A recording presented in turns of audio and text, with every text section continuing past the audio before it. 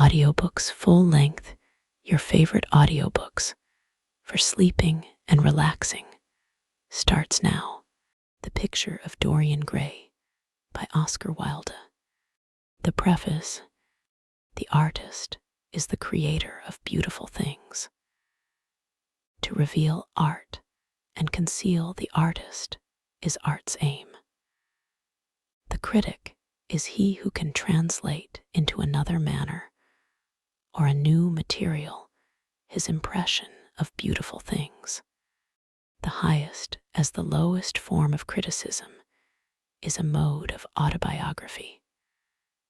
Those who find ugly meanings in beautiful things are corrupt without being charming. This is a fault. Those who find beautiful meanings in beautiful things are the cultivated. For these, there is hope. They are the elect to whom beautiful things mean only beauty. There is no such thing as a moral or an immoral book. Books are well written or badly written. That is all. The 19th century dislike of realism is the rage of Caliban seeing his own face in a glass. The 19th century dislike of romanticism is the rage of Caliban not seeing his own face in a glass. The moral life of man forms part of the subject matter of the artist, but the morality of art consists in the perfect use of an imperfect medium. No artist desires to prove anything. Even things that are true can be proved. No artist has ethical sympathies.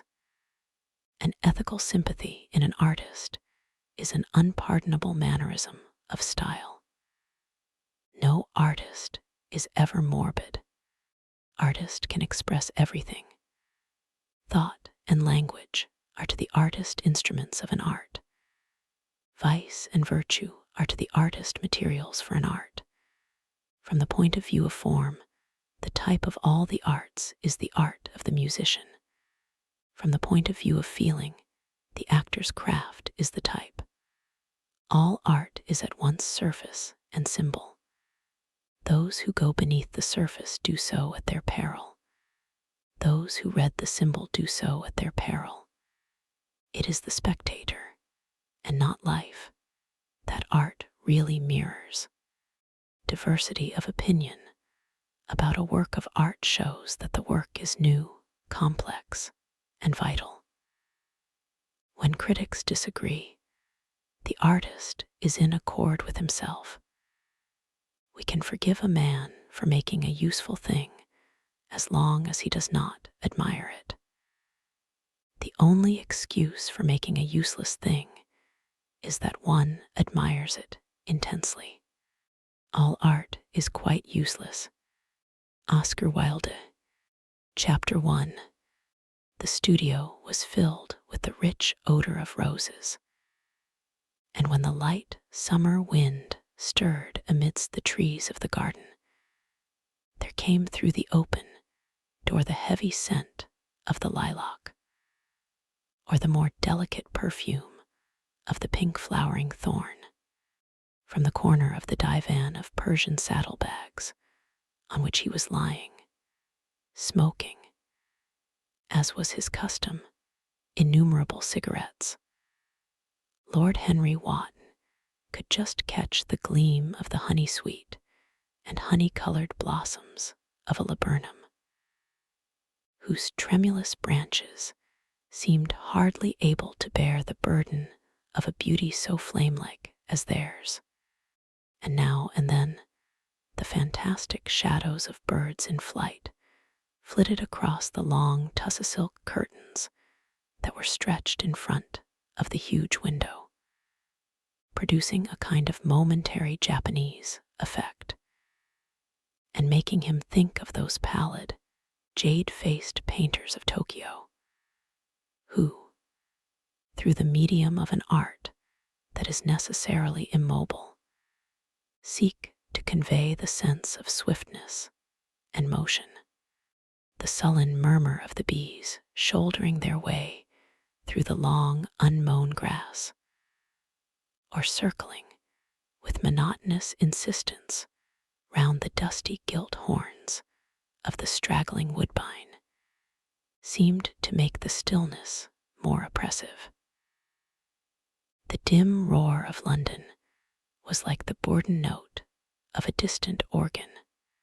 In the center of the room, clamped to an upright easel, stood the full-length portrait of a young man of extraordinary personal beauty, and in front of it, some little distance away, was sitting the artist himself, Basil Hallward, whose sudden disappearance some years ago caused, at the time, such public excitement, and gave rise to so many strange conjectures. As the painter looked at the gracious and comely form he had so skillfully mirrored in his art, a smile of pleasure passed across his face and seemed about to linger there. But he suddenly started up and, closing his eyes, placed his fingers upon the lids, as though he sought to imprison within his brain some curious dream from which he feared he might awake. "It is your best work, Basil, the best thing you have ever done," said Lord Henry languidly. "You must certainly send it next year to the Grosvenor. The Academy is too large and too vulgar. Whenever I have gone there, there have been either so many people that I have not been able to see the pictures, which was dreadful, or so many pictures that I have not been able to see the people, which was worse. The Grosvenor is really the only place. I don't think I shall send it anywhere," he answered, tossing his head back in that odd way that used to make his friends laugh at him at Oxford. "No, I won't send it anywhere." Lord Henry elevated his eyebrows and looked at him in amazement through the thin blue wreaths of smoke that curled up in such fanciful whorls from his heavy, opium-tainted cigarette. "Not send it anywhere? My dear fellow, why? Have you any reason? What odd chaps you painters are. You do anything in the world to gain a reputation. As soon as you have one, you seem to want to throw it away. It is silly of you, for there is only one thing in the world worse than being talked about, and that is not being talked about. A portrait like this would set you far above all the young men in England, and make the old men quite jealous, if old men are ever capable of any emotion." "I know you will laugh at me," he replied, "but I really can't exhibit it. I have put too much of myself into it." Lord Henry stretched himself out on the divan and laughed. "Yes, I knew you would, but it is quite true all the same. Too much of yourself in it. Upon my word, Basil, I didn't know you were so vain, and I really can't see any resemblance between you, with your rugged, strong face and your coal-black hair, and this young Adonis, who looks as if he was made out of ivory and rose leaves. Why, my dear Basil, he is a Narcissus, and you, well, of course you have an intellectual expression and all that. But beauty, real beauty, ends where an intellectual expression begins. Intellect is in itself a mode of exaggeration and destroys the harmony of any face. The moment one sits down to think, one becomes all nose or all forehead or something horrid. Look at the successful men in any of the learned professions. How perfectly hideous they are, except, of course, in the church. But then, in the church, they don't think. A bishop keeps on saying at the age of 80 what he was told to say when he was a boy of 18.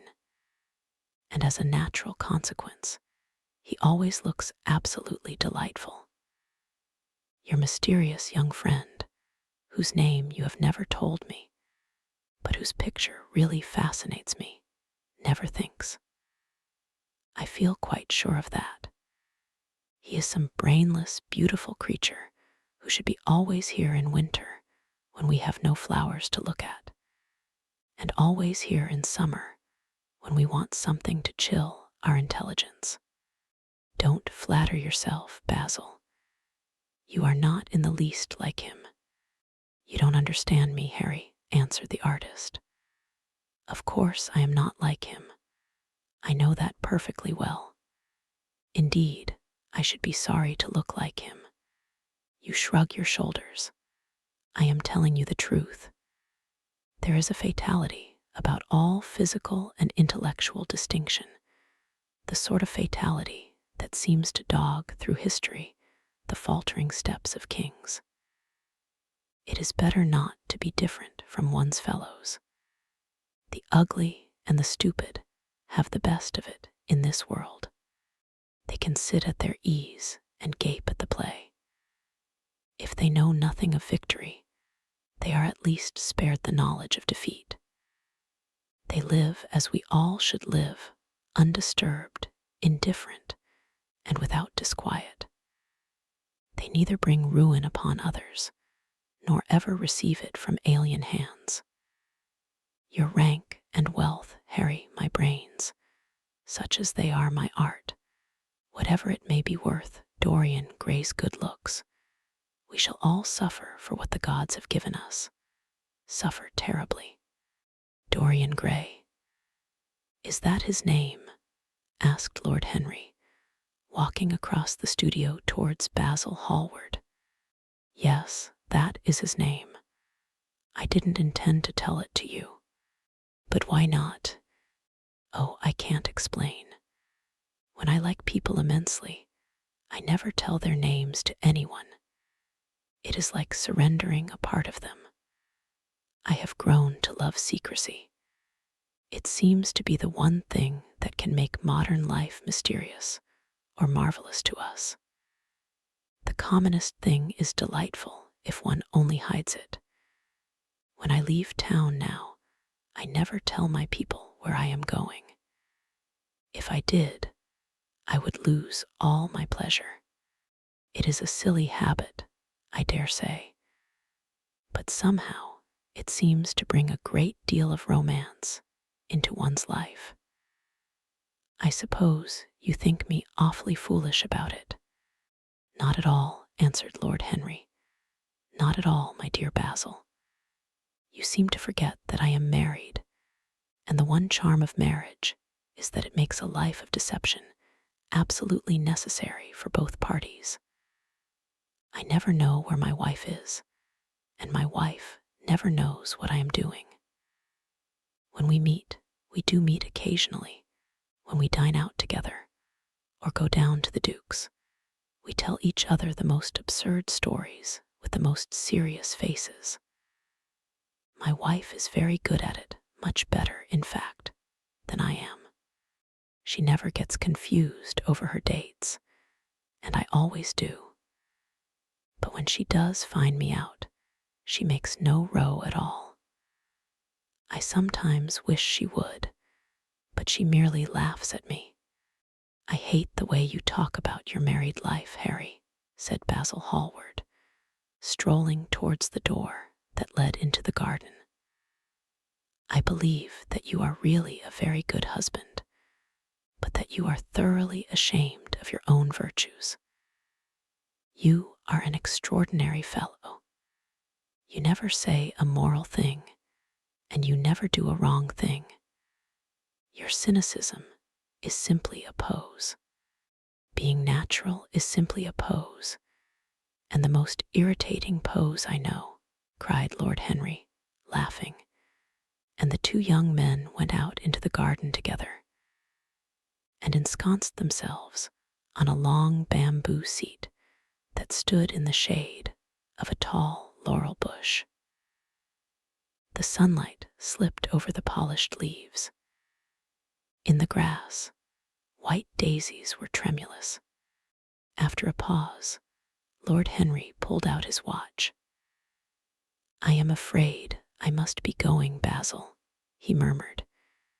"And before I go, I insist on your answering a question I put to you some time ago." "What is that?" said the painter, keeping his eyes fixed on the ground. "You know quite well." "I do not, Harry." "Well, I will tell you what it is. I want you to explain to me why you won't exhibit Dorian Gray's picture. I want the real reason." "I told you the real reason." "No, you did not. You said it was because there was too much of yourself in it. Now, that is childish." "Harry," said Basil Hallward, looking him straight in the face, "every portrait that is painted with feeling is a portrait of the artist, not of the sitter. The sitter is merely the accident, the occasion. It is not he who is revealed by the painter. It is rather the painter who, on the colored canvas, reveals himself. The reason I will not exhibit this picture is that I am afraid that I have shown in it the secret of my own soul." Lord Henry laughed. "And what is that?" he asked. "I will tell you," said Hallward, but an expression of perplexity came over his face. "I am all expectation, Basil," continued his companion, glancing at him. "Oh, there is really very little to tell, Harry," answered the painter, "and I am afraid you will hardly understand it. Perhaps you will hardly believe it." Lord Henry smiled, and leaning down, plucked a pink-petaled daisy from the grass and examined it. "I am quite sure I shall understand it," he replied, gazing intently at the little golden, white-feathered disc. "And as for believing things, I can believe anything, provided that it is quite incredible." The wind shook some blossoms from the trees, and the heavy lilac blooms, with their clustering stars, moved to and fro in the languid air. A grasshopper began to chirrup by the wall, and like a blue thread, a long, thin dragonfly floated past on its brown gauze wings. Lord Henry felt as if he could hear Basil Hallward's heart beating, and wondered what was coming. "The story is simply this," said the painter after some time. 2 months ago, I went to a crush at Lady Brandon's. You know, we poor artists have to show ourselves in society from time to time, just to remind the public that we are not savages. With an evening coat and a white tie, as you told me once, anybody, even a stockbroker, can gain a reputation for being civilized. Well, after I had been in the room about 10 minutes, talking to huge, overdressed dowagers and tedious academicians, I suddenly became conscious that someone was looking at me. I turned halfway round and saw Dorian Gray for the first time. When our eyes met, I felt that I was growing pale. A curious sensation of terror came over me. I knew that I had come face to face with someone whose mere personality was so fascinating that, if I allowed it to do so, it would absorb my whole nature, my whole soul, my very art itself. I did not want any external influence in my life. You know yourself, Harry, how independent I am by nature. I have always been my own master, had at least always been so, till I met Dorian Gray. Then, but I don't know how to explain it to you, something seemed to tell me that I was on the verge of a terrible crisis in my life. I had a strange feeling that fate had in store for me exquisite joys and exquisite sorrows. I grew afraid and turned to quit the room. It was not conscience that made me do so. It was a sort of cowardice. I take no credit to myself for trying to escape. Conscience and cowardice are really the same things, Basil. Conscience is the trade name of the firm. That is all. I don't believe that, Harry, and I don't believe you do either. However, whatever was my motive, and it may have been pride, for I used to be very proud, I certainly struggled to the door. There, of course, I stumbled against Lady Brandon. "You are not going to run away so soon, Mr. Hallward," she screamed out. You know her curiously shrill voice. "Yes, she is a peacock in everything but beauty," said Lord Henry, pulling the daisy to bits with his long, nervous fingers. I could not get rid of her. She brought me up to royalties, and people with stars and garters, and elderly ladies with gigantic tiaras and parrot noses. She spoke of me as her dearest friend. I had only met her once before, but she took it into her head to lionize me. I believe some picture of mine had made a great success at the time, at least had been chattered about in the penny newspapers, which is the 19th century standard of immortality. Suddenly, I found myself face to face with the young man whose personality had so strangely stirred me. We were quite close, almost touching. Our eyes met again. It was reckless of me, but I asked Lady Brandon to introduce me to him. Perhaps it was not so reckless after all. It was simply inevitable. We would have spoken to each other without any introduction. I am sure of that. Dorian told me so afterwards. He, too, felt that we were destined to know each other. "And how did Lady Brandon describe this wonderful young man?" asked his companion. "I know she goes in for giving a rapid praises of all her guests.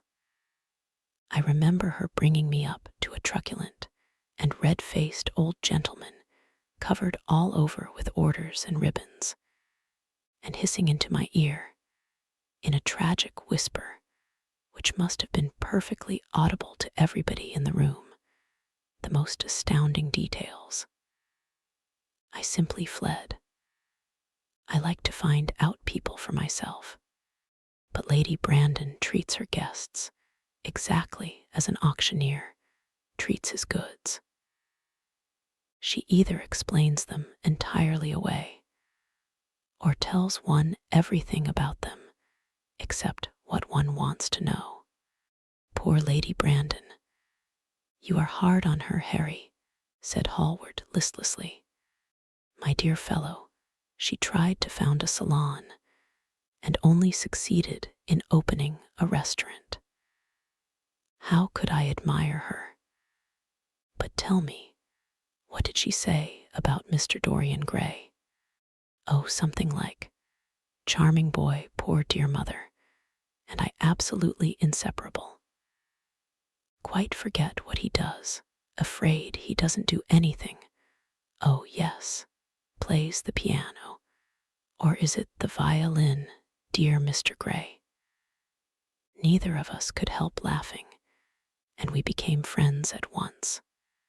Laughter is not at all a bad beginning for friendship, and it is far the best ending for one," said the young lord, plucking another daisy. Hallward shook his head.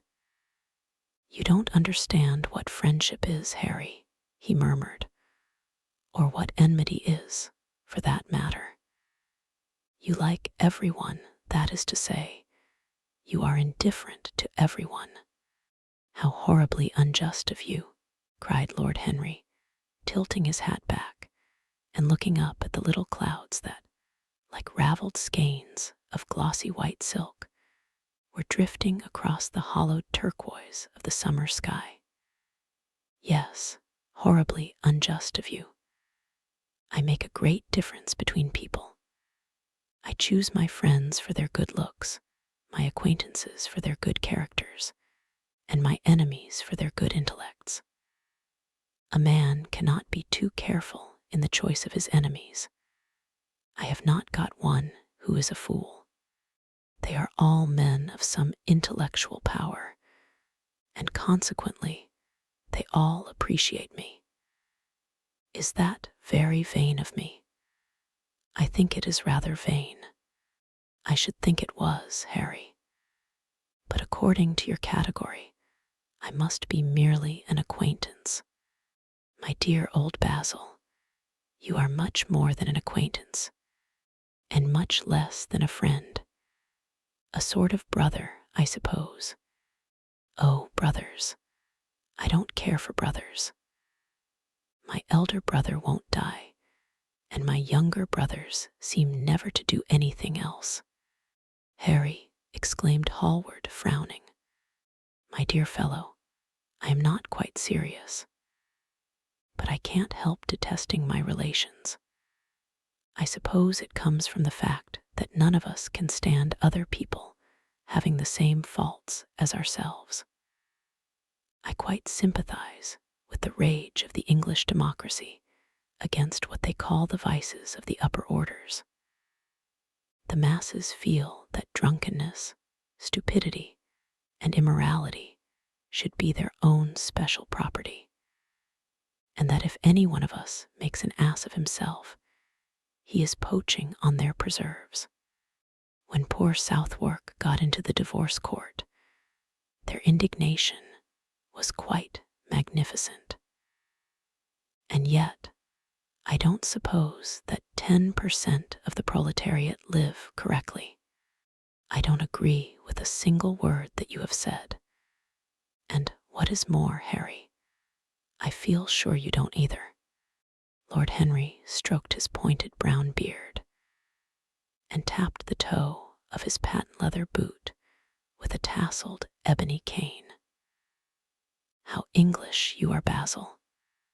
That is the second time you have made that observation. If one puts forward an idea to a true Englishman, always a rash thing to do, he never dreams of considering whether the idea is right or wrong. The only thing he considers of any importance is whether one believes it oneself. Now, the value of an idea has nothing whatsoever to do with the sincerity of the man who expresses it. Indeed, the probabilities are that the more insincere the man is, the more purely intellectual will the idea be, as in that case it will not be colored by either his wants, his desires, or his prejudices. However, I don't propose to discuss politics, sociology, or metaphysics with you. I like persons better than principles, and I like persons with no principles better than anything else in the world. Tell me more about Mr. Dorian Gray. How often do you see him? Every day. I couldn't be happy if I didn't see him every day. He is absolutely necessary to me. How extraordinary. I thought you would never care for anything but your art. He is all my art to me now, said the painter gravely. I sometimes think, Harry, that there are only two eras of any importance in the world's history. The first is the appearance of a new medium for art, and the second is the appearance of a new personality for art also. What the invention of oil painting was to the Venetians, the face of Antinous was to late Greek sculpture, and the face of Dorian Gray will some day be to me. It is not merely that I paint from him, draw from him, sketch from him. Of course, I have done all that. But he is much more to me than a model or a sitter. I won't tell you that I am dissatisfied with what I have done of him, or that his beauty is such that art cannot express it. There is nothing that art cannot express, and I know that the work I have done since I met Dorian Gray is good work, is the best work of my life. But in some curious way, I wonder will you understand me? His personality has suggested to me an entirely new manner in art, an entirely new mode of style. I see things differently. I think of them differently. I can now recreate life in a way that was hidden from me before. A dream of form in days of thought. Who is it who says that? I forget. But it is what Dorian Gray has been to me. The merely visible presence of this lad, for he seems to me little more than a lad, though he is really over 20, his merely visible presence. Ah, I wonder can you realize all that that means? Unconsciously, he defines for me the lines of a fresh school, a school that is to have in it all the passion of the romantic spirit, all the perfection of the spirit that is Greek, the harmony of soul and body, how much that is. We in our madness have separated the two, and have invented a realism that is vulgar, an ideality that is void. Harry, if you only knew what Dorian Gray is to me, you remember that landscape of mine, for which Agnew offered me such a huge price, but which I would not part with. It is one of the best things I have ever done. And why is it so? Because, while I was painting it, Dorian Gray sat beside me. Some subtle influence passed from him to me, and for the first time in my life, I saw in the plain woodland the wonder I had always looked for and always missed. Basil, this is extraordinary. I must see Dorian Gray. Hallward got up from the seat and walked up and down the garden. After some time, he came back. Harry, he said, Dorian Gray is to me simply a motive in art. You might see nothing in him. I see everything in him. He is never more present in my work than when no image of him is there. He is a suggestion, as I have said, of a new manner. I find him in the curves of certain lines, in the loveliness and subtleties of certain colors. That is all. Then why won't you exhibit his portrait? Asked Lord Henry. Because, without intending it, I have put into it some expression of all this curious artistic idolatry, of which, of course, I have never cared to speak to him. He knows nothing about it. He shall never know anything about it. But the world might guess it, and I will not bare my soul to their shallow, prying eyes. My heart shall never be put under their microscope. There is too much of myself in the thing. Harry, too much of myself. Poets are not so scrupulous as you are. They know how useful passion is for publication. Nowadays, a broken heart will run to many editions. I hate them for it, cried Hallward. An artist should create beautiful things, but should put nothing of his own life into them. We live in an age when men treat art as if it were meant to be a form of autobiography. We have lost the abstract sense of beauty. Some day, I will show the world what it is, and for that reason, the world shall never see my portrait of Dorian Gray. I think you are wrong, Basil, but I won't argue with you. It is only the intellectually lost who ever argue. Tell me, Is Dorian Gray very fond of you? The painter considered for a few moments. He likes me, he answered after a pause. I know he likes me. Of course I flatter him dreadfully. I find a strange pleasure in saying things to him that I know I shall be sorry for having said. As a rule, he is charming to me, and we sit in the studio and talk of 1,000 things. Now and then, however, he is horribly thoughtless and seems to take a real delight in giving me pain. Then I feel, Harry, that I have given away my whole soul to someone who treats it as if it were a flower to put in his coat, a bit of decoration to charm his vanity, an ornament for a summer's day. Days in summer, Basil, are apt to linger, murmured Lord Henry. Perhaps you will tire sooner than he will. It is a sad thing to think of, but there is no doubt that genius lasts longer than beauty.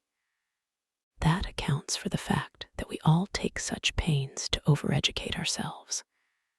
In the wild struggle for existence, we want to have something that endures, and so we fill our minds with rubbish and facts in the silly hope of keeping our place. The thoroughly well-informed man, that is the modern ideal, and the mind of the thoroughly well-informed man is a dreadful thing. It is like a bric-a-brac shop, all monsters and dust, with everything priced above its proper value.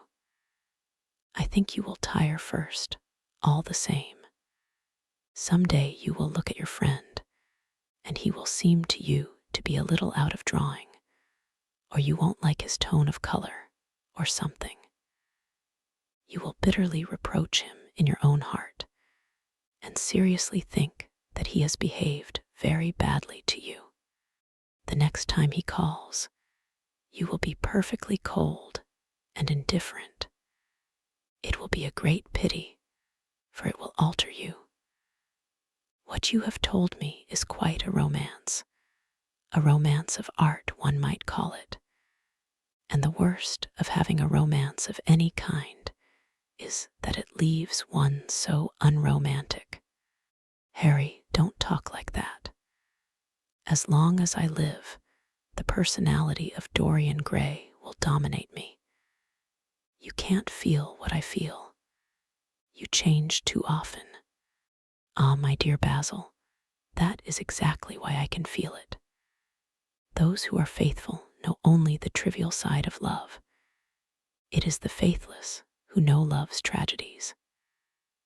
And Lord Henry struck a light on a dainty silver case and began to smoke a cigarette with a self-conscious and satisfied air, as if he had summed up the world in a phrase. There was a rustle of chirruping sparrows in the green lacquer leaves of the ivy, and the blue cloud shadows chased themselves across the grass like swallows. How pleasant it was in the garden, and how delightful other people's emotions were, much more delightful than their ideas, it seemed to him. One's own soul, and the passions of one's friends, those were the fascinating things in life. He pictured to himself with silent amusement the tedious luncheon that he had missed by staying so long with Basil Hallward. Had he gone to his aunt's, he would have been sure to have met Lord Goodbuddy there, and the whole conversation would have been about the feeding of the poor and the necessity for model lodging houses. Each class would have preached the importance of those virtues, for whose exercise there was no necessity in their own lives. The rich would have spoken on the value of thrift, and the idle grown eloquent over the dignity of labor. It was charming to have escaped all that. As he thought of his aunt, an idea seemed to strike him. He turned to Hallward and said, "My dear fellow, I have just remembered." Remembered what, Harry? Where I heard the name of Dorian Gray. Where was it? Asked Hallward, with a slight frown. Don't look so angry, Basil. It was at my aunt, Lady Agatha's. She told me she had discovered a wonderful young man who was going to help her in the East End, and that his name was Dorian Gray. I am bound to state that she never told me he was good-looking. Women have no appreciation of good looks. At least, good women have not. She said that he was very earnest and had a beautiful nature. I at once pictured to myself a creature with spectacles and lank hair, horribly freckled, and tramping about on huge feet. I wish I had known it was your friend. I am very glad you didn't, Harry. Why, I don't want you to meet him. You don't want me to meet him. No, Mr. Dorian Gray is in the studio, sir, said the butler, coming into the garden. You must introduce me now, cried Lord Henry, laughing. The painter turned to his servant, who stood blinking in the sunlight. Ask Mr. Gray to wait, Parker. I shall be in a few moments. The man bowed and went up the walk. Then he looked at Lord Henry. Dorian Gray is my dearest friend, he said. He has a simple and a beautiful nature. Your aunt was quite right in what she said of him. Don't spoil him. Don't try to influence him. Your influence would be bad. The world is wide and has many marvelous people in it. Don't take away from me the one person who gives to my art whatever charm it possesses. My life as an artist depends on him. Mind, Harry, I trust you. He spoke very slowly, and the words seemed wrung out of him almost against his will. What nonsense you talk, said Lord Henry, smiling, and taking Hallward by the arm, he almost led him into the house. Chapter 2. As they entered, they saw Dorian Gray. He was seated at the piano, with his back to them, turning over the pages of a volume of Schumann's Forest Scenes. You must lend me these, Basil, he cried. I want to learn them. They are perfectly charming. That entirely depends on how you sit today, Dorian. Oh, I am tired of sitting, and I don't want a life-sized portrait of myself, answered the lad, swinging round on the music stool in a wilful, petulant manner. When he caught sight of Lord Henry, a faint blush colored his cheeks for a moment, and he started up. I beg your pardon, Basil, but I didn't know you had anyone with you.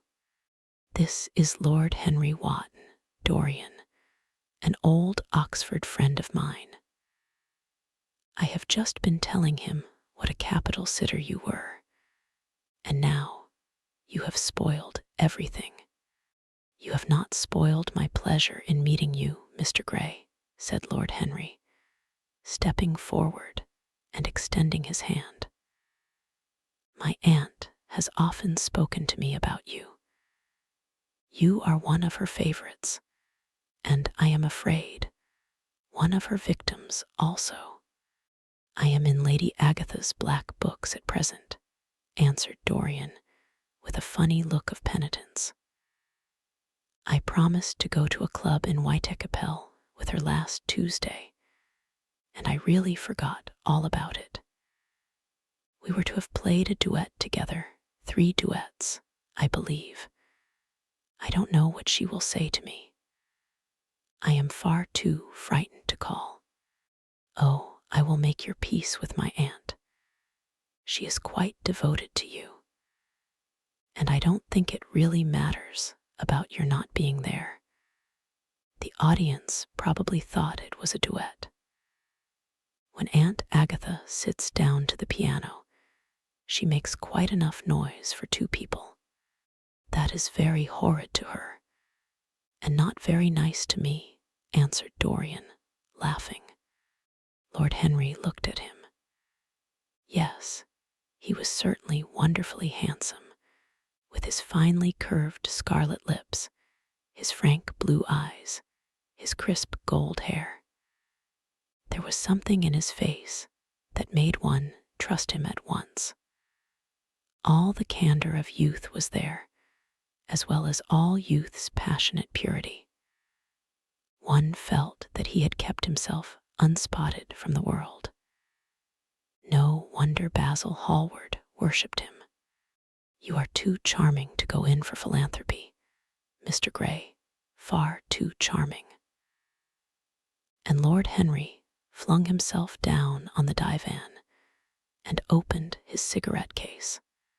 The painter had been busy mixing his colors and getting his brushes ready. He was looking worried, and when he heard Lord Henry's last remark, he glanced at him, hesitated for a moment, and then said, "Harry, I want to finish this picture today. Would you think it awfully rude of me if I asked you to go away?" Lord Henry smiled and looked at Dorian Gray. "Am I to go, Mr. Gray?" he asked. "Oh, please don't, Lord Henry. I see that Basil is in one of his sulky moods, and I can't bear him when he sulks. Besides, I want you to tell me why I should not go in for philanthropy." "I don't know that I shall tell you that, Mr. Gray. It is so tedious a subject that one would have to talk seriously about it. But I certainly shall not run away, now that you have asked me to stop. You don't really mind, Basil, do you? You have often told me that you liked your sitters to have someone to chat to." Hallward bit his lip. "If Dorian wishes it, of course you must stay. Dorian's whims are laws to everybody except himself." Lord Henry took up his hat and gloves. "You are very pressing, Basil, but I am afraid I must go. I have promised to meet a man at the Orleans. Goodbye, Mr. Gray. Come and see me some afternoon in Curzon Street. I am nearly always at home at 5 o'clock. Write to me when you are coming. I should be sorry to miss you." "Basil," cried Dorian Gray, "if Lord Henry Wotton goes, I shall go too. You never open your lips while you are painting, and it is horribly dull standing on a platform and trying to look pleasant. Ask him to stay. I insist upon it. Stay, Harry, to oblige Dorian, and to oblige me," said Hallward, gazing intently at his picture. "It is quite true. I never talk when I am working, and never listen either, and it must be dreadfully tedious for my unfortunate sitters. I beg you to stay. But what about my man at the Orleans?" The painter laughed. "I don't think there will be any difficulty about that. Sit down again, Harry. And now, Dorian, get up on the platform, and don't move about too much, or pay any attention to what Lord Henry says. He has a very bad influence over all his friends, with the single exception of myself." Dorian Gray stepped up on the dais with the air of a young Greek martyr, and made a little moue of discontent to Lord Henry, to whom he had rather taken a fancy. He was so unlike Basil. They made a delightful contrast, and he had such a beautiful voice. After a few moments, he said to him, "Have you really a very bad influence, Lord Henry? As bad as Basil says. There is no such thing as a good influence, Mr. Gray. All influence is immoral, immoral from the scientific point of view. Why? Because to influence a person is to give him one's own soul. He does not think his natural thoughts or burn with his natural passions. His virtues are not real to him. His sins, if there are such things as sins, are borrowed. He becomes an echo of someone else's music, an actor of a part that has not been written for him. The aim of life is self-development. To realize one's nature perfectly, that is what each of us is here for. People are afraid of themselves nowadays. They have forgotten the highest of all duties, the duty that one owes to oneself. Of course, they are charitable. They feed the hungry and clothe the beggar. But their own souls starve and are naked. Courage has gone out of our race. Perhaps we never really had it. The terror of society, which is the basis of morals, the terror of God, which is the secret of religion, these are the two things that govern us. And yet, just turn your head a little more to the right, Dorian, like a good boy, said the painter, deep in his work, and conscious only that a look had come into the lad's face that he had never seen there before. And yet, continued Lord Henry, in his low, musical voice, and with that graceful wave of the hand that was always so characteristic of him, and that he had even in his Eton days, I believe that if one man were to live out his life fully and completely, were to give form to every feeling, expression to every thought, reality to every dream, I believe that the world would gain such a fresh impulse of joy that we would forget all the maladies of medievalism and return to the Hellenic ideal, to something finer, richer than the Hellenic ideal, it may be. But the bravest man amongst us is afraid of himself.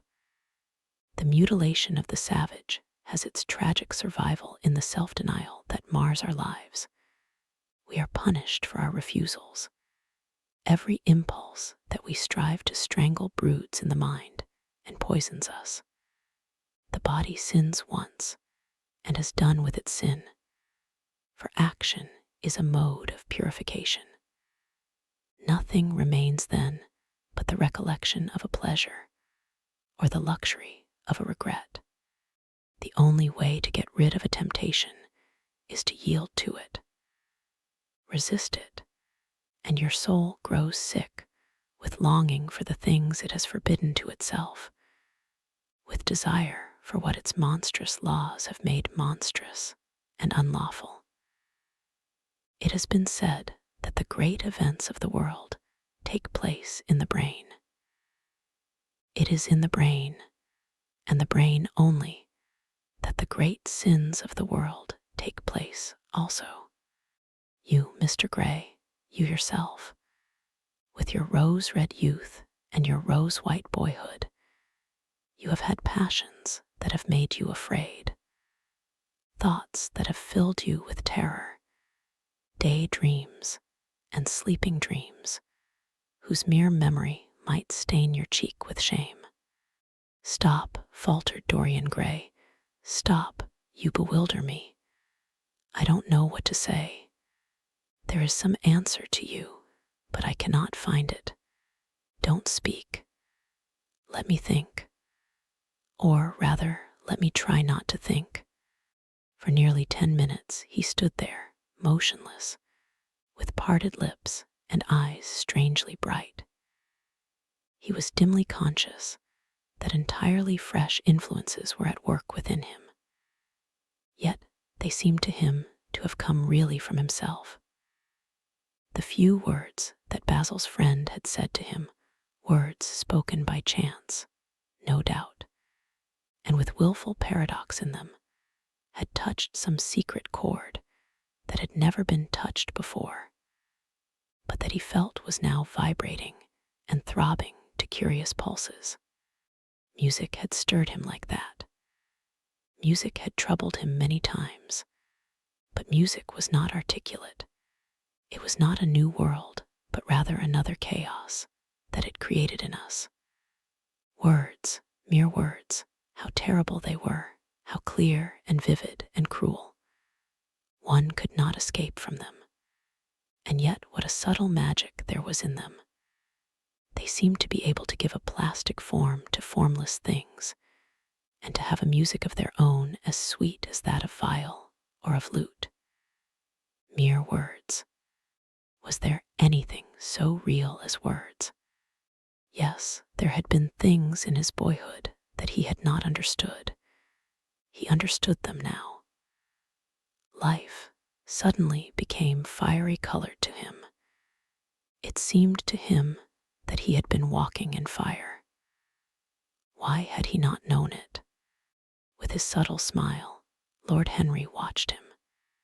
He knew the precise psychological moment when to say nothing. He felt intensely interested.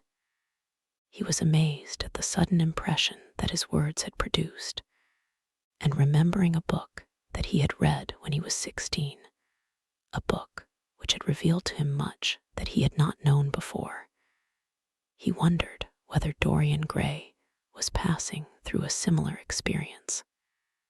He had merely shot an arrow into the air. Had it hit the mark? How fascinating the lad was.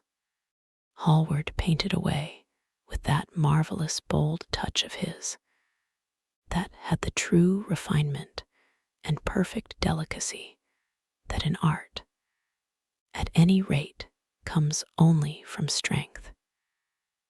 He was unconscious of the silence. "Basil, I am tired of standing," cried Dorian Gray suddenly. "I must go out and sit in the garden. The air is stifling here. My dear fellow, I am so sorry. When I am painting, I can't think of anything else. But you never sat better. You were perfectly still, and I have caught the effect I wanted, the half-parted lips, and the bright look in the eyes. I don't know what Harry has been saying to you, but he has certainly made you have the most wonderful expression. I suppose he has been paying you compliments. You mustn't believe a word that he says. He has certainly not been paying me compliments. Perhaps that is the reason that I don't believe anything he has told me." "You know you believe it all," said Lord Henry, looking at him with his dreamy, languorous eyes. "I will go out to the garden with you. It is horribly hot in the studio. Basil, let us have something iced to drink, something with strawberries in it." "Certainly, Harry. Just touch the bell, and when Parker comes I will tell him what you want. I have got to work up this background, so I will join you later on. Don't keep Dorian too long. I have never been in better form for painting than I am today. This is going to be my masterpiece. It is my masterpiece as it stands."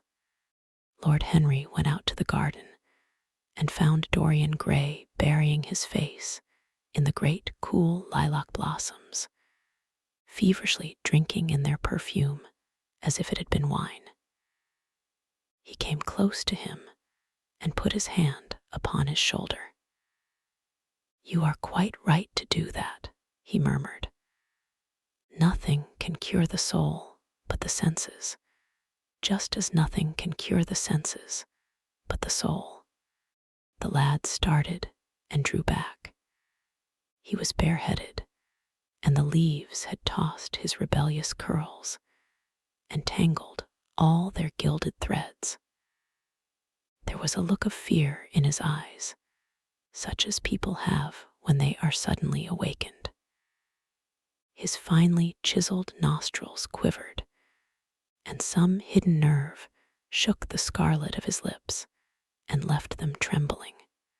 Yes, continued Lord Henry, that is one of the great secrets of life, to cure the soul by means of the senses, and the senses by means of the soul.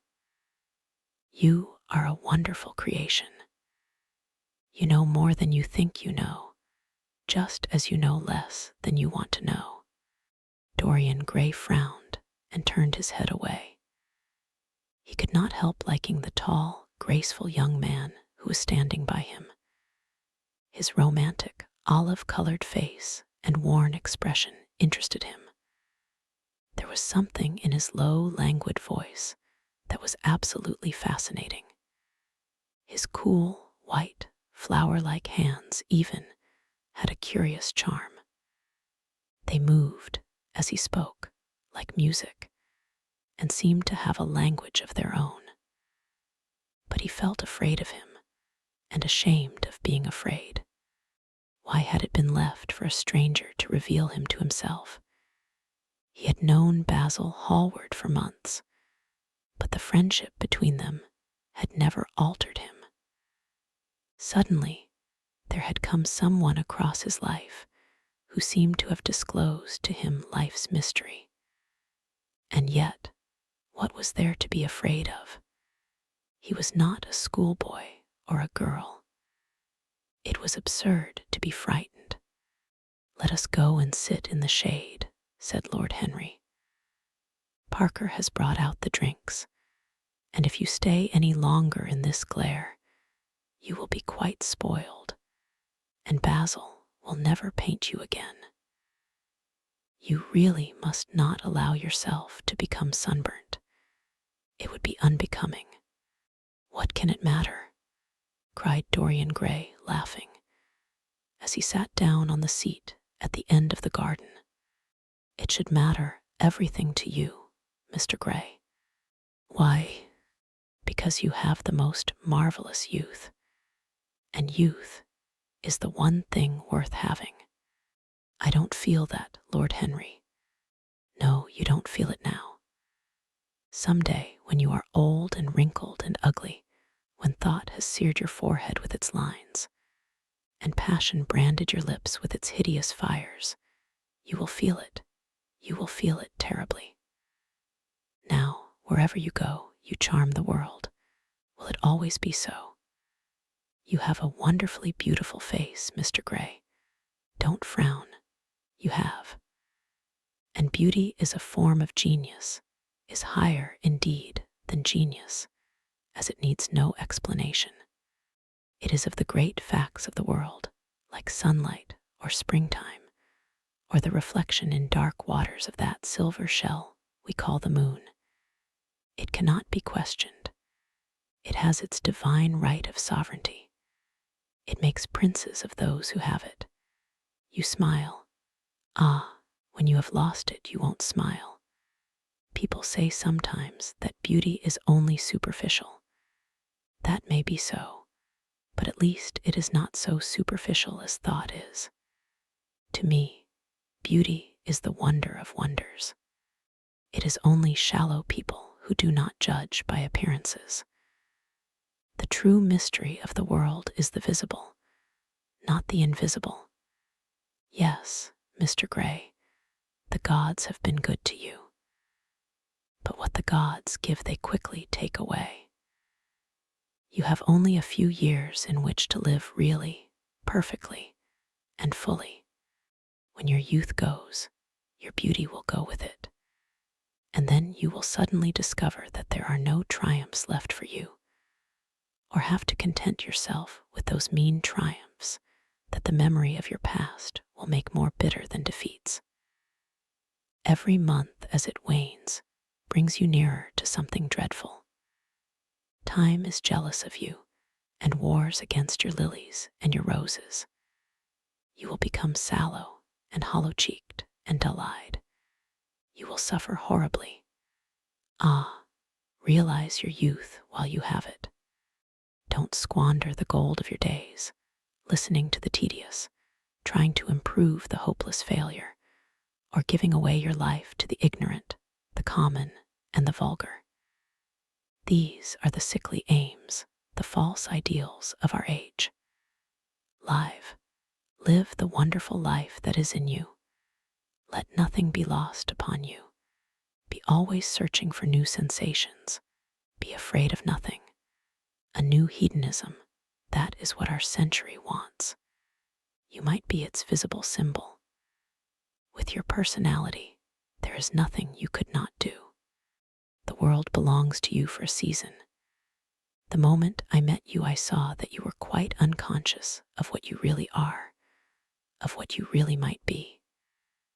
There was so much in you that charmed me that I felt I must tell you something about yourself. I thought how tragic it would be if you were wasted. For there is such a little time that your youth will last, such a little time. The common hill flowers wither, but they blossom again.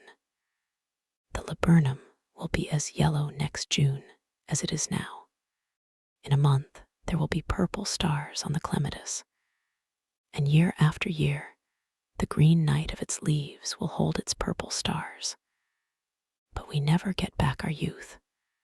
The pulse of joy that beats in us at 20 becomes sluggish. Our limbs fail, our senses rot. We degenerate into hideous puppets, haunted by the memory of the passions of which we were too much afraid, and the exquisite temptations that we had not the courage to yield to. Youth, youth. There is absolutely nothing in the world but youth. Dorian Gray listened, open-eyed and wondering. The spray of lilac fell from his hand upon the gravel. A furry bee came and buzzed round it for a moment. Then it began to scramble all over the oval stellated globe of the tiny blossoms. He watched it with that strange interest in trivial things that we try to develop when things of high import make us afraid, or when we are stirred by some new emotion for which we cannot find expression, or when some thought that terrifies us lays sudden siege to the brain and calls on us to yield. After a time, the bee flew away. He saw it creeping into the stained trumpet of a Tyrian convolvulus. The flower seemed to quiver, and then swayed gently to and fro. Suddenly, the painter appeared at the door of the studio and made staccato signs for them to come in. They turned to each other and smiled. "I am waiting," he cried. "Do come in. The light is quite perfect, and you can bring your drinks." They rose up and sauntered down the walk together. 2 green and white butterflies fluttered past them, and in the pear tree at the corner of the garden, a thrush began to sing. "You are glad you have met me, Mr. Gray," said Lord Henry, looking at him. "Yes, I am glad now. I wonder, shall I always be glad?" Always. That is a dreadful word. It makes me shudder when I hear it. Women are so fond of using it. They spoil every romance by trying to make it last forever. It is a meaningless word, too. The only difference between a caprice and a lifelong passion is that the caprice lasts a little longer. As they entered the studio, Dorian Gray put his hand upon Lord Henry's arm.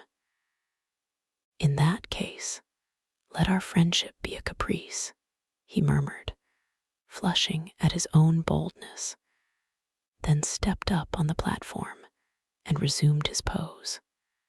Lord Henry flung himself into a large wicker armchair and watched him. The sweep and dash of the brush on the canvas made the only sound that broke the stillness, except when, now and then, Hallward stepped back to look at his work from a distance. In the slanting beams that streamed through the open doorway, the dust danced and was golden. The heavy scent of the roses seemed to brood over everything. After about a quarter of an hour, Hallward stopped painting, looked for a long time at Dorian Gray, and then for a long time at the picture, biting the end of one of his huge brushes and frowning. "It is quite finished," he cried at last, and stooping down, he wrote his name in long vermilion letters on the left-hand corner of the canvas. Lord Henry came over and examined the picture. It was certainly a wonderful work of art, and a wonderful likeness as well. "My dear fellow, I congratulate you most warmly," he said. "It is the finest portrait of modern times. Mr. Gray, come over and look at yourself." The lad started, as if awakened from some dream. "Is it really finished?" he murmured, stepping down from the platform. "Quite finished," said the painter. "And you have sat splendidly today. I am awfully obliged to you." "That is entirely due to me," broke in Lord Henry. "Isn't it, Mr. Gray?" Dorian made no answer, but passed listlessly in front of his picture and turned towards it. When he saw it, he drew back, and his cheeks flushed for a moment with pleasure. A look of joy came into his eyes, as if he had recognized himself for the first time. He stood there motionless and in wonder, dimly conscious that Hallward was speaking to him, but not catching the meaning of his words. The sense of his own beauty came on him like a revelation. He had never felt it before. Basil Hallward's compliments had seemed to him to be merely the charming exaggeration of friendship. He had listened to them, laughed at them, forgotten them. They had not influenced his nature. Then had come Lord Henry Wotton with his strange panegyric on youth, his terrible warning of its brevity. That had stirred him at the time, and now, as he stood gazing at the shadow of his own loveliness, the full reality of the description flashed across him. Yes, there would be a day when his face would be wrinkled and wizen, his eyes dim and colorless, the grace of his figure broken and deformed. The scarlet would pass away from his lips, and the gold steal from his hair. The life that was to make his soul would mar his body. He would become dreadful, hideous, and uncouth. As he thought of it, a sharp pang of pain struck through him like a knife, and made each delicate fiber of his nature quiver. His eyes deepened into amethyst, and across them came a mist of tears. He felt as if a hand of ice had been laid upon his heart. "Don't you like it?" cried Hallward at last, stung a little by the lad's silence, not understanding what it meant. "Of course he likes it," said Lord Henry. "Who wouldn't like it? It is one of the greatest things in modern art. I will give you anything you like to ask for it. I must have it. It is not my property, Harry." "Whose property is it?" "Dorian's, of course," answered the painter. "He is a very lucky fellow." "How sad it is," murmured Dorian Gray with his eyes still fixed upon his own portrait. "How sad it is. I shall grow old and horrible and dreadful. But this picture will remain always young. It will never be older than this particular day of June. If it were only the other way. If it were I who was to be always young, and the picture that was to grow old. For that, I would give everything. Yes, there is nothing in the whole world I would not give. I would give my soul for that. You would hardly care for such an arrangement, Basil, cried Lord Henry, laughing. It would be rather hard lines on your work. I should object very strongly, Harry, said Hallward. Dorian Gray turned and looked at him. I believe you would, Basil. You like your art better than your friends. I am no more to you than a green bronze figure. Hardly as much, I dare say. The painter stared in amazement. It was so unlike Dorian to speak like that. What had happened? He seemed quite angry. His face was flushed and his cheeks burning. Yes, he continued, I am less to you than your ivory Hermes or your silver fawn. You will like them always. How long will you like me? Till I have my first wrinkle, I suppose. I know now that when one loses one's good looks, whatever they may be, one loses everything. Your picture has taught me that. Lord Henry Wotton is perfectly right. Youth is the only thing worth having. When I find that I am growing old, I shall kill myself. Hallward turned pale and caught his hand. Dorian, Dorian, he cried, don't talk like that. I have never had such a friend as you, and I shall never have such another. You are not jealous of material things, are you?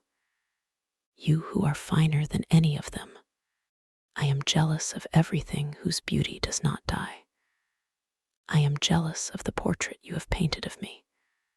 Why should it keep what I must lose? Every moment that passes takes something from me and gives something to it. Oh, if it were only the other way. If the picture could change, and I could be always what I am now. Why did you paint it? It will mock me some day, mock me horribly. The hot tears welled into his eyes. He tore his hand away, and flinging himself on the divan, he buried his face in the cushions, as though he was praying. This is your doing, Harry, said the painter bitterly.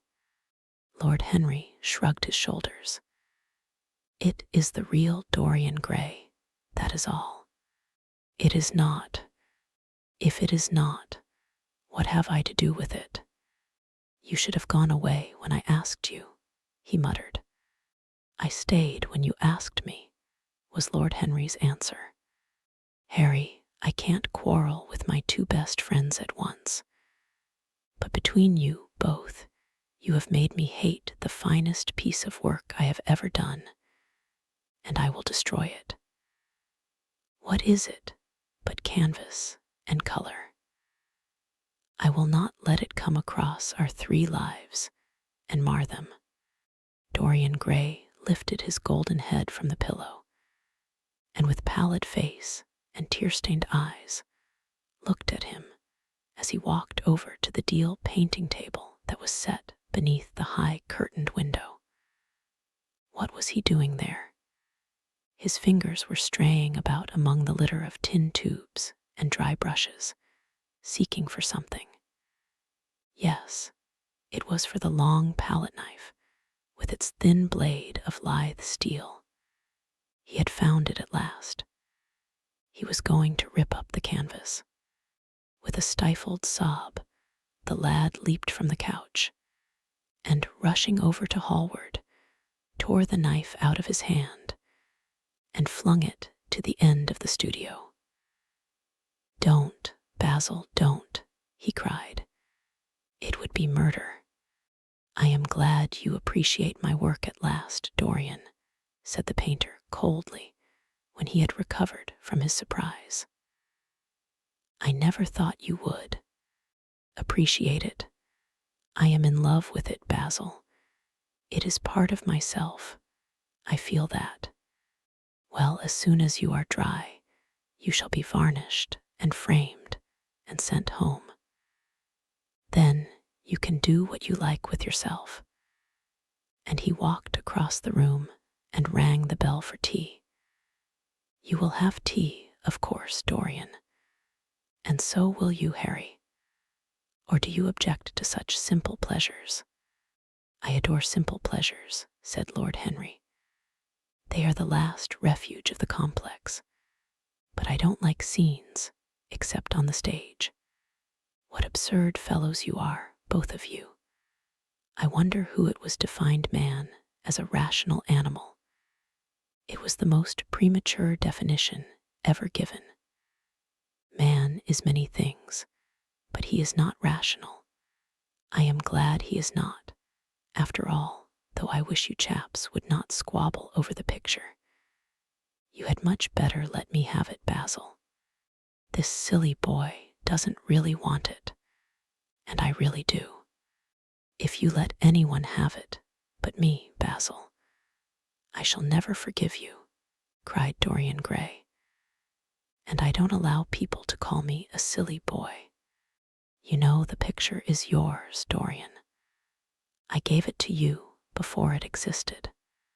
And you know you have been a little silly, Mr. Gray, and that you don't really object to being reminded that you are extremely young. I should have objected very strongly this morning, Lord Henry. Ah, this morning. You have lived since then. There came a knock at the door, and the butler entered with a laden tea tray and set it down upon a small Japanese table.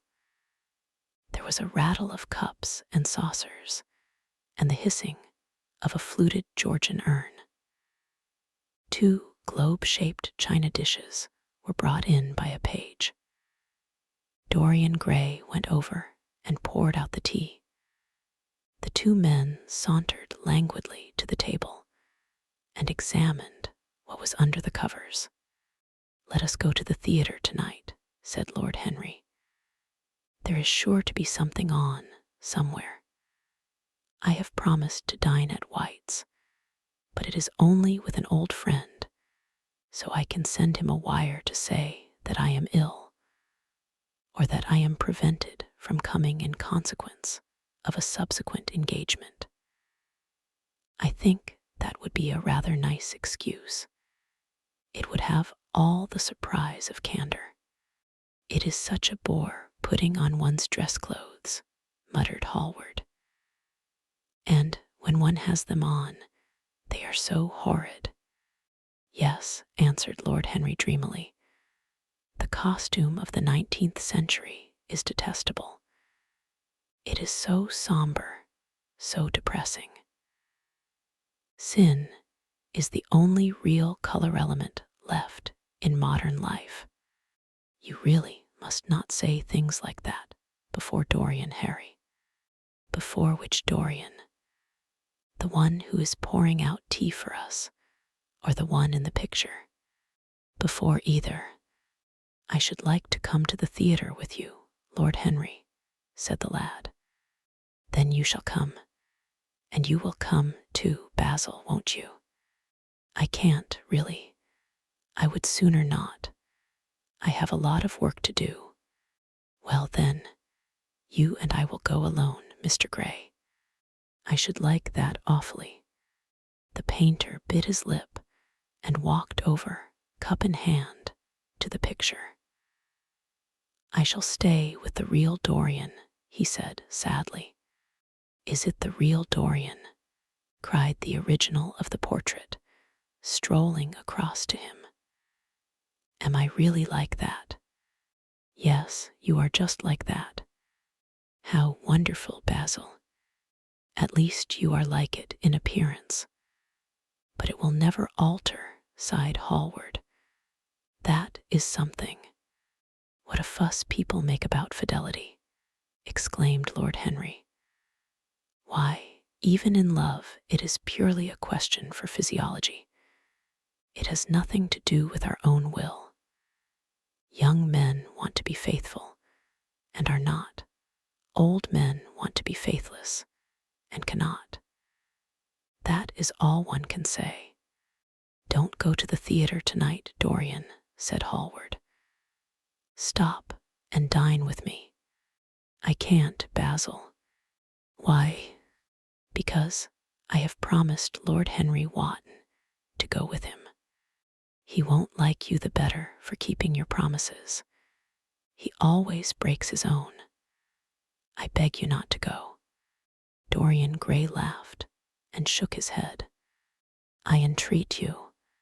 The lad hesitated and looked over at Lord Henry, who was watching them from the tea table with an amused smile. "I must go, Basil," he answered. "Very well," said Hallward, and he went over and laid down his cup on the tray. "It is rather late, and as you have to dress, you had better lose no time. Goodbye, Harry. Goodbye, Dorian. Come and see me soon. Come tomorrow." "Certainly. You won't forget." "No, of course not," cried Dorian. "And Harry." "Yes, Basil. Remember what I asked you when we were in the garden this morning." "I have forgotten it. I trust you." "I wish I could trust myself," said Lord Henry, laughing. "Come, Mr. Gray, my hansom is outside, and I can drop you at your own place." "Goodbye, Basil. It has been a most interesting afternoon."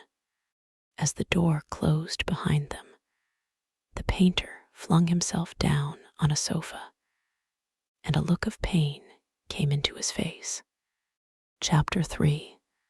At 12:30 next day, Lord Henry Wotton strolled from Curzon Street over to the Albany to call on his uncle, Lord Fermor, a genial, if somewhat rough-mannered old bachelor, whom the outside world called selfish, because it derived no particular benefit from him, but who was considered generous by society as he fed the people who amused him.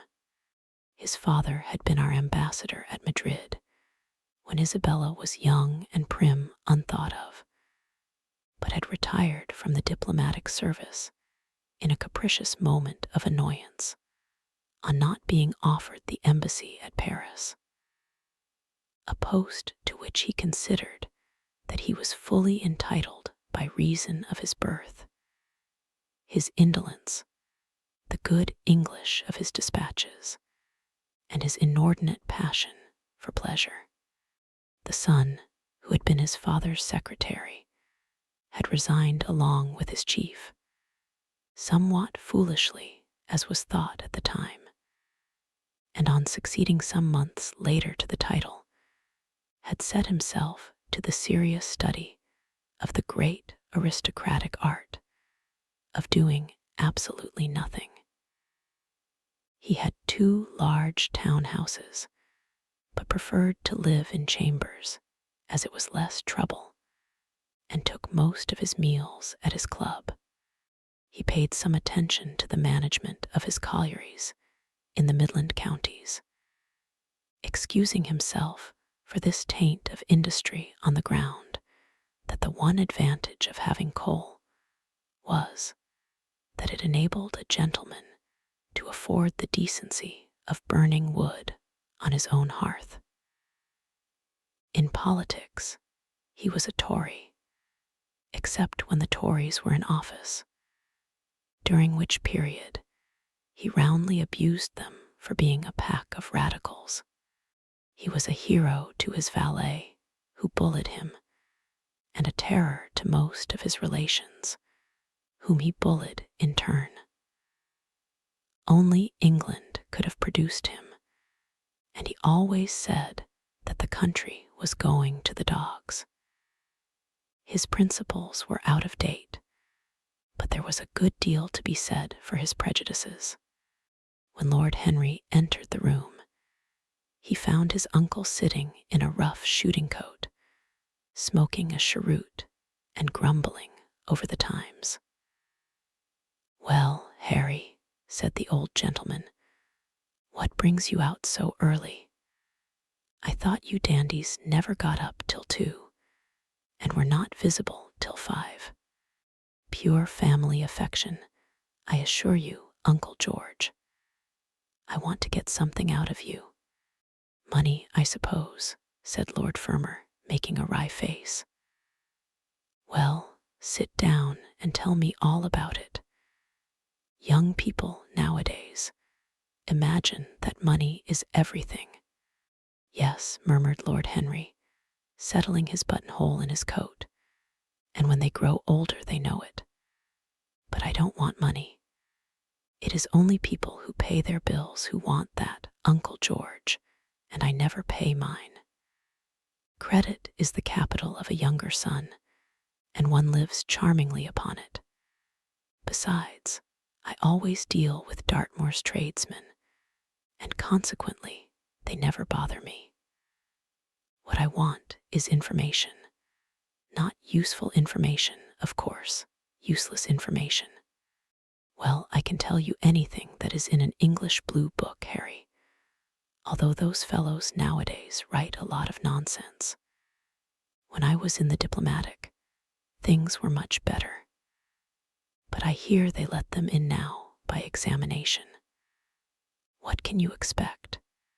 Examinations, sir, are pure humbug from beginning to end.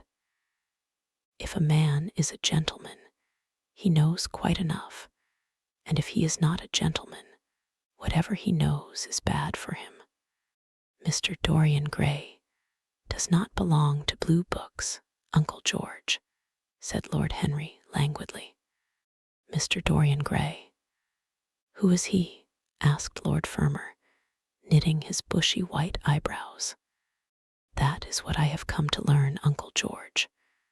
Or rather, I know who he is. He is the last Lord Kelso's grandson. His mother was a Devereux, Lady Margaret Devereux. I want you to tell me about his mother. What was she like? Whom did she marry? You have known nearly everybody in your time, so you might have known her. I am very much interested in Mr. Gray at present. I have only just met him. Kelso's grandson, echoed the old gentleman. Kelso's grandson. Of course, I knew his mother intimately. I believe I was at her christening. She was an extraordinarily beautiful girl, Margaret Devereux, and made all the men frantic by running away with a penniless young fellow, a mere nobody, sir, a subaltern in a foot regiment, or something of that kind. Certainly. I remember the whole thing as if it happened yesterday. The poor chap was killed in a duel at Spa a few months after the marriage. There was an ugly story about it. They said Kelso got some rascally adventurer, some Belgian brute, to insult his son-in-law in public, paid him, sir, to do it, paid him, and that the fellow spitted his man as if he had been a pigeon. The thing was hushed up, but egad, Kelso ate his chop alone at the club for some time afterwards. He brought his daughter back with him, I was told, and she never spoke to him again. Oh, yes, it was a bad business. The girl died, too, died within a year. So she left a son, did she? I had forgotten that. What sort of boy is he? If he is like his mother, he must be a good-looking chap. He is very good-looking, assented Lord Henry. I hope he will fall into proper hands, continued the old man. He should have a pot of money waiting for him if Kelso did the right thing by him. His mother had money, too. All the Selby property came to her through her grandfather. Her grandfather hated Kelso, thought him a mean dog. He was, too. Came to Madrid once when I was there. Egad, I was ashamed of him. The Queen used to ask me about the English noble, who was always quarreling with the cabmen about their fares. They made quite a story of it. I didn't dare show my face at court for a month. I hope he treated his grandson better than he did the Jarvies. I don't know, answered Lord Henry. I fancy that the boy will be well off. He is not of age yet. He has Selby, I know. He told me so. And his mother was very beautiful. Margaret Devereux was one of the loveliest creatures I ever saw, Harry. What on earth induced her to behave as she did, I never could understand. She could have married anybody she chose. Carlington was mad after her. She was romantic, though. All the women of that family were. The men were a poor lot, but egad, the women were wonderful. Carlington went on his knees to her, told me so himself. She laughed at him, and there wasn't a girl in London at the time who wasn't after him. And by the way, Harry, talking about silly marriages, what is this humbug your father tells me about Dartmoor wanting to marry an American? Ain't English girls good enough for him? It is rather fashionable to marry Americans just now, Uncle George. I'll back English women against the world, Harry, said Lord Fermor, striking the table with his fist. The betting is on the Americans. They don't last, I am told, muttered his uncle. A long engagement exhausts them, but they are capital at a steeplechase. They take things flying. I don't think Dartmoor has a chance. Who are her people? Grumbled the old gentleman. Has she got any? Lord Henry shook his head. American girls are as clever at concealing their parents as English women are at concealing their past, he said, rising to go. They are pork packers, I suppose. I hope so, Uncle George, for Dartmoor's sake. I am told that pork packing is the most lucrative profession in America, after politics. Is she pretty? She behaves as if she was beautiful. Most American women do. It is the secret of their charm. Why can't these American women stay in their own country? They are always telling us that it is the paradise for women. It is. That is the reason why, like Eve, they are so excessively anxious to get out of it, said Lord Henry. Goodbye, Uncle George. I shall be late for lunch if I stop any longer. Thanks for giving me the information I wanted. I always like to know everything about my new friends and nothing about my old ones. Where are you lunching, Harry? At Aunt Agatha's. I have asked myself and Mr. Gray. He is her latest protege. Humph, tell your Aunt Agatha, Harry, not to bother me any more with her charity appeals. I am sick of them. Why, the good woman thinks that I have nothing to do but to write checks for her silly fads. All right, Uncle George, I'll tell her, but it won't have any effect. Philanthropic people lose all sense of humanity. It is their distinguishing characteristic. The old gentleman growled approvingly and rang the bell for his servant. Lord Henry passed up the low arcade into Burlington Street and turned his steps in the direction of Berkeley Square. So that was the story of Dorian Gray's parentage. Crudely as it had been told to him, it had yet stirred him by its suggestion of a strange, almost modern romance. A beautiful woman risking everything for a mad passion. A few wild weeks of happiness cut short by a hideous, treacherous crime. Months of voiceless agony, and then a child born in pain. The mother snatched away by death, the boy left to solitude, and the tyranny of an old and loveless man. Yes, it was an interesting background. It posed the lad, made him more perfect, as it were. Behind every exquisite thing that existed, there was something tragic. Worlds had to be in travail, that the meanest flower might blow. And how charming he had been at dinner the night before, as with startled eyes and lips parted in frightened pleasure, he had sat opposite to him at the club. The red candle shades, staining to a richer, rose the wakening wonder of his face. Talking to him was like playing upon an exquisite violin. He answered to every touch and thrill of the bow. There was something terribly enthralling in the exercise of influence. No other activity was like it. To project one's soul into some gracious form and let it tarry there for a moment.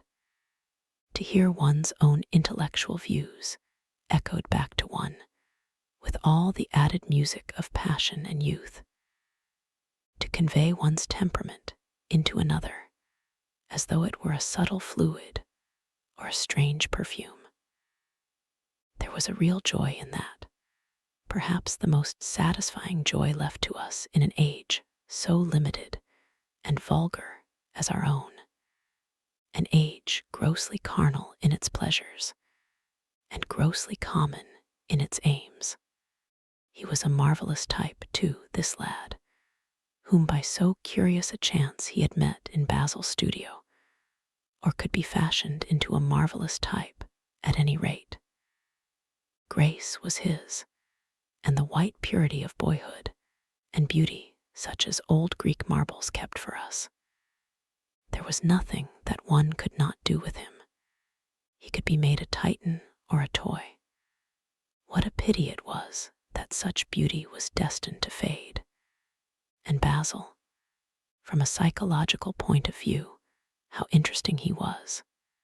The new manner in art, the fresh mode of looking at life, suggested so strangely by the merely visible presence of one who was unconscious of it all, the silent spirit that dwelt in dim woodland and walked unseen in open field, suddenly showing herself, dryad-like and not afraid, because in his soul who sought for her, there had been wakened that wonderful vision to which alone are wonderful things revealed, the mere shapes and patterns of things becoming, as it were, refined, and gaining a kind of symbolical value, as though they were themselves patterns of some other and more perfect form, whose shadow they made real. How strange it all was. He remembered something like it in history. Was it not Plato, that artist in thought, who had first analyzed it? Was it not Buonarroti who had carved it in the colored marbles of a sonnet sequence? But in our own century, it was strange. Yes, he would try to be to Dorian Gray what, without knowing it, the lad was to the painter who had fashioned the wonderful portrait. He would seek to dominate him, had already, indeed, half done so. He would make that wonderful spirit his own. There was something fascinating in this son of love and death. Suddenly he stopped and glanced up at the houses. He found that he had passed his aunts some distance, and smiling to himself, turned back. When he entered the somewhat somber hall, the butler told him that they had gone in to lunch. He gave one of the footmen his hat and stick and passed into the dining room. "Late as usual, Harry," cried his aunt, shaking her head at him. He invented a facile excuse, and having taken the vacant seat next to her, looked round to see who was there. Dorian bowed to him shyly from the end of the table, a flush of pleasure stealing into his cheek. Opposite was the Duchess of Harley, a lady of admirable good nature and good temper, much liked by everyone who knew her, and of those ample architectural proportions that in women who are not duchesses are described by contemporary historians as stoutness.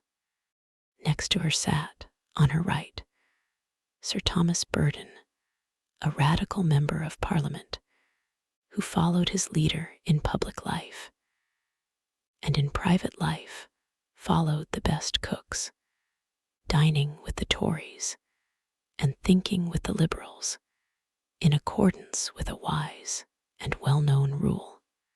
The post on her left was occupied by Mr. Erskine of Treadley, an old gentleman of considerable charm and culture, who had fallen, however, into bad habits of silence, having, as he explained once to Lady Agatha, said everything that he had to say before he was 30.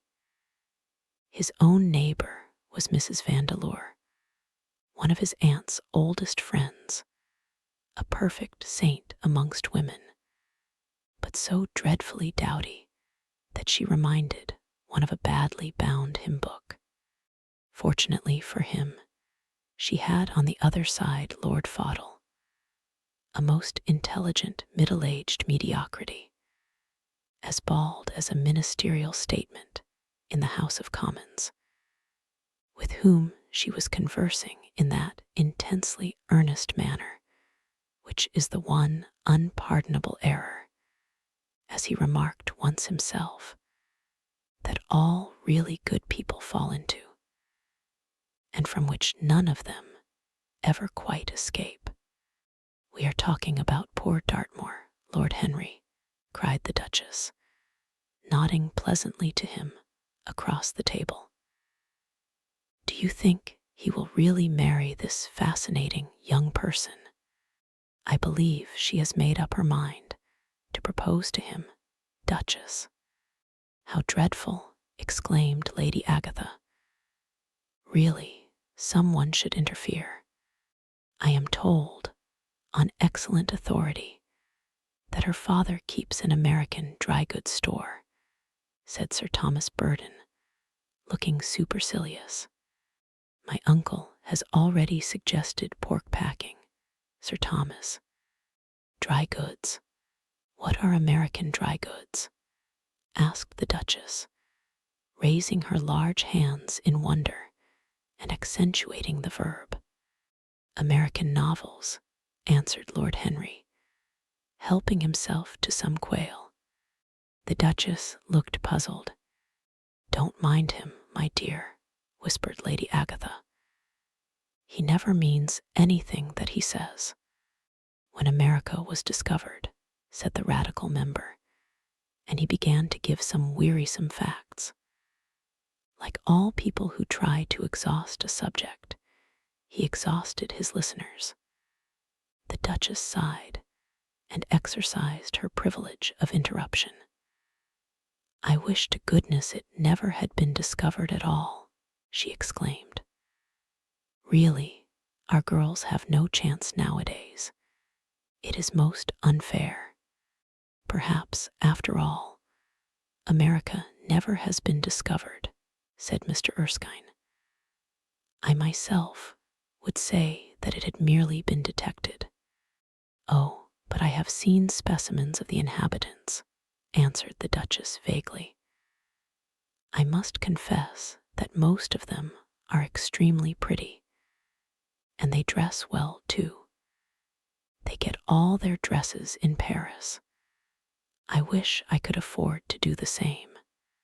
They say that when good Americans die, they go to Paris," chuckled Sir Thomas, who had a large wardrobe of Humour's cast-off clothes. "Really? And where do bad Americans go to when they die?" inquired the Duchess. "They go to America," murmured Lord Henry. Sir Thomas frowned. "I am afraid that your nephew is prejudiced against that great country," he said to Lady Agatha. "I have travelled all over it in cars provided by the directors, who, in such matters, are extremely civil. I assure you that it is an education to visit it. But must we really see Chicago in order to be educated? Asked Mr. Erskine plaintively. I don't feel up to the journey. Sir Thomas waved his hand. Mr. Erskine of Treadley has the world on his shelves. We practical men like to see things, not to read about them. The Americans are an extremely interesting people. They are absolutely reasonable. I think that is their distinguishing characteristic. Yes, Mr. Erskine, an absolutely reasonable people. I assure you there is no nonsense about the Americans. How dreadful, cried Lord Henry. I can stand brute force, but brute reason is quite unbearable. There is something unfair about its use. It is hitting below the intellect.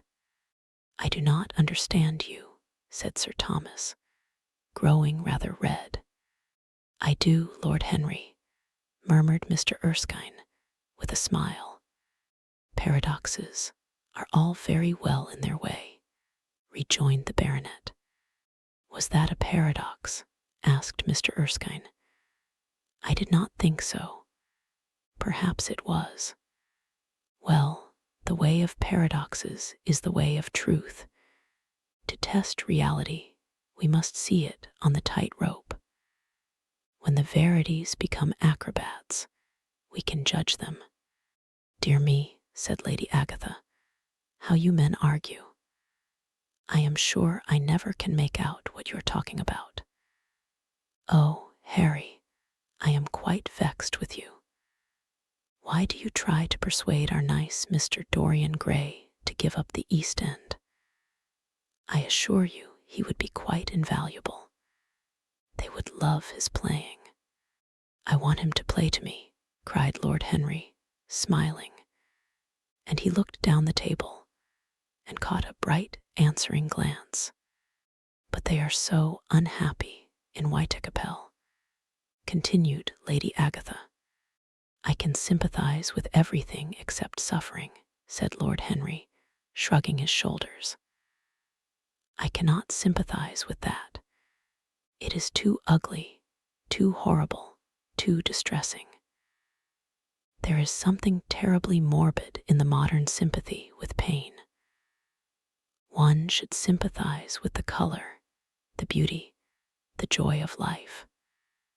The less said about life's sores, the better. Still, the East End is a very important problem, remarked Sir Thomas, with a grave shake of the head. Quite so, answered the young lord. It is the problem of slavery, and we try to solve it by amusing the slaves. The politician looked at him keenly. What change do you propose, then? He asked. Lord Henry laughed. I don't desire to change anything in England except the weather, he answered. I am quite content with philosophically contemplation.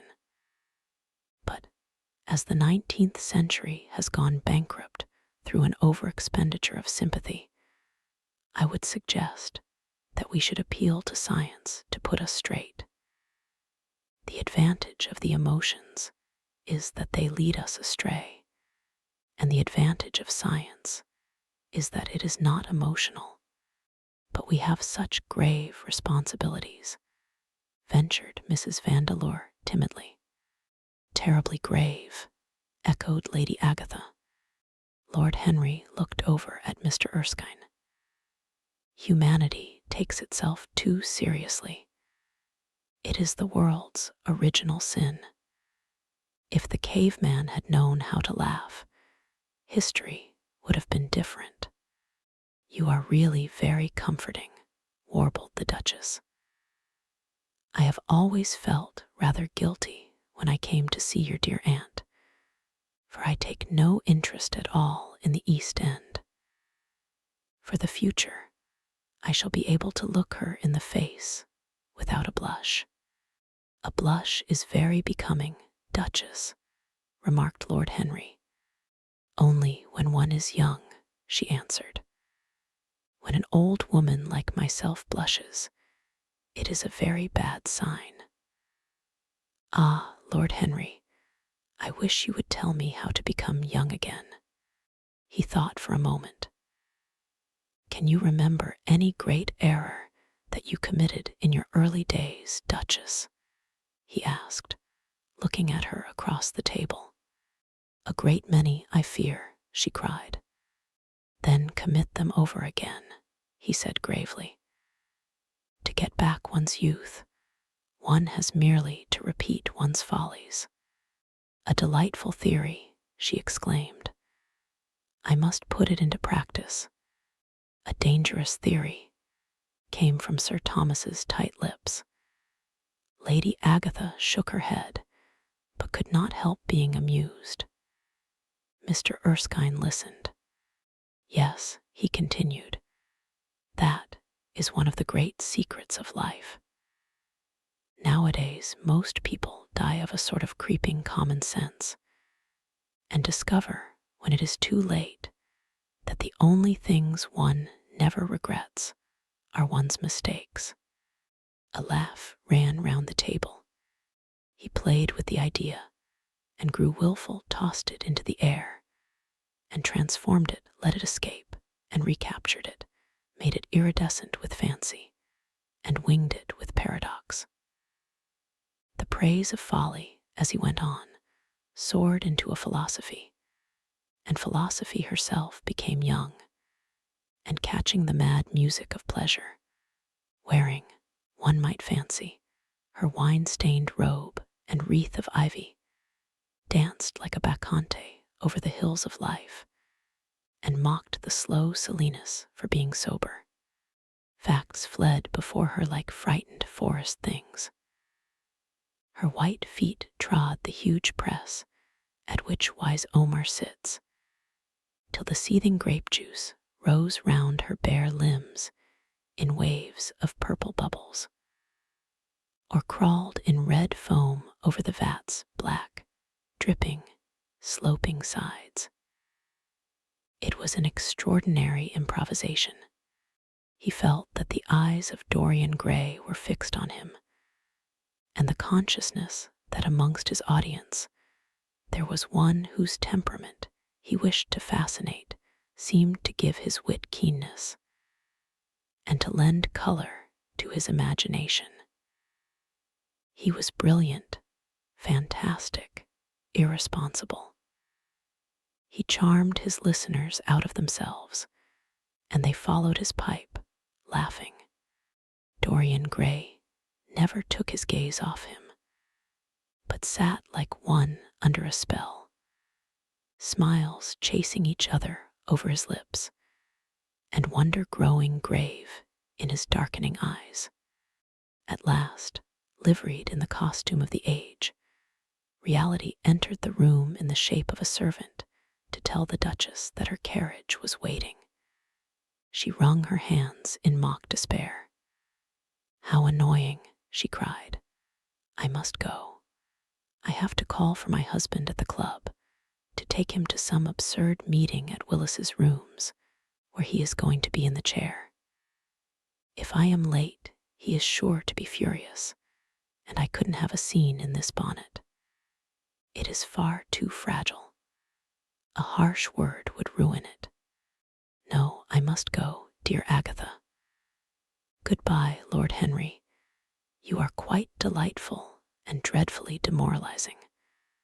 I am sure I don't know what to say about your views. You must come and dine with us some night. Tuesday. Are you disengaged Tuesday? For you I would throw over anybody, Duchess," said Lord Henry, with a bow. "Ah, that is very nice, and very wrong of you," she cried. "So mind you come." And she swept out of the room, followed by Lady Agatha and the other ladies. When Lord Henry had sat down again, Mr. Erskine moved round, and taking a chair close to him, placed his hand upon his arm. "You talk books away," he said. "Why don't you write one?" "I am too fond of reading books to care to write them, Mr. Erskine. I should like to write a novel, certainly. A novel that would be as lovely as a Persian carpet and as unreal. But there is no literary public in England for anything except newspapers, primers, and encyclopedias. Of all people in the world, the English have the least sense of the beauty of literature." "I fear you are right," answered Mr. Erskine. "I myself used to have literary ambitions, but I gave them up long ago. And now, my dear young friend, if you will allow me to call you so, may I ask if you really meant all that you said to us at lunch?" "I quite forget what I said," smiled Lord Henry. "Was it all very bad?" "Very bad indeed.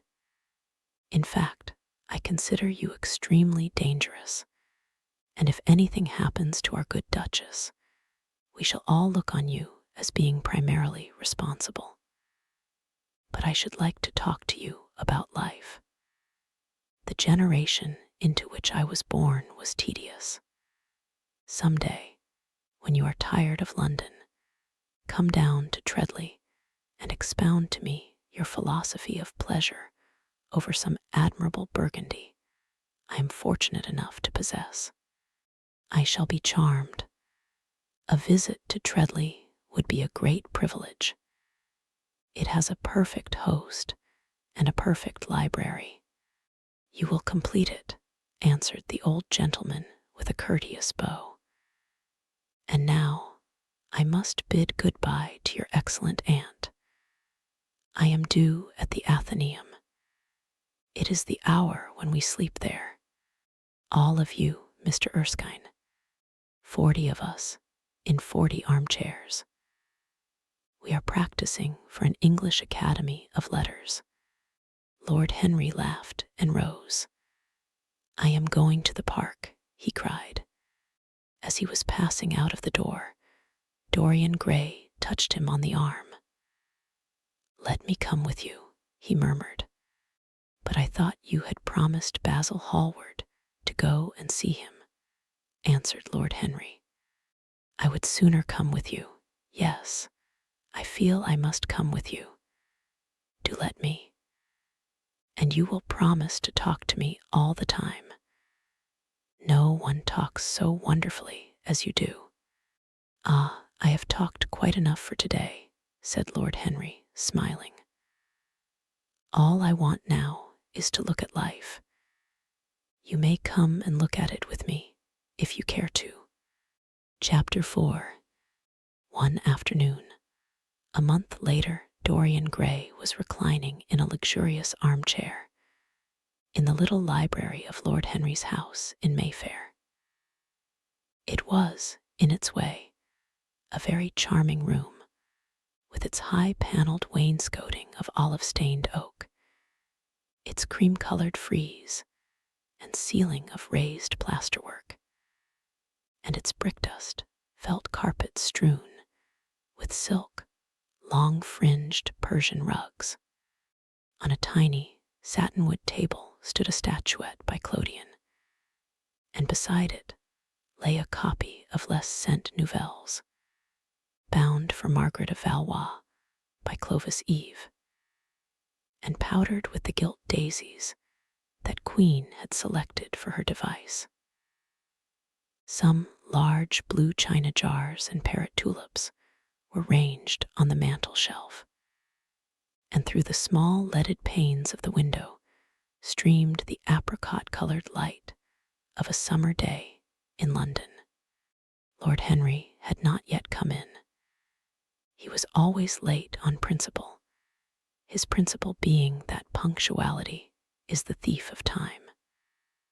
So the lad was looking rather sulky, as with listless fingers he turned over the pages of an elaborately illustrated edition of Manon Lescaut that he had found in one of the bookcases. The formal, monotonous ticking of the Louis XIV's clock annoyed him.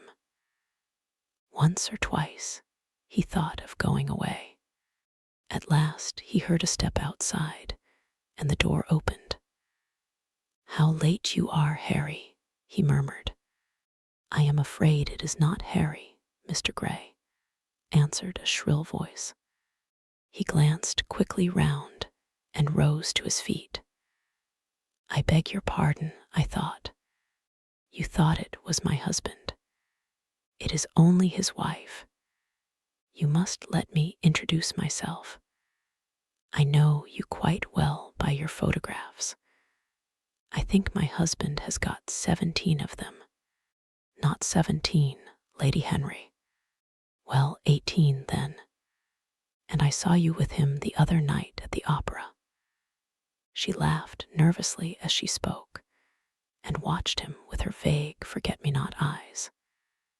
She was a curious woman, whose dresses always looked as if they had been designed in a rage and put on in a tempest.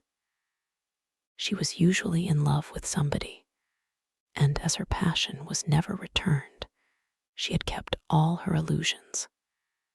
She tried to look picturesque, but only succeeded in being untidy. Her name was Victoria, and she had a perfect mania for going to church. That was at Lohengrin, Lady Henry, I think. Yes, it was at dear Lohengrin. I like Wagner's music better than anybody's. It is so loud that one can talk the whole time without other people hearing what one says. That is a great advantage. Don't you think so, Mr. Gray?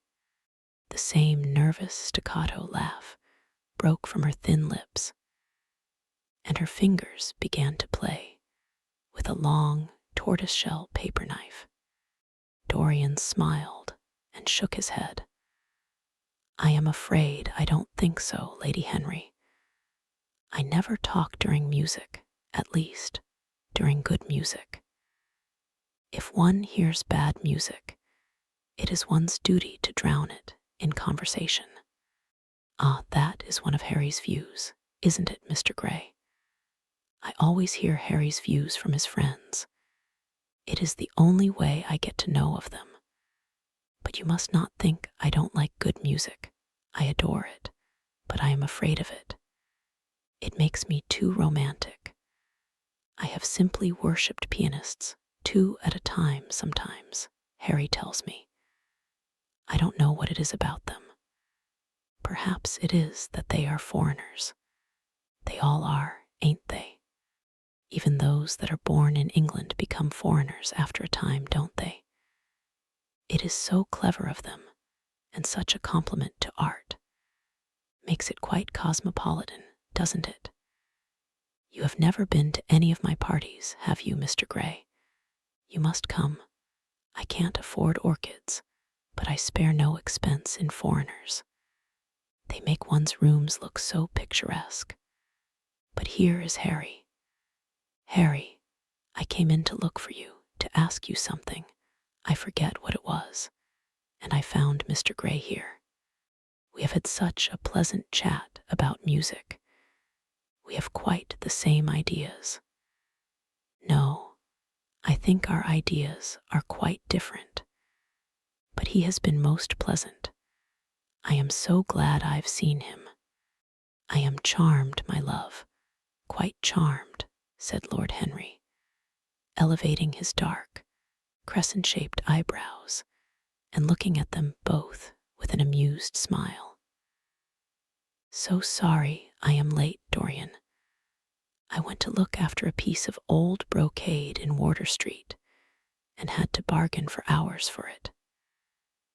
Nowadays people know the price of everything and the value of nothing. I am afraid I must be going, exclaimed Lady Henry, breaking an awkward silence with her silly, sudden laugh. I have promised to drive with the Duchess. Goodbye, Mr. Gray. Goodbye, Harry. You are dining out, I suppose. So am I, perhaps. I shall see you at Lady Thornbury's. I dare say, my dear, said Lord Henry, shutting the door behind her, as, looking like a bird of paradise that had been out all night in the rain, she flitted out of the room, leaving a faint odor of frangipani.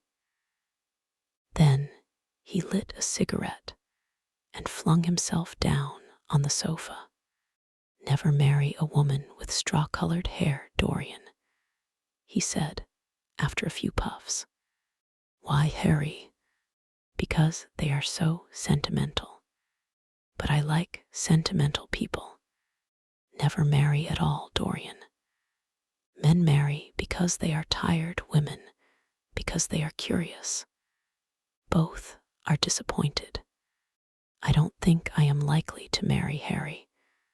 I am too much in love. That is one of your aphorisms.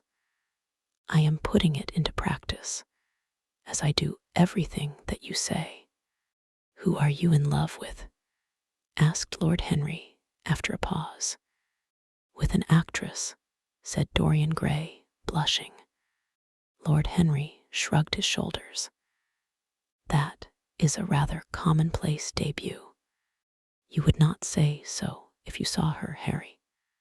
Who is she? Her name is Sybil Vane. Never heard of her. No one has. People will some day, however. She is a genius. My dear boy, no woman is a genius. Women are a decorative sex. They never have anything to say, but they say it charmingly. Women represent the triumph of matter over mind, just as men represent the triumph of mind over morals. Harry, how can you? My dear Dorian, it is quite true. I am analyzing women at present, so I ought to know. The subject is not so abstruse as I thought it was. I find that, ultimately, there are only two kinds of women, the plain and the colored. The plain women are very useful. If you want to gain a reputation for respectability, you have merely to take them down to supper. The other women are very charming. They commit one mistake, however. They paint in order to try and look young. Our grandmothers painted in order to try and talk brilliantly. Rouge and esprit used to go together. That is all over now. As long as a woman can look 10 years younger than her own daughter, she is perfectly satisfied. As for conversation, there are only 5 women in London worth talking to, and 2 of these can't be admitted into decent society. However, tell me about your genius. How long have you known her? Ah, Harry, your views terrify me. Never mind that.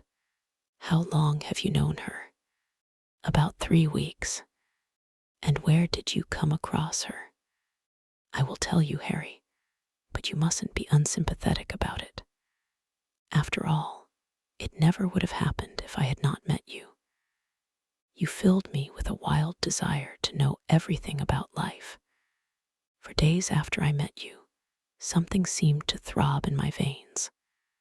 As I lounged in the park or strolled down Piccadilly, I used to look at everyone who passed me and wonder, with a mad curiosity, what sort of lives they led. Some of them fascinated me.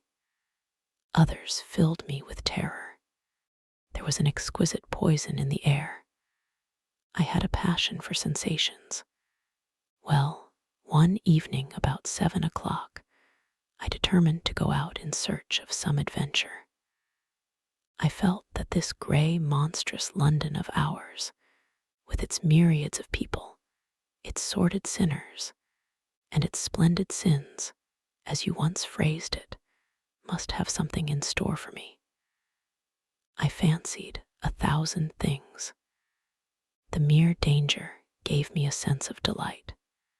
I remembered what you had said to me on that wonderful evening when we first dined together. about the search for beauty being the real secret of life. I don't know what I expected, but I went out and wandered eastward, soon losing my way in a labyrinth of grimy streets and black grassless squares. About 8:30, I passed by an absurd little theater with great flaring gas jets and gaudy playbills. A hideous Jew in the most amazing waistcoat I ever beheld in my life was standing at the entrance, smoking a vile cigar. He had greasy ringlets, and an enormous diamond blazed in the center of a soiled shirt. "Have a box, my lord," he said when he saw me, and he took off his hat with an air of gorgeous servility. There was something about him, Harry, that amused me. He was such a monster. You will laugh at me, I know, but I really went in and paid a whole guinea for the stage box. To the present day, I can't make out why I did so. And yet, if I hadn't, my dear Harry, if I hadn't, I should have missed the greatest romance of my life. I see you are laughing. It is horrid of you. I am not laughing, Dorian. At least, I am not laughing at you.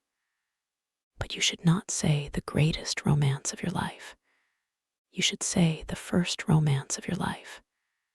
You will always be loved, and you will always be in love with love. A grand passion is the privilege of people who have nothing to do. That is the one use of the idle classes of a country. Don't be afraid. There are exquisite things in store for you. This is merely the beginning. Do you think my nature so shallow? Cried Dorian Gray angrily. No, I think your nature so deep. How do you mean? My dear boy, the people who love only once in their lives are really the shallow people. What they call their loyalty and their fidelity, I call either the lethargy of custom or their lack of imagination. Faithfulness is to the emotional life what consistency is to the life of the intellect, simply a confession of failure. Faithfulness. I must analyze it some day. The passion for property is in it. There are many things that we would throw away if we were not afraid that others might pick them up. But I don't want to interrupt you. Go on with your story. Well, I found myself seated in a horrid little private box, with a vulgar drop scene staring me in the face. I looked out from behind the curtain and surveyed the house. It was a tawdry affair, all cupids and cornucopias, like a third-rate wedding cake. The gallery and pit were fairly full, but the 2 rows of dingy stalls were quite empty, and there was hardly a person in what I suppose they called the dress circle. Women went about with oranges and ginger beer, and there was a terrible consumption of nuts going on. It must have been just like the palmy days of the British drama, just like, I should fancy, and very depressing. I began to wonder what on earth I should do when I caught sight of the playbill. What do you think the play was, Harry? I should think The Idiot Boy, or Dumb but Innocent. Our fathers used to like that sort of piece, I believe. The longer I live, Dorian, the more keenly I feel that whatever was good enough for our fathers is not good enough for us. In art, as in politics, les grandpères ont toujours tort. This play was good enough for us, Harry. It was Romeo and Juliet. I must admit that I was rather annoyed at the idea of seeing Shakespeare done in such a wretched hole of a place. Still, I felt interested in a sort of way. At any rate, I determined to wait for the first act. There was a dreadful orchestra, presided over by a young Hebrew who sat at a cracked piano, that nearly drove me away. But at last the drop scene was drawn up, and the play began. Romeo was a stout, elderly gentleman with corked eyebrows, a husky tragedy voice, and a figure like a beer barrel. Mercutio was almost as bad. He was played by the low comedian, who had introduced gags of his own and was on most friendly terms with the pit. They were both as grotesque as the scenery, and that looked as if it had come out of a country booth. But Juliet, Harry, imagine a girl, hardly 17 years of age, with a little flower-like face, a small Greek head with plaited coils of dark brown hair, eyes that were violet wells of passion, lips that were like the petals of a rose. She was the loveliest thing I had ever seen in my life. You said to me once that pathos left you unmoved, but that beauty, mere beauty, could fill your eyes with tears. I tell you, Harry, I could hardly see this girl for the mist of tears that came across me. And her voice, I never heard such a voice. It was very low at first, with deep mellow notes that seemed to fall singly upon one's ear. Then it became a little louder, and sounded like a flute or a distant hautboy. In the garden scene, it had all the tremulous ecstasy that one hears just before dawn when nightingales are singing. There were moments later on when it had the wild passion of violins. You know how a voice can stir one. Your voice and the voice of Sybil Vane are two things that I shall never forget. When I close my eyes, I hear them, and each of them says something different. I don't know which to follow. Why should I not love her? Harry, I do love her. She is everything to me in life. Night after night, I go to see her play. One evening, she is Rosalind, and the next evening, she is Imogen. I have seen her die in the gloom of an Italian tomb, sucking the poison from her lover's lips. I have watched her wandering through the forest of Arden, disguised as a pretty boy in hose and doublet and dainty cap. She has been mad, and has come into the presence of a guilty king, and given him rue to wear and bitter herbs to taste of. She has been innocent, and the black hands of jealousy have crushed her reed-like throat. I have seen her in every age and in every costume. Ordinary women never appeal to one's imagination. They are limited to their century. No glamour ever transfigures them. One knows their minds as easily as one knows their bonnets. One can always find them. There is no mystery in any of them. They ride in the park in the morning and chatter at tea parties in the afternoon. They have their stereotyped smile and their fashionable manner. They are quite obvious, but an actress, how different an actress is. Harry, why didn't you tell me that the only thing worth loving is an actress? Because I have loved so many of them, Dorian. Oh yes, horrid people with dyed hair and painted faces. Don't run down dyed hair and painted faces. There is an extraordinary charm in them, sometimes, said Lord Henry. I wish now I had not told you about Sybil Vane. You could not have helped telling me, Dorian. All through your life, you will tell me everything you do. Yes, Harry, I believe that is true. I cannot help telling you things. You have a curious influence over me.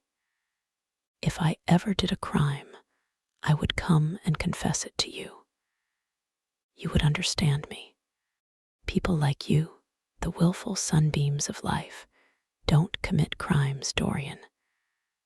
But I am much obliged for the compliment, all the same. And now tell me, reach me the matches. Like a good boy, thanks. What are your actual relations with Sybil Vane? Dorian Gray leaped to his feet, with flushed cheeks and burning eyes. Harry, Sybil Vane is sacred. It is only the sacred things that are worth touching, Dorian, said Lord Henry, with a strange touch of pathos in his voice. But why should you be annoyed? I suppose she will belong to you some day. When one is in love, one always begins by deceiving oneself, and one always ends by deceiving others. That is what the world calls a romance. You know her, at any rate, I suppose. Of course I know her. On the first night I was at the theatre, the horrid old Jew came round to the box after the performance was over and offered to take me behind the scenes and introduce me to her. I was furious with him and told him that Juliet had been dead for hundreds of years and that her body was lying in a marble tomb in Verona. I think, from his blank look of amazement, that he was under the impression that I had taken too much champagne or something. I am not surprised. Then he asked me if I wrote for any of the newspapers. I told him I never even read them. He seemed terribly disappointed at that, and confided to me that all the dramatic critics were in a conspiracy against him, and that they were every one of them to be bought. I should not wonder if he was quite right there. But, on the other hand, judging from their appearance, most of them cannot be at all expensive. Well, he seemed to think they were beyond his means, laughed Dorian. By this time, however, the lights were being put out in the theatre, and I had to go. He wanted me to try some cigars that he strongly recommended. I declined. The next night, of course, I arrived at the place again. When he saw me, he made me a low bow and assured me that I was a munificent patron of art. He was a most offensive brute, though he had an extraordinary passion for Shakespeare.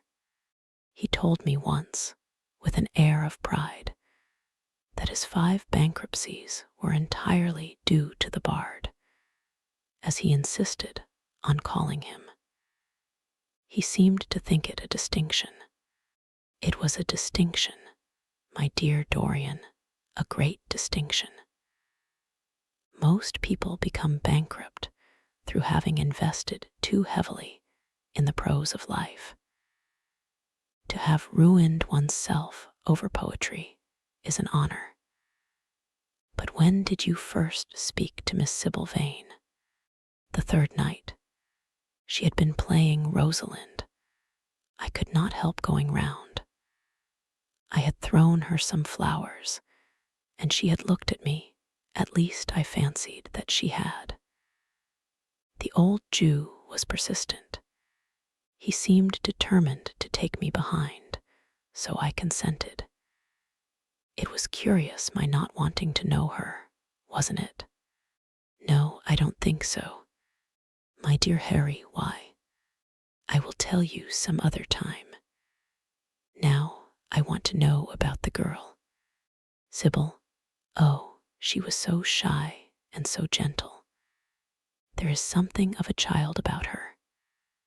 Her eyes opened wide in exquisite wonder when I told her what I thought of her performance, and she seemed quite unconscious of her power. I think we were both rather nervous. The old Jew stood grinning at the doorway of the dusty green room, making elaborate speeches about us both, while we stood looking at each other like children. He would insist on calling me my lord, so I had to assure Sybil that I was not anything of the kind. She said quite simply to me, "You look more like a prince. I must call you Prince Charming. Upon my word, Dorian, Miss Sybil knows how to pay compliments. You don't understand her, Harry. She regarded me merely as a person in a play.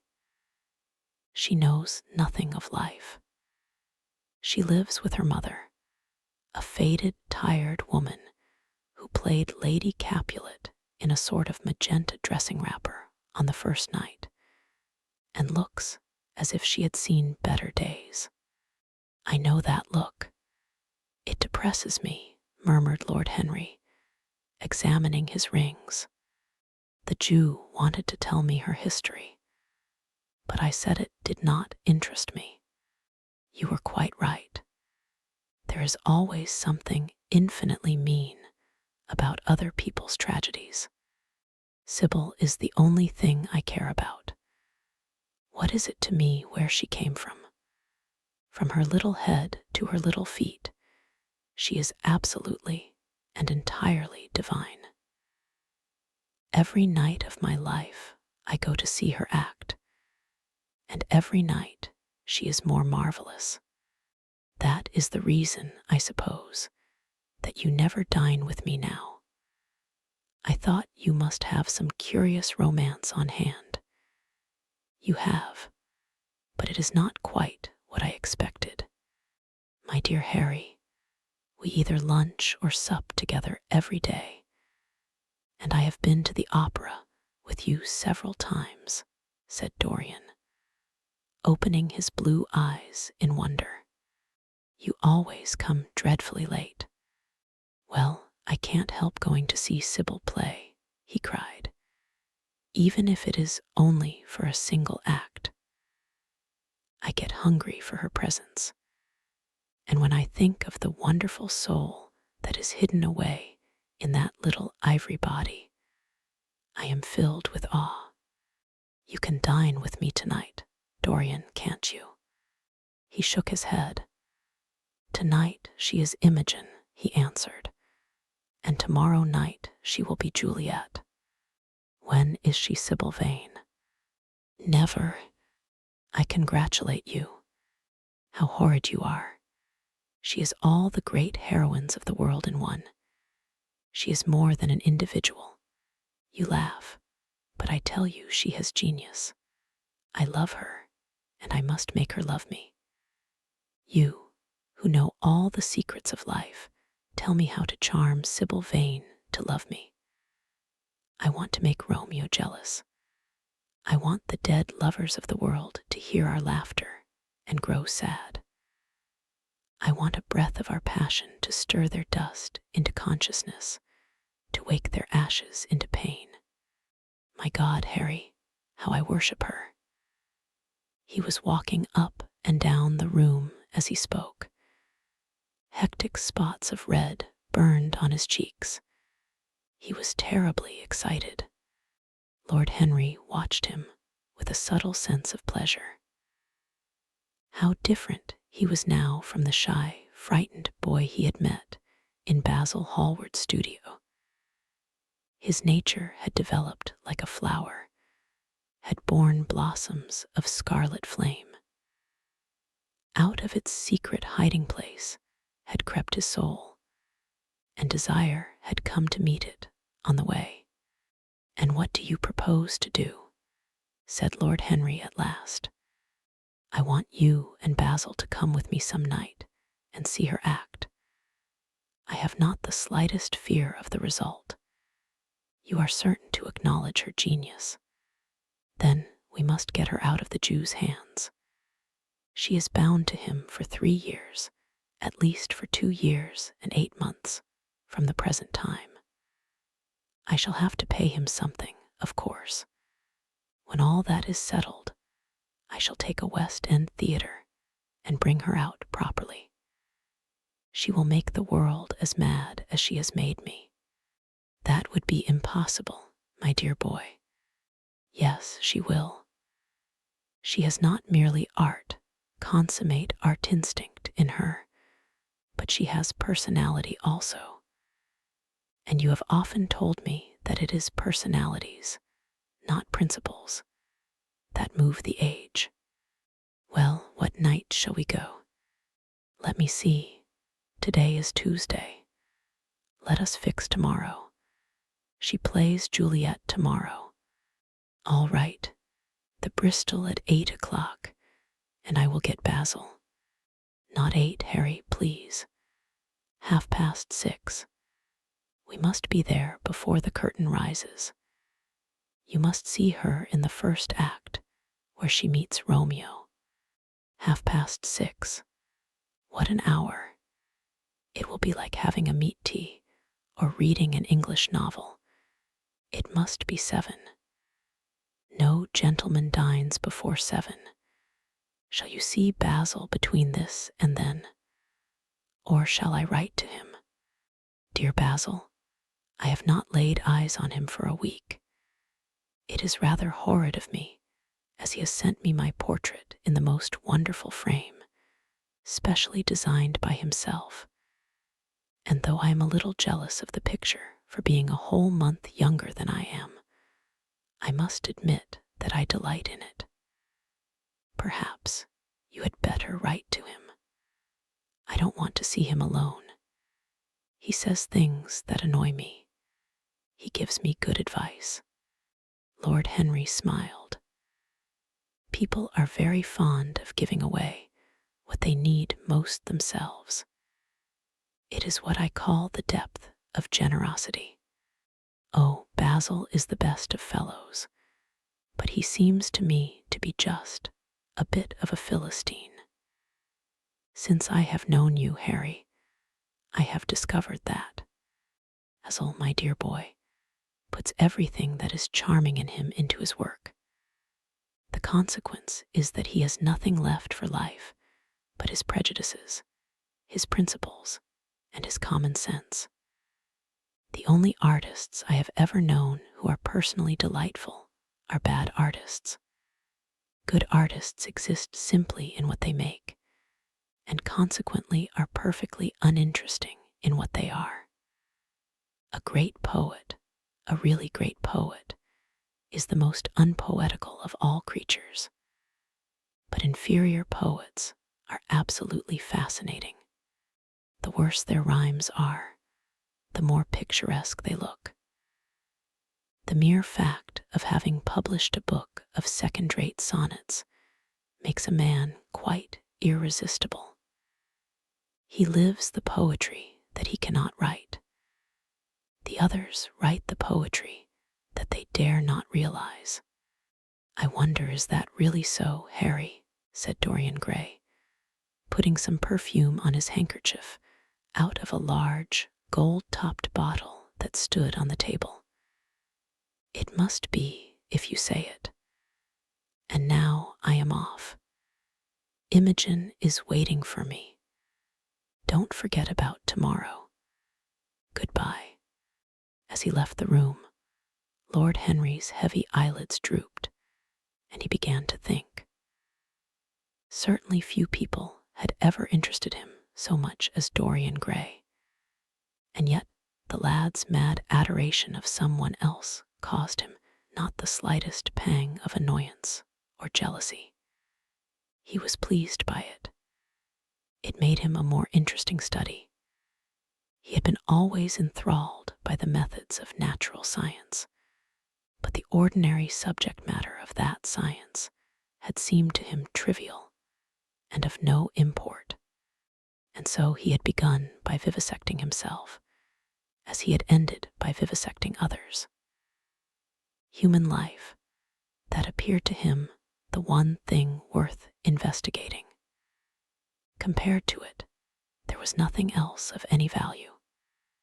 It was true that as one watched life in its curious crucible of pain and pleasure, one could not wear over one's face a mask of glass, nor keep the sulphurous fumes from troubling the brain and making the imagination turbid with monstrous fancies and misshapen dreams.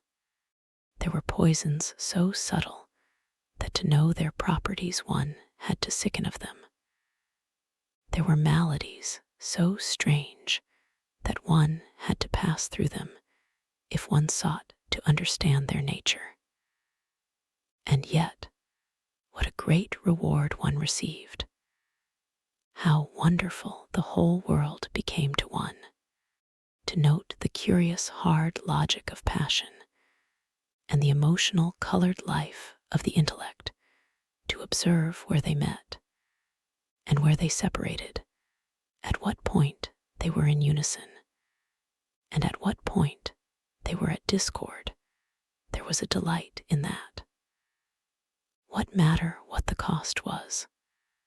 One could never pay too high a price for any sensation. He was conscious, and the thought brought a gleam of pleasure into his brown agate eyes, that it was through certain words of his, musical words said with musical utterance, that Dorian Gray's soul had turned to this white girl and bowed in worship before her. To a large extent, the lad was his own creation. He had made him premature. That was something. Ordinary people waited till life disclosed to them its secrets, but to the few, to the elect, the mysteries of life were revealed before the veil was drawn away. Sometimes this was the effect of art, and chiefly of the art of literature, which dealt immediately with the passions and the intellect. But now and then a complex personality took the place and assumed the office of art, was indeed, in its way, a real work of art, life having its elaborate masterpieces, just as poetry has, or sculpture, or painting. Yes, the lad was premature. He was gathering his harvest while it was yet spring. The pulse and passion of youth were in him, but he was becoming self-conscious. It was delightful to watch him. With his beautiful face and his beautiful soul, he was a thing to wonder at. It was no matter how it all ended or was destined to end. He was like one of those gracious figures in a pageant or a play, whose joys seem to be remote from one, but whose sorrows stir one's sense of beauty, and whose wounds are like red roses. Soul and body, body and soul, how mysterious they were. There was animalism in the soul, and the body had its moments of spirituality. The senses could refine, and the intellect could degrade. Who could say where the fleshly impulse ceased or the psychical impulse began? How shallow were the arbitrary definitions of ordinary psychologists. And yet, how difficult to decide between the claims of the various schools. Was the soul a shadow seated in the house of sin? Or was the body really in the soul, as Giordano Bruno thought? The separation of spirit from matter was a mystery, and the union of spirit with matter was a mystery also. He began to wonder whether we could ever make psychology so absolute a science that each little spring of life would be revealed to us. As it was, we always misunderstood ourselves and rarely understood others. Experience was of no ethical value. It was merely the name men gave to their mistakes. Moralists had, as a rule, regarded it as a mode of warning, had claimed for it a certain ethical efficacy in the formation of character, had praised it as something that taught us what to follow and showed us what to avoid. But there was no motive power in experience. It was as little of an active cause as conscience itself. All that it really demonstrated was that our future would be the same as our past, and that the sin we had done once, and with loathing, we would do many times, and with joy.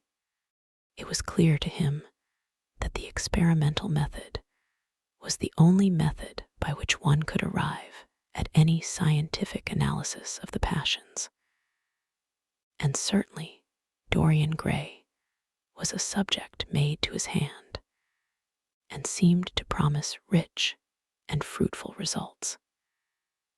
His sudden mad love for Sybil Vane was a psychological phenomenon of no small interest. There was no doubt that curiosity had much to do with it, curiosity and the desire for new experiences. Yet it was not a simple, but rather a very complex passion.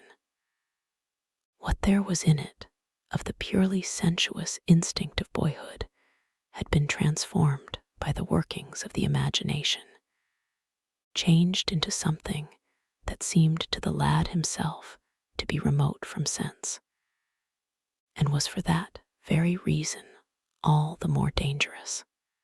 It was the passions about whose origin we deceived ourselves that tyrannized most strongly over us.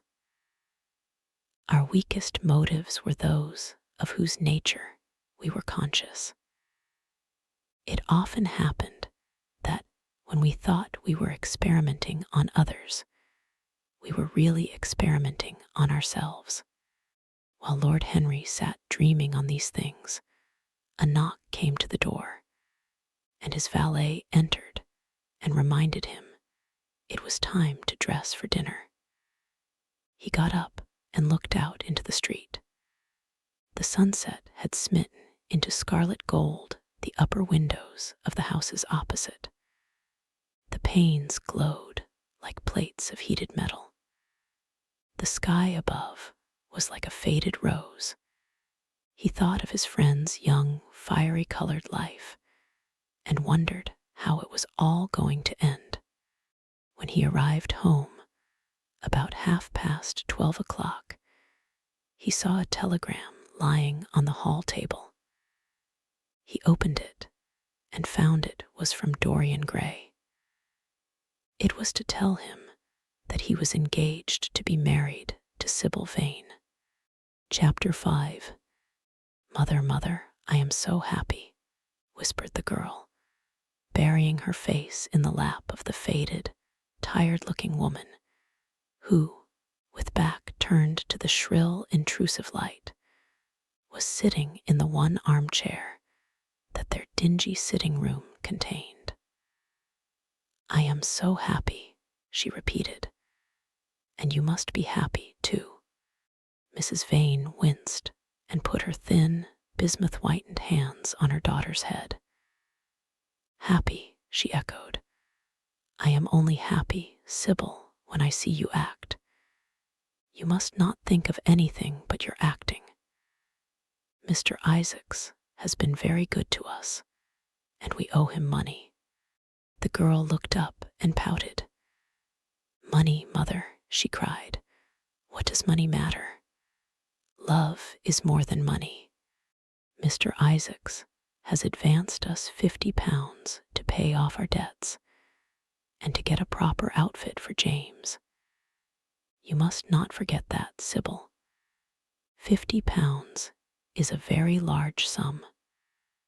Mr. Isaacs has been most considerate. He is not a gentleman, mother, and I hate the way he talks to me," said the girl, rising to her feet and going over to the window.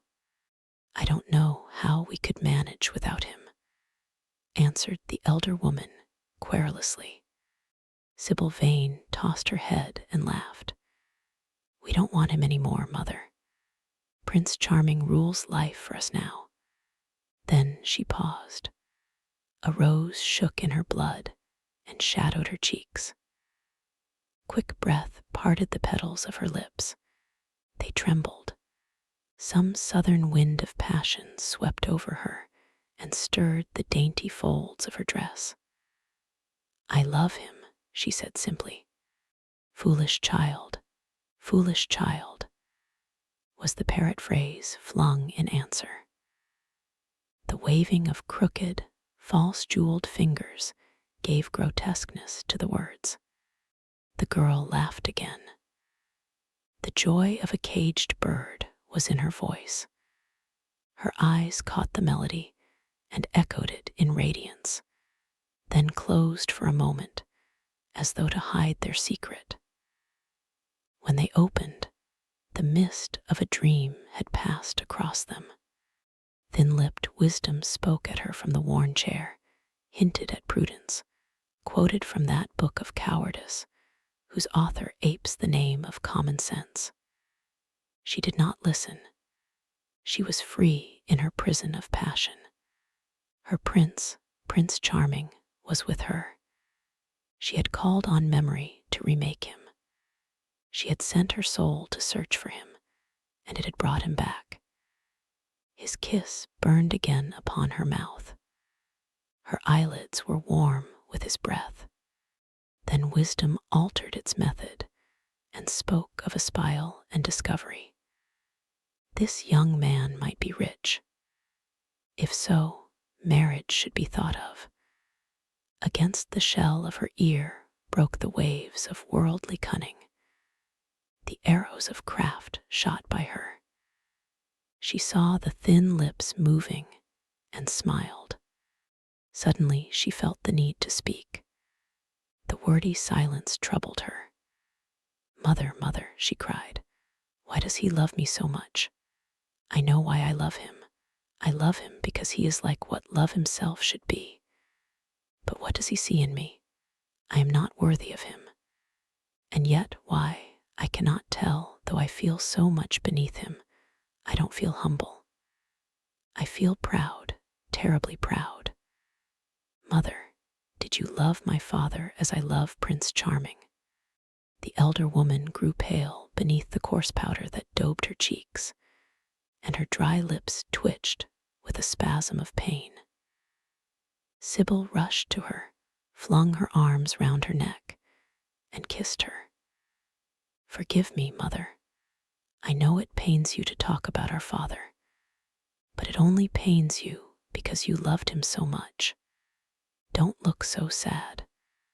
I am as happy today as you were 20 years ago. Ah, let me be happy forever. My child, you are far too young to think of falling in love. Besides, what do you know of this young man? You don't even know his name. The whole thing is most inconvenient, and really, when James is going away to Australia, and I have so much to think of, I must say that you should have shown more consideration. However, as I said before, if he is rich—" "Ah, mother, mother, let me be happy." Mrs. Vane glanced at her, and with one of those false theatrical gestures that so often become a mode of second nature to a stage player, clasped her in her arms. At this moment, the door opened, and a young lad with rough brown hair came into the room. He was thick-set of figure, and his hands and feet were large and somewhat clumsy in movement. He was not so finely bred as his sister. One would hardly have guessed the close relationship that existed between them. Mrs. Vane fixed her eyes on him and intensified her smile. She mentally elevated her son to the dignity of an audience. She felt sure that the tableau was interesting. "You might keep some of your kisses for me, Sybil, I think," said the lad, with a good-natured grumble. "Ah, but you don't like being kissed, Jim," she cried. "You are a dreadful old bear." And she ran across the room and hugged him. James Vane looked into his sister's face with tenderness. "I want you to come out with me for a walk, Sybil. I don't suppose I shall ever see this horrid London again. I am sure I don't want to." "My son, don't say such dreadful things," murmured Mrs. Vane, taking up a tawdry theatrical dress with a sigh and beginning to patch it. She felt a little disappointed that he had not joined the group. It would have increased the theatrical picturesqueness of the situation. "Why not, mother? I mean it. You pain me, my son. I trust you will return from Australia in a position of affluence. I believe there is no society of any kind in the colonies, nothing that I would call society. So when you have made your fortune, you must come back and assert yourself in London." "Society," muttered the lad. "I don't want to know anything about that. I should like to make some money to take you and Sybil off the stage. I hate it." "Oh, Jim," said Sybil, laughing, "how unkind of you. But are you really going for a walk with me? That will be nice.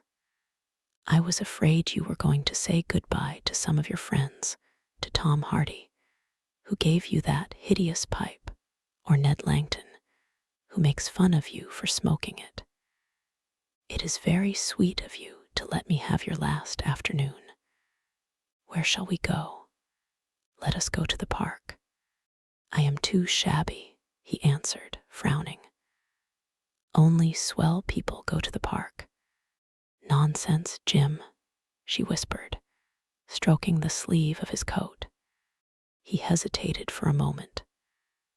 "Very well," he said at last, "but don't be too long dressing." She danced out of the door. One could hear her singing as she ran upstairs. Her little feet pattered overhead. He walked up and down the room 2 or 3 times. Then he turned to the still figure in the chair. "Mother, are my things ready?" he asked. "Quite ready, James," she answered, keeping her eyes on her work. For some months past, she had felt ill at ease when she was alone with this rough, stern son of hers. Her shallow, secret nature was troubled when their eyes met. She used to wonder if he suspected anything. The silence, for he made no other observation, became intolerable to her. She began to complain. Women defend themselves by attacking, just as they attack by sudden and strange surrenders. "I hope you will be contented, James, with your seafaring life," she said. "You must remember that it is your own choice. You might have entered a solicitor's office.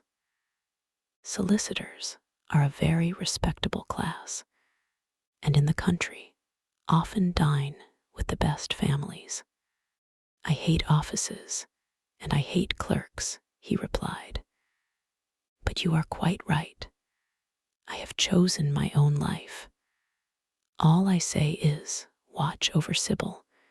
Don't let her come to any harm. Mother, you must watch over her. James, you really talk very strangely. Of course I watch over Sybil. I hear a gentleman comes every night to the theater and goes behind to talk to her. Is that right? What about that? You are speaking about things you don't understand, James. In the profession, we are accustomed to receive a great deal of most gratifying attention. I myself used to receive many bouquets at one time. That was when acting was really understood. As for Sybil, I do not know at present whether her attachment is serious or not. But there is no doubt that the young man in question is a perfect gentleman. He is always most polite to me. Besides, he has the appearance of being rich, and the flowers he sends are lovely. You don't know his name, though, said the lad harshly. No, answered his mother, with a placid expression in her face. He has not yet revealed his real name. I think it is quite romantic of him. He is probably a member of the aristocracy. James Vane bit his lip. "Watch over Sybil, mother," he cried. "Watch over her. My son, you distress me very much. Sybil is always under my special care. Of course, if this gentleman is wealthy, there is no reason why she should not contract an alliance with him. I trust he is one of the aristocracy. He has all the appearance of it, I must say. It might be a most brilliant marriage for Sybil. They would make a charming couple. His good looks are really quite remarkable. Everybody notices them." The lad muttered something to himself and drummed on the window pane with his coarse fingers. He had just turned round to say something when the door opened and Sybil ran in. "How serious you both are," she cried. "What is the matter?" "Nothing," he answered. "I suppose one must be serious sometimes. Goodbye, mother. I will have my dinner at 5 o'clock. Everything is packed except my shirts, so you need not trouble." "Goodbye, my son," she answered, with a bow of strained stateliness. She was extremely annoyed at the tone he had adopted with her, and there was something in his look that had made her feel afraid. "Kiss me, mother," said the girl. Her flower-like lips touched the withered cheek and warmed its frost. My child," cried Mrs. Vane, looking up to the ceiling in search of an imaginary gallery. "Come, Sybil," said her brother impatiently. He hated his mother's affectations. They went out into the flickering, wind-blown sunlight and strolled down the dreary Euston Road. The passers-by glanced in wonder at the sullen, heavy youth who, in coarse, ill-fitting clothes, was in the company of such a graceful, refined-looking girl. He was like a common gardener walking with a rose. Jim frowned from time to time when he caught the inquisitive glance of some stranger. He had that dislike of being stared at, which comes on geniuses late in life and never leaves the commonplace. Sybil, however, was quite unconscious of the effect she was producing. Her love was trembling in laughter on her lips.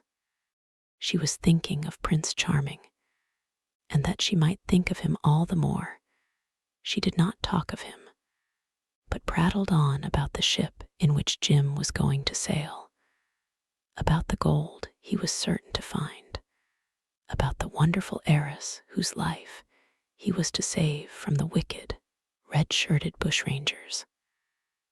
For he was not to remain a sailor, or a supercargo, or whatever he was going to be. Oh no, a sailor's existence was dreadful. Fancy being cooped up in a horrid ship, with the hoarse, hump-backed waves trying to get in, and a black wind blowing the masts down and tearing the sails into long, screaming ribbons. He was to leave the vessel at Melbourne, bid a polite goodbye to the captain, and go off at once to the goldfields. Before a week was over, he was to come across a large nugget of pure gold, the largest nugget that had ever been discovered, and bring it down to the coast in a wagon guarded by 6 mounted policemen. The bushrangers were to attack them 3 times and be defeated with immense slaughter. Or no, he was not to go to the goldfields at all. They were horrid places where men got intoxicated and shot each other in barrooms and used bad language. He was to be a nice sheep farmer, and one evening, as he was riding home, he was to see the beautiful heiress being carried off by a robber on a black horse, and give chase and rescue her. Of course, she would fall in love with him, and he with her, and they would get married and come home and live in an immense house in London. Yes, there were delightful things in store for him, but he must be very good and not lose his temper or spend his money foolishly. She was only a year older than he was, but she knew so much more of life. He must be sure, also, to write to her by every mail, and to say his prayers each night before he went to sleep. God was very good and would watch over him. She would pray for him too, and in a few years he would come back quite rich and happy. The lad listened sulkily to her and made no answer. He was heartsick at leaving home, yet it was not this alone that made him gloomy and morose. Inexperienced though he was, he had still a strong sense of the danger of Sybil's position. This young dandy who was making love to her could mean her no good. He was a gentleman, and he hated him for that, hated him through some curious race instinct for which he could not account, and which for that reason was all the more dominant within him. He was conscious also of the shallowness and vanity of his mother's nature, and in that saw infinite peril for Sybil and Sybil's happiness. Children begin by loving their parents. As they grow older, they judge them. Sometimes they forgive them. His mother, he had something on his mind to ask of her, something that he had brooded on for many months of silence. A chance phrase that he had heard at the theater, a whispered sneer that had reached his ears one night as he waited at the stage door, had set loose a train of horrible thoughts. He remembered it as if it had been the lash of a hunting crop across his face. His brows knit together into a wedge-like furrow, and with a twitch of pain, he bit his underlip. "You are not listening to a word I am saying, Jim," cried Sybil, "and I am making the most delightful plans for your future. Do say something. What do you want me to say?" "Oh, that you will be a good boy and not forget us," she answered, smiling at him. He shrugged his shoulders. "You are more likely to forget me than I am to forget you, Sybil." She flushed. "What do you mean, Jim?" she asked. "You have a new friend, I hear. Who is he? Why have you not told me about him?" "He means you no good." "Stop, Jim," she exclaimed. "You must not say anything against him. I love him." "Why, you don't even know his name," answered the lad. "Who is he?" "I have a right to know." "He is called Prince Charming. Don't you like the name?" "Oh, you silly boy, you should never forget it. If you only saw him, you would think him the most wonderful person in the world. Some day you will meet him when you come back from Australia. You will like him so much. Everybody likes him, and I love him. I wish you could come to the theater tonight. He is going to be there, and I am to play Juliet. Oh, how I shall play it. Fancy, Jim, to be in love and play Juliet. To have him sitting there. Play for his delight. I'm afraid I may frighten the company, frighten or enthrall them. To be in love is to surpass oneself. Poor dreadful Mr. Isaacs will be shouting genius to his loafers at the bar. He has preached me as a dogma. Tonight he will announce me as a revelation. I feel it. And it is all his only, Prince Charming, my wonderful lover, my god of graces. But I am poor beside him. Poor. What does that matter? When poverty creeps in at the door, Love flies in through the window. Our proverbs want rewriting. They were made in winter, and it is summer now. Springtime for me, I think. A very dance of blossoms in blue skies. He is a gentleman, said the lad sullenly. A prince, she cried musically. What more do you want? He wants to enslave you. I shudder at the thought of being free. I want you to beware of him. To see him is to worship him. To know him is to trust him. Sybil, you are mad about him. She laughed and took his arm. You dear old Jim, you talk as if you were 100. Some day you will be in love yourself. Then you will know what it is. Don't look so sulky. Surely you should be glad to think that, though you are going away, you leave me happier than I have ever been before. Life has been hard for us both, terribly hard and difficult. But it will be different now.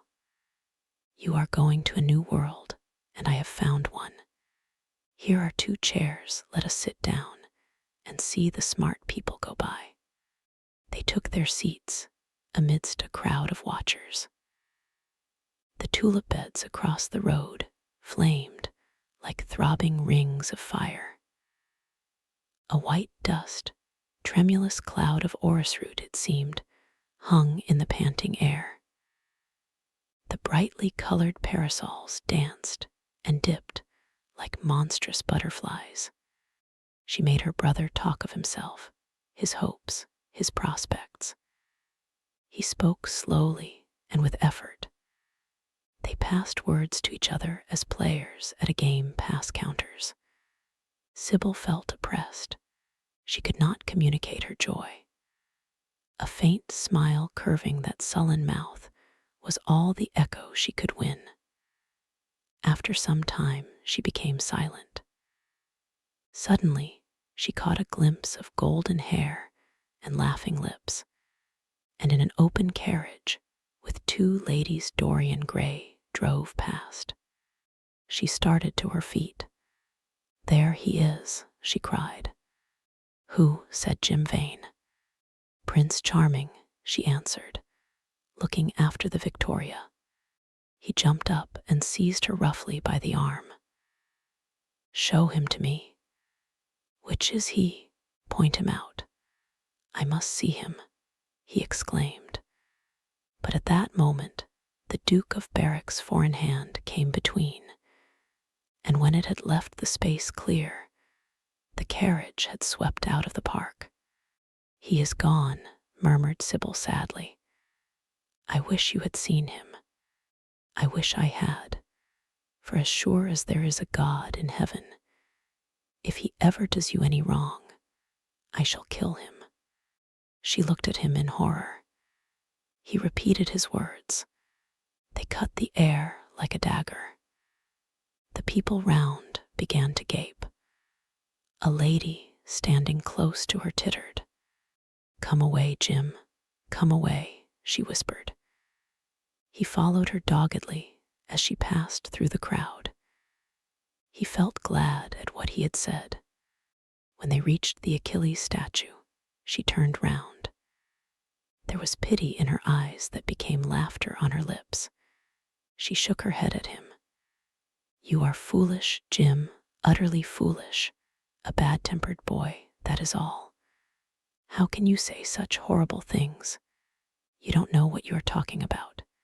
You are simply jealous and unkind. Ah, I wish you would fall in love. Love makes people good, and what you said was wicked. I am 16, he answered, and I know what I am about. Mother is no help to you. She doesn't understand how to look after you. I wish now that I was not going to Australia at all. I have a great mind to chuck the whole thing up.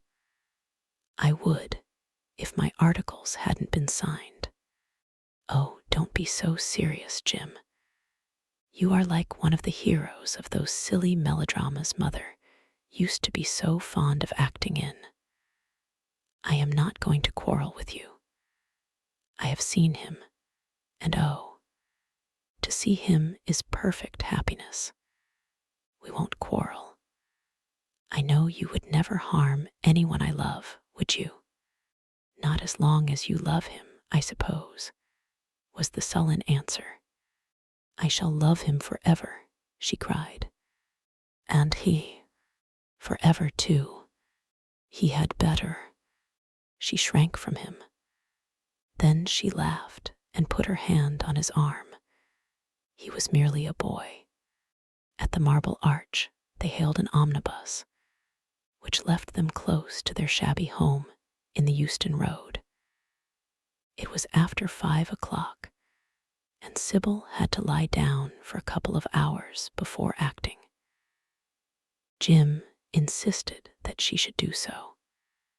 He said that he would sooner part with her when their mother was not present. She would be sure to make a scene, and he detested scenes of every kind. In Sybil's own room they parted. There was jealousy in the lad's heart, and a fierce, murderous hatred of the stranger who, as it seemed to him, had come between them. Yet, when her arms were flung round his neck, and her fingers strayed through his hair, he softened and kissed her with real affection. There were tears in his eyes as he went downstairs. His mother was waiting for him below.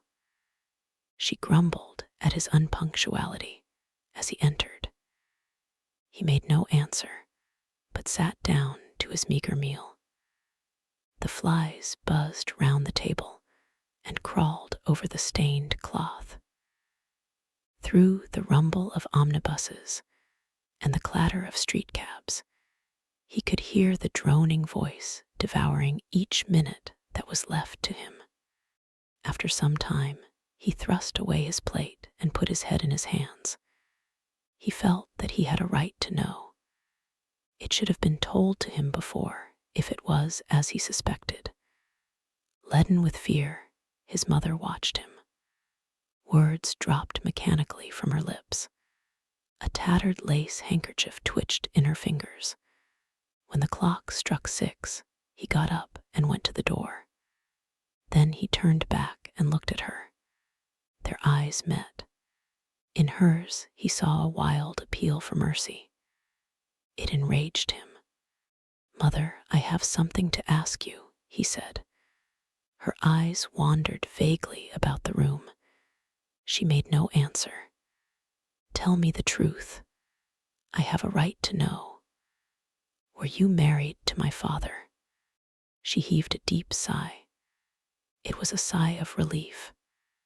The terrible moment, the moment that night and day, for weeks and months she had dreaded, had come at last, and yet she felt no terror. Indeed, in some measure it was a disappointment to her. The vulgar directness of the question called for a direct answer.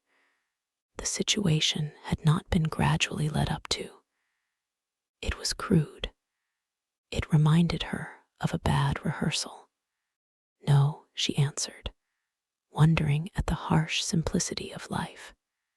"My father was a scoundrel then," cried the lad, clenching his fists. She shook her head. "I knew he was not free. We loved each other very much. If he had lived, he would have made provision for us. Don't speak against him, my son. He was your father and a gentleman. Indeed, he was highly connected." An oath broke from his lips. "I don't care for myself," he exclaimed, "but don't let Sybil. It is a gentleman, isn't it, who is in love with her, or says he is? Highly connected too, I suppose."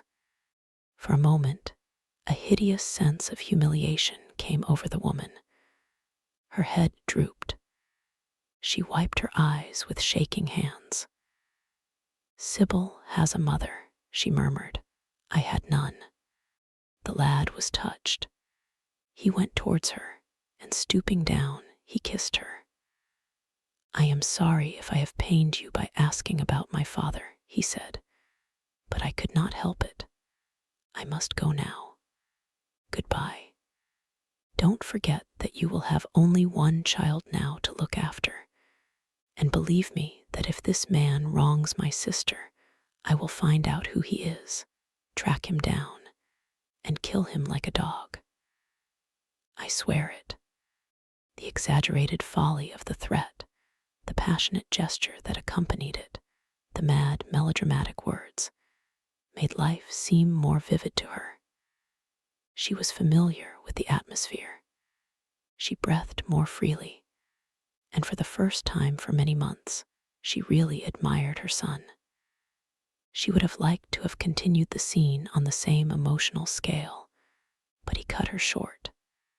Trunks had to be carried down, and mufflers looked for. The lodging-house drudge bustled in and out. There was the bargaining with the cabman. The moment was lost in vulgar details. It was with a renewed feeling of disappointment that she waved the tattered lace handkerchief from the window as her son drove away. She was conscious that a great opportunity had been wasted. She consoled herself by telling Sybil how desolate she felt her life would be, now that she had only one child to look after. She remembered the phrase. It had pleased her. Of the threat, she said nothing. It was vividly and dramatically expressed. She felt that they would all laugh at it someday. Chapter 6. "I suppose you have heard the news, Basil," said Lord Henry, that evening, as Hallward was shown into a little private room at the Bristol, where dinner had been laid for 3. "No, Harry," answered the artist, giving his hat and coat to the bowing waiter. "What is it?" "Nothing about politics, I hope. They don't interest me. There is hardly a single person in the House of Commons worth painting, though many of them would be the better for a little whitewashing." "Dorian Gray is engaged to be married," said Lord Henry, watching him as he spoke. Hallward started and then frowned. "Dorian engaged to be married," he cried. "Impossible." "It is perfectly true." "To whom?" "To some little actress or other. I can't believe it. Dorian is far too sensible. Dorian is far too wise not to do foolish things now and then, my dear Basil. Marriage is hardly a thing that one can do now and then, Harry." "Except in America," rejoined Lord Henry languidly. "But I didn't say he was married. I said he was engaged to be married. There is a great difference. I have a distinct remembrance of being married, but I have no recollection at all of being engaged.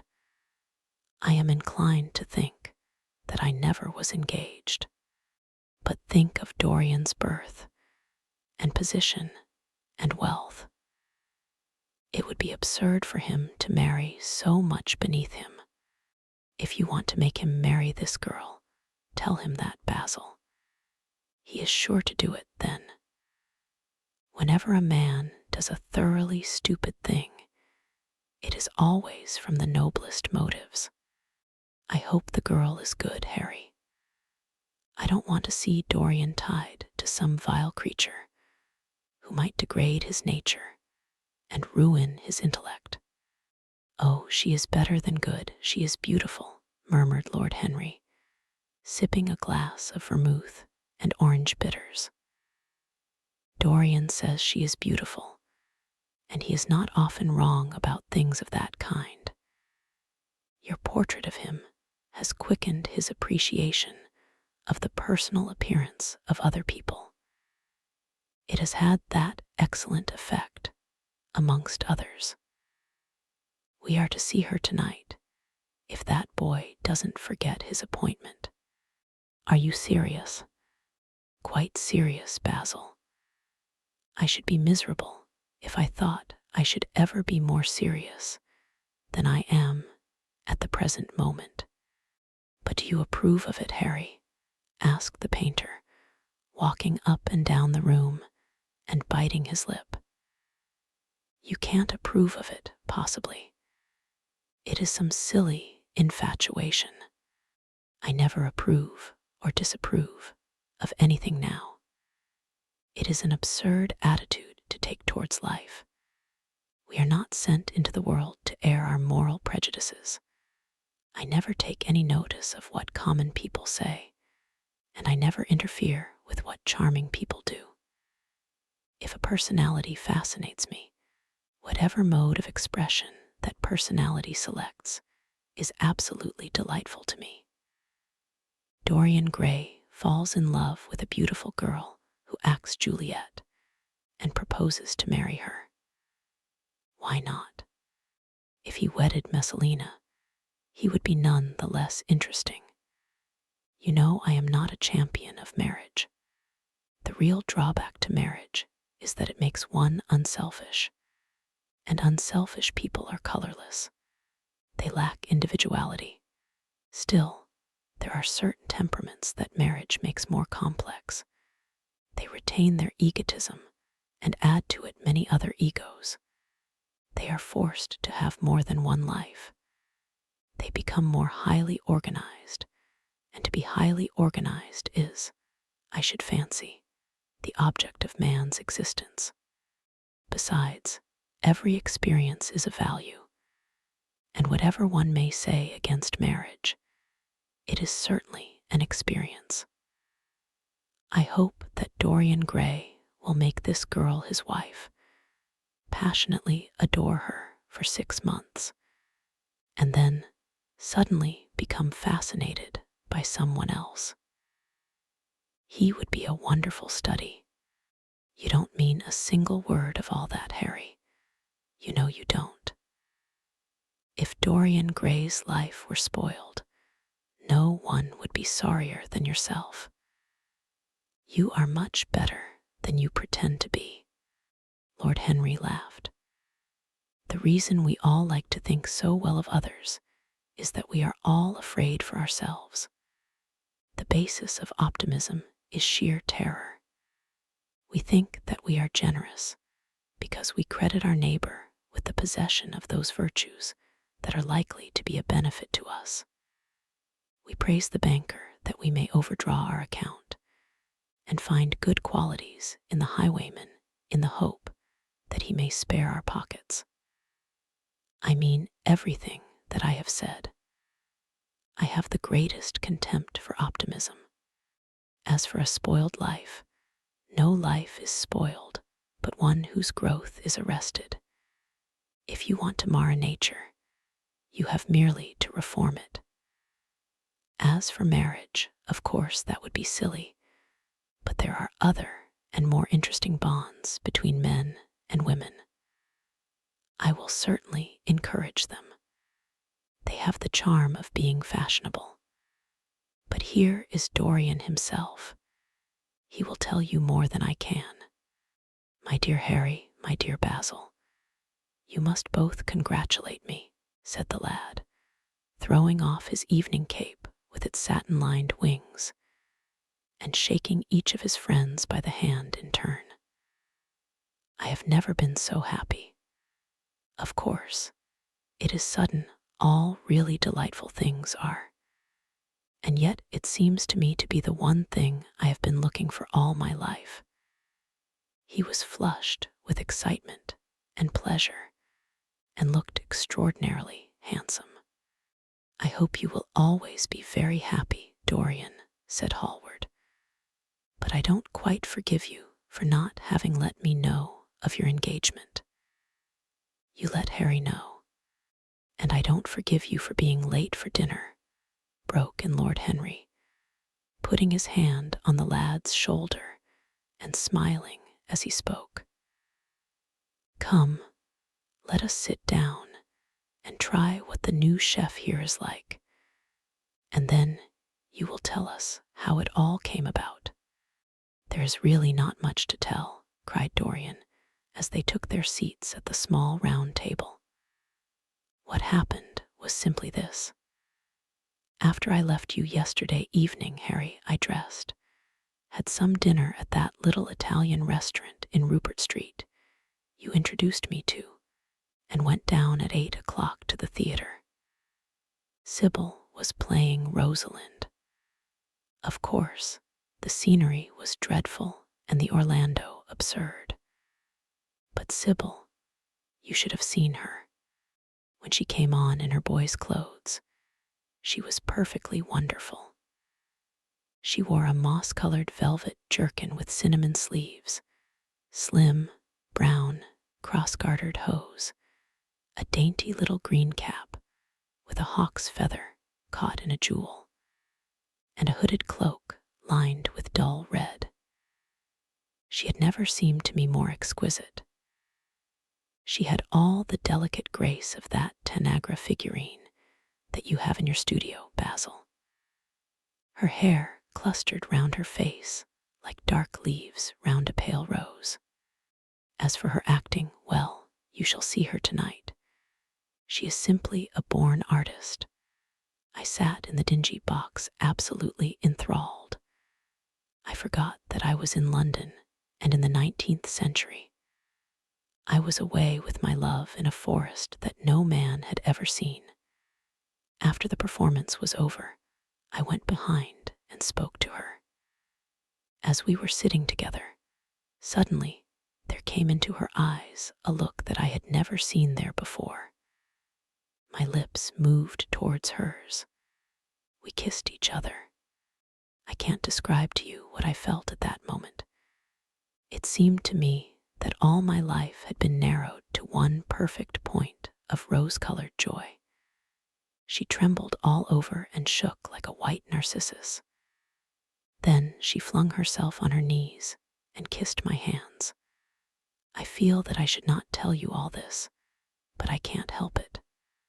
Of course, our engagement is a dead secret. She has not even told her own mother. I don't know what my guardians will say. Lord Radley is sure to be furious. I don't care. I shall be of age in less than a year, and then I can do what I like. I have been right, Basil, haven't I, to take my love out of poetry and to find my wife in Shakespeare's plays. Lips that Shakespeare taught to speak have whispered their secret in my ear.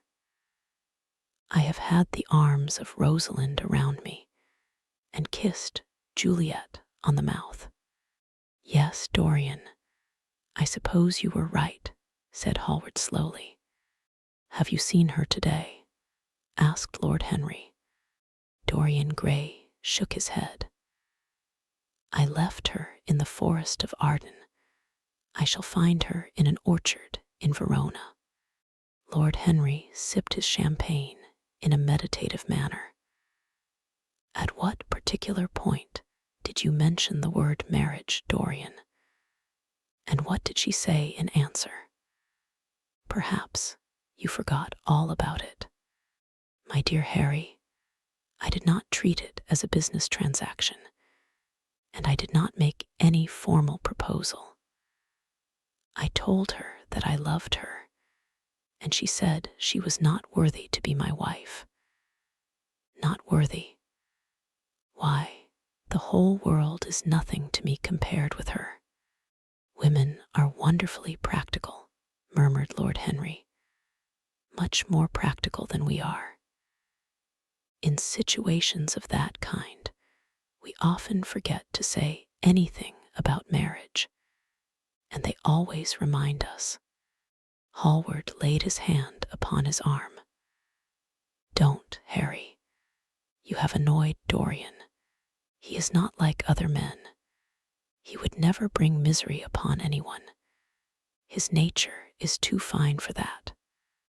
Lord Henry looked across the table. Dorian is never annoyed with me, he answered. I asked the question for the best reason possible, for the only reason, indeed, that excuses one for asking any question, simple curiosity. I have a theory that it is always the women who propose to us, and not we who propose to the women, except, of course, in middle-class life. But then the middle classes are not modern.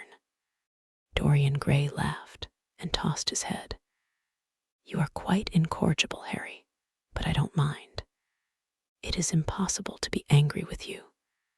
When you see Sybil Vane, you will feel that the man who could wrong her would be a beast without a heart.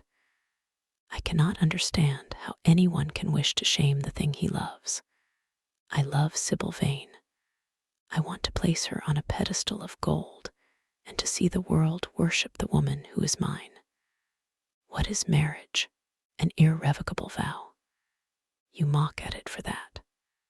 Ah, don't mock. It is an irrevocable vow that I want to take. Her trust makes me faithful. Her belief makes me good. When I am with her, I regret all that you have taught me. I become different from what you have known me to be. I am changed, and the mere touch of Sybil Vane's hand makes me forget you, and all your wrong, fascinating, poisonous, delightful theories. And those are, asked Lord Henry, helping himself to some salad. Oh, your theories about life, your theories about love, your theories about pleasure. All your theories, in fact, Harry. Pleasure is the only thing worth having a theory about, he answered in his slow, melodious voice. But I am afraid I cannot claim my theory as my own. It belongs to nature, not to me. Pleasure is nature's test, her sign of approval. When we are happy, we are always good. But when we are good, we are not always happy. Ah, but what do you mean by good? Cried Basil Hallward. Yes, echoed Dorian, leaning back in his chair and looking at Lord Henry over the heavy clusters of purple-lipped irises that stood in the center of the table. What do you mean by good, Harry? To be good is to be in harmony with oneself, he replied, touching the thin stem of his glass with his pale, fine-pointed fingers. Discord is to be forced to be in harmony with others. One's own life, that is the important thing. As for the lives of one's neighbors, if one wishes to be a prig or a Puritan, one can flaunt one's moral views about them, but they are not one's concern. Besides, individualism has really the higher aim.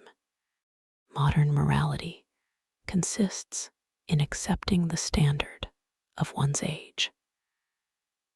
I consider that for any man of culture to accept the standard of his age is a form of the grossest immorality. But surely, if one lives merely for oneself, Harry, one pays a terrible price for doing so, suggested the painter. Yes, we are overcharged for everything nowadays.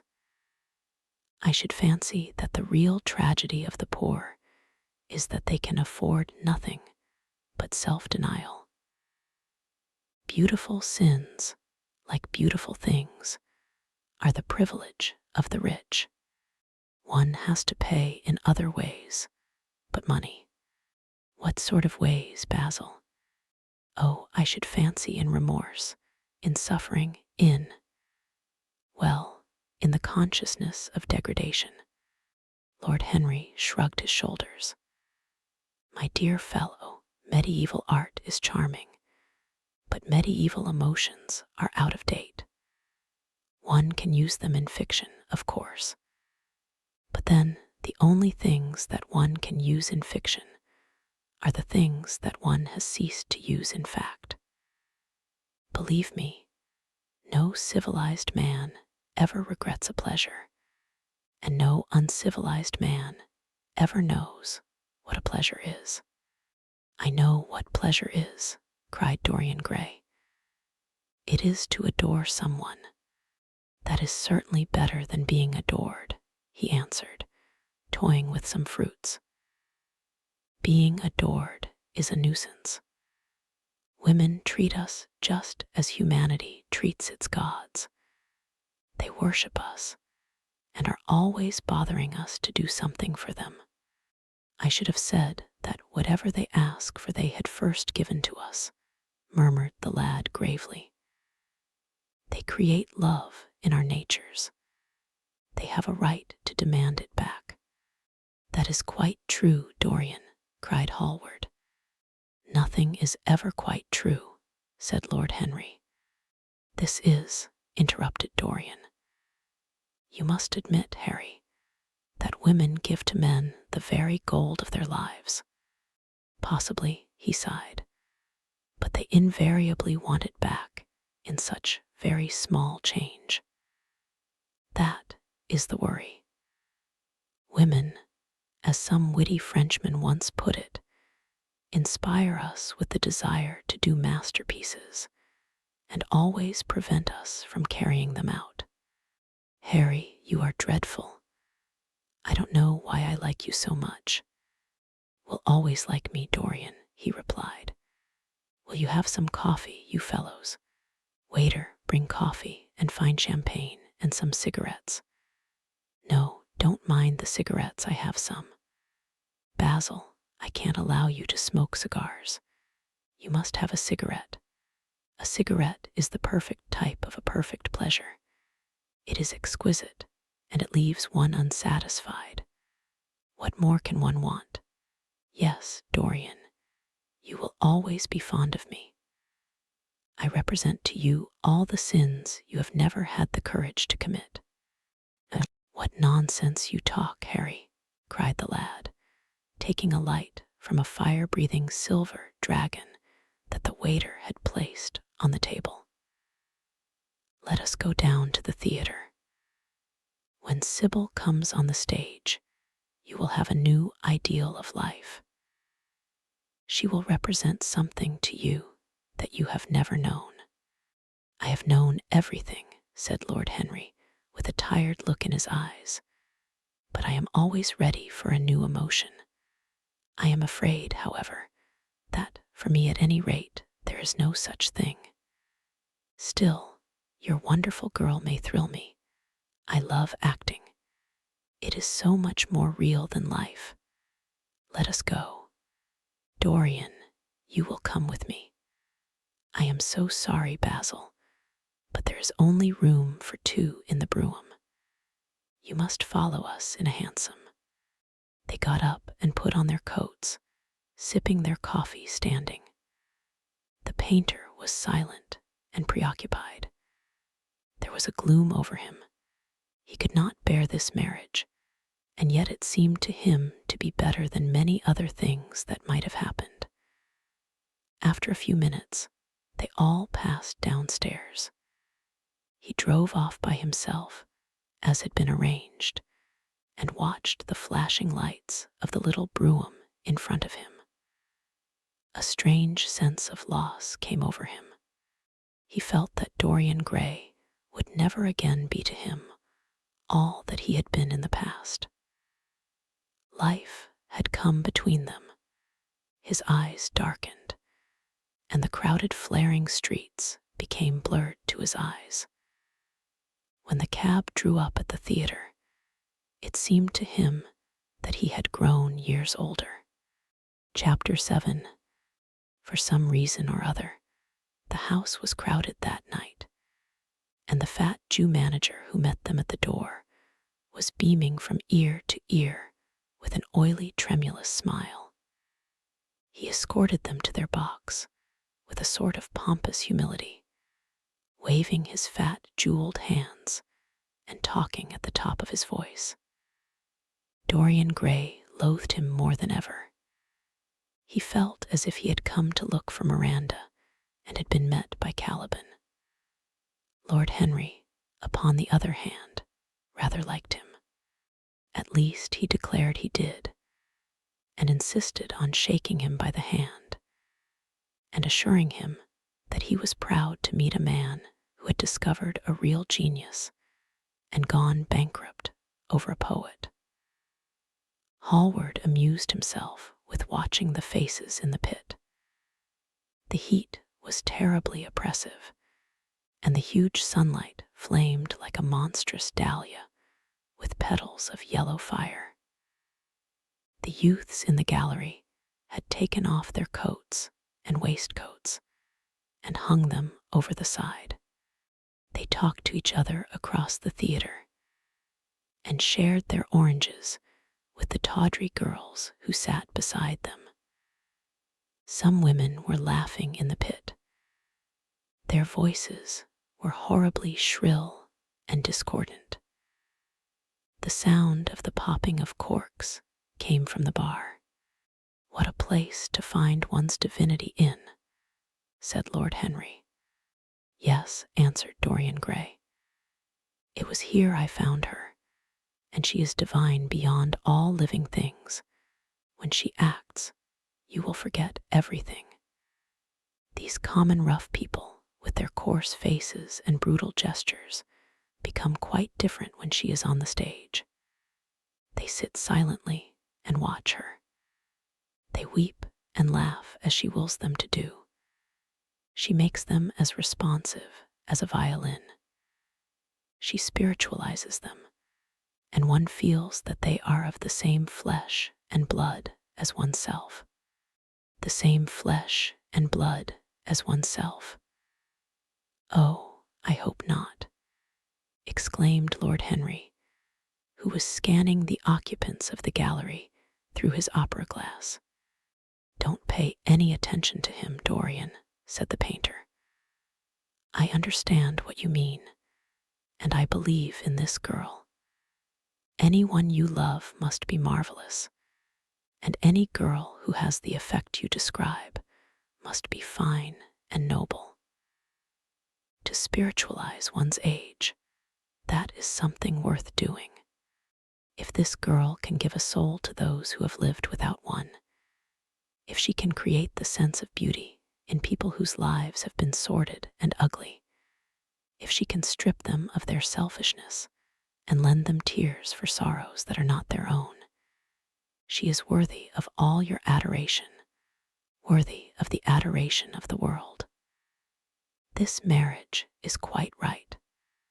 I did not think so at first, but I admit it now. The gods made Sybil Vane for you. Without her, you would have been incomplete." "Thanks, Basil," answered Dorian Gray, pressing his hand. "I knew that you would understand me. Harry is so cynical, he terrifies me. But here is the orchestra. It is quite dreadful, but it only lasts for about 5 minutes. Then the curtain rises, and you will see the girl to whom I am going to give all my life, to whom I have given everything that is good in me." A quarter of an hour afterwards, amidst an extraordinary turmoil of applause, Sybil Vane stepped onto the stage. Yes, she was certainly lovely to look at, one of the loveliest creatures, Lord Henry thought, that he had ever seen. There was something of the fawn in her shy grace and startled eyes. A faint blush, like the shadow of a rose in a mirror of silver, came to her cheeks as she glanced at the crowded, enthusiastic house. She stepped back a few paces, and her lips seemed to tremble. Basil Hallward leaped to his feet and began to applaud. Motionless, and as one in a dream, sat Dorian Gray, gazing at her. Lord Henry peered through his glasses, murmuring, "Charming, charming." The scene was the hall of Capulet's house, and Romeo in his pilgrim's dress had entered with Mercutio and his other friends. The band, such as it was, struck up a few bars of music, and the dance began. Through the crowd of ungainly, shabbily dressed actors, Sybil Vane moved like a creature from a finer world. Her body swayed while she danced, as a plant sways in the water. The curves of her throat were the curves of a white lily. Her hands seemed to be made of cool ivory, yet she was curiously listless. She showed no sign of joy when her eyes rested on Romeo.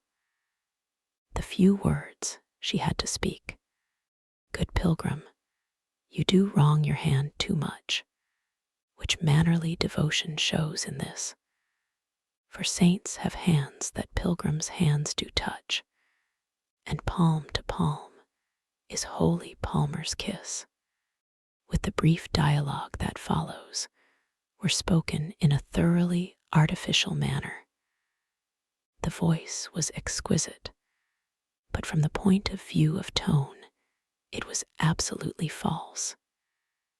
It was wrong in color. It took away all the life from the verse. It made the passion unreal. Dorian Gray grew pale as he watched her. He was puzzled and anxious. Neither of his friends dared to say anything to him. She seemed to them to be absolutely incompetent. They were horribly disappointed. Yet they felt that the true test of any Juliet is the balcony scene of the second act. They waited for that. If she failed there was nothing in her. She looked charming as she came out in the moonlight. That could not be denied. But the staginess of her acting was unbearable and grew worse as she went on. Her gestures became absurdly artificial. She overemphasized everything that she had to say. The beautiful passage, "Thou knowest the mask of night is on my face. Else would a maiden blush bepaint my cheek, for that which thou hast heard me speak tonight," was declaimed with the painful precision of a schoolgirl who has been taught to recite by some second-rate professor of elocution. When she leaned over the balcony and came to those wonderful lines, "Although I joy in thee, I have no joy of this contract tonight. It is too rash, too unadvised, too sudden, too like the lightning, which doth cease to be ere one can say, it lightens. Sweet, good night.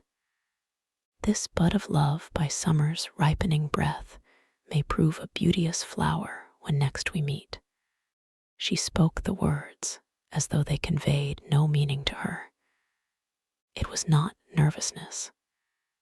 Indeed, so far from being nervous, she was absolutely self-contained. It was simply bad art. She was a complete failure.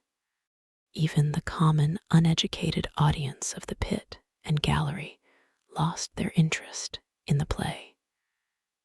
They got restless and began to talk loudly and to whistle. The Jew manager, who was standing at the back of the dress circle, stamped and swore with rage. The only person unmoved was the girl herself. When the second act was over, there came a storm of hisses, and Lord Henry got up from his chair and put on his coat. "She is quite beautiful, Dorian," he said, "but she can't act.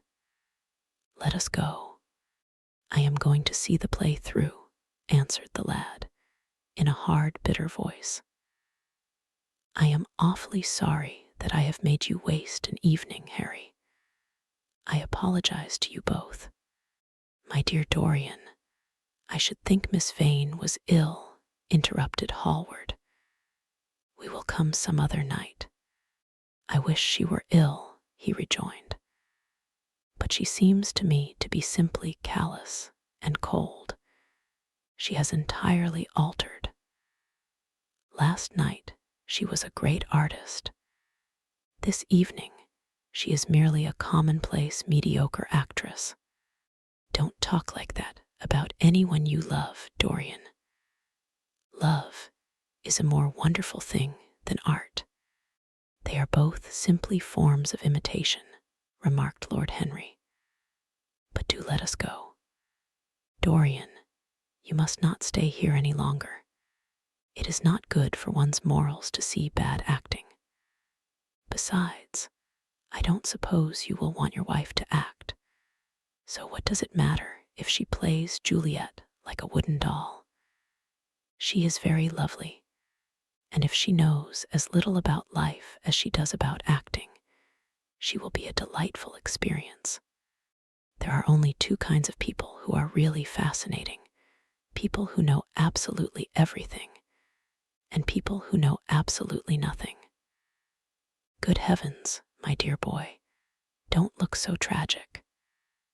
The secret of remaining young is never to have an emotion that is unbecoming. Come to the club with Basil and myself. We will smoke cigarettes and drink to the beauty of Sybil Vane. She is beautiful. What more can you want? Go away, Harry, cried the lad. I want to be alone. Basil, you must go. Ah, can't you see that my heart is breaking? The hot tears came to his eyes. His lips trembled, and rushing to the back of the box, he leaned up against the wall, hiding his face in his hands. Let us go, Basil, said Lord Henry, with a strange tenderness in his voice. And the two young men passed out together. A few moments afterwards, the footlights flared up, and the curtain rose on the third act. Dorian Gray went back to his seat. He looked pale and proud and indifferent. The play dragged on and seemed interminable. Half of the audience went out, tramping in heavy boots and laughing. The whole thing was a fiasco. The last act was played to almost empty benches. The curtain went down on a titter and some groans. As soon as it was over, Dorian Gray rushed behind the scenes into the green room. The girl was standing there alone, with a look of triumph on her face. Her eyes were lit with an exquisite fire. There was a radiance about her. Her parted lips were smiling over some secret of their own. When he entered, she looked at him, and an expression of infinite joy came over her. How badly I acted tonight, Dorian, she cried. Horribly, he answered, gazing at her in amazement. Horribly. It was dreadful. Are you ill? You have no idea what it was. You have no idea what I suffered. The girl smiled.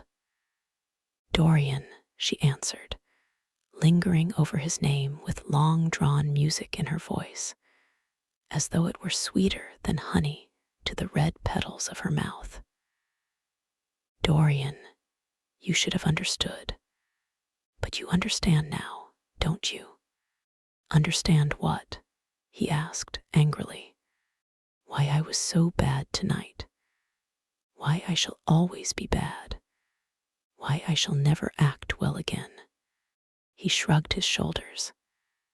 You are ill, I suppose. When you are ill, you shouldn't act. You make yourself ridiculous. My friends were bored. I was bored. She seemed not to listen to him. She was transfigured with joy.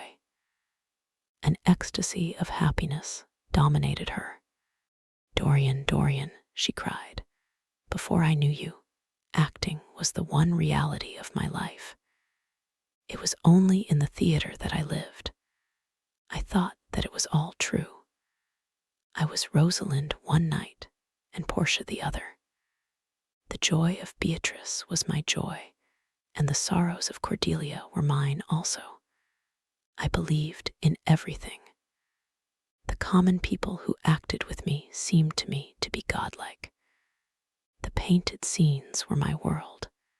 I knew nothing but shadows, and I thought them real. You came, oh, my beautiful love, and you freed my soul from prison. You taught me what reality really is. Tonight, for the first time in my life, I saw through the hollowness, the sham, the silliness of the empty pageant in which I had always played. Tonight, for the first time, I became conscious that the Romeo was hideous, and old and painted, that the moonlight in the orchard was false, that the scenery was vulgar, and that the words I had to speak were unreal, were not my words, were not what I wanted to say. You had brought me something higher, something of which all art is but a reflection. You had made me understand what love really is. My love, Prince Charming, Prince of Life, I have grown sick of shadows. You are more to me than all art can ever be. What have I to do with the puppets of a play? When I came on tonight, I could not understand how it was that everything had gone from me. I thought that I was going to be wonderful. I found that I could do nothing. Suddenly it dawned on my soul what it all meant. The knowledge was exquisite to me. I heard them hissing, and I smiled.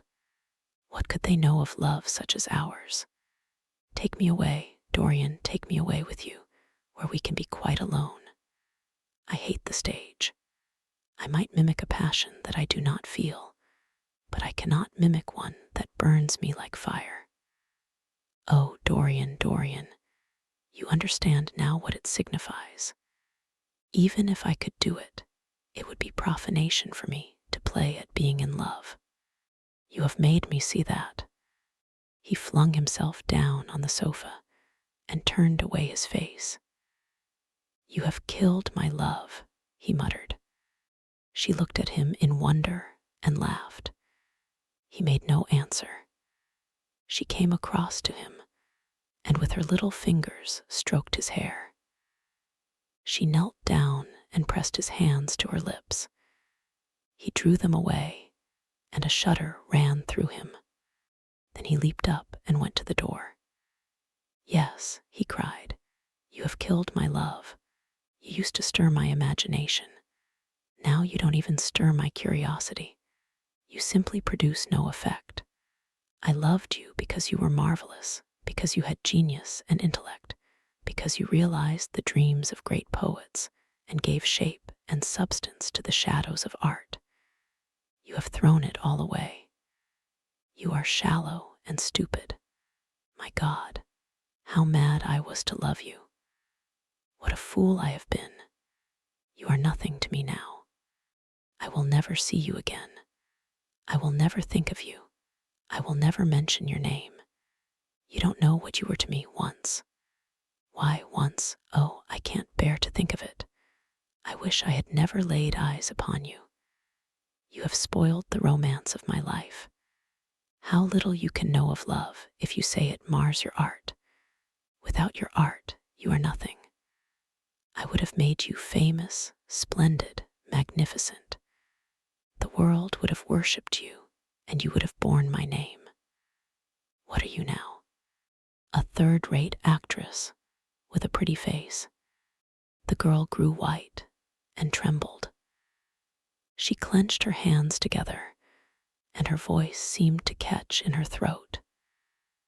You are not serious, Dorian, she murmured. You are acting. Acting, I leave that to you.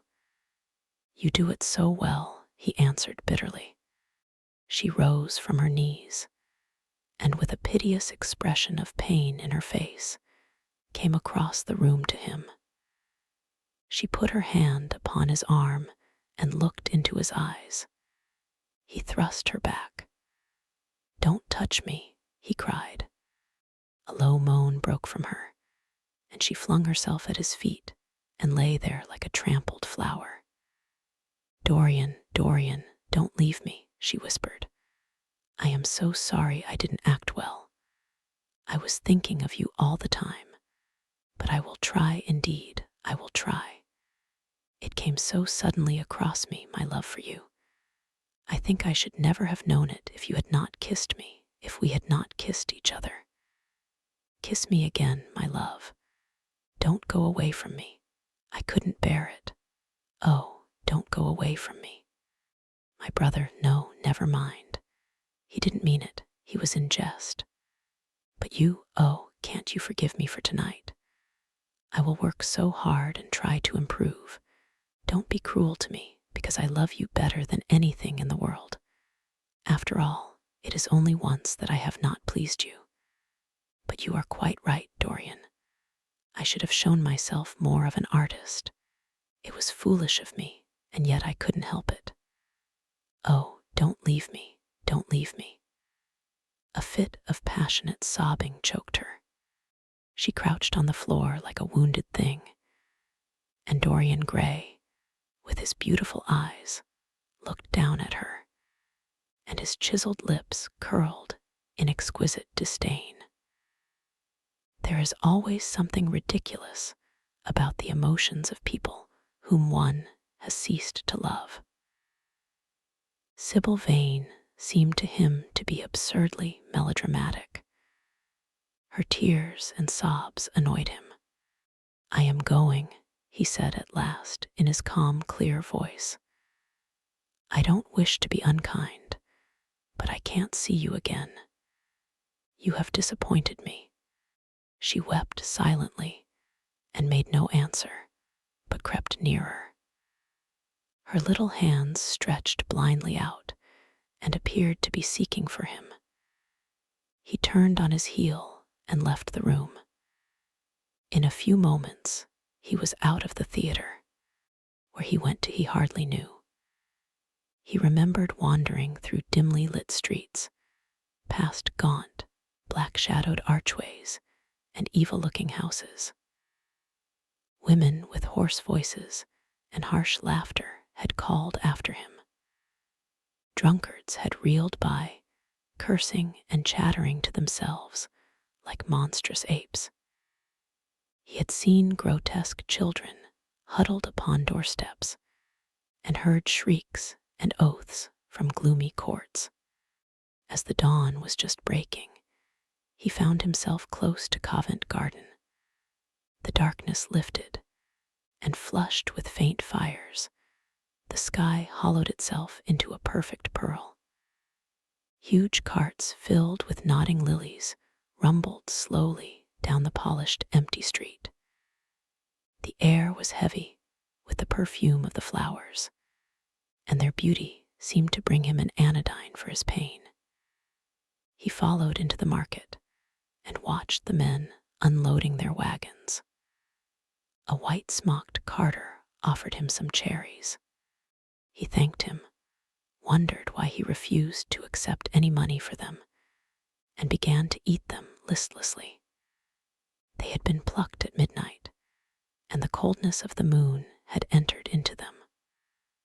A long line of boys carrying crates of striped tulips and of yellow and red roses defiled in front of him, threading their way through the huge, jade-green piles of vegetables. Under the portico, with its gray, sun-bleached pillars, loitered a troop of draggled, bareheaded girls, waiting for the auction to be over. Others crowded round the swinging doors of the coffee house in the piazza. The heavy cart horses slipped and stamped upon the rough stones, shaking their bells and trappings. Some of the drivers were lying asleep on a pile of sacks. Iris-necked and pink-footed, the pigeons ran about picking up seeds. After a little while, he hailed a hansom and drove home. For a few moments he loitered upon the doorstep, looking round at the silent square, with its blank, close-shuttered windows and its staring blinds. The sky was pure opal now, and the roofs of the houses glistened like silver against it. From some chimney opposite A thin wreath of smoke was rising. It curled, a violet riband, through the nacre-colored air. In the huge gilt Venetian lantern, spoil of some doge's barge, that hung from the ceiling of the great, oak-paneled hall of entrance, lights were still burning from 3 flickering jets. Thin blue petals of flame they seemed, rimmed with white fire. He turned them out, and having thrown his hat and cape on the table, passed through the library towards the door of his bedroom, a large octagonal chamber on the ground floor that, in his newborn feeling for luxury, he had just decorated for himself, and hung with some curious Renaissance tapestries that had been discovered stored in a disused attic at Selby Royal. As he was turning the handle of the door, his eye fell upon the portrait Basil Hallward had painted of him. He started back as if in surprise. Then he went on into his own room, looking somewhat puzzled. After he had taken the buttonhole out of his coat, he seemed to hesitate. Finally, he came back, went over to the picture, and examined it. In the dim, arrested light that struggled through the cream-colored silk blinds, the face appeared to him to be a little changed. The expression looked different. One would have said that there was a touch of cruelty in the mouth. It was certainly strange. He turned round and, walking to the window, drew up the blind. The bright dawn flooded the room and swept the fantastic shadows into dusky corners where they lay shuddering. But the strange expression that he had noticed in the face of the portrait seemed to linger there, to be more intensified even. The quivering, ardent sunlight showed him the lines of cruelty round the mouth as clearly as if he had been looking into a mirror after he had done some dreadful thing. He winced, and taking up from the table an oval glass framed in ivory cupids, one of Lord Henry's many presents to him, glanced hurriedly into its polished depths. No line like that warped his red lips. What did it mean? He rubbed his eyes and came close to the picture and examined it again. There were no signs of any change when he looked into the actual painting, and yet there was no doubt that the whole expression had altered. It was not a mere fancy of his own. The thing was horribly apparent. He threw himself into a chair and began to think.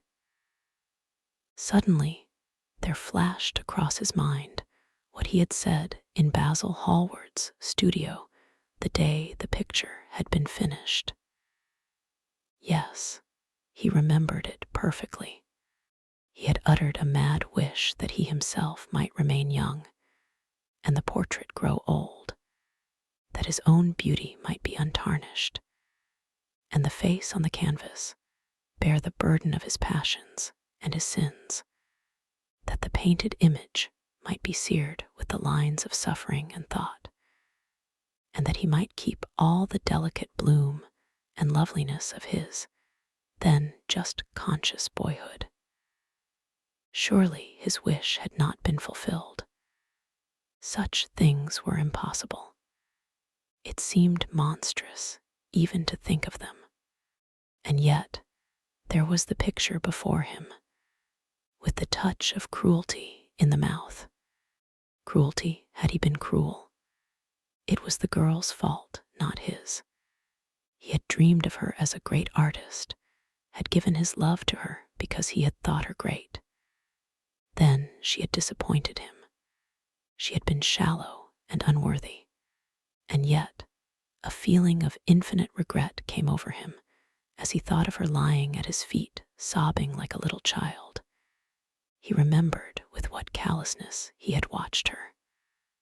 Why had he been made like that? Why had such a soul been given to him? But he had suffered also. During the 3 terrible hours that the play had lasted, he had lived centuries of pain, eon upon eon of torture. His life was well worth hers. She had marred him for a moment, if he had wounded her for an age.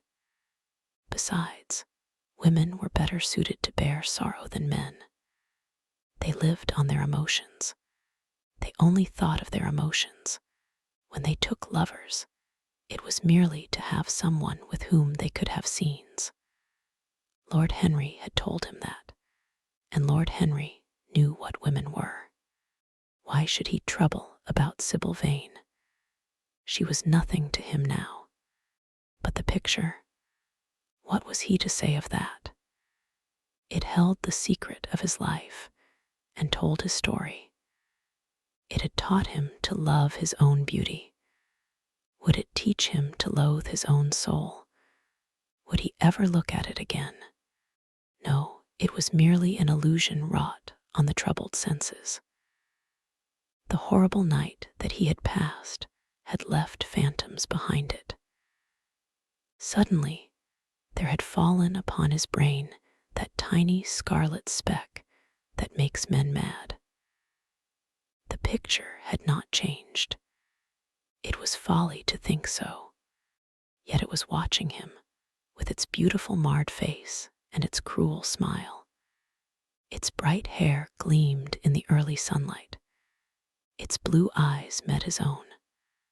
A sense of infinite pity, not for himself, but for the painted image of himself, came over him. It had altered already, and would alter more. Its gold would wither into gray. Its red and white roses would die. For every sin that he committed, a stain would fleck and wreck its fairness. But he would not sin. The picture, changed or unchanged, would be to him the visible emblem of conscience. He would resist temptation. He would not see Lord Henry any more, would not, at any rate, listen to those subtle poisonous theories that in Basil Hallward's garden had first stirred within him the passion for impossible things. He would go back to Sybil Vane, make her amends, marry her, try to love her again. Yes, it was his duty to do so. She must have suffered more than he had. Poor child. He had been selfish and cruel to her. The fascination that she had exercised over him would return. They would be happy together. His life with her would be beautiful and pure. He got up from his chair and drew a large screen right in front of the portrait, shuddering as he glanced at it. How horrible, he murmured to himself, and he walked across to the window and opened it. When he stepped out onto the grass, he drew a deep breath. The fresh morning air seemed to drive away all his somber passions. He thought only of Sybil. A faint echo of his love came back to him. He repeated her name over and over again. The birds that were singing in the dew-drenched garden seemed to be telling the flowers about her. Chapter 8. It was long past noon when he awoke. His valet had crept several times on tiptoe into the room to see if he was stirring, and had wondered what made his young master sleep so late. Finally, his bell sounded, and Victor came in softly with a cup of tea and a pile of letters on a small tray of old Sevres china, and drew back the olive satin curtains with their shimmering blue lining that hung in front of the 3 tall windows. "Monsieur has well slept this morning," he said, smiling. "What o'clock is it, Victor?" asked Dorian Gray drowsily.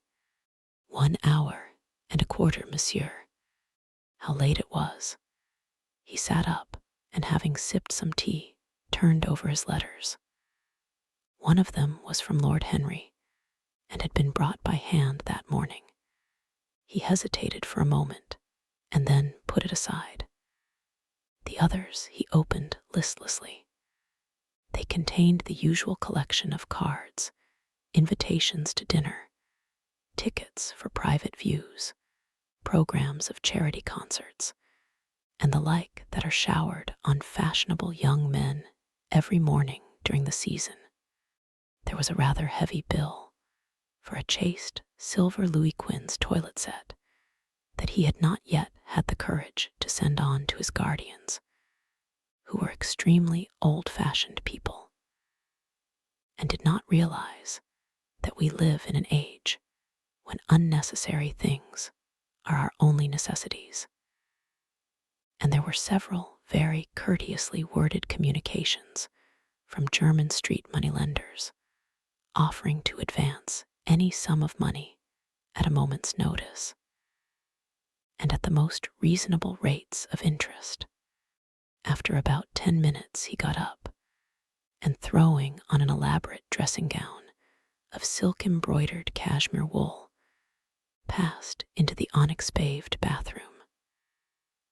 The cool water refreshed him after his long sleep. He seemed to have forgotten all that he had gone through.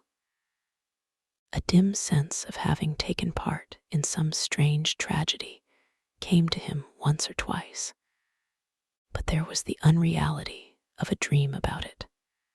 As soon as he was dressed, he went into the library and sat down to a light French breakfast that had been laid out for him on a small round table close to the open window. It was an exquisite day. The warm air seemed laden with spices.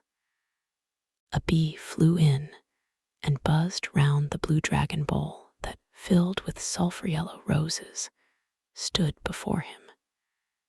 He felt perfectly happy. Suddenly, his eye fell on the screen that he had placed in front of the portrait, and he started. "Too cold for monsieur?" asked his valet, putting an omelette on the table. I shut the window. Dorian shook his head. "I am not cold," he murmured. Was it all true? Had the portrait really changed? Or had it been simply his own imagination that had made him see a look of evil where there had been a look of joy? Surely a painted canvas could not alter. The thing was absurd. It would serve as a tale to tell Basil some day. It would make him smile. And yet, how vivid was his recollection of the whole thing. First in the dim twilight, and then in the bright dawn, he had seen the touch of cruelty round the warped lips. He almost dreaded his valet leaving the room. He knew that when he was alone, he would have to examine the portrait. He was afraid of certainty. When the coffee and cigarettes had been brought, and the man turned to go, he felt a wild desire to tell him to remain. As the door was closing behind him, he called him back. The man stood waiting for his orders. Dorian looked at him for a moment. "I am not at home to anyone, Victor," he said with a sigh. The man bowed and retired. Then he rose from the table, lit a cigarette, and flung himself down on a luxuriously cushioned couch that stood facing the screen. The screen was an old one, of gilt Spanish leather, stamped and wrought with a rather florid Louis XIV pattern.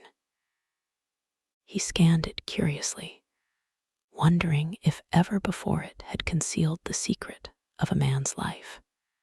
Should he move it aside, after all? Why not let it stay there? What was the use of knowing? If the thing was true, it was terrible. If it was not true, why trouble about it? But what if, by some fate or deadlier chance, eyes other than his spied behind and saw the horrible change? What should he do if Basil Hallward came and asked to look at his own picture? Basil would be sure to do that. No, the thing had to be examined, and at once. Anything would be better than this dreadful state of doubt. He got up and locked both doors. At least he would be alone when he looked upon the mask of his shame. Then he drew the screen aside and saw himself face to face. It was perfectly true. The portrait had altered, as he often remembered afterwards, and always with no small wonder. He found himself at first gazing at the portrait with a feeling of almost scientific interest. That such a change should have taken place was incredible to him. And yet it was a fact. Was there some subtle affinity between the chemical atoms that shaped themselves into form and color on the canvas, and the soul that was within him? Could it be that what that soul thought, they realized, that what it dreamed, they made true? Or was there some other, more terrible reason? He shuddered and felt afraid, and going back to the couch, lay there, gazing at the picture in sickened horror. One thing, however, he felt that it had done for him. It had made him conscious how unjust, how cruel he had been to Sybil Vane. It was not too late to make reparation for that. She could still be his wife. His unreal and selfish love would yield to some higher influence, would be transformed into some nobler passion, and the portrait that Basil Hallward had painted of him would be a guide to him through life, would be to him what holiness is to some, and conscience to others, and the fear of God to us all. There were opiates for remorse, drugs that could lull the moral sense to sleep. But here was a visible symbol of the degradation of sin. Here was an ever-present sign of the ruin men brought upon their souls. 3 o'clock struck, and 4, and the half-hour rang its double chime. But Dorian Gray did not stir. He was trying to gather up the scarlet threads of life and to weave them into a pattern, to find his way through the sanguine labyrinth of passion through which he was wandering. He did not know what to do or what to think. Finally, he went over to the table and wrote a passionate letter to the girl he had loved, imploring her forgiveness and accusing himself of madness. He covered page after page with wild words of sorrow and wilder words of pain. There is a luxury in self-reproach. When we blame ourselves, we feel that no one else has a right to blame us. It is the confession, not the priest, that gives us absolution. When Dorian had finished the letter, he felt that he had been forgiven. Suddenly, there came a knock to the door, and he heard Lord Henry's voice outside. "My dear boy, I must see you. Let me in at once. I can't bear your shutting yourself up like this." He made no answer at first, but remained quite still. The knocking still continued and grew louder. Yes, it was better to let Lord Henry in, and to explain to him the new life he was going to lead, to quarrel with him if it became necessary to quarrel, to part if parting was inevitable. He jumped up, drew the screen hastily across the picture, and unlocked the door. "I am so sorry for it all, Dorian," said Lord Henry as he entered. "But you must not think too much about it." "Do you mean about Sybil Vane?" asked the lad. "Yes, of course," answered Lord Henry, sinking into a chair and slowly pulling off his yellow gloves. "It is dreadful from one point of view, but it was not your fault. Tell me, did you go behind and see her after the play was over? Yes, I felt sure you had. Did you make a scene with her? I was brutal, Harry, perfectly brutal. But it is all right now. I am not sorry for anything that has happened. It has taught me to know myself better. Ah, Dorian, I am so glad you take it in that way. I was afraid I would find you plunged in remorse and tearing that nice curly hair of yours. I have got through all that, said Dorian, shaking his head and smiling. I am perfectly happy now. I know what conscience is to begin with. It is not what you told me it was. It is the divinest thing in us.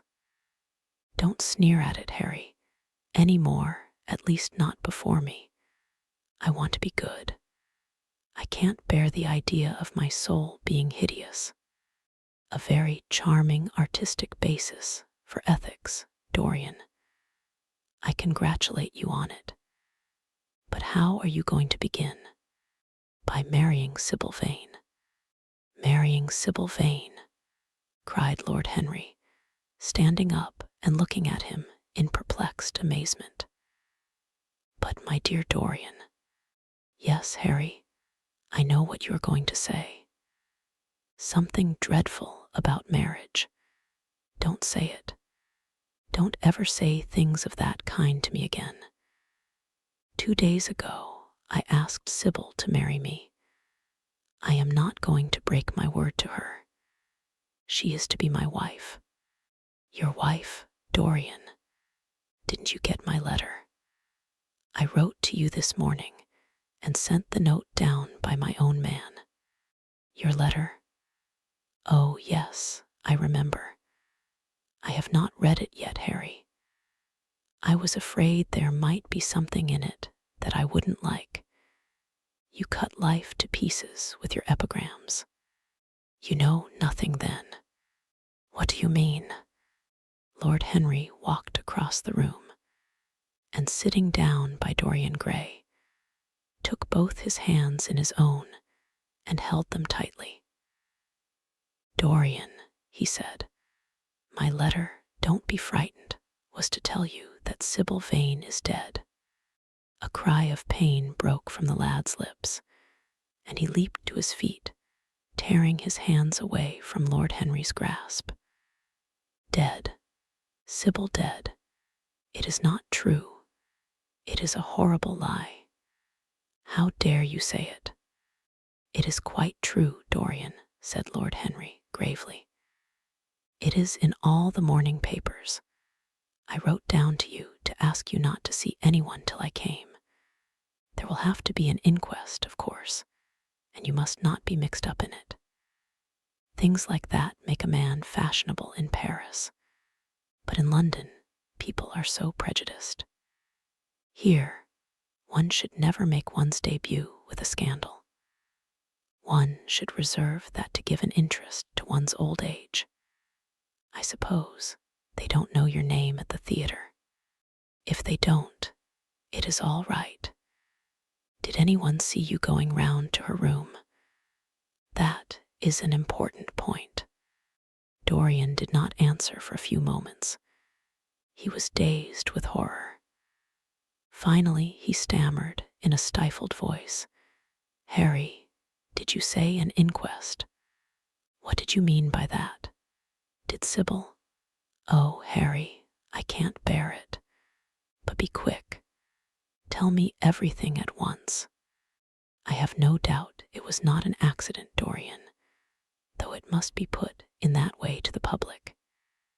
It seems that as she was leaving the theater with her mother, about 12:30 or so, she said she had forgotten something upstairs. They waited some time for her, but she did not come down again.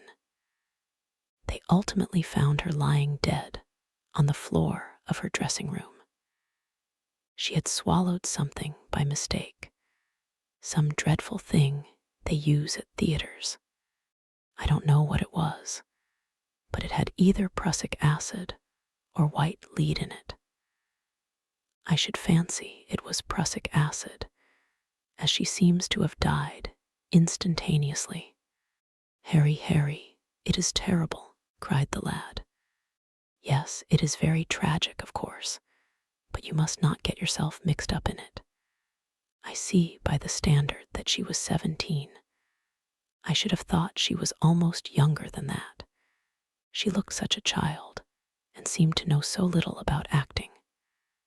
Dorian, you mustn't let this thing get on your nerves. You must come and dine with me, and afterwards we will look in at the opera. It is a Patty night, and everybody will be there. You can come to my sister's box. She has got some smart women with her. So I have murdered Sybil Vane, said Dorian Gray, half to himself. Murdered her as surely as if I had cut her little throat with a knife. Yet the roses are not less lovely for all that. The birds sing just as happily in my garden. And tonight I am to dine with you, and then go on to the opera, and sup somewhere, I suppose, afterwards. How extraordinarily dramatic life is. If I had read all this in a book, Harry, I think I would have wept over it. Somehow, now that it has happened actually, and to me, it seems far too wonderful for tears. Here is the first passionate love letter I have ever written in my life. Strange that my first passionate love letter should have been addressed to a dead girl. Can they feel, I wonder, those white silent people we call the dead? Sybil, can she feel or know or listen? Oh, Harry, how I loved her once. It seems years ago to me now. She was everything to me. Then came that dreadful night, was it really only last night, when she played so badly, and my heart almost broke. She explained it all to me.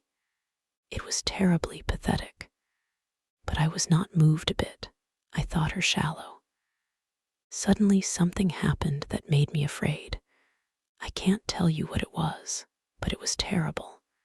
I said I would go back to her. I felt I had done wrong. And now she is dead. My God, my God. Harry, what shall I do? You don't know the danger I am in, and there is nothing to keep me straight. She would have done that for me.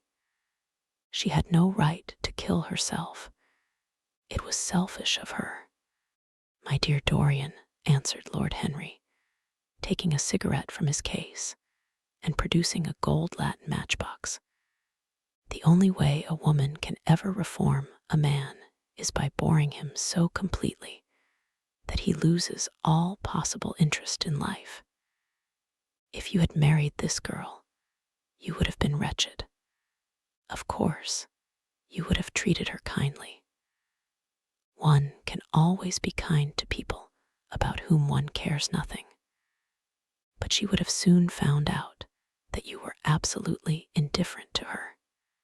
And when a woman finds that out about her husband, she either becomes dreadfully dowdy or wears very smart bonnets that some other woman's husband has to pay for. I say nothing about the social mistake, which would have been abject, which, of course, I would not have allowed. But I assure you that in any case, the whole thing would have been an absolute failure. I suppose it would, muttered the lad, walking up and down the room and looking horribly pale. But I thought it was my duty. It is not my fault that this terrible tragedy has prevented my doing what was right. I remember your saying once that there is a fatality about good resolutions, that they are always made too late. Mine certainly were. Good resolutions are useless attempts to interfere with scientific laws. Their origin is pure vanity. Their result is absolutely nil. They give us, now and then, some of those luxurious, sterile emotions that have a certain charm for the weak. That is all that can be said for them. They are simply checks that men draw on a bank where they have no account. Harry, cried Dorian Gray, coming over and sitting down beside him. Why is it that I cannot feel this tragedy as much as I want to? I don't think I am heartless. Do you? You have done too many foolish things during the last fortnight to be entitled to give yourself that name, Dorian, answered Lord Henry, with his sweet, melancholy smile. The lad frowned. I don't like that explanation, Harry, he rejoined, but I am glad you don't think I am heartless. I am nothing of the kind. I know I am not. And yet, I must admit that this thing that has happened does not affect me as it should. It seems to me to be simply like a wonderful ending to a wonderful play. It has all the terrible beauty of a Greek tragedy, a tragedy in which I took a great part, but by which I have not been wounded. It is an interesting question, said Lord Henry, who found an exquisite pleasure in playing on the lad's unconscious egotism. An extremely interesting question. I fancy that the true explanation is this. It often happens that the real tragedies of life occur in such an inartistic manner that they hurt us by their crude violence, their absolute incoherence, their absurd want of meaning, their entire lack of style. They affect us just as vulgarity affects us. They give us an impression of sheer brute force, and we revolt against that.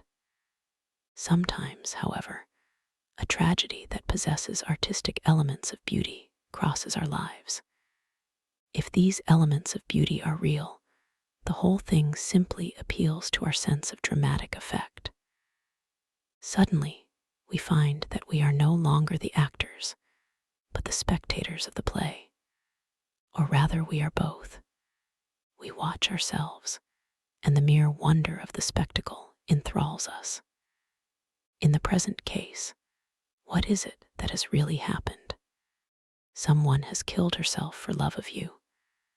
I wish that I had ever had such an experience. It would have made me in love with love for the rest of my life.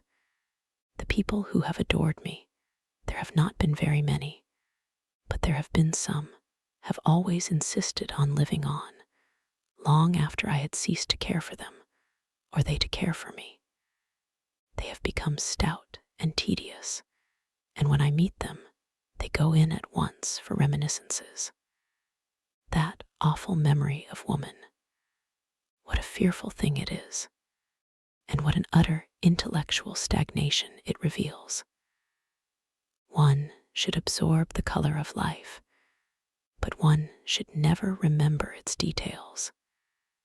Details are always vulgar. I must sow poppies in my garden, sighed Dorian. There is no necessity, rejoined his companion. Life has always poppies in her hands. Of course, now and then things linger. I once wore nothing but violets all through one season, as a form of artistic mourning for a romance that would not die. Ultimately, however, it did die. I forget what killed it. I think it was her proposing to sacrifice the whole world for me. That is always a dreadful moment. It fills one with the terror of eternity. Well, would you believe it? A week ago, at Lady Hampshire's, I found myself seated at dinner next the lady in question, and she insisted on going over the whole thing again, and digging up the past, and raking up the future. I had buried my romance in a bed of asphodel. She dragged it out again, and assured me that I had spoiled her life. I am bound to state that she ate an enormous dinner, so I did not feel any anxiety. But what a lack of taste she showed. The one charm of the past is that it is the past.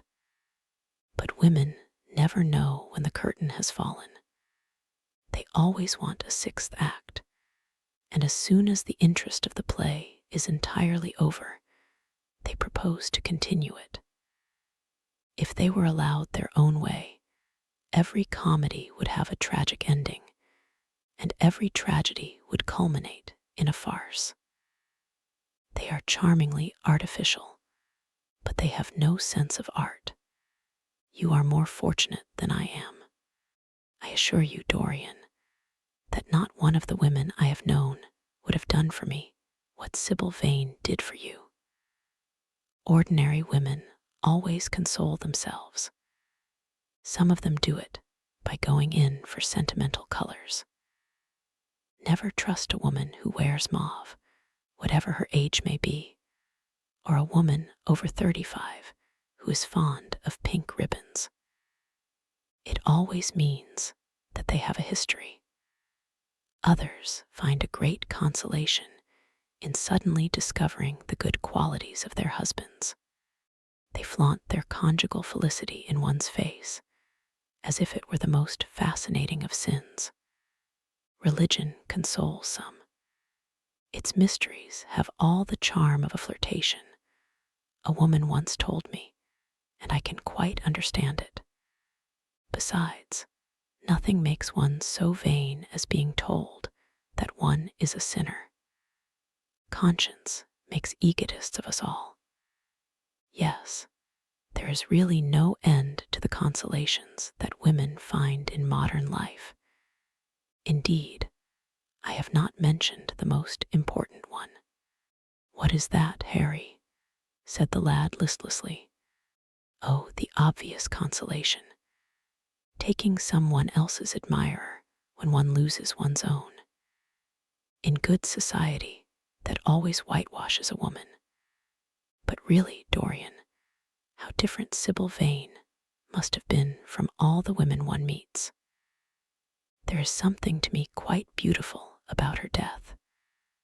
I am glad I am living in a century when such wonders happen.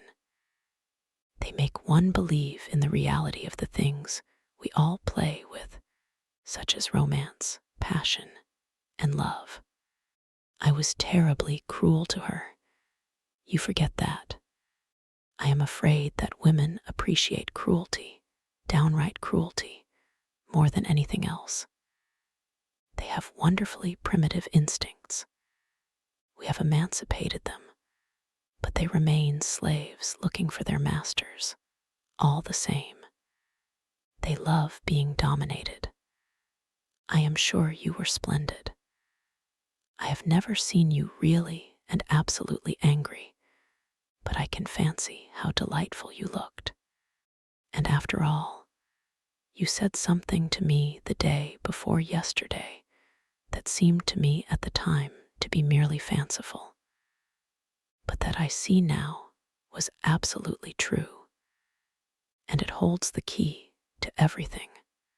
What was that, Harry?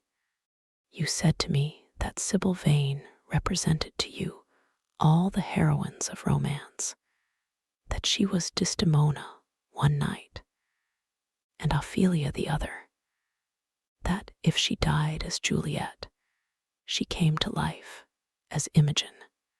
She will never come to life again now, muttered the lad, burying his face in his hands. No, she will never come to life. She has played her last part. But you must think of that lonely death in the tawdry dressing room simply as a strange, lurid fragment from some Jacobean tragedy, as a wonderful scene from Webster or Ford or Cyril Tourneur. The girl never really lived, and so she has never really died. To you at least she was always a dream, a phantom that flitted through Shakespeare's plays and left them lovelier for its presence, a reed through which Shakespeare's music sounded richer and more full of joy. The moment she touched actual life, she marred it, and it marred her, and so she passed away. Mourn for Ophelia, if you like. Put ashes on your head because Cordelia was strangled. Cry out against heaven because the daughter of Brabantio died. But don't waste your tears over Sybil Vane. She was less real than they are. There was a silence. The evening darkened in the room. Noiselessly, and with silver feet, the shadows crept in from the garden. The colors faded wearily out of things. After some time, Dorian Gray looked up.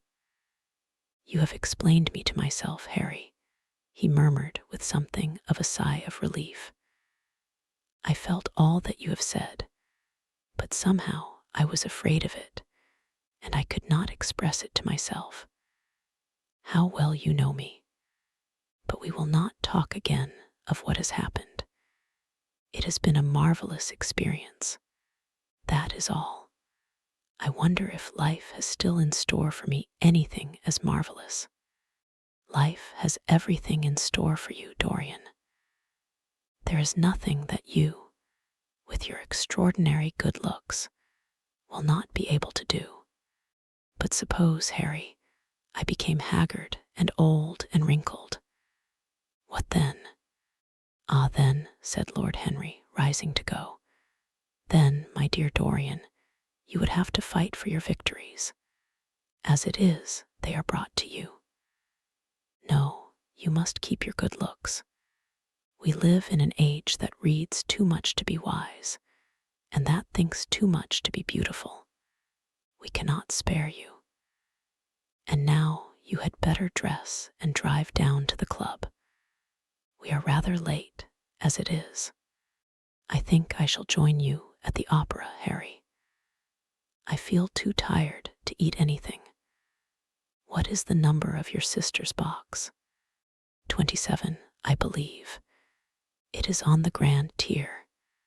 You will see her name on the door. But I am sorry you won't come and dine."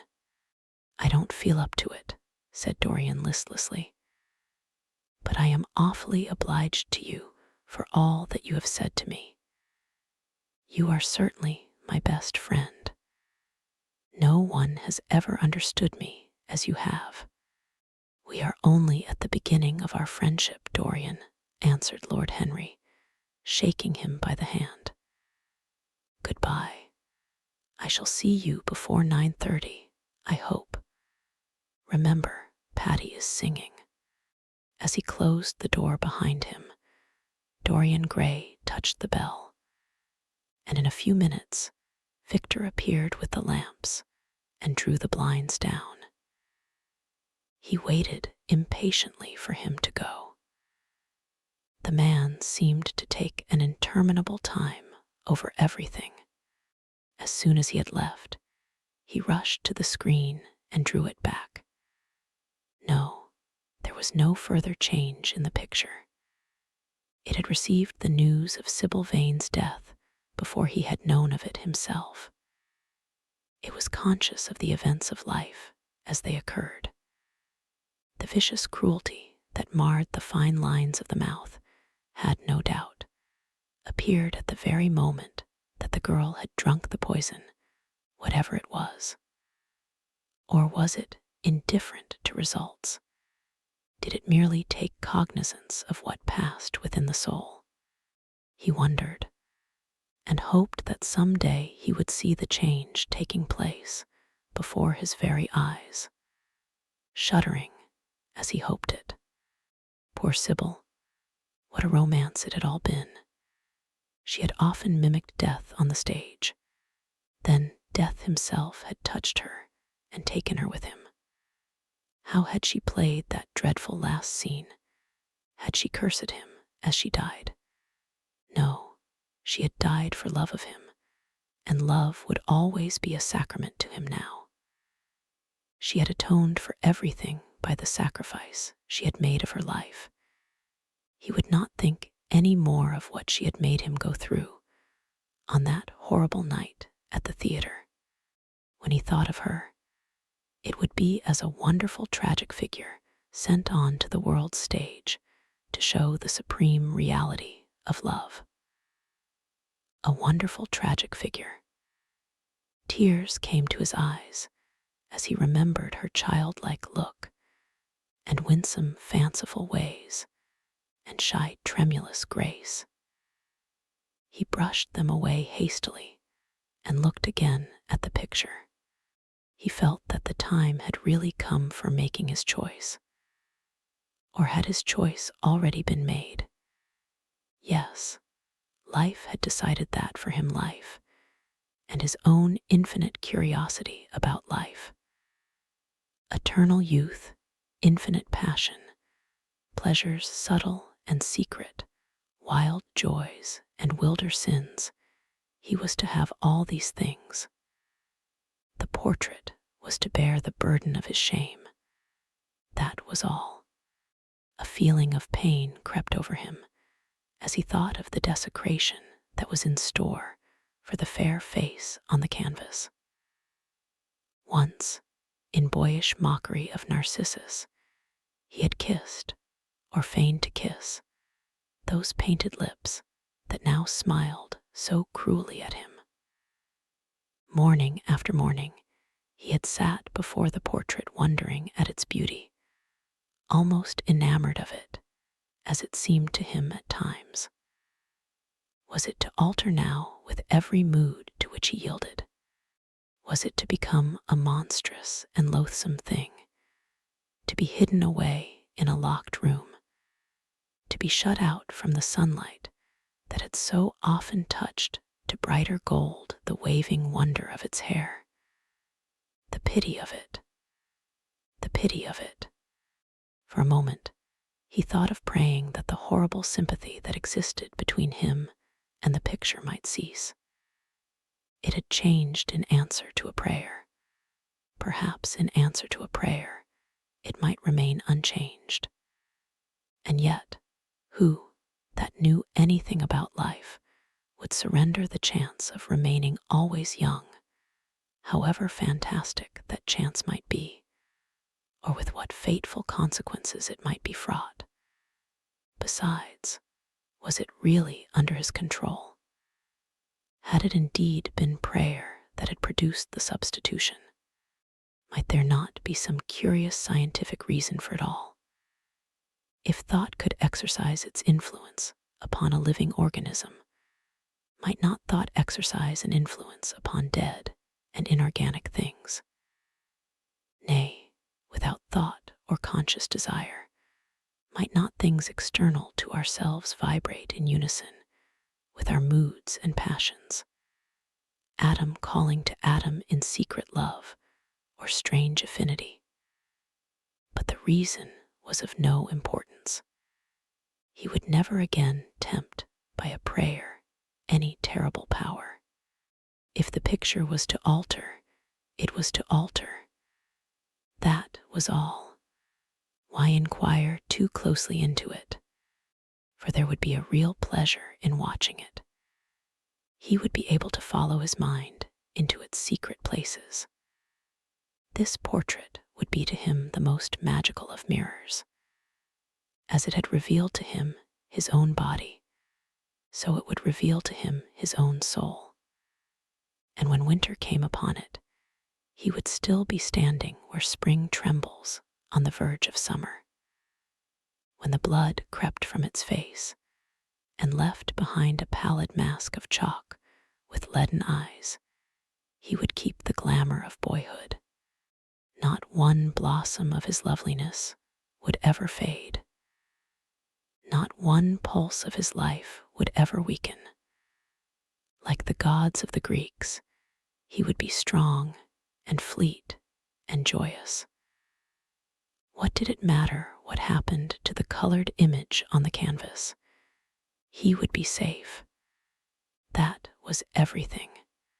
He drew the screen back into its former place in front of the picture, smiling as he did so, and passed into his bedroom, where his valet was already waiting for him.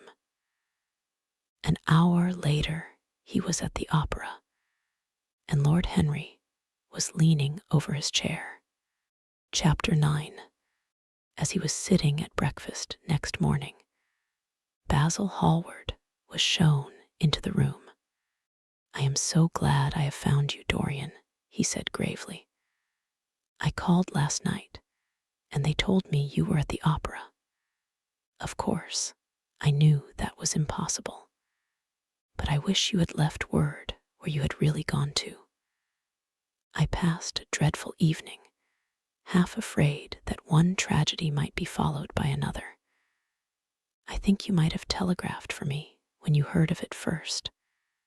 I read of it quite by chance in a late edition of the Globe that I picked up at the club.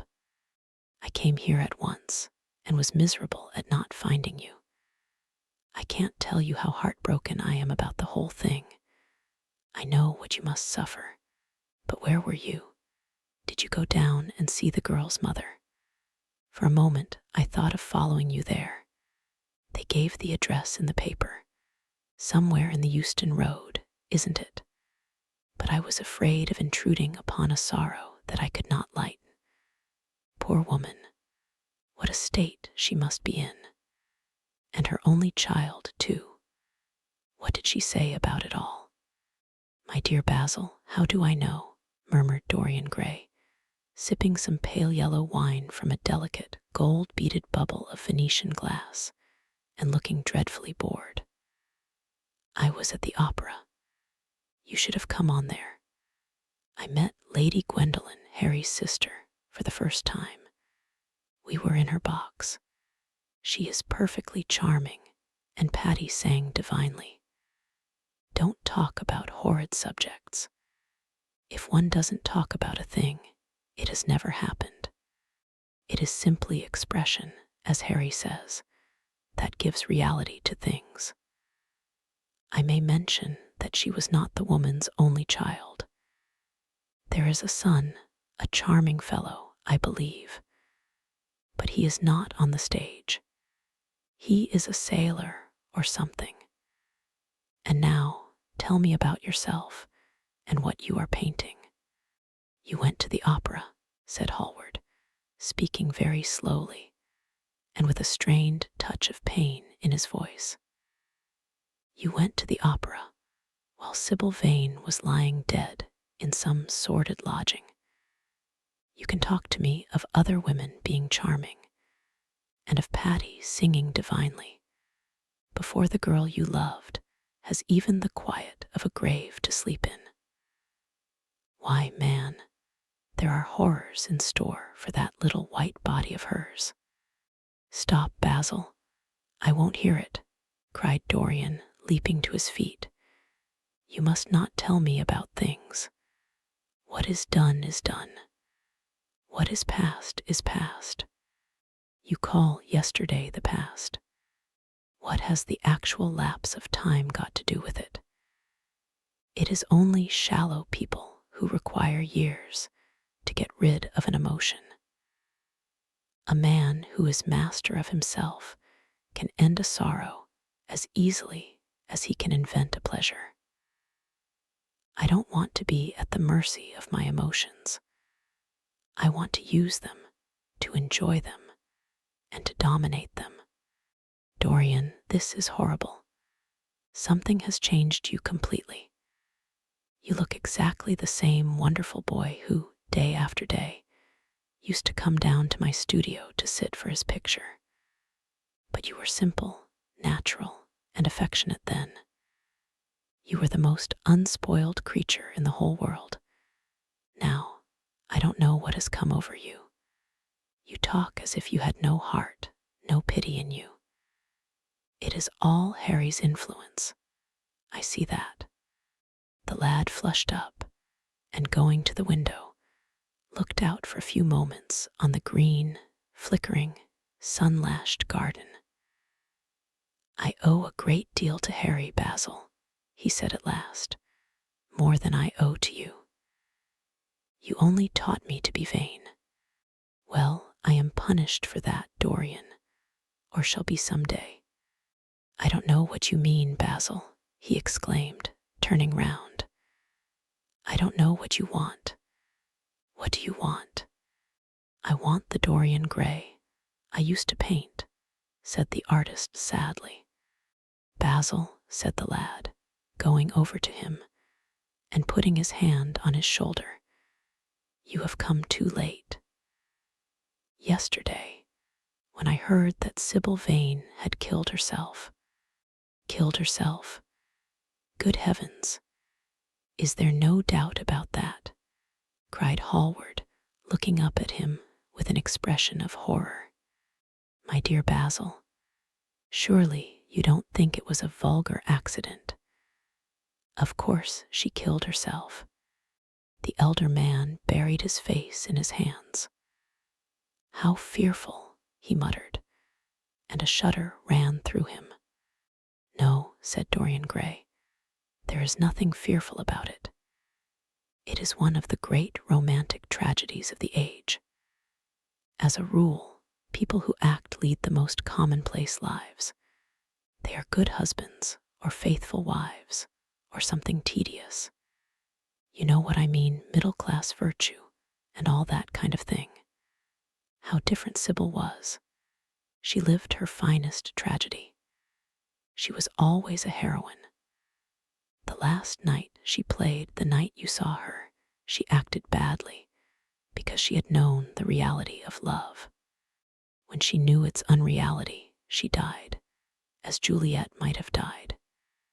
She passed again into the sphere of art. There is something of the martyr about her. Her death has all the pathetic uselessness of martyrdom, all its wasted beauty. But as I was saying, you must not think I have not suffered. If you had come in yesterday at a particular moment, about 5:30, perhaps, or 5:45, you would have found me in tears. Even Harry, who was here, who brought me the news, in fact, had no idea what I was going through. I suffered immensely. Then it passed away. I cannot repeat an emotion. No one can, except sentimentalists. And you are awfully unjust, Basil. You come down here to console me. That is charming of you. You find me consoled, and you are furious. How like a sympathetic person. You remind me of a story Harry told me about a certain philanthropist who spent 20 years of his life in trying to get some grievance redressed, or some unjust law altered. I forget exactly what it was. Finally, he succeeded, and nothing could exceed his disappointment. He had absolutely nothing to do, almost died of ennui, and became a confirmed misanthrope.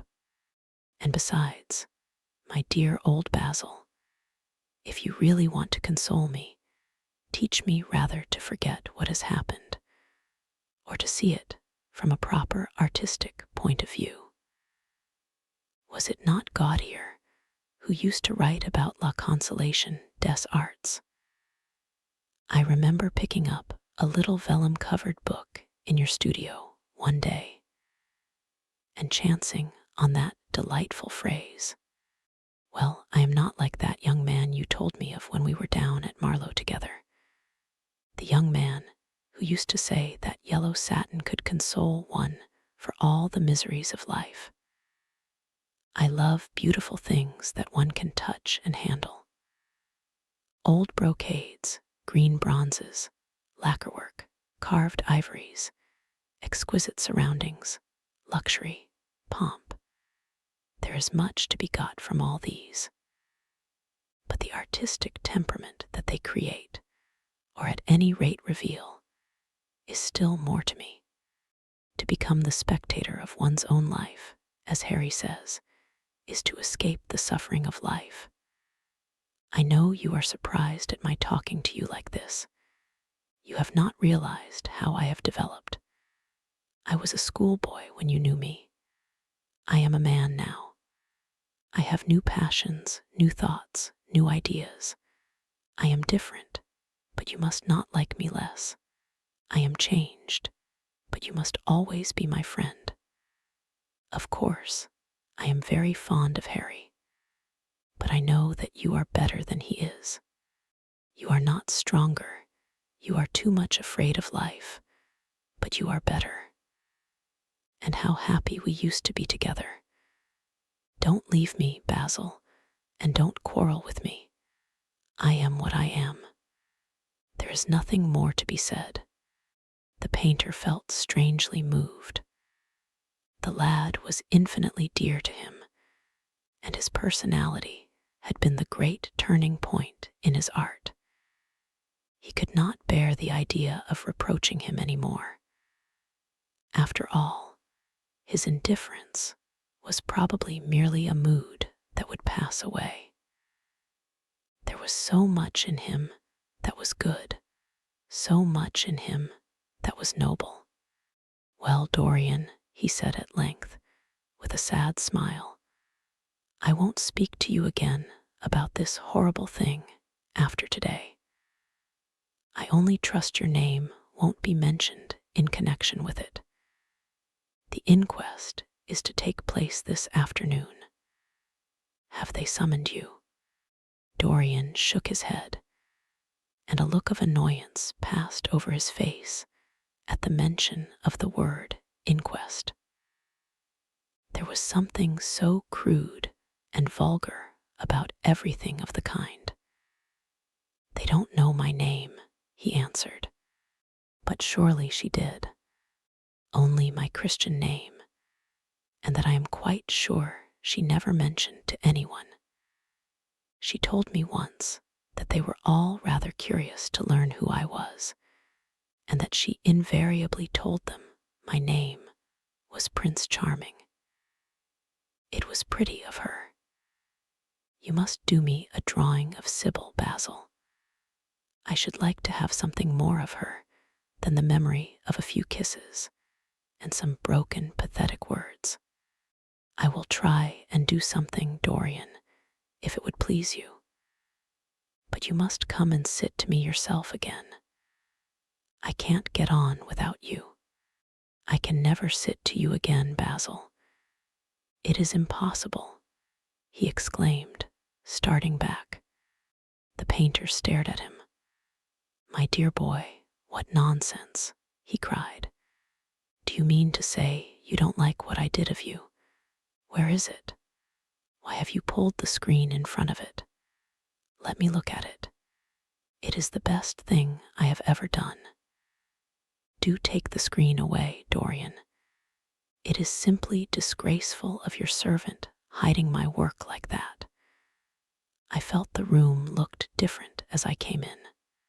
My servant has nothing to do with it, Basil. You don't imagine I let him arrange my room for me. He settles my flowers for me sometimes, that is all. No, I did it myself. The light was too strong on the portrait. Too strong. Surely not, my dear fellow. It is an admirable place for it. Let me see it. And Hallward walked towards the corner of the room. A cry of terror broke from Dorian Gray's lips, and he rushed between the painter and the screen. Basil, he said, looking very pale, you must not look at it. I don't wish you to. Not look at my own work. You are not serious. Why shouldn't I look at it? Exclaimed Hallward, laughing. If you try to look at it, Basil, on my word of honor, I will never speak to you again as long as I live.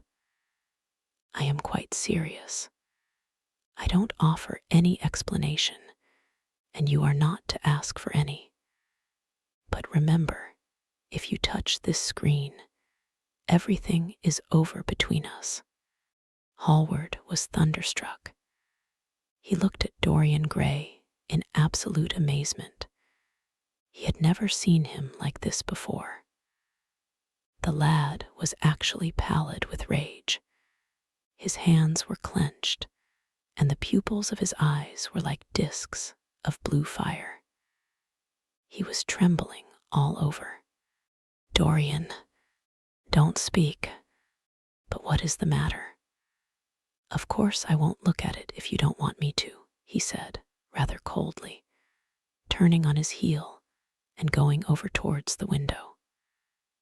But really, it seems rather absurd that I shouldn't see my own work, especially as I am going to exhibit it in Paris in the autumn. I shall probably have to give it another coat of varnish before that, so I must see it some day. And why not today? To exhibit it. You want to exhibit it, exclaimed Dorian Gray, a strange sense of terror creeping over him. Was the world going to be shown his secret? Were people to gape at the mystery of his life? That was impossible. Something, he did not know what, had to be done at once. Yes, I don't suppose you will object to that.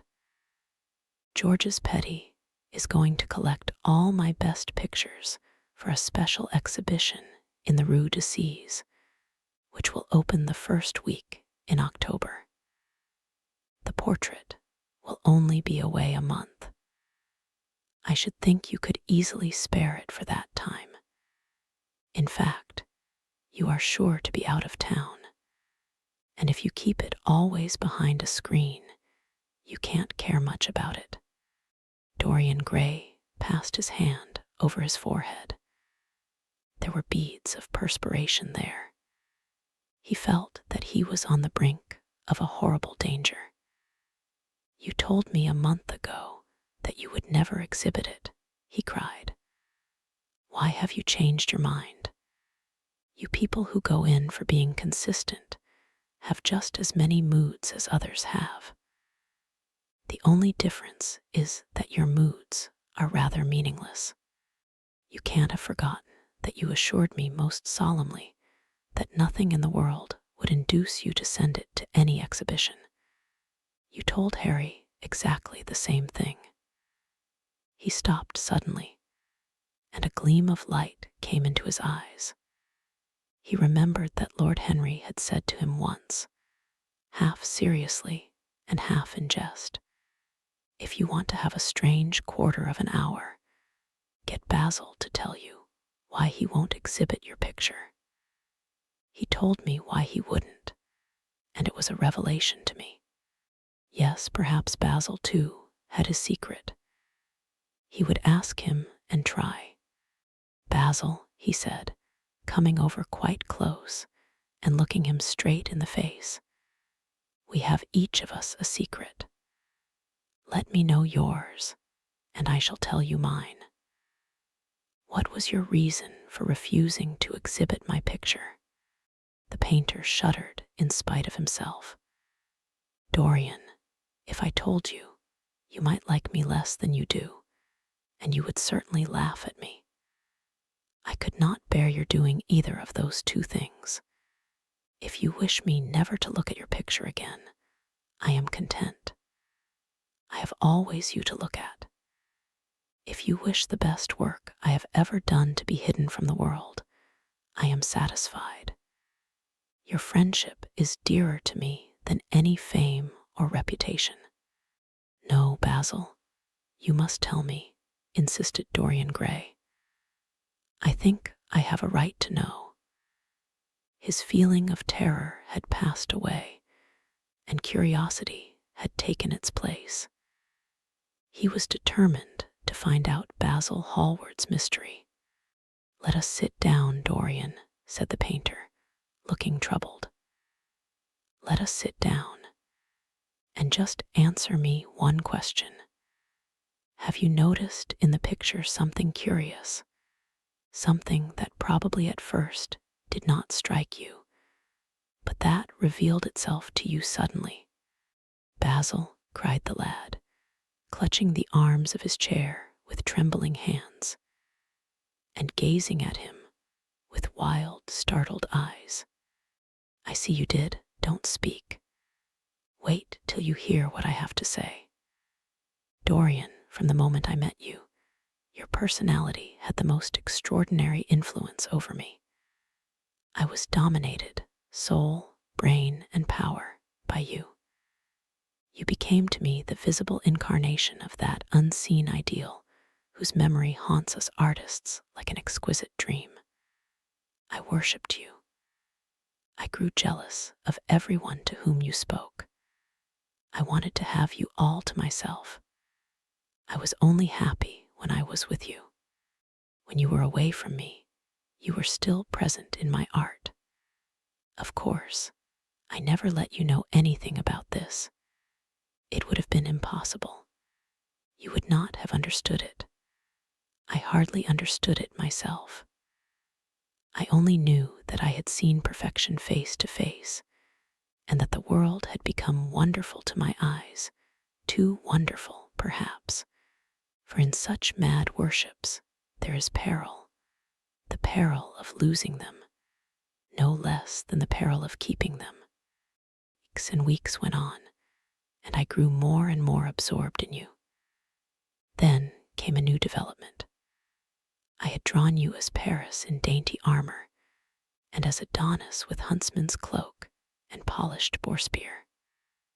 Crowned with heavy lotus blossoms, you had sat on the prow of Adrian's barge, gazing across the green turbid Nile. You had leaned over the still pool of some Greek woodland, and seen in the water's silent silver the marvel of your own face. And it had all been what art should be, unconscious, ideal, and remote. One day, a fatal day I sometimes think, I determined to paint a wonderful portrait of you as you actually are, not in the costume of dead ages, but in your own dress and in your own time. Whether it was the realism of the method or the mere wonder of your own personality, thus directly presented to me without mist or veil, I cannot tell. But I know that, as I worked at it, every flake and film of color seemed to me to reveal my secret. I grew afraid that others would know of my idolatry. I felt, Dorian, that I had told too much, that I had put too much of myself into it. Then it was that I resolved never to allow the picture to be exhibited. You were a little annoyed, but then you did not realize all that it meant to me. Harry, to whom I talked about it, laughed at me, but I did not mind that. When the picture was finished, and I sat alone with it, I felt that I was right. Well, after a few days, the thing left my studio, and as soon as I had got rid of the intolerable fascination of its presence, it seemed to me that I had been foolish in imagining that I had seen anything in it, more than that you were extremely good-looking, and that I could paint. Even now, I cannot help feeling that it is a mistake to think that the passion one feels in creation is ever really shown in the work one creates. Art is always more abstract than we fancy. Form and color tell us of form and color, that is all. It often seems to me that art conceals the artist far more completely than it ever reveals him. And so when I got this offer from Paris, I determined to make your portrait the principal thing in my exhibition. It never occurred to me that you would refuse. I see now that you were right. The picture cannot be shown. You must not be angry with me, Dorian, for what I have told you. As I said to Harry once, you are made to be worshipped. Dorian Gray drew a long breath. The color came back to his cheeks, and a smile played about his lips. The peril was over. He was safe for the time. Yet he could not help feeling infinite pity for the painter who had just made this strange confession to him, and wondered if he himself would ever be so dominated by the personality of a friend. Lord Henry had the charm of being very dangerous, but that was all. He was too clever and too cynical to be really fond of. Would there ever be someone who would fill him with a strange idolatry? Was that one of the things that life had in store? "It is extraordinary to me, Dorian," said Hallward, "that you should have seen this in the portrait. Did you really see it?" "I saw something in it," he answered, "something that seemed to me very curious." "Well, you don't mind my looking at the thing now?" Dorian shook his head. "You must not ask me that, Basil. I could not possibly let you stand in front of that picture. You will some day, surely." "Never."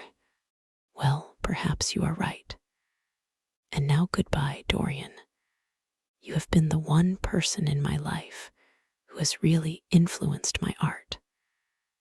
Whatever I have done that is good, I owe to you." "Ah, you don't know what it cost me to tell you all that I have told you."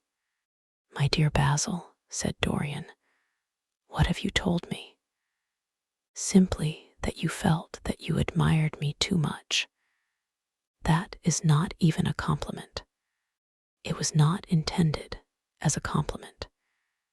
It was a confession. Now that I have made it, something seems to have gone out of me. Perhaps one should never put one's worship into words. It was a very disappointing confession." "Why, what did you expect, Dorian? You didn't see anything else in the picture, did you?" "There was nothing else to see." "No, there was nothing else to see. Why do you ask? But you mustn't talk about worship. It is foolish. You and I are friends, Basil, and we must always remain so." "You have got Harry," said the painter sadly. "Oh, Harry," cried the lad, with a ripple of laughter. "Harry spends his days in saying what is incredible, and his evenings in doing what is improbable. Just the sort of life I would like to lead. But still, I don't think I would go to Harry if I were in trouble. I would sooner go to you, Basil. You will sit to me again." "Impossible. You spoil my life as an artist by refusing, Dorian. No man comes across two ideal things. Few come across one. I can't explain it to you, Basil, but I must never sit to you again. There is something fatal about a portrait. It has a life of its own. I will come and have tea with you. That will be just as pleasant." "Pleasanter for you, I am afraid," murmured Hallward regretfully. "And now goodbye. I am sorry you won't let me look at the picture once again, but that can't be helped. I quite understand what you feel about it." As he left the room, Dorian Gray smiled to himself. Poor Basil, how little he knew of the true reason, and how strange it was that, instead of having been forced to reveal his own secret, he had succeeded, almost by chance, in wresting a secret from his friend. How much that strange confession explained to him. The painter's absurd fits of jealousy, his wild devotion, his extravagant panegyrics, his curious reticences. He understood them all now, and he felt sorry. There seemed to him to be something tragic in a friendship so colored by romance. He sighed and touched the bell. The portrait must be hidden away at all costs. He could not run such a risk of discovery again. It had been mad of him to have allowed the thing to remain, even for an hour, in a room to which any of his friends had access. Chapter 10. When his servant entered, he looked at him steadfastly and wondered if he had thought of peering behind the screen. The man was quite impassive and waited for his orders. Dorian lit a cigarette and walked over to the glass and glanced into it. He could see the reflection of Victor's face perfectly. It was like a placid mask of servility. There was nothing to be afraid of there, yet he thought it best to be on his guard. Speaking very slowly, he told him to tell the housekeeper that he wanted to see her, and then to go to the frame maker and ask him to send 2 of his men round at once. It seemed to him that as the man left the room, his eyes wandered in the direction of the screen. Or was that merely his own fancy? After a few moments, in her black silk dress, with old-fashioned thread mittens on her wrinkled hands, Mrs. Leaf bustled into the library. He asked her for the key of the schoolroom. "The old schoolroom, Mr. Dorian," she exclaimed. "Why, it is full of dust. I must get it arranged and put straight before you go into it. It is not fit for you to see, sir. It is not, indeed. I don't want it put straight, Leaf. I only want the key. Well, sir, you'll be covered with cobwebs if you go into it. Why, it hasn't been opened for nearly 5 years, not since his lordship died." He winced at the mention of his grandfather. He had hateful memories of him. "That does not matter," he answered. "I simply want to see the place, that is all. Give me the key." "And here is the key, sir," said the old lady, going over the contents of her bunch with tremulously uncertain hands. "Here is the key. I'll have it off the bunch in a moment. But you don't think of living up there, sir, and you so comfortable here." "No, no," he cried petulantly. "Thank you, Leaf, that will do." She lingered for a few moments and was garrulous over some detail of the household. He sighed and told her to manage things as she thought best. She left the room, wreathed in smiles. As the door closed, Dorian put the key in his pocket and looked round the room. His eye fell on a large, purple satin coverlet, heavily embroidered with gold. A splendid piece of late 17th century Venetian work that his grandfather had found in a convent near Bologna.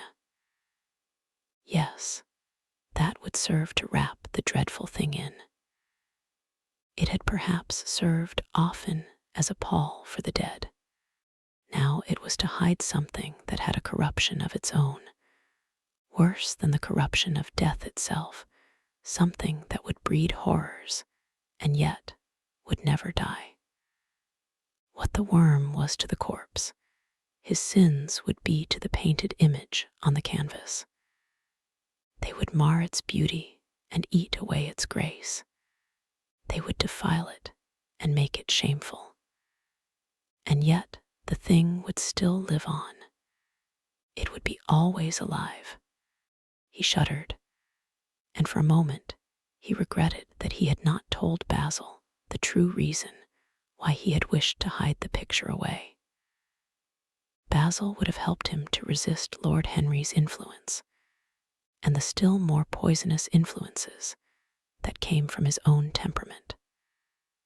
The love that he bore him for it was really love, had nothing in it that was not noble and intellectual. It was not that mere physical admiration of beauty that is born of the senses, and that dies when the senses tire. It was such love as Michelangelo had known, and Montaigne, and Winckelmann, and Shakespeare himself. Yes, Basil could have saved him, but it was too late now. The past could always be annihilated. Regret, denial, or forgetfulness could do that. but the future was inevitable. There were passions in him that would find their terrible outlet, dreams that would make the shadow of their evil real. He took up from the couch the great purple and gold texture that covered it, and holding it in his hands, passed behind the screen. Was the face on the canvas viler than before? It seemed to him that it was unchanged, and yet his loathing of it was intensified. Gold hair, blue eyes, and rose-red lips, they all were there.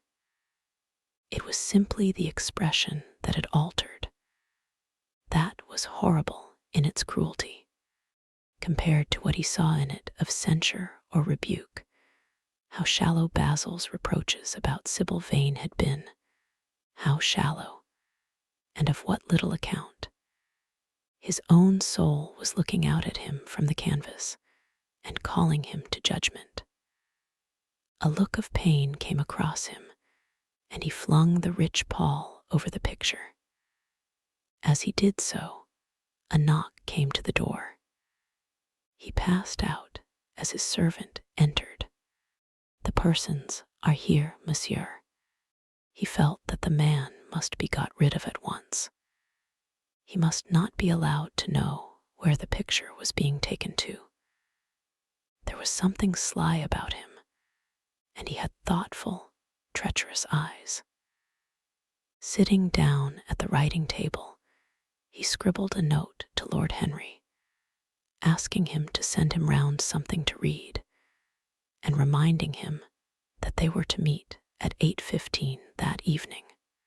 "Wait for an answer," he said, handing it to him, "and show the men in here." In 2 or 3 minutes there was another knock, and Mr. Hubbard himself, the celebrated frame maker of South Audley Street, came in with a somewhat rough-looking young assistant. Mr. Hubbard was a florid, red-whiskered little man, whose admiration for art was considerably tempered by the inveterate impecuniosity of most of the artists who dealt with him. As a rule, he never left his shop. He waited for people to come to him, but he always made an exception in favor of Dorian Gray. There was something about Dorian that charmed everybody. It was a pleasure even to see him. "What can I do for you, Mr. Gray?" he said, rubbing his fat, freckled hands. "I thought I would do myself the honor of coming round in person. I have just got a beauty of a frame, sir. Picked it up at a sale. Old Florentine. Came from Fonthill, I believe. Admirably suited for a religious subject, Mr. Gray. I am so sorry you have given yourself the trouble of coming round, Mr. Hubbard. I shall certainly drop in and look at the frame, though I don't go in much at present for religious art. But today, I only want a picture carried to the top of the house for me. It is rather heavy, so I thought I would ask you to lend me a couple of your men. No trouble at all, Mr. Gray. I am delighted to be of any service to you. Which is the work of art, sir?" "This," replied Dorian, moving the screen back. "Can you move it, covering and all, just as it is? I don't want it to get scratched going upstairs."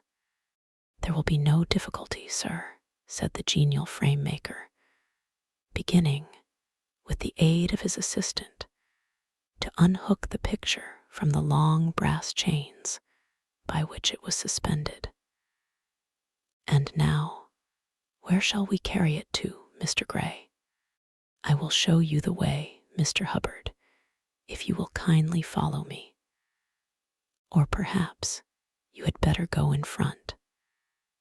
I am afraid it is right at the top of the house. We will go up by the front staircase, as it is wider." He held the door open for them, and they passed out into the hall and began the ascent. elaborate character of the frame had made the picture extremely bulky, and now and then, in spite of the obsequious protests of Mr. Hubbard, who had the true tradesman's spirited dislike of seeing a gentleman doing anything useful, Dorian put his hand to it so as to help them. "Something of a load to carry, sir," gasped the little man when they reached the top landing, and he wiped his shiny forehead. "I am afraid it is rather heavy," murmured Dorian, as he unlocked the door that opened into the room that was to keep for him the curious secret of his life and hide his soul from the eyes of men. He had not entered the place for more than 4 years, not indeed, since he had used it first as a playroom when he was a child, and then as a study when he grew somewhat older. It was a large, well-proportioned room, which had been specially built by the last Lord Kelso for the use of the little grandson whom, for his strange likeness to his mother, and also for other reasons, he had always hated and desired to keep at a distance. It appeared to Dorian to have but little changed. There was the huge Italian cassone, with its fantastically painted panels and its tarnished gilt moldings, in which he had so often hidden himself as a boy. There the satinwood bookcase, filled with his dog-eared schoolbooks. On the wall behind it was hanging the same ragged Flemish tapestry, where a faded king and queen were playing chess in a garden, while a company of hawkers rode by, carrying hooded birds on their gauntleted wrists. How well he remembered it all. Every moment of his lonely childhood came back to him as he looked round. He recalled the stainless purity of his boyish life, and it seemed horrible to him that it was here the fatal portrait was to be hidden away. How little he had thought, in those dead days, of all that was in store for him. But there was no other place in the house so secure from prying eyes as this. He had the key, and no one else could enter it. Beneath its purple pall, the face painted on the canvas could grow bestial, sodden, and unclean. What did it matter? No one could see it. He himself would not see it. Why should he watch the hideous corruption of his soul? He kept his youth, that was enough. And besides, might not his nature grow finer after all? There was no reason that the future should be so full of shame. Some love might come across his life and purify him and shield him from those sins that seemed to be already stirring in spirit and in flesh, those curious unpictured sins whose very mystery lent them their subtlety and their charm.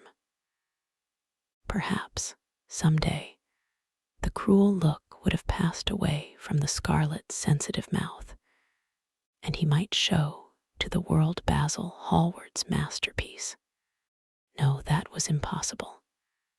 Hour by hour and week by week, the thing upon the canvas was growing old. It might escape the hideousness of sin, but the hideousness of age was in store for it. The cheeks would become hollow or flaccid. Yellow crow's feet would creep round the fading eyes and make them horrible. The hair would lose its brightness. The mouth would gape or droop, would be foolish or gross, as the mouths of old men are. There would be the wrinkled throat, the cold, blue-veined hands, the twisted body that he remembered in the grandfather who had been so stern to him in his boyhood. The picture had to be concealed. There was no help for it. "Bring it in, Mr. Hubbard, please," he said wearily, turning round. I am sorry I kept you so long. I was thinking of something else. Always glad to have a rest, Mr. Gray, answered the frame maker, who was still gasping for breath. Where shall we put it, sir? Oh, anywhere. Here, this will do. I don't want to have it hung up. Just lean it against the wall. Thanks. Might one look at the work of art, sir? Dorian started.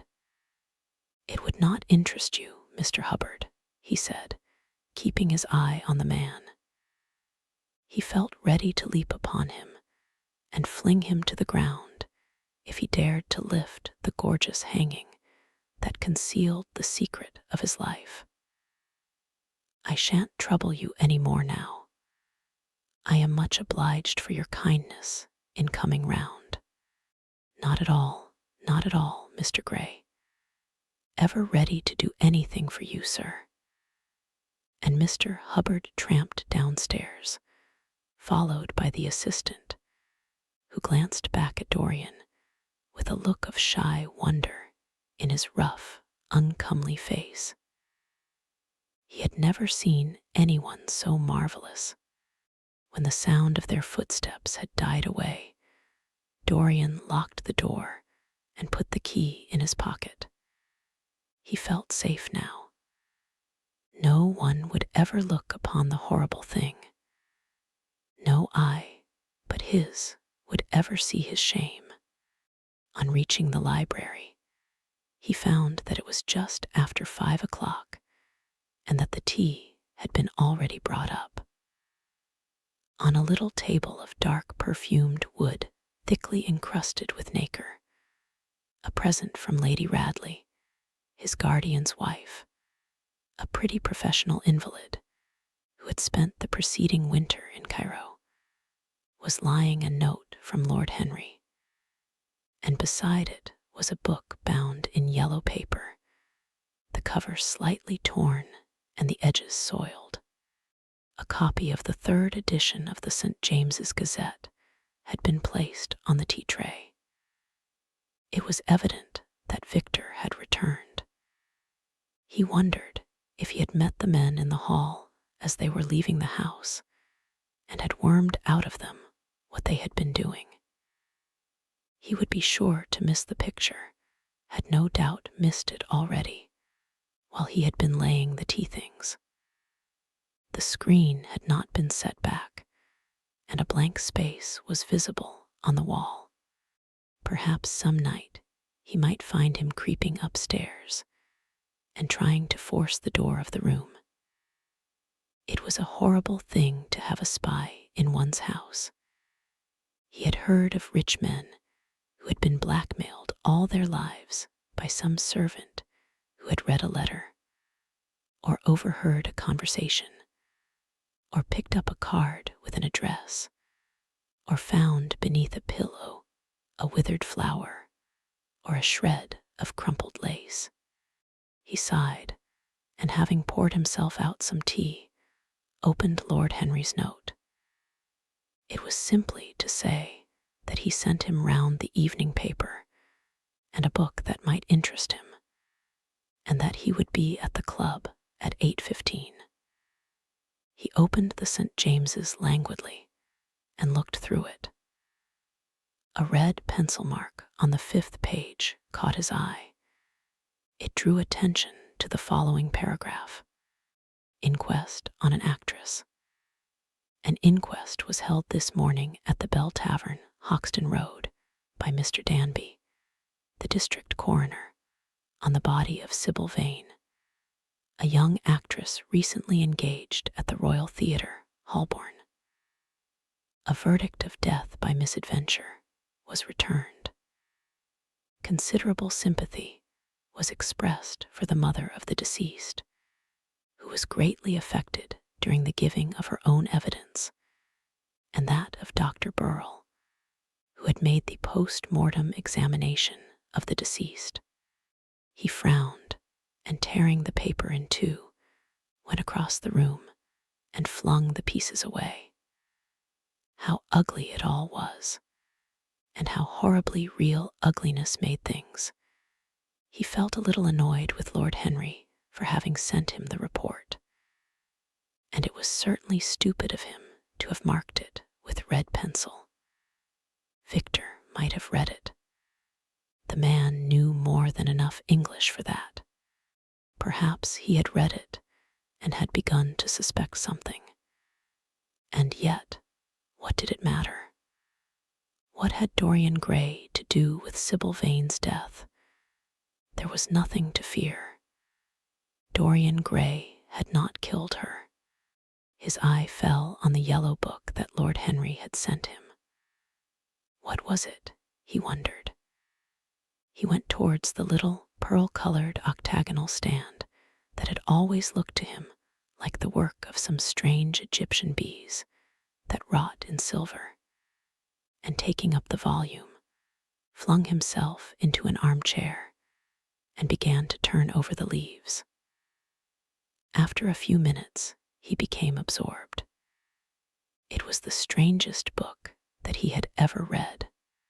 It seemed to him that in exquisite raiment, and to the delicate sound of flutes, the sins of the world were passing in dumb show before him. Things that he had dimly dreamed of were suddenly made real to him. Things of which he had never dreamed were gradually revealed.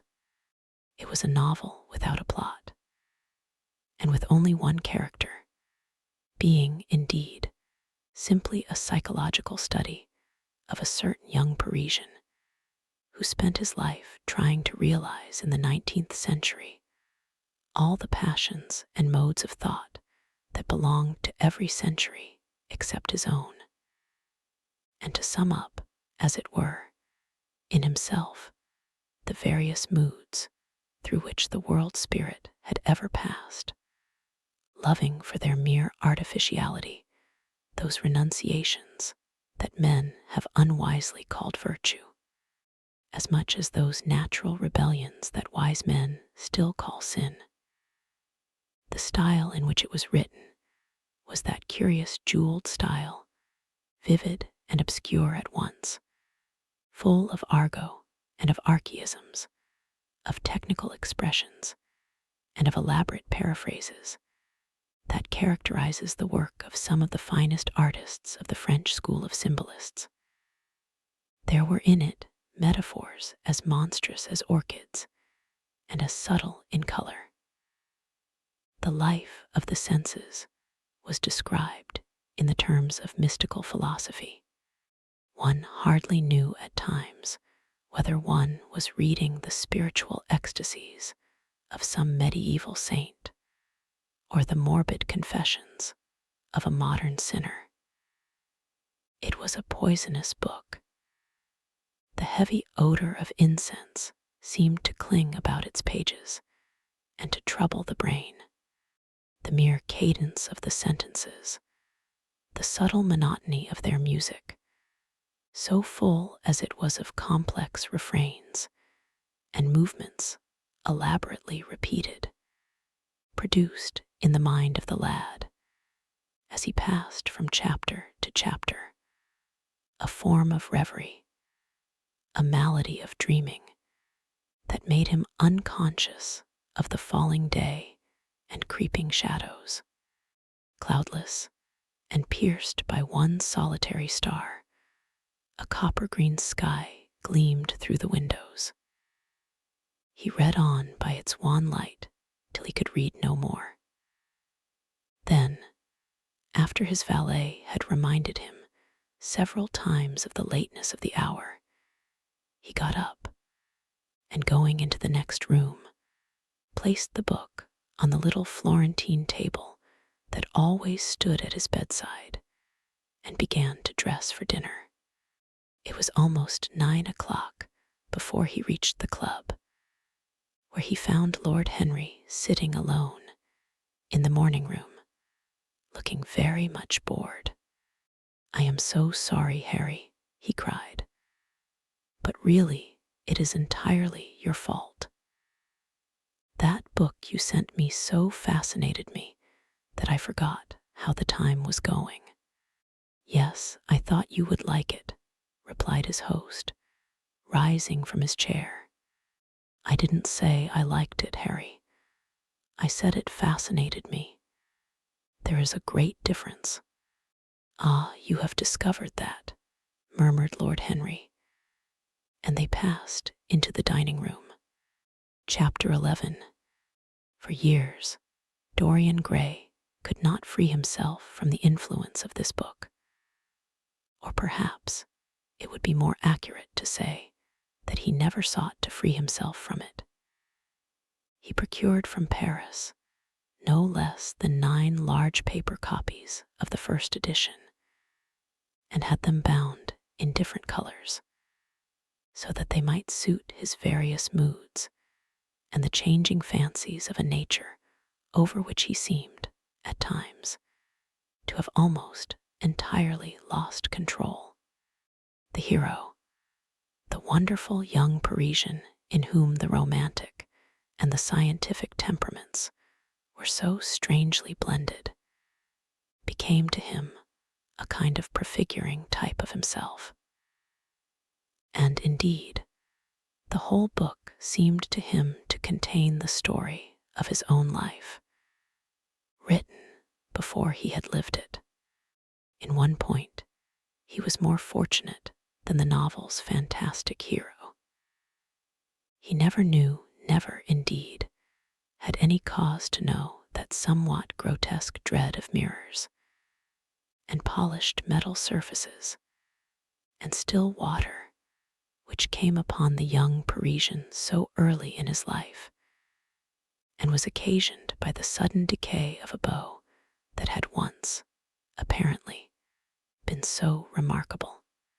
It was with an almost cruel joy, and perhaps in nearly every joy, as certainly in every pleasure, cruelty has its place, that he used to read the latter part of the book, with its really tragic, if somewhat overemphasized, account of the sorrow and despair of one who had himself lost what in others, and the world, he had most dearly valued.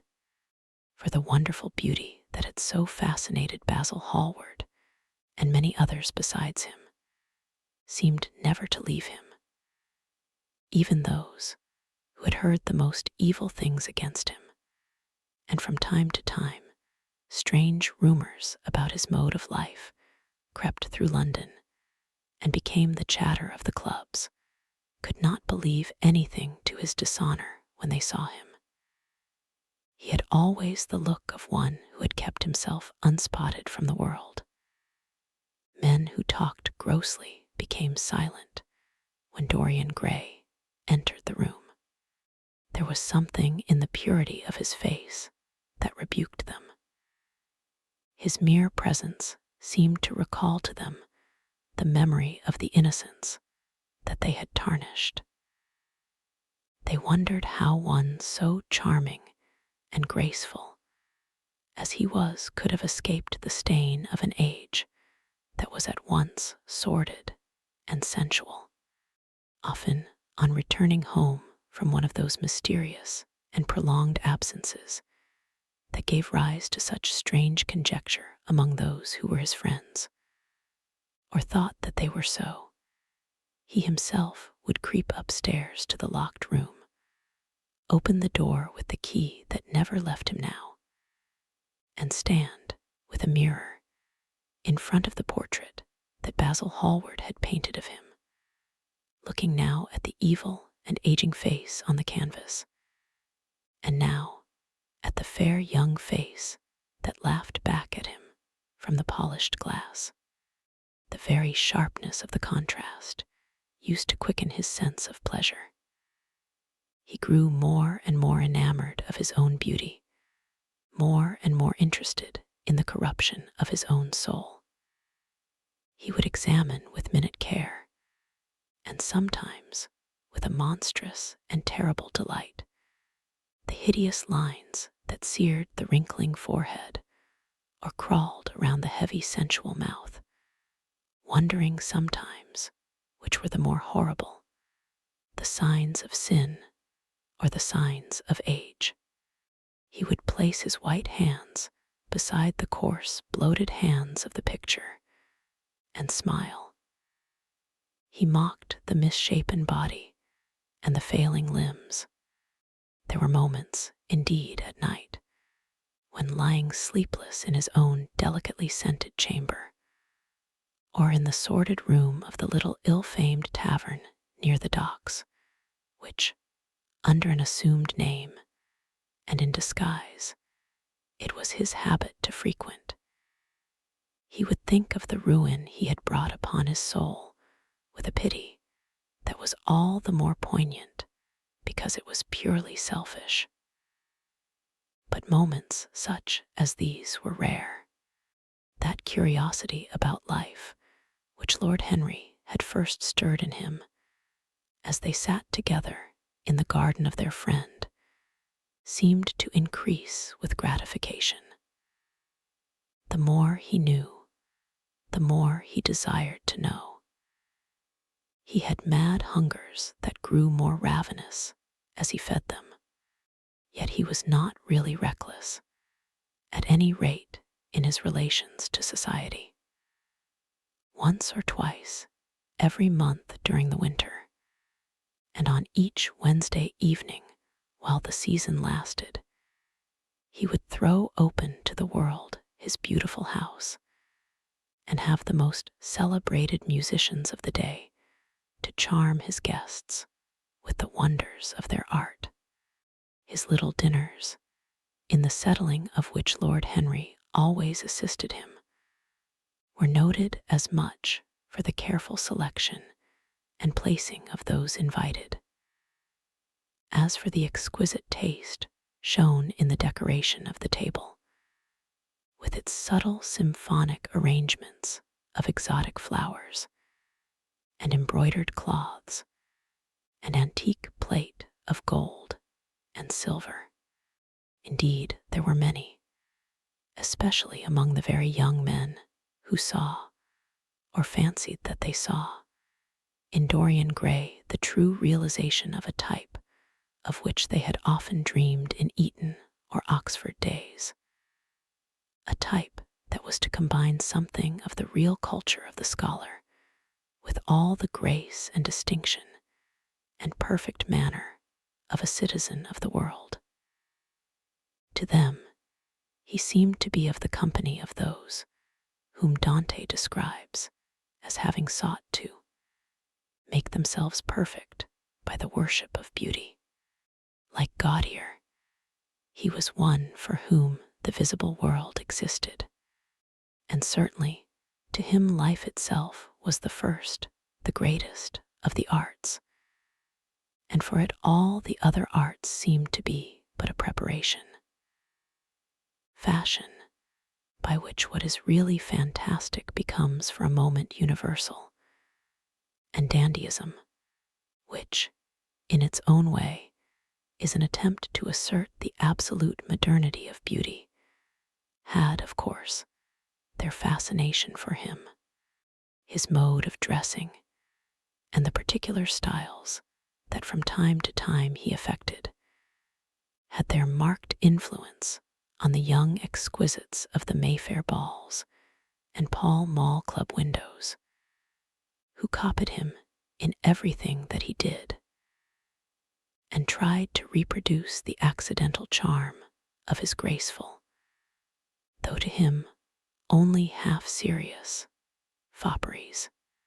For, while he was but too ready to accept the position that was almost immediately offered to him on his coming of age, and found, indeed, a subtle pleasure in the thought that he might really become to the London of his own day what to imperial Neronian Rome the author of the Satyricon once had been. Yet, in his inmost heart, he desired to be something more than a mere arbiter elegantiarum, to be consulted on the wearing of a jewel, or the knotting of a necktie, or the conduct of a cane. He sought to elaborate some new scheme of life that would have its reasoned philosophy and its ordered principles, and find in the spiritualizing of the senses its highest realization.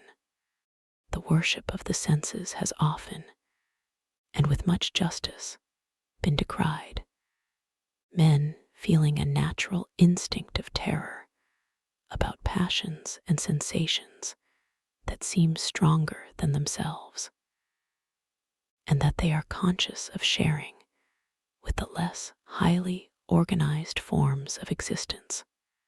But it appeared to Dorian Gray that the true nature of the senses had never been understood, and that they had remained savage and animal merely because the world had sought to starve them into submission or to kill them by pain, instead of aiming at making them elements of a new spirituality, of which a fine instinct for beauty was to be the dominant characteristic. As he looked back upon man moving through history, he was haunted by a feeling of loss. So much had been surrendered, and to such little purpose. There had been mad, willful rejections, monstrous forms of self-torture and self-denial, whose origin was fear, and whose result was a degradation infinitely more terrible than that fancied degradation from which, in their ignorance, they had sought to escape.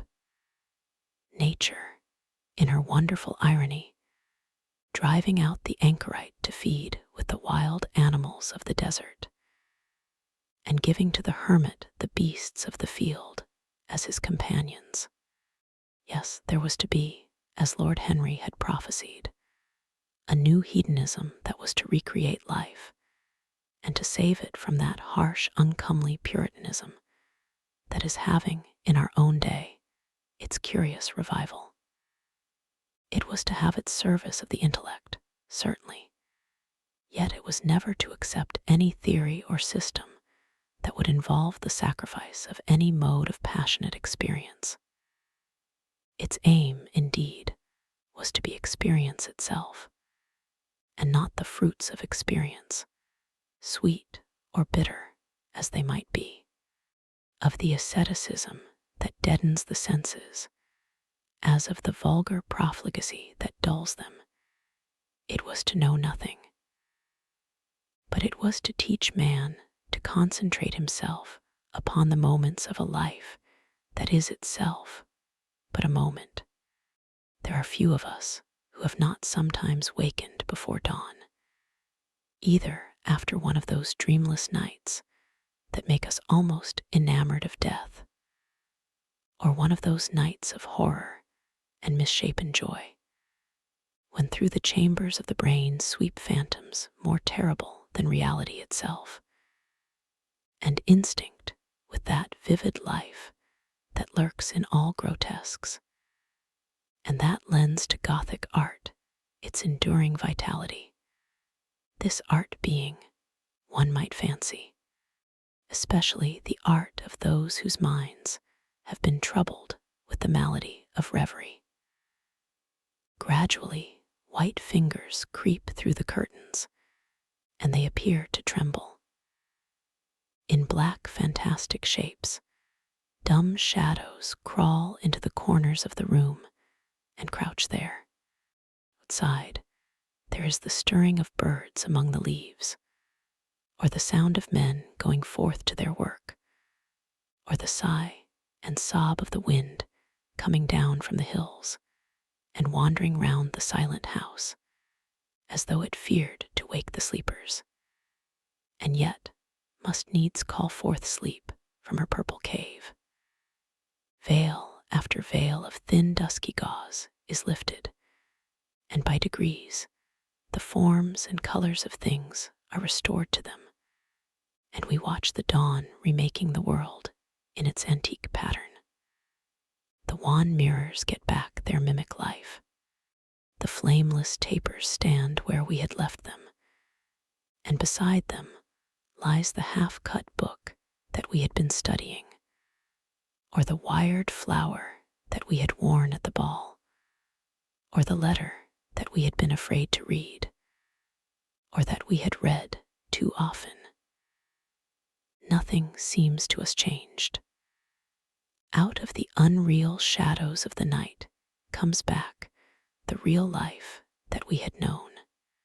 We have to resume it where we had left off, and there steals over us a terrible sense of the necessity for the continuance of energy in the same wearisome round of stereotyped habits, or a wild longing, it may be, that our eyelids might open some morning upon a world that had been refashioned anew in the darkness for our pleasure, a world in which things would have fresh shapes and colors and be changed, or have other secrets, a world in which the past would have little or no place, or survive, at any rate, in no conscious form of obligation or regret, the remembrance even of joy having its bitterness, and the memories of pleasure their pain. It was the creation of such worlds as these that seemed to Dorian Gray to be the true object, or amongst the true objects, of life, and in his search for sensations that would be at once new and delightful, and possess that element of strangeness that is so essential to romance, he would often adopt certain modes of thought that he knew to be really alien to his nature, abandon himself to their subtle influences, and then, having, as it were, caught their color and satisfied his intellectual curiosity, leave them with that curious indifference that is not incompatible with a real ardor of temperament, and that, indeed, according to certain modern psychologists, is often a condition of it. It was rumored of him once that he was about to join the Roman Catholic communion, and certainly the Roman ritual had always a great attraction for him.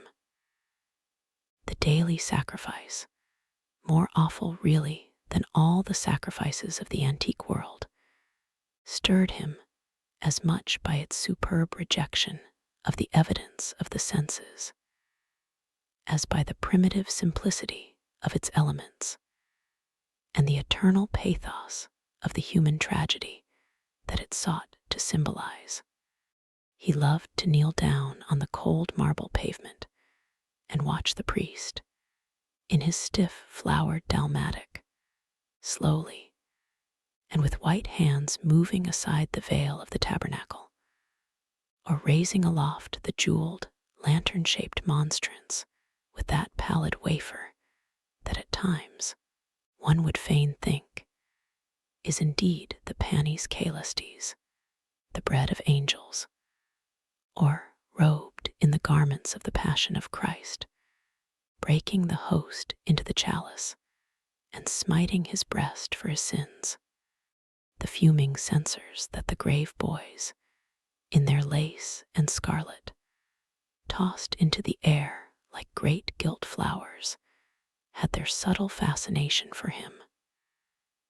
As he passed out, he used to look with wonder at the black confessionals and long to sit in the dim shadow of one of them and listen to men and women whispering through the worn, grating the true story of their lives. But he never fell into the error of arresting his intellectual development by any formal acceptance of creed or system, or of mistaking for a house in which to live, an inn that is but suitable for the sojourn of a night, or for a few hours of a night in which there are no stars, and the moon is in travail. Mysticism, with its marvelous power of making common things strange to us, and the subtle antinomianism that always seems to accompany it, moved him for a season, and for a season he inclined to the materialistic doctrines of the Darwinismus movement in Germany, and found a curious pleasure in tracing the thoughts and passions of men to some pearly cell in the brain or some white nerve in the body, delighting in the conception of the absolute dependence of the spirit on certain physical conditions, morbid or healthy, normal or diseased. Yet, as has been said of him before, no theory of life seemed to him to be of any importance compared with life itself. He felt keenly conscious of how barren all intellectual speculation is when separated from action and experiment. He knew that the senses, no less than the soul, have their spiritual mysteries to reveal, and so he would now study perfumes and the secrets of their manufacture, distilling heavily scented oils and burning odorous gums from the East. He saw that there was no mood of the mind that had not its counterpart in the sensuous life, and set himself to discover their true relations, wondering what there was in frankincense that made one mystical, and in ambergris that stirred one's passions, and in violets that woke the memory of dead romances, and in musk that troubled the brain, and in champak that stained the imagination, and seeking often to elaborate a real psychology of perfumes, and to estimate the several influences of sweet-smelling roots and scented, pollen-laden flowers, of aromatic balms, and of dark and fragrant woods, of spikenard that sickens, of hovenia that makes men mad, and of aloes that are said to be able to expel melancholy from the soul. At another time, he devoted himself entirely to music, and in a long latticed room, with a vermilion and gold ceiling and walls of olive green lacquer, he used to give curious concerts in which mad gypsies tore wild music from little zithers, or grave, yellow-shawled Tunisians plucked at the strained strings of monstrous lutes, while grinning Negroes beat monotonously upon copper drums, and crouching upon scarlet mats, slim turbaned Indians blew through long pipes of reed or brass and charmed, or feigned to charm, great hooded snakes and horrible horned adders. The harsh intervals and shrill discords of barbaric music stirred him at times when Schubert's Grace and Chopin's Beautiful Sorrows and the mighty harmonies of Beethoven himself fell unheeded on his ear. He collected together from all parts of the world the strangest instruments that could be found, either in the tombs of dead nations or among the few savage tribes that have survived contact with Western civilizations, and loved to touch and try them. He had the mysterious Juruparis of the Rio Negro Indians that women are not allowed to look at, and that even youths may not see till they have been subjected to fasting and scourging, and the earthen jars of the Peruvians that have the shrill cries of birds, and flutes of human bones, such as Alfonso de Oval heard in Chile, and the sonorous green jaspers that are found near Cusco, and give forth a note of singular sweetness.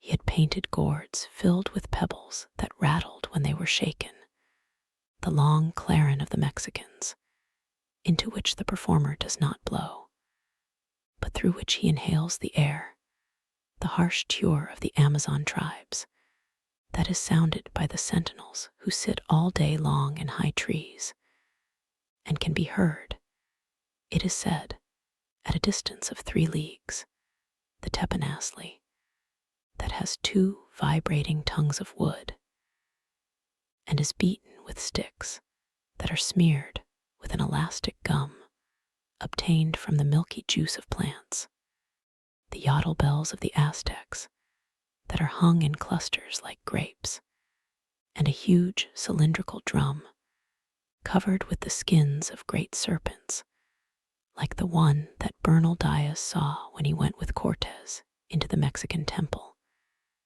and of whose doleful sound he has left us so vivid a description.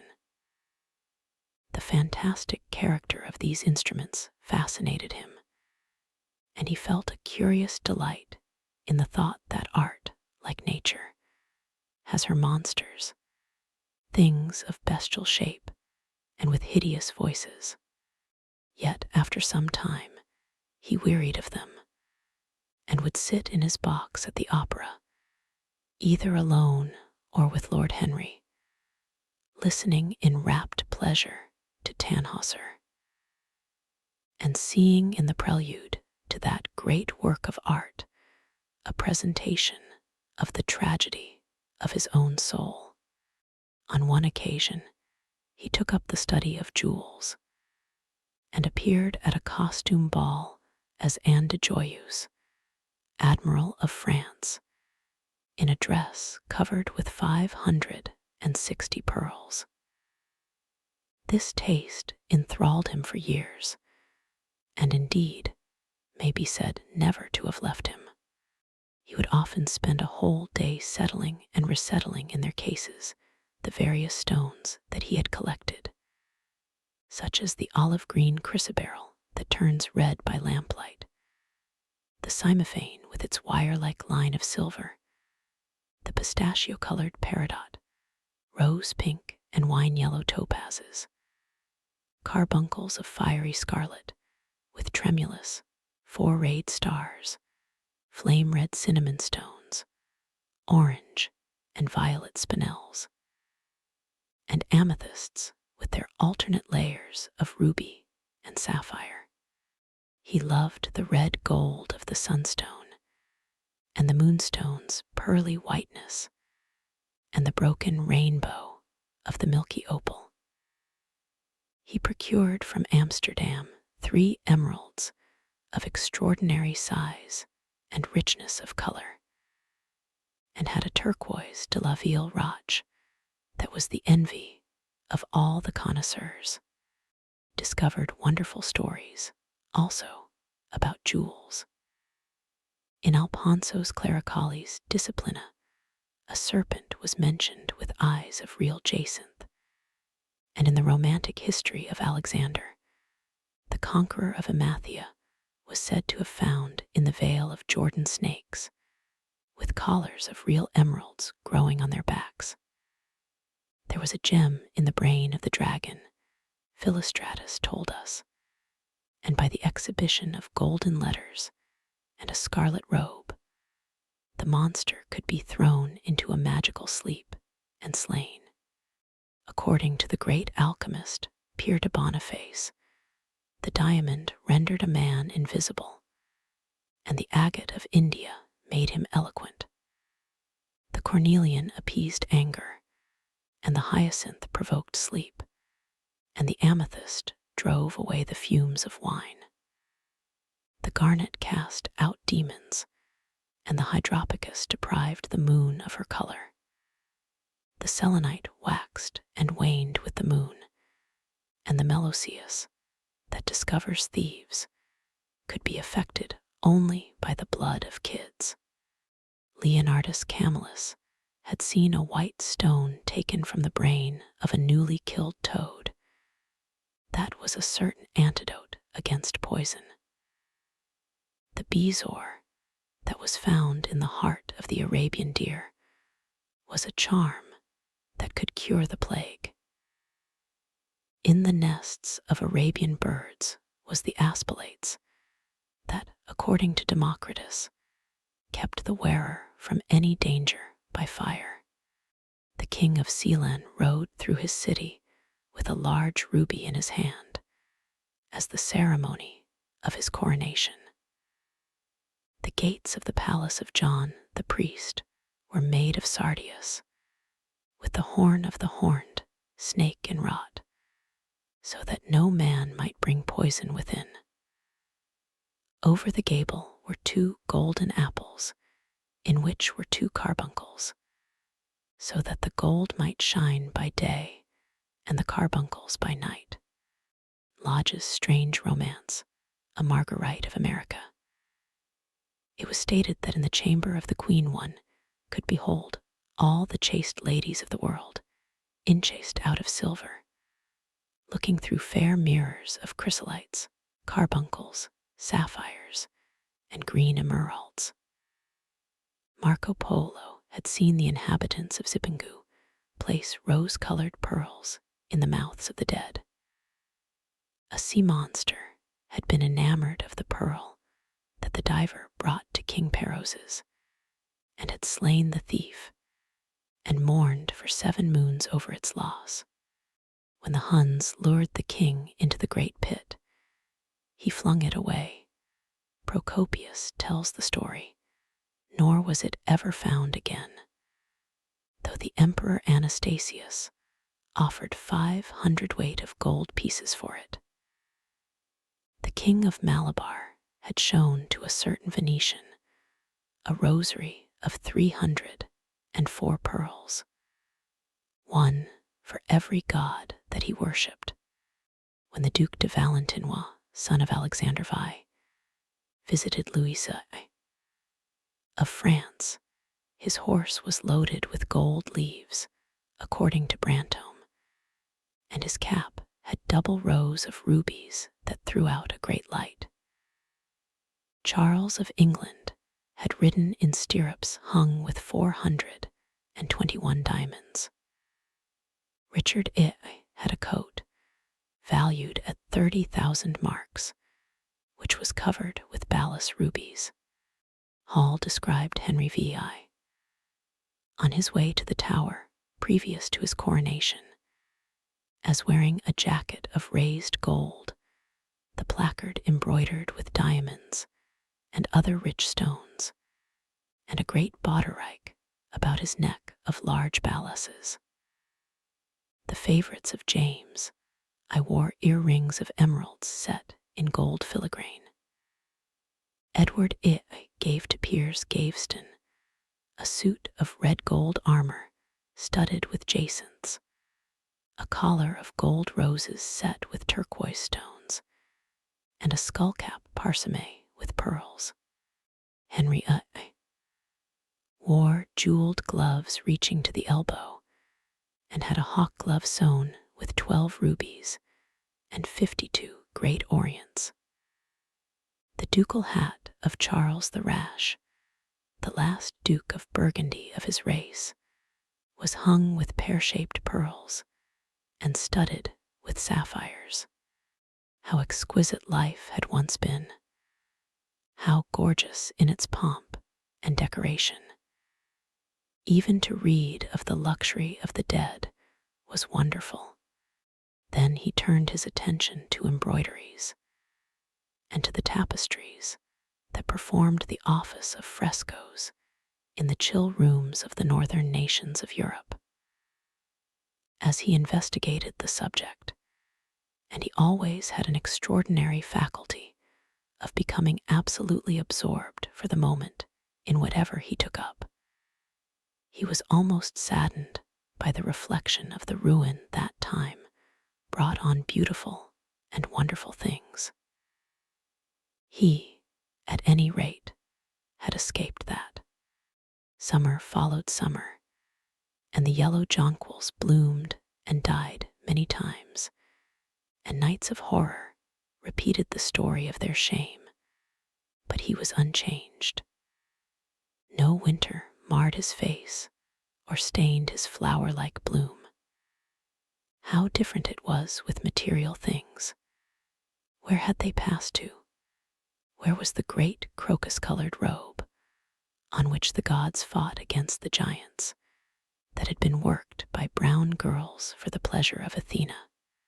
Or the huge velarium that Nero had stretched across the Colosseum at Rome, Titan's sail of purple, on which was represented the starry sky, and Apollo driving a chariot drawn by white, gill-trained steeds. He longed to see the curious table napkins wrought for the priest of the sun, on which were displayed all the dainties and viands that could be wanted for a feast. The mortuary cloth of King Chilperic, with its 300 golden bees, the fantastic robes that excited the indignation of the Bishop of Pontus, and were figured with lions, panthers, bears, dogs, forests, rocks, hunters, all, in fact, that a painter can copy from nature, and the coat that Charles of Orleans once wore, on the sleeves of which were embroidered the verses of a song beginning Madame, G sways tout joyeux, the musical accompaniment of the words being wrought in gold thread, and each note, of square shape in those days, formed with 4 pearls. He read of the room that was prepared at the palace at Rheims for the use of Queen Joan of Burgundy, and was decorated with 1,321 parrots, made in broidery, and blazoned with the king's arms, and 561 butterflies, whose wings were similarly ornamented with the arms of the queen, the whole worked in gold. Catherine de Medicis had a mourning bed made for her of black velvet, powdered with crescents and suns. Its curtains were of damask, with leafy wreaths and garlands, figured upon a gold and silver ground, and fringed along the edges with broideries of pearls. And it stood in a room hung with rows of the queen's devices in cut black velvet upon cloth of silver. Louis Ziv had gold embroidered caryatides 15 feet high in his apartment. The state bed of Sobieski, King of Poland, was made of Smyrna gold brocade embroidered in turquoises with verses from the Quran. Its supports were of silver gilt, beautifully chased, and profusely set with enameled and jeweled medallions. It had been taken from the Turkish camp before Vienna, and the standard of Mohammed had stood beneath the tremulous gilt of its canopy. And so, for a whole year, he sought to accumulate the most exquisite specimens that he could find of textile and embroidered work, getting the dainty Delhi muslins, finely wrought with gold thread palmates, and stitched over with iridescent beetles' wings, the Dhaka gauzes, that from their transparency are known in the East as woven air, and running water, and evening dew, strange figured cloths from Java, elaborate yellow Chinese hangings, books bound in tawny satins or fair blue silks, and wrought with fleur-de-lis, birds, and images, veils of lasses worked in Hungary point, Sicilian brocades, and stiff Spanish velvets, Georgian work with its gilt coins, and Japanese faucusas with their green-toned golds and their marvelously plumaged birds. He had a special passion, also, for ecclesiastical vestments, as indeed he had for everything connected with the service of the church. In the long cedar chests that lined the west gallery of his house, he had stored away many rare and beautiful specimens of what is really the raiment of the bride of Christ, who must wear purple and jewels and fine linen, that she may hide the pallid, macerated body that is worn by the suffering that she seeks for and wounded by self-inflicted pain. He possessed a gorgeous cope of crimson silk and gold thread damask, figured with a repeating pattern of golden pomegranates set in six-petaled formal blossoms, beyond which on either side was the pineapple device wrought in seed pearls. The orphreys were divided into panels representing scenes from the life of the Virgin, and the coronation of the Virgin was figured in colored silks upon the hood. This was Italian work of the 15th century. Another cope was of green velvet, embroidered with heart-shaped groups of acanthus leaves, from which spread long-stemmed white blossoms, the details of which were picked out with silver thread and colored crystals. The Morse bore a seraph's head in gold thread raised work. The orphreys were woven in a diaper of red and gold silk, and were starred with medallions of many saints and martyrs, among whom was St. Sebastian. He had chasubles also of amber-colored silk, and blue silk and gold brocade, and yellow silk damask and cloth of gold, figured with representations of the Passion and Crucifixion of Christ, and embroidered with lions and peacocks and other emblems, dalmatics of white satin and pink silk damask, decorated with tulips and dolphins and fleur-de-lis, altar frontals of crimson velvet and blue linen, and many corporals, chalice veils, and sudaria.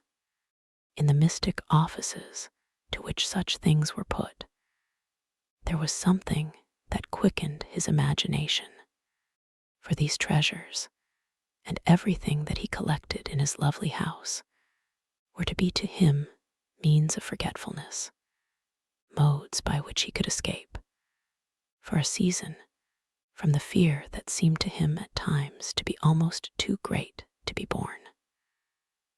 Upon the walls of the lonely locked room where he had spent so much of his boyhood, he had hung with his own hands the terrible portrait whose changing features showed him the real degradation of his life, and in front of it had draped the purple and gold pall as a curtain. For weeks he would not go there, would forget the hideous painted thing, and get back his light heart, his wonderful joyousness, his passionate absorption in mere existence. Then, suddenly, some night he would creep out of the house, go down to dreadful places near Blue Gate Fields, and stay there day after day until he was driven away. On his return, he would sit in front of the picture, sometimes loathing it and himself, but filled at other times with that pride of individualism that is half the fascination of sin, and smiling with secret pleasure at the misshapen shadow that had to bear the burden that should have been his own. After a few years, he could not endure to be long out of England, and gave up the villa that he had shared at Trouville with Lord Henry, as well as the little white walled-in house at Algiers, where they had more than once spent the winter. He hated to be separated from the picture that was such a part of his life, and was also afraid that during his absence someone might gain access to the room, in spite of the elaborate bars that he had caused to be placed upon the door. He was quite conscious that this would tell them nothing. It was true that the portrait still preserved, under all the foulness and ugliness of the face, its marked likeness to himself. But what could they learn from that? He would laugh at anyone who tried to taunt him. He had not painted it. What was it to him how vile and full of shame it looked? Even if he told them, would they believe it? Yet he was afraid. Sometimes, when he was down at his great house in Nottinghamshire, entertaining the fashionable young men of his own rank who were his chief companions, and astounding the county by the wanton luxury and gorgeous splendor of his mode of life, he would suddenly leave his guests and rush back to town to see that the door had not been tampered with and that the picture was still there. What if it should be stolen? The mere thought made him cold with horror. Surely the world would know his secret then. Perhaps the world already suspected it, for while he fascinated many, there were not a few who distrusted him. He was very nearly blackballed at a West End club of which his birth and social position fully entitled him to become a member. And it was said that, on one occasion, when he was brought by a friend into the smoking room of the Churchill, the Duke of Berwick and another gentleman got up in a marked manner and went out.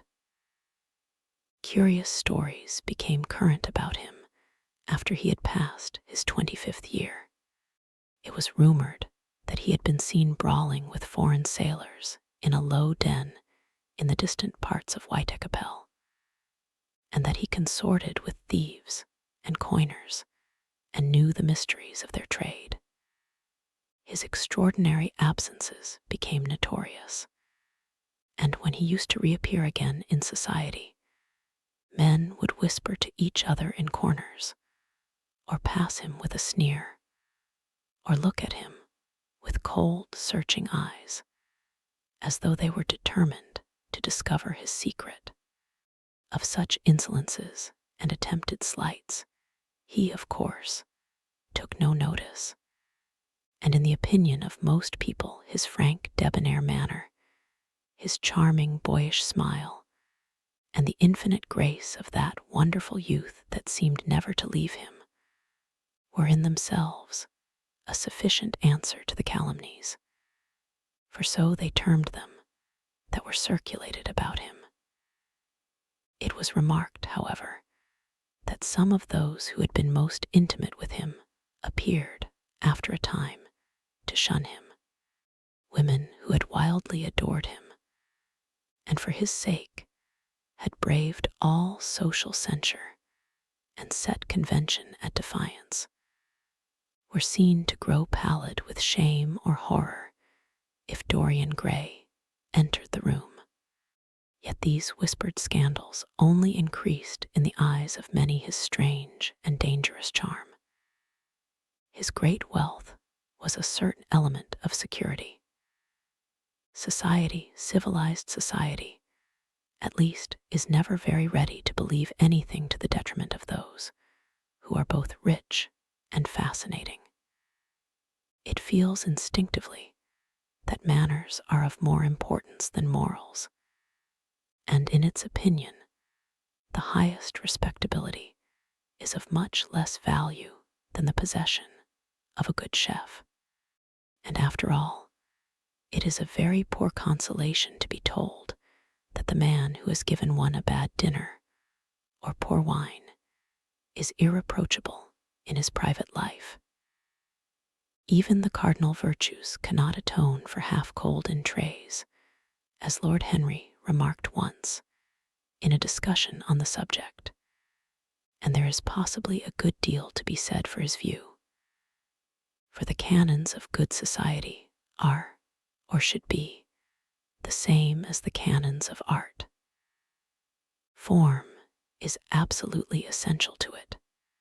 It should have the dignity of a ceremony, as well as its unreality, and should combine the insincere character of a romantic play with the wit and beauty that make such plays delightful to us. Is insincerity such a terrible thing? I think not. It is merely a method by which we can multiply our personalities. Such, at any rate, was Dorian Gray's opinion. He used to wonder at the shallow psychology of those who conceive the ego in man as a thing simple permanent, reliable, and of one essence. To him, man was a being with myriad lives and myriad sensations, a complex, multiform creature that bore within itself strange legacies of thought and passion, and whose very flesh was tainted with the monstrous maladies of the dead. He loved to stroll through the gaunt, cold picture gallery of his country house and look at the various portraits of those whose blood flowed in his veins. Here was Philip Herbert, described by Francis Osborne in his memoirs on the reigns of Queen Elizabeth and King James, as one who was caressed by the court for his handsome face, which kept him not long company. Was it young Herbert's life that he sometimes led? Had some strange, poisonous germ crept from body to body till it had reached his own? Was it some dim sense of that ruined grace that had made him so suddenly, and almost without cause, give utterance, in Basil Hallward's studio, to the mad prayer that had so changed his life? Here, in gold-embroidered red doublet, jeweled surcoat, and gilt-edged ruff and wristbands, stood Sir Anthony Sherard, with his silver and black armor piled at his feet. What had this man's legacy been? Had the lover of Giovanna of Naples bequeathed him some inheritance of sin and shame? Were his own actions merely the dreams that the dead man had not dared to realize? Here, from the fading canvas, smiled Lady Elizabeth de Vereux in her gauze hood, pearl stomacher, and pink slashed sleeves. A flower was in her right hand, and her left clasped an enameled collar of white and damask roses. On a table by her side lay a mandolin and an apple. There were large green rosettes upon her little pointed shoes. He knew her life and the strange stories that were told about her lovers. Had he something of her temperament in him? These oval, heavy-lidded eyes seemed to look curiously at him. What of George Willoughby, with his powdered hair and fantastic patches? How evil he looked. The face was saturnine and swarthy, and the sensual lips seemed to be twisted with disdain. Delicate lace ruffles fell over the lean yellow hands that were so overladen with rings. He had been a macaroni of the 18th century, and the friend, in his youth, of Lord Ferrars. What of the second Lord Beckenham, the companion of the Prince Regent in his wildest days, and one of the witnesses at the secret marriage with Mrs. Fitzherbert? How proud and handsome he was, with his chestnut curls and insolent pose. What passions had he bequeathed? The world had looked upon him as infamous. He had led the orgies at Carlton House. The star of the Garter glittered upon his breast. Beside him hung the portrait of his wife, a pallid, thin-lipped woman in black. Her blood also stirred within him. How curious it all seemed. And his mother with her Lady Hamilton face and her moist, wine-dashed lips, he knew what he had got from her. He had got from her his beauty and his passion for the beauty of others. She laughed at him in her loose bacchante dress. There were vine leaves in her hair, the purple spilled from the cup she was holding. The carnations of the painting had withered, but the eyes were still wonderful in their depth and brilliancy of color. They seemed to follow him wherever he went. Yet one had ancestors in literature, as well as in one's own race, nearer perhaps in type and temperament, many of them, and certainly with an influence of which one was more absolutely conscious. There were times when it appeared to Dorian Gray that the whole of history was merely the record of his own life, not as he had lived it in act and circumstance, but as his imagination had created it for him, as it had been in his brain and in his passions. He felt that he had known them all, those strange, terrible figures that had passed across the stage of the world and made sin so marvelous and evil so full of subtlety. It seemed to him that in some mysterious way their lives had been his own. The hero of the wonderful novel that had so influenced his life had himself known this curious fancy. In the 7th chapter he tells how, crowned with laurel, lest lightning might strike him, he had sat, as Tiberius, in a garden at Capri, reading the shameful books of Elephantes, while dwarfs and peacocks strutted round him, and the flute player mocked the swinger of the censer. And as Caligula had caroused with the green-shirted jockeys in their stables, and supped in an ivory manger with a jewel-frontleted horse, and as Domitian had wandered through a corridor lined with marble mirrors, looking round with haggard eyes for the reflection of the dagger that was to end his days, and sick with that ennui, that terrible tedium vitae that comes on those to whom life denies nothing, and had peered through a clear emerald at the red shambles of the circus, and then, in a litter of pearl and purple drawn by silver-shod mules, been carried through the street of pomegranates to a house of gold, and heard men cry on Nero Caesar as he passed by, and as Elagabalus had painted his face with colors, and plied the distaff among the women, and brought the moon from Carthage, and given her in mystic marriage to the sun.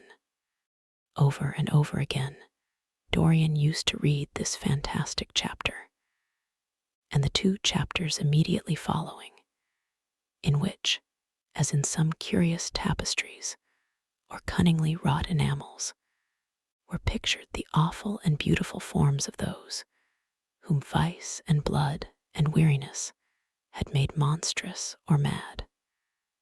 Filippo, Duke of Milan, who slew his wife and painted her lips with a scarlet poison that her lover might suck death from the dead thing he fondled.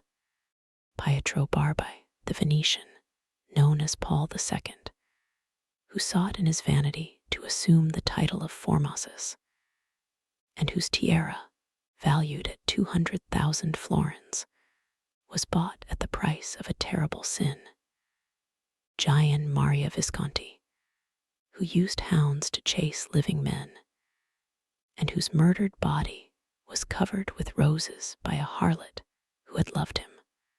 The Borgia, on his white horse, with fratricide riding beside him, and his mantle stained with the blood of Perato.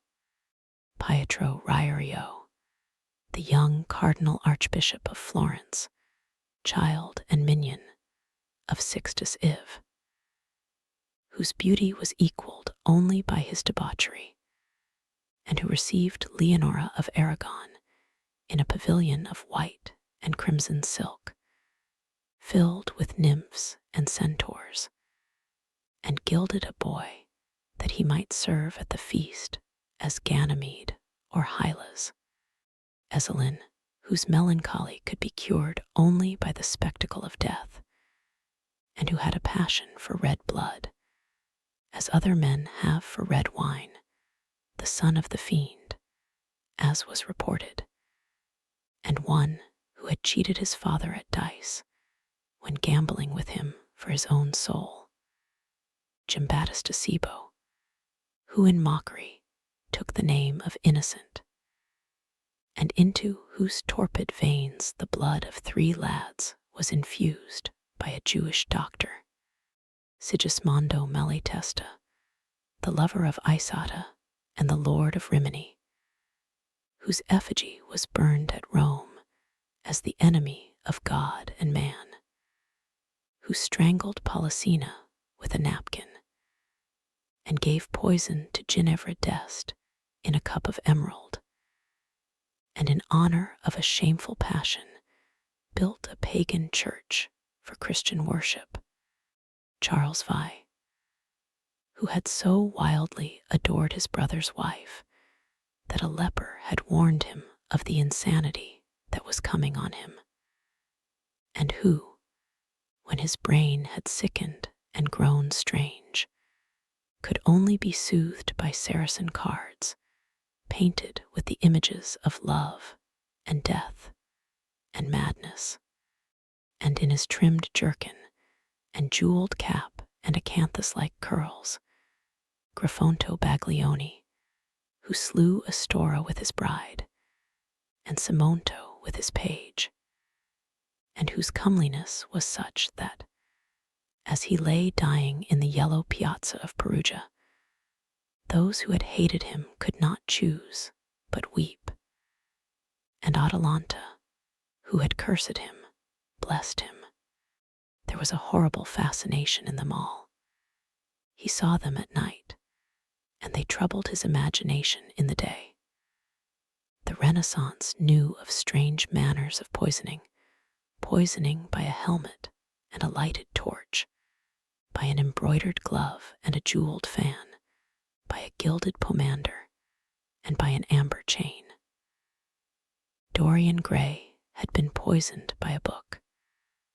There were moments when he looked on evil simply as a mode through which he could realize his conception of the beautiful.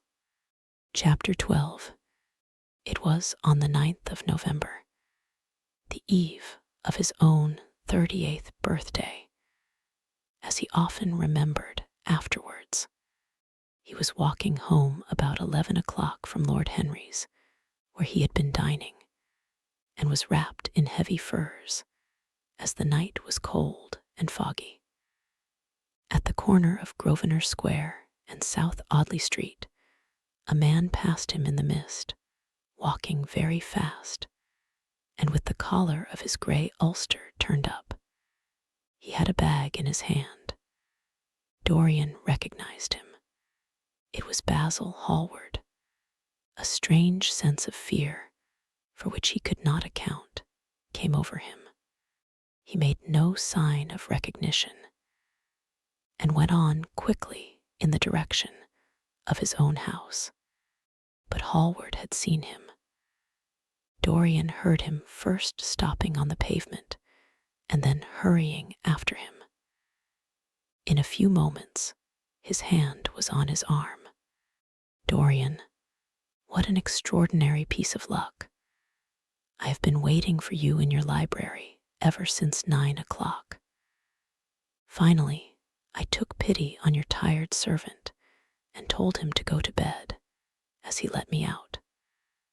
I am off to Paris by the midnight train, and I particularly wanted to see you before I left.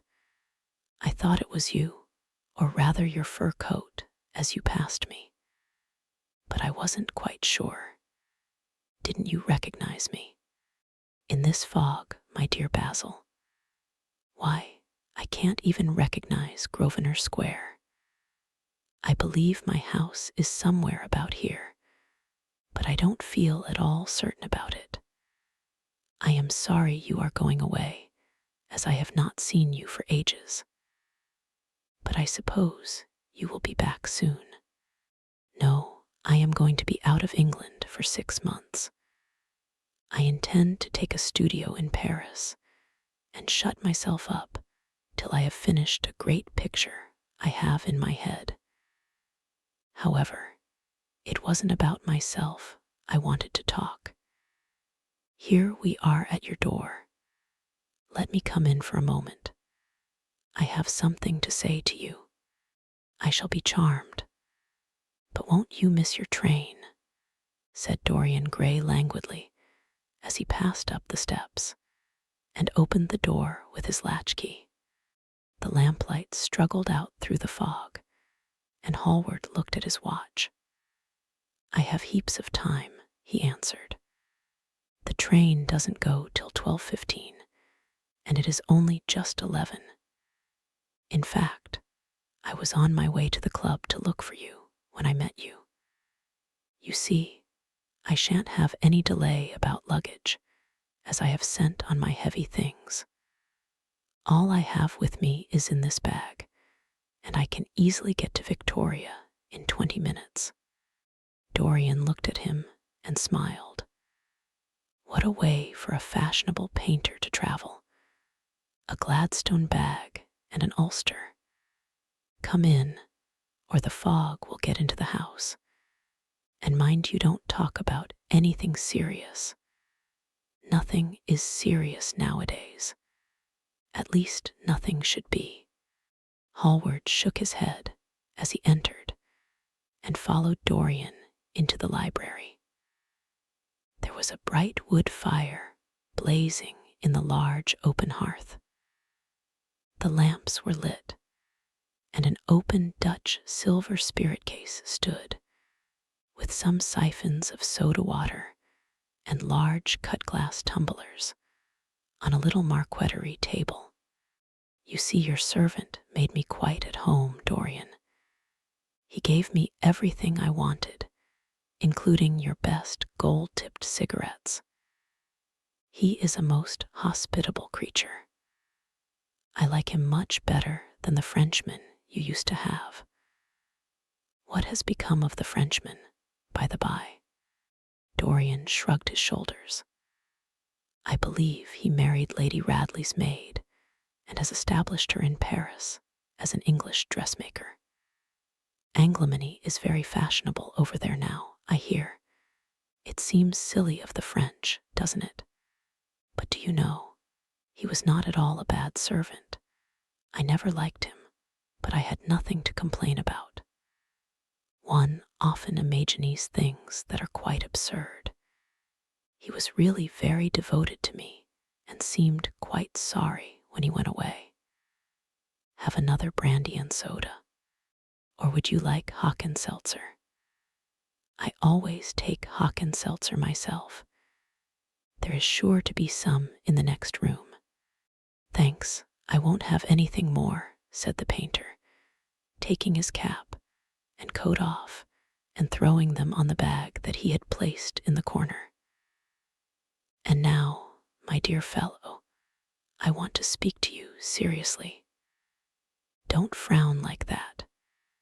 You make it so much more difficult for me." "What is it all about?" cried Dorian in his petulant way, flinging himself down on the sofa.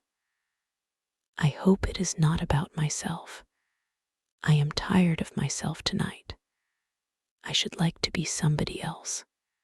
"It is about yourself," answered Hallward in his grave, deep voice, "and I must say it to you. I shall only keep you half an hour." Dorian sighed and lit a cigarette. "Half an hour," he murmured. "It is not much to ask of you, Dorian, and it is entirely for your own sake that I am speaking.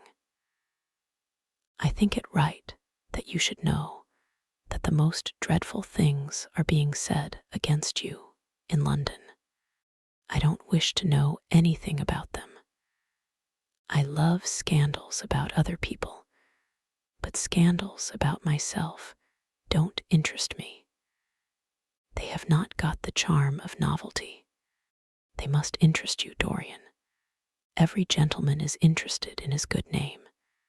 You don't want people to talk of you as something vile and degraded. Of course, you have your position and your wealth and all that kind of thing. But position and wealth are not everything. Mind you, I don't believe these rumors at all. At least, I can't believe them when I see you. Sin is a thing that writes itself across a man's face. It cannot be concealed. People talk sometimes of secret vices. There are no such things.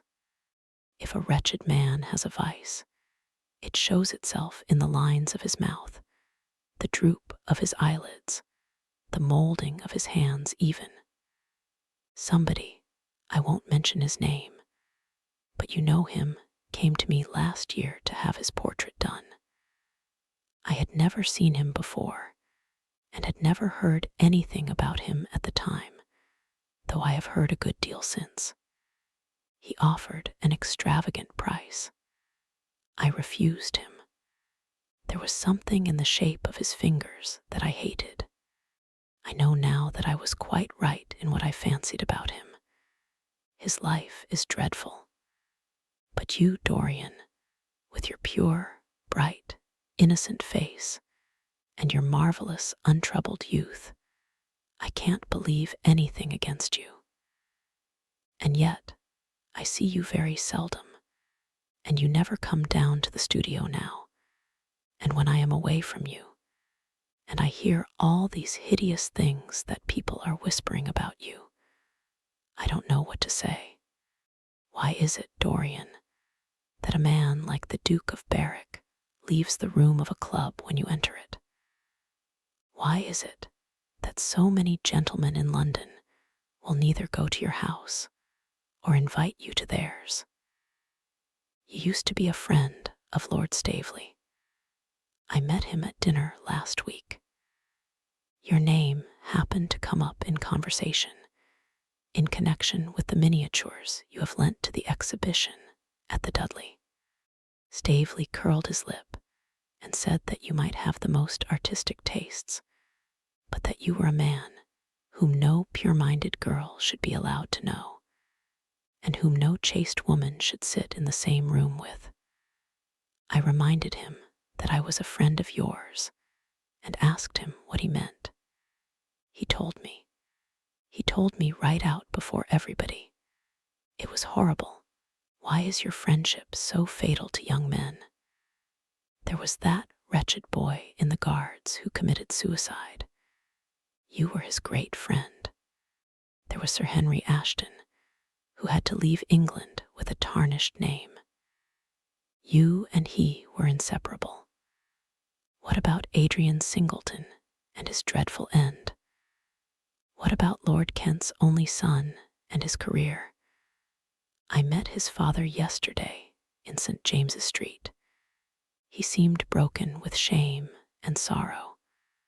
What about the young Duke of Perth? What sort of life has he got now? What gentleman would associate with him? Stop, Basil. You are talking about things of which you know nothing, said Dorian Gray, biting his lip, and with a note of infinite contempt in his voice. You ask me why Berwick leaves a room when I enter it. It is because I know everything about his life, not because he knows anything about mine. With such blood as he has in his veins, how could his record be clean? You ask me about Henry Ashton and young Perth. Did I teach the one his vices and the other his debauchery? If Kent's silly son takes his wife from the streets, what is that to me? If Adrian Singleton writes his friend's name across a bill, am I his keeper? I know how people chatter in England. The middle classes air their moral prejudices over their gross dinner tables, and whisper about what they call the profligacies of their betters in order to try, and pretend that they are in smart society and on intimate terms with the people they slander. In this country, it is enough for a man to have distinction and brains for every common tongue to wag against him. And what sort of lives do these people, who pose as being moral, lead themselves? My dear fellow, you forget that we are in the native land of the hypocrite. Dorian, cried Hallward, that is not the question. England is bad enough, I know, and English society is all wrong.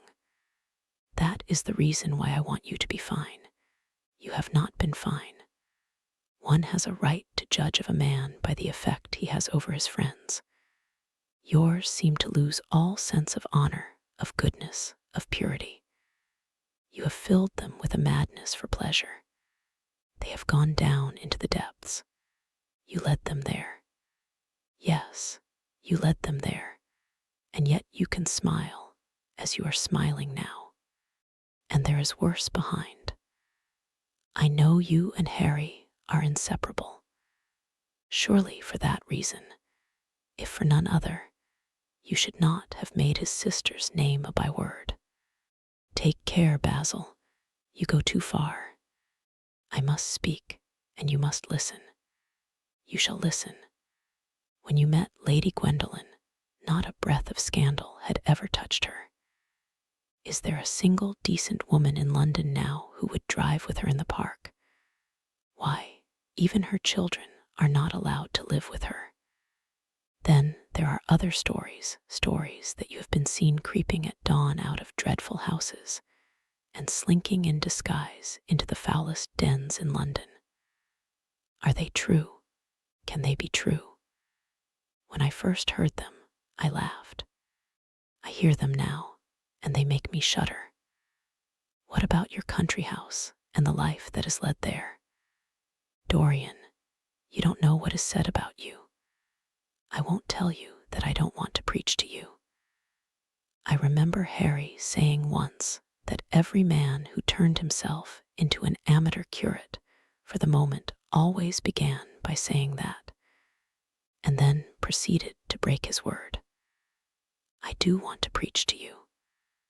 I want you to lead such a life as will make the world respect you.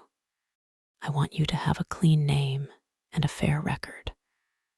I want you to get rid of the dreadful people you associate with. Don't shrug your shoulders like that. Don't be so indifferent. You have a wonderful influence. Let it be for good, not for evil. They say that you corrupt everyone with whom you become intimate, and that it is quite sufficient for you to enter a house for shame of some kind to follow after. I don't know whether it is so or not. How should I know? But it is said of you. I am told things that it seems impossible to doubt. Lord Gloucester was one of my greatest friends at Oxford. He showed me a letter that his wife had written to him when she was dying alone in her villa at Menton. Your name was implicated in the most terrible confession I ever read. I told him that it was absurd, that I knew you thoroughly, and that you were incapable of anything of the kind. Know you? I wonder, do I know you? Before I could answer that, I should have to see your soul.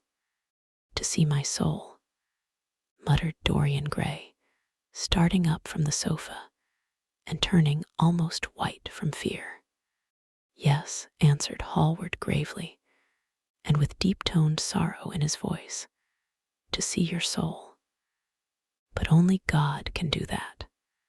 A bitter laugh of mockery broke from the lips of the younger man. You shall see it yourself tonight, he cried, seizing a lamp from the table. Come, it is your own handiwork. Why shouldn't you look at it? You can tell the world all about it afterwards if you choose. Nobody would believe you. If they did believe you, they would like me all the better for it. I know the age better than you do, though you will prate about it so tediously. Come, I tell you. You have chattered enough about corruption. Now you shall look on it face to face. There was the madness of pride in every word he uttered. He stamped his foot upon the ground in his boyish, insolent manner. He felt a terrible joy at the thought that someone else was to share his secret, and that the man who had painted the portrait that was the origin of all his shame was to be burdened for the rest of his life with the hideous memory of what he had done. Yes, he continued, coming closer to him and looking steadfastly into his stern eyes, I shall show you my soul. You shall see the thing that you fancy. Only God can see. Hallward started back. This is blasphemy, Dorian, he cried. You must not say things like that. They are horrible, and they don't mean anything. You think so, he laughed again. I know so. As for what I said to you tonight, I said it for your good. You know I have been always a staunch friend to you. Don't touch me. Finish what you have to say. A twisted flash of pain shot across the painter's face. He paused for a moment, and a wild feeling of pity came over him. After all, what right had he to pry into the life of Dorian Gray? If he had done a tithe of what was rumored about him, how much he must have suffered. Then he straightened himself up and walked over to the fireplace and stood there, looking at the burning logs with their frost-like ashes and their throbbing cores of flame. I am waiting, Basil, said the young man in a hard, clear voice. He turned round. What I have to say is this, he cried. You must give me some answer to these horrible charges that are made against you. If you tell me that they are absolutely untrue from beginning to end, I shall believe you. Deny them, Dorian, deny them. Can't you see what I am going through? My God, don't tell me that you are bad and corrupt and shameful. Dorian Gray smiled. There was a curl of contempt in his lips. Come upstairs, Basil, he said quietly. I keep a diary of my life from day to day, and it never leaves the room in which it is written. I shall show it to you if you come with me. I shall come with you, Dorian, if you wish it. I see I have missed my train. That makes no matter. I can go tomorrow. But don't ask me to read anything tonight. All I want is a plain answer to my question. That shall be given to you upstairs. I could not give it here. You will not have to read long. Chapter 13. He passed out of the room and began the ascent, Basil Hallward following close behind. They walked softly, as men do instinctively at night. The lamp cast fantastic shadows on the wall and staircase. A rising wind made some of the windows rattle. When they reached the top landing, Dorian set the lamp down on the floor and, taking out the key, turned it in the lock. You insist on knowing, Basil? He asked in a low voice. Yes, I am delighted, he answered, smiling. Then he added, somewhat harshly, you are the one man in the world who is entitled to know everything about me. You have had more to do with my life than you think. And taking up the lamp, he opened the door and went in. A cold current of air passed them, and the light shot up for a moment in a flame of murky orange. He shuddered. Shut the door behind you, he whispered, as he placed the lamp on the table. Hallward glanced round him with a puzzled expression. The room looked as if it had not been lived in for years. A faded Flemish tapestry, a curtained picture, an old Italian cassone, and an almost empty bookcase. That was all that it seemed to contain, besides a chair and a table. As Dorian Gray was lighting a half-burned candle that was standing on the mantel shelf, he saw that the whole place was covered with dust and that the carpet was in holes. A mouse ran scuffling behind the wainscoting. There was a damp odor of mildew. So you think that it is only God who sees the soul, Basil. Draw that curtain back, and you will see mine. The voice that spoke was cold and cruel. "You are mad, Dorian, or playing a part," muttered Hallward, frowning. "You won't." "Then I must do it myself," said the young man, and he tore the curtain from its rod and flung it on the ground. An exclamation of horror broke from the painter's lips as he saw in the dim light the hideous face on the canvas, grinning at him. There was something in its expression that filled him with disgust and loathing. Good heavens, it was Dorian Gray's own face that he was looking at. The horror, whatever it was, had not yet entirely spoiled that marvelous beauty. There was still some gold in the thinning hair and some scarlet on the sensual mouth. The sodden eyes had kept something of the loveliness of their blue.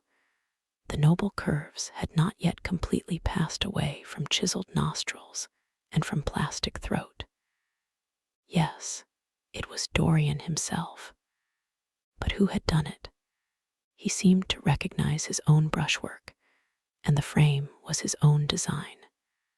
The idea was monstrous, yet he felt afraid. He seized the lighted candle and held it to the picture. In the left-hand corner was his own name, traced in long letters of bright vermilion. It was some foul parody, some infamous, ignoble satire. He had never done that. Still, it was his own picture. He knew it, and he felt as if his blood had changed in a moment from fire to sluggish ice. His own picture. What did it mean? Why had it altered? He turned and looked at Dorian Gray with the eyes of a sick man. His mouth twitched, and his parched tongue seemed unable to articulate. He passed his hand across his forehead. It was dank with clammy sweat.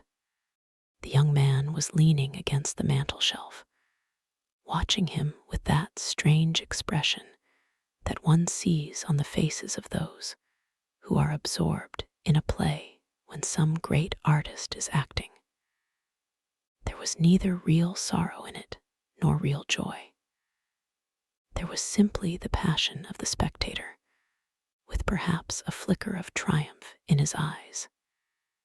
He had taken the flower out of his coat and was smelling it, or pretending to do so. "What does this mean?" cried Hallward at last. His own voice sounded shrill and curious in his ears. "Years ago, when I was a boy," said Dorian Gray, crushing the flower in his hand, "you met me, flattered me, and taught me to be vain of my good looks. One day you introduced me to a friend of yours, who explained to me the wonder of youth, and you finished a portrait of me that revealed to me the wonder of beauty. In a mad moment that, even now, I don't know whether I regret or not, I made a wish. Perhaps you would call it a prayer. I remember it. Oh, how well I remember it. No, the thing is impossible. The room is damp. Mildew has got into the canvas. The paints I used had some wretched mineral poison in them. I tell you the thing is impossible." "Ah, what is impossible?"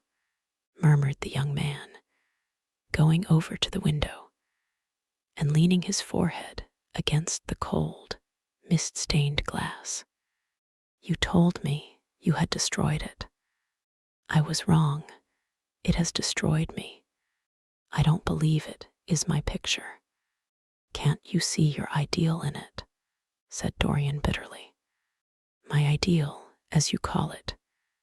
As you called it. There was nothing evil in it, nothing shameful.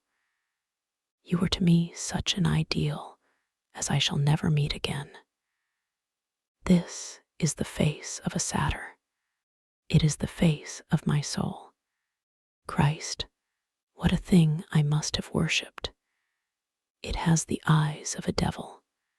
Each of us has heaven And hell in him, Basil, cried Dorian, with a wild gesture of despair. Hallward turned again to the portrait and gazed at it. My God, if it is true, he exclaimed, and this is what you have done with your life, why, you must be worse even than those who talk against you fancy you to be. He held the light up again to the canvas and examined it. The surface seemed to be quite undisturbed, and as he had left it. It was from within, apparently, that the foulness and horror had come. Through some strange quickening of inner life, the leprosies of sin were slowly eating the thing away. The rotting of a corpse in a watery grave was not so fearful. His hand shook, and the candle fell from its socket on the floor and lay there sputtering. He placed his foot on it and put it out. Then he flung himself into the rickety chair that was standing by the table and buried his face in his hands. Good God, Dorian, what a lesson! What an awful lesson! There was no answer, but he could hear the young man sobbing at the window. Pray, Dorian, pray, he murmured. What is it that one was taught to say in one's boyhood? Lead us not into temptation. Forgive us our sins. Wash away our iniquities. Let us say that together. The prayer of your pride has been answered. The prayer of your repentance will be answered also. I worshipped you too much. I am punished for it. You worshipped yourself too much. We are both punished. Dorian Gray turned slowly around and looked at him with tear-dimmed eyes. It is too late, Basil, he faltered. It is never too late, Dorian. Let us kneel down and try if we cannot remember a prayer. Isn't there a verse somewhere? Though your sins be as scarlet, yet I will make them as white as snow. Those words mean nothing to me now. Hush, don't say that. You have done enough evil in your life. My God, don't you see that accursed thing leering at us? Dorian Gray glanced at the picture, and suddenly an uncontrollable feeling of hatred for Basil Hallward came over him, as though it had been suggested to him by the image on the canvas, whispered into his ear by those grinning lips. The mad passions of a hunted animal stirred within him, and he loathed the man who was seated at the table more than in his whole life he had ever loathed anything. He glanced wildly around. Something glimmered on the top of the painted chest that faced him. His eye fell on it. He knew what it was. It was a knife that he had brought up some days before to cut a piece of cord and had forgotten to take away with him. He moved slowly towards it, passing Hallward as he did so. As soon as he got behind him, he seized it and turned round. Hallward stirred in his chair as if he was going to rise. He rushed at him and dug the knife into the great vein that is behind the ear, crushing the man's head down on the table and stabbing again and again. There was a stifled groan and the horrible sound of someone choking with blood. 3 times the outstretched arms shot up convulsively, waving grotesque, stiff-fingered hands in the air. He stabbed him twice more, but the man did not move. Something began to trickle on the floor. He waited for a moment, still pressing the head down. Then he threw the knife on the table and listened. He could hear nothing but the drip, drip on the threadbare carpet. He opened the door and went out on the landing. The house was absolutely quiet. No one was about. For a few seconds, he stood bending over the balustrade and peering down into the black seething well of darkness. Then he took out the key and returned to the room, locking himself in as he did so. The thing was still seated in the chair, straining over the table with bowed head and humped back and long, fantastic arms. Had it not been for the red, jagged tear in the neck and the clotted black pool that was slowly widening on the table, one would have said that the man was simply asleep. How quickly it had all been done. He felt strangely calm, and walking over to the window, opened it and stepped out on the balcony. The wind had blown the fog away, and the sky was like a monstrous peacock's tail, starred with myriads of golden eyes. He looked down and saw the policeman going his rounds and flashing the long beam of his lantern on the doors of the silent houses. The crimson spot of a prowling hansom gleamed at the corner and then vanished. A woman in a fluttering shawl was creeping slowly by the railings, staggering as she went. Now and then she stopped and peered back. Once she began to sing in a hoarse voice. The policeman strolled over and said something to her. She stumbled away, laughing.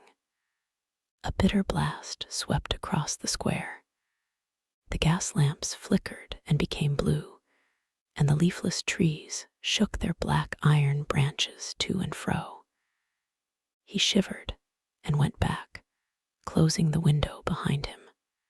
Having reached the door, he turned the key and opened it. He did not even glance at the murdered man. He felt that the secret of the whole thing was not to realize the situation. The friend who had painted the fatal portrait, to which all his misery had been due, had gone out of his life. That was enough. Then he remembered the lamp. It was a rather curious one of Moorish workmanship, made of dull silver inlaid with arabesques of burnished steel, and studded with coarse turquoises. Perhaps it might be missed by his servant, and questions would be asked. He hesitated for a moment, then he turned back and took it from the table. He could not help seeing the dead thing. How still it was. How horribly white the long hands looked. It was like a dreadful wax image. Having locked the door behind him, he crept quietly downstairs. The woodwork creaked and seemed to cry out as if in pain. He stopped several times and waited. No, everything was still. It was merely the sound of his own footsteps. When he reached the library, he saw the bag and coat in the corner. They must be hidden away somewhere. He unlocked a secret press that was in the wainscoting, a press in which he kept his own curious disguises, and put them into it. He could easily burn them afterwards. Then he pulled out his watch. It was 20 minutes to 2. He sat down and began to think. Every year, every month, almost men were strangled in England for what he had done. There had been a madness of murder in the air. Some red star had come too close to the earth, and yet, what evidence was there against him? Basil Hallward had left the house at 11. No one had seen him come in again. Most of the servants were at Selby Royal. His valet had gone to bed. Paris. Yes, it was to Paris that Basil had gone, and by the midnight train, as he had intended. With his curious, reserved habits, it would be months before any suspicions would be roused. Months. Everything could be destroyed long before then. A sudden thought struck him. He put on his fur coat and hat and went out into the hall. There he paused, hearing the slow, heavy tread of the policeman on the pavement outside, and seeing the flash of the bullseye reflected in the window. He waited and held his breath. After a few moments, he drew back the latch and slipped out, shutting the door very gently behind him. Then he began ringing the bell. In about 5 minutes, his valet appeared, half-dressed and looking very drowsy. "I am sorry to have had to wake you up, Francis," he said, stepping in, "but I had forgotten my latchkey." "What time is it?" 10 minutes past 2, sir," answered the man, looking at the clock and blinking. 10 minutes past 2. How horribly late. You must wake me at 9 tomorrow. I have some work to do. All right, sir. Did anyone call this evening? Mr. Hallward, sir. He stayed here till 11, and then he went away to catch his train. Oh, I am sorry I didn't see him. Did he leave any message? No, sir, except that he would write to you from Paris if he did not find you at the club. That will do, Francis. Don't forget to call me at 9 tomorrow. No, sir. The man shambled down the passage in his slippers. Dorian Gray threw his hat and coat upon the table and passed into the library. For a quarter of an hour, he walked up and down the room, biting his lip and thinking.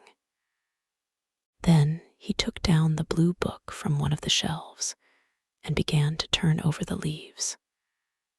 Alan Campbell, 152, Hertford Street, Mayfair. Yes, that was the man he wanted. Chapter 14.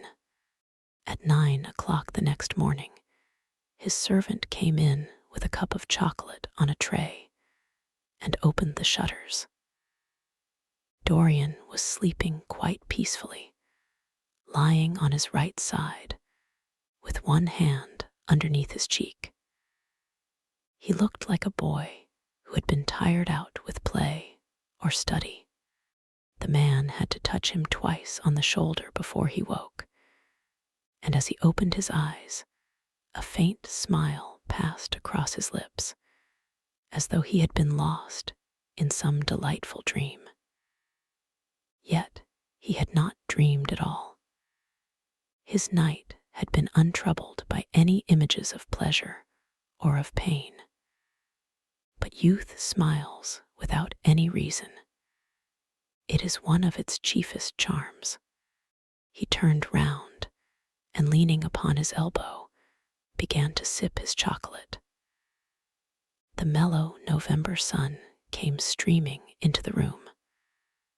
The sky was bright, and there was a genial warmth in the air. It was almost like a morning in May.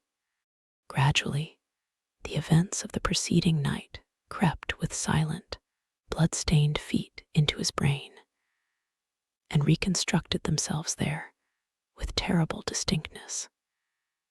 He winced at the memory of all that he had suffered, and for a moment the same curious feeling of loathing for Basil Hallward that had made him kill him as he sat in the chair came back to him, and he grew cold with passion. The dead man was still sitting there, too, and in the sunlight now. How horrible that was! Such hideous things were for the darkness, not for the day. He felt that if he brooded on what he had gone through, he would sicken or grow mad. There were sins whose fascination was more in the memory than in the doing of them. Strange triumphs that gratified the pride more than the passions, and gave to the intellect a quickened sense of joy, greater than any joy they brought, or could ever bring to the senses.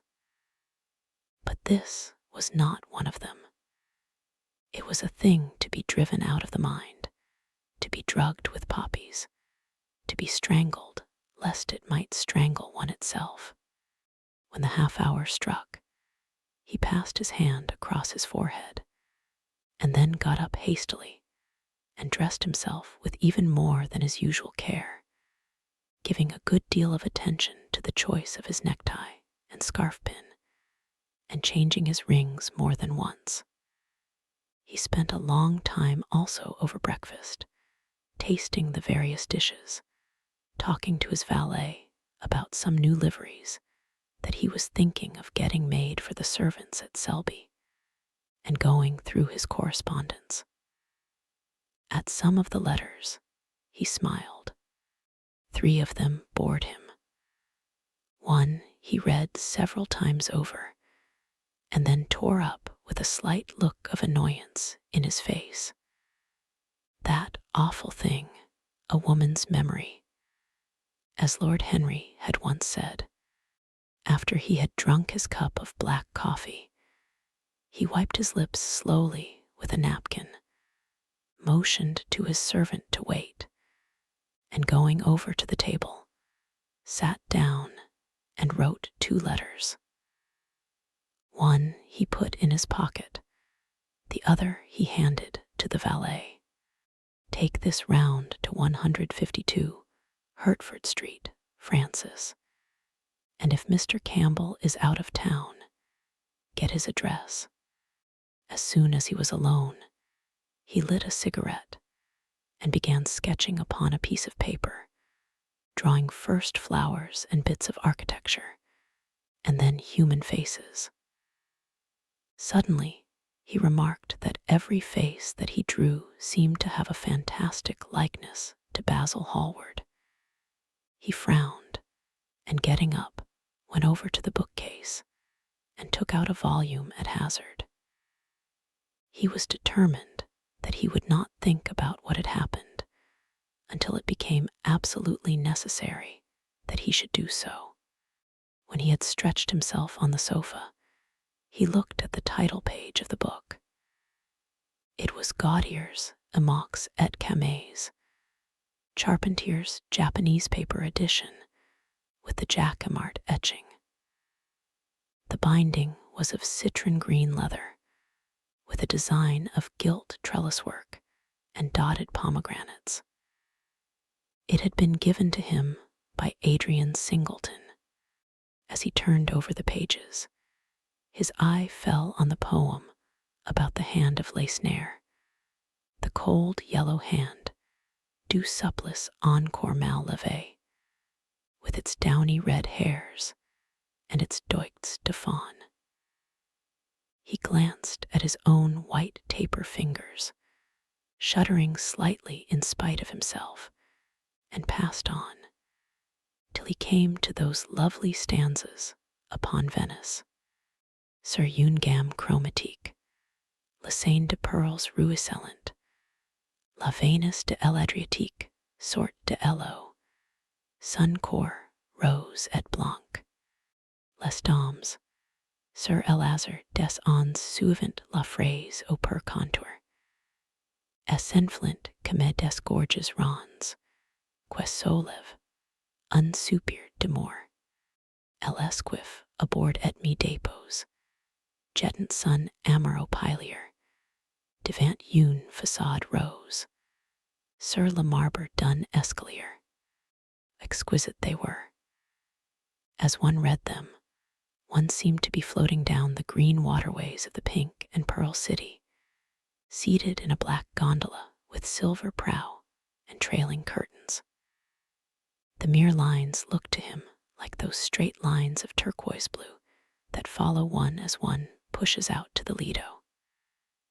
The sudden flashes of color reminded him of the gleam of the opaline iris-throated birds that flutter round the tall honeycombed campanile, or stalk, with such stately grace, through the dim, dust-stained arcades. Leaning back with half-closed eyes, he kept saying over and over to himself, devant une façade rose, sur le marbre d'un escalier.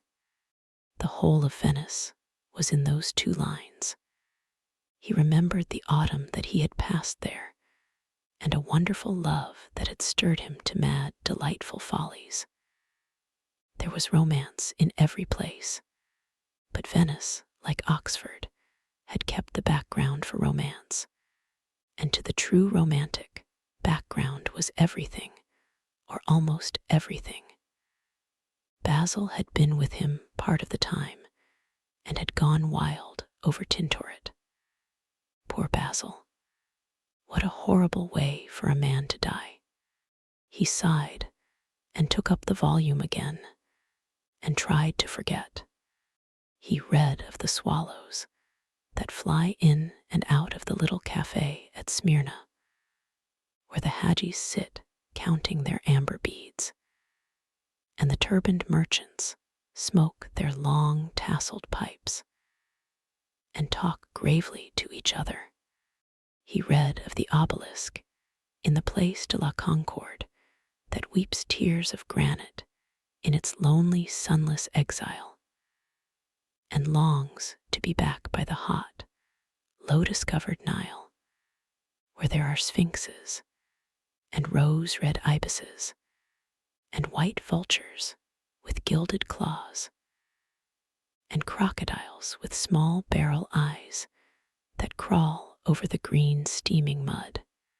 He began to brood over those verses which, drawing music from kiss-stained marble, tell of that curious statue that Gautier compares to a contralto voice, the monster charmant that couches in the porphyry room of the Louvre. But after a time, the book fell from his hand. He grew nervous, and a horrible fit of terror came over him. What if Alan Campbell should be out of England? Days would elapse before he could come back. Perhaps he might refuse to come. What could he do then? Every moment was of vital importance. They had been great friends once, 5 years before, almost inseparable, indeed. Then the intimacy had come suddenly to an end. When they met in society now, it was only Dorian Gray who smiled. Alan Campbell never did. He was an extremely clever young man, though he had no real appreciation of the visible arts, and whatever little sense of the beauty of poetry he possessed, he had gained entirely from Dorian. His dominant intellectual passion was for science. At Cambridge, he had spent a great deal of his time working in the laboratory, and had taken a good class in the natural science tripos of his year. Indeed, he was still devoted to the study of chemistry, and had a laboratory of his own in which he used to shut himself up all day long, greatly to the annoyance of his mother, who had set her heart on his standing for Parliament, and had a vague idea that a chemist was a person who made up prescriptions.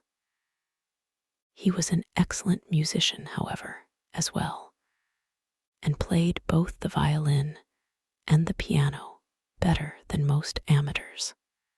In fact, it was music that had first brought him and Dorian Gray together, music, and that indefinable attraction that Dorian seemed to be able to exercise whenever he wished, and indeed, exercised often without being conscious of it. They had met at Lady Berkshire's the night that Rubinstein played there, and after that used to be always seen together at the opera and wherever good music was going on. For 18 months, their intimacy lasted. Campbell was always either at Selby Royal or in Grosvenor Square.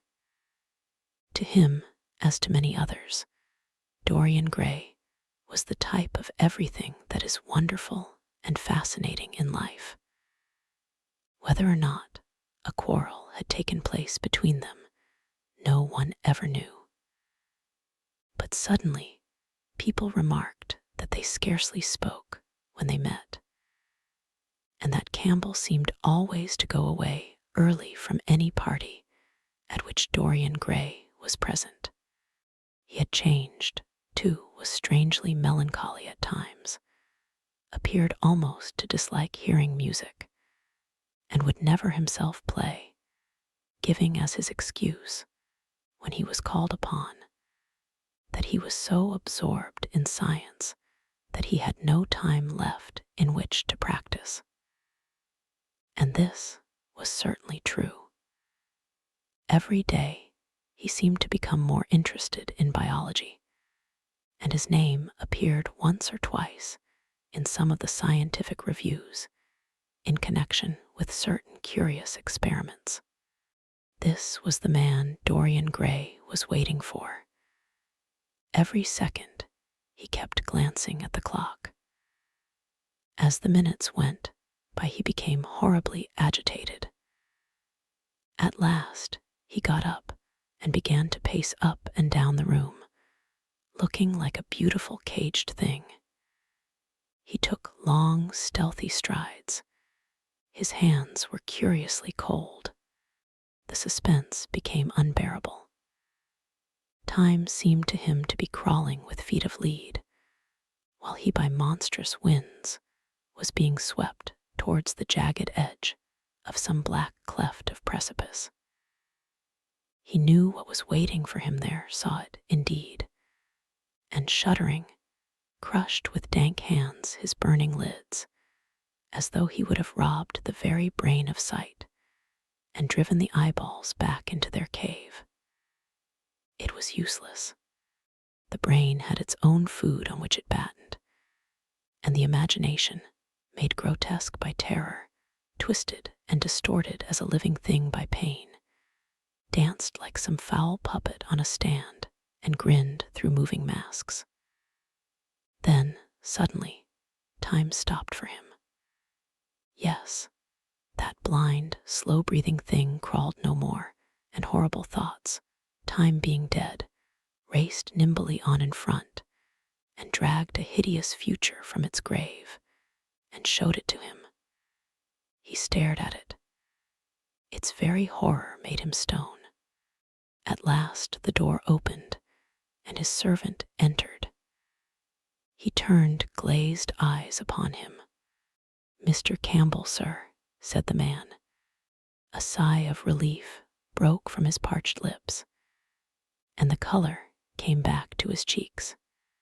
"Ask him to come in at once, Francis." He felt that he was himself again. His mood of cowardice had passed away. The man bowed and retired. In a few moments, Alan Campbell walked in, looking very stern and rather pale, his pallor being intensified by his coal-black hair and dark eyebrows. "Alan, this is kind of you. I thank you for coming. I had intended never to enter your house again, Gray. But you said it was a matter of life and death." His voice was hard and cold. He spoke with slow deliberation. There was a look of contempt in the steady, searching gaze that he turned on Dorian. He kept his hands in the pockets of his astrakhan coat and seemed not to have noticed the gesture with which he had been greeted. "Yes, it is a matter of life and death, Alan, and to more than one person. Sit down." Campbell took a chair by the table, and Dorian sat opposite to him. The two men's eyes met. In Dorian's, there was infinite pity. He knew that what he was going to do was dreadful. After a strained moment of silence, he leaned across and said very quietly, but watching the effect of each word upon the face of him he had sent for, "Alan, in a locked room at the top of this house, a room to which nobody but myself has access, a dead man is seated at a table. He has been dead 10 hours now. Don't stir, and don't look at me like that. Who the man is, why he died, how he died, are matters that do not concern you. What you have to do is this. Stop, Gray. I don't want to know anything further. Whether what you have told me is true or not true doesn't concern me. I entirely decline to be mixed up in your life. Keep your horrible secrets to yourself. They don't interest me anymore. Alan, they will have to interest you. This one will have to interest you. I am awfully sorry for you, Alan, but I can't help myself. You are the one man who is able to save me. I am forced to bring you into the matter. I have no option. Alan, you are scientific. You know about chemistry and things of that kind. You have made experiments. What you have got to do is to destroy the thing that is upstairs, to destroy it, so that not a vestige of it will be left. Nobody saw this person come into the house. Indeed, at the present moment, he is supposed to be in Paris. He will not be missed for months. When he is missed, there must be no trace of him found here. You, Alan, you must change him, and everything that belongs to him, into a handful of ashes that I may scatter in the air. You are mad, Dorian. Ah, I was waiting for you to call me Dorian. You are mad.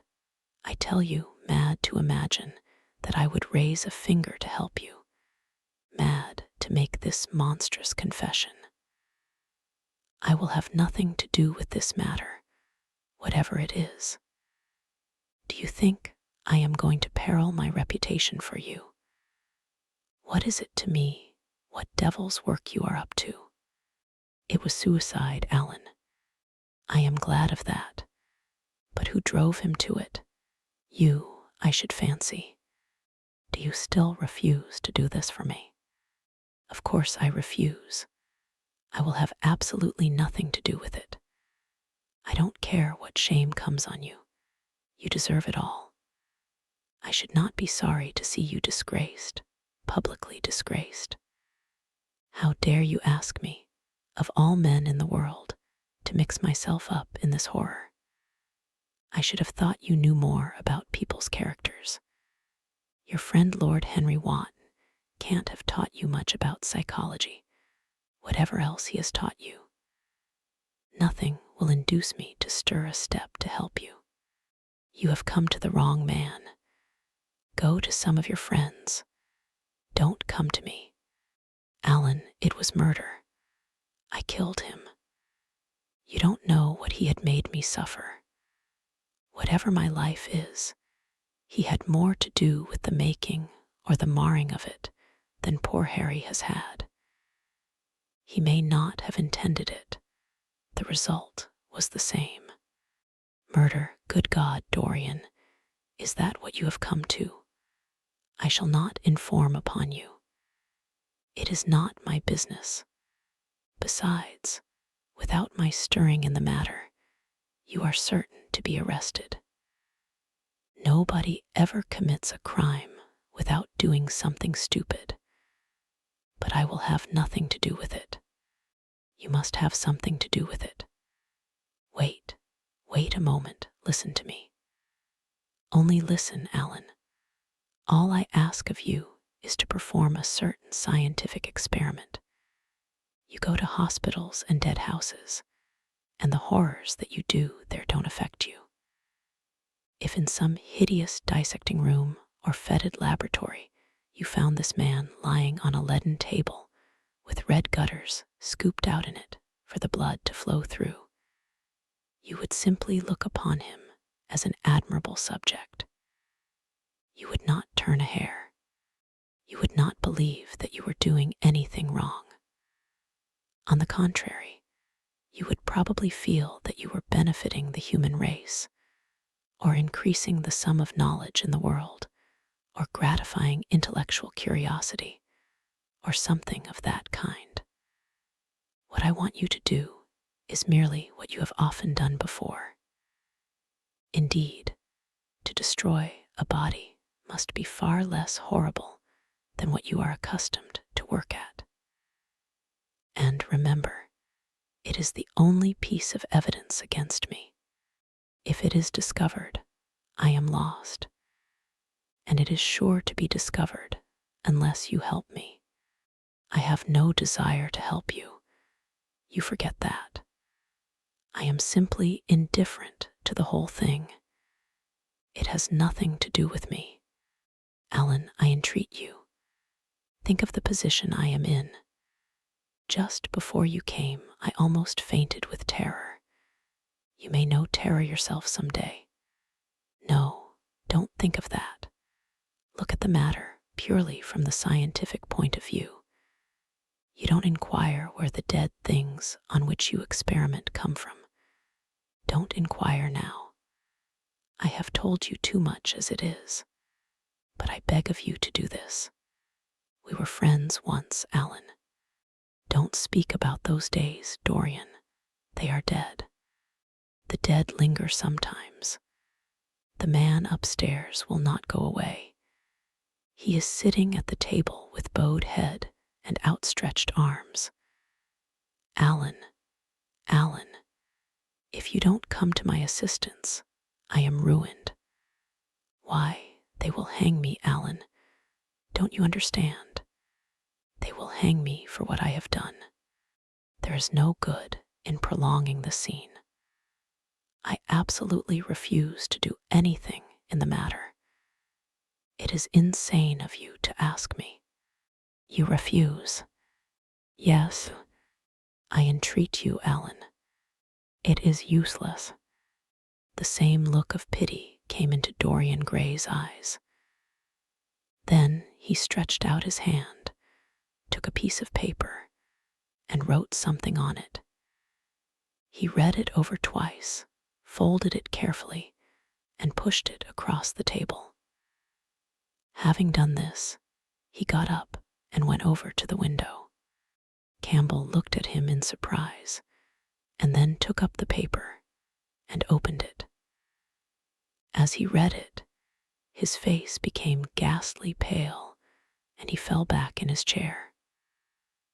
A horrible sense of sickness came over him. He felt as if his heart was beating itself to death in some empty hollow.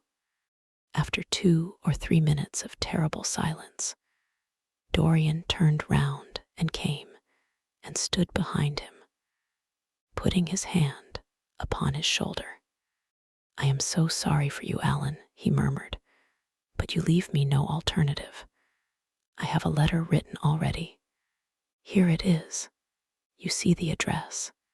If you don't help me, I must send it. If you don't help me, I will send it. You know what the result will be. But you are going to help me. It is impossible for you to refuse now. I tried to spare you. You will do me the justice to admit that. You were stern, harsh, offensive. You treated me as no man has ever dared to treat me, no living man, at any rate. I bore it all. Now it is for me to dictate terms. Campbell buried his face in his hands, and a shudder passed through him. Yes, it is my turn to dictate terms, Alan. You know what they are. The thing is quite simple. Come, don't work yourself into this fever. The thing has to be done.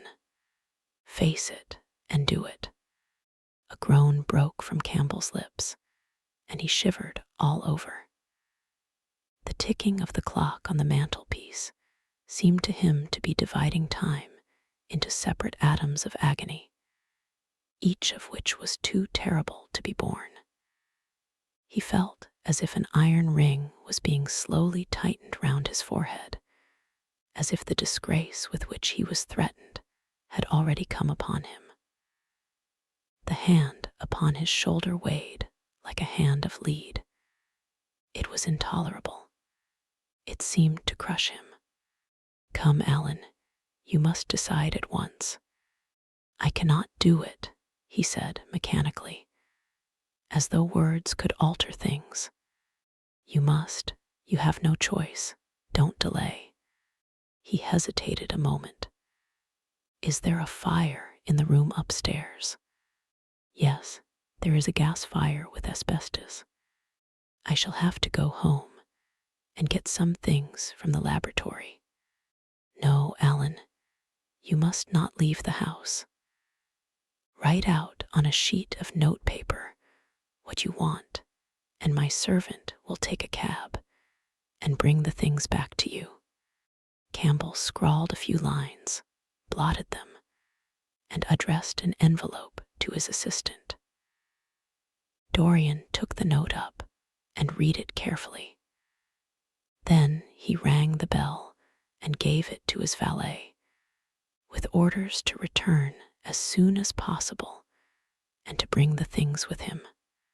As the hall door shut, Campbell started nervously, and having got up from the chair, went over to the chimney-piece. He was shivering with a kind of ague. For nearly 20 minutes, neither of the men spoke. A fly buzzed noisily about the room, and the ticking of the clock was like the beat of a hammer. As the chime struck 1, Campbell turned round and, looking at Dorian Gray, saw that his eyes were filled with tears.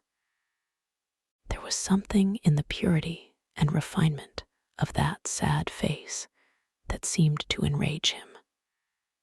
You are infamous, absolutely infamous, he muttered. Hush, Alan. You have saved my life, said Dorian. Your life? Good heavens. What a life that is. You have gone from corruption to corruption, and now you have culminated in crime. In doing what I am going to do, what you force me to do, it is not of your life that I am thinking. Ah, Alan, murmured Dorian with a sigh. I wish you had 1,000th part of the pity for me that I have for you. He turned away as he spoke and stood looking out at the garden. Campbell made no answer. After about 10 minutes, a knock came to the door, and the servant entered, carrying a large mahogany chest of chemicals with a long coil of steel and platinum wire, and 2 rather curiously shaped iron clamps. Shall I leave the things here, sir? He asked Campbell. Yes, said Dorian. And I am afraid, Francis, that I have another errand for you. What is the name of the man at Richmond who supplies Selby with orchids? Harden, sir. Yes, Harden.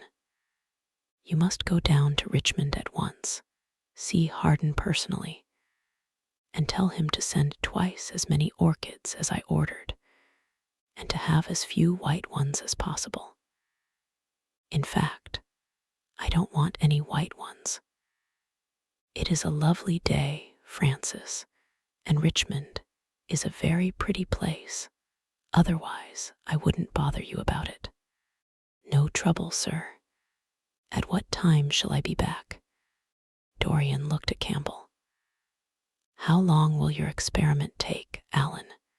He said, in a calm, indifferent voice. The presence of a third person in the room seemed to give him extraordinary courage. Campbell frowned and bit his lip. It will take about 5 hours, he answered. It will be time enough then, if you are back at 7:30, Francis. Or stay, just leave my things out for dressing. You can have the evening to yourself. I am not dining at home, so I shall not want you. Thank you, sir, said the man, leaving the room. Now, Alan, there is not a moment to be lost. How heavy this chest is. I'll take it for you. You bring the other things. He spoke rapidly and in an authoritative manner. Campbell felt dominated by him. They left the room together. When they reached the top landing, Dorian took out the key and turned it in the lock. Then he stopped, and a troubled look came into his eyes. He shuddered. "I don't think I can go in, Alan," he murmured. "It is nothing to me." "I don't require you," said Campbell coldly. Dorian half opened the door.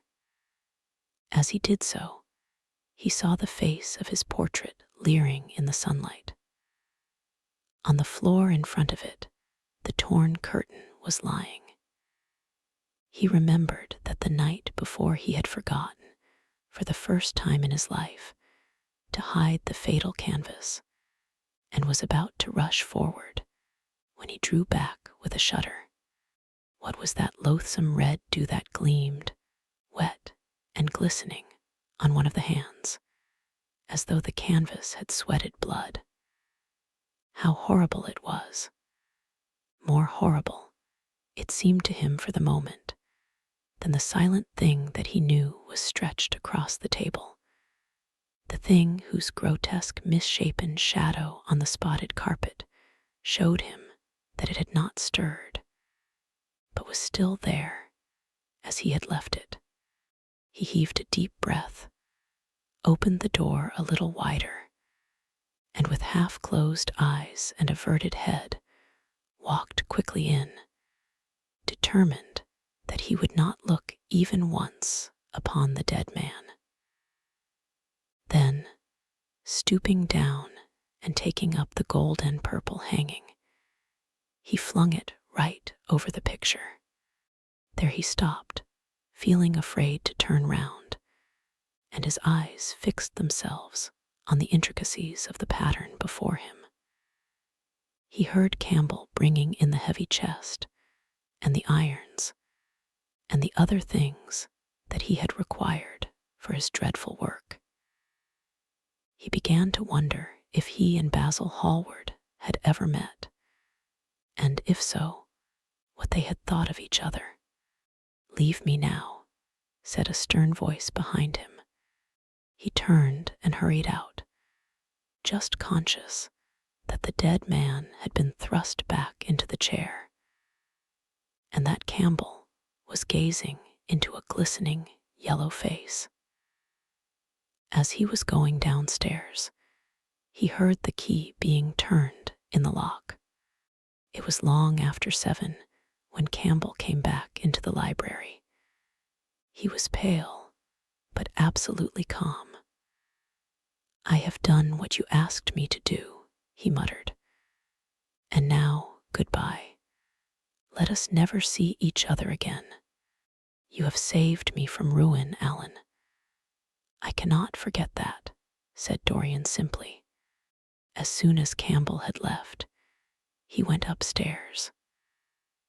There was a horrible smell of nitric acid in the room, but the thing that had been sitting at the table was gone. Chapter 15.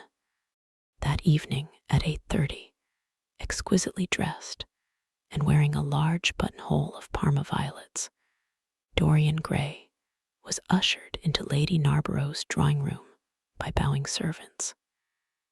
His forehead was throbbing with maddened nerves, and he felt wildly excited, but his manner as he bent over his hostess's hand was as easy and graceful as ever. Perhaps one never seems so much at one's ease as when one has to play a part. Certainly no one looking at Dorian Gray that night could have believed that he had passed through a tragedy as horrible as any tragedy of our age. Those finely shaped fingers could never have clutched a knife for sin, nor those smiling lips have cried out on God and goodness. He himself could not help wondering at the calm of his demeanor, and for a moment felt keenly the terrible pleasure of a double life. It was a small party, got up rather in a hurry by Lady Narborough, who was a very clever woman with what Lord Henry used to describe as the remains of really remarkable ugliness. She had proved an excellent wife to one of our most tedious ambassadors, and having buried her husband properly in a marble mausoleum, which she had herself designed, and married off her daughters to some rich, rather elderly men, she devoted herself now to the pleasures of French fiction, French cookery, and French esprit when she could get it. Dorian was one of her especial favorites, and she always told him that she was extremely glad she had not met him in early life. "I know, my dear, I should have fallen madly in love with you," she used to say, "and thrown my bonnet right over the mills for your sake. It is most fortunate that you were not thought of at the time. As it was, our bonnets were so unbecoming, and the mills were so occupied in trying to raise the wind, that I never had even a flirtation with anybody. However, that was all Narborough's fault. He was dreadfully short-sighted, and there is no pleasure in taking in a husband who never sees anything. Her guests this evening were rather tedious. The fact was, as she explained to Dorian, behind a very shabby fan, one of her married daughters had come up quite suddenly to stay with her, and to make matters worse, had actually brought her husband with her. I think it is most unkind of her, my dear," she whispered. "Of course I go and stay with them every summer after I come from Hamburg, but then an old woman like me must have fresh air sometimes, and besides, I really wake them up. You don't know what an existence they lead down there. It is pure, unadulterated country life. They get up early because they have so much to do, and go to bed early because they have so little to think about. There has not been a scandal in the neighborhood since the time of Queen Elizabeth, and consequently they all fall asleep after dinner. You shan't sit next either of them. You shall sit by me and amuse me." Dorian murmured a graceful compliment and looked round the room. Yes, it was certainly a tedious party. Two of the people he had never seen before, and the others consisted of Ernest Harrowden, one of those middle-aged mediocrities so common in London clubs, who have no enemies, but are thoroughly disliked by their friends. Lady Ruxton, an overdressed woman of 47, with a hooked nose, who was always trying to get herself compromised, but was so peculiarly plain that to her great disappointment, no one would ever believe anything against her. Mrs. Erlyn, a pushing nobody, with a delightful lisp and Venetian red hair, Lady Alice Chapman, his hostess's daughter, a dowdy, dull girl, with one of those characteristic British faces that once seen are never remembered, and her husband, a red-cheeked, white-whiskered creature, who, like so many of his class, was under the impression that inordinate joviality can atone for an entire lack of ideas. He was rather sorry he had come, till Lady Narborough, looking at the great ormolu gilt clock that sprawled in gaudy curves on the mauve-draped mantel-shelf, exclaimed, "How horrid of Henry Wotton to be so late. I sent round to him this morning on chance, and he promised faithfully not to disappoint me." It was some consolation that Harry was to be there, and when the door opened, and he heard his slow, musical voice lending charm to some insincere apology, he ceased to feel bored.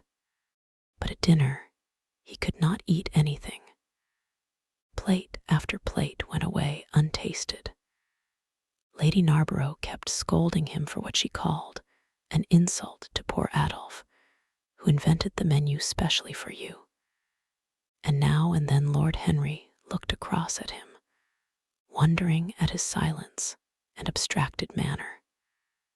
From time to time, the butler filled his glass with champagne.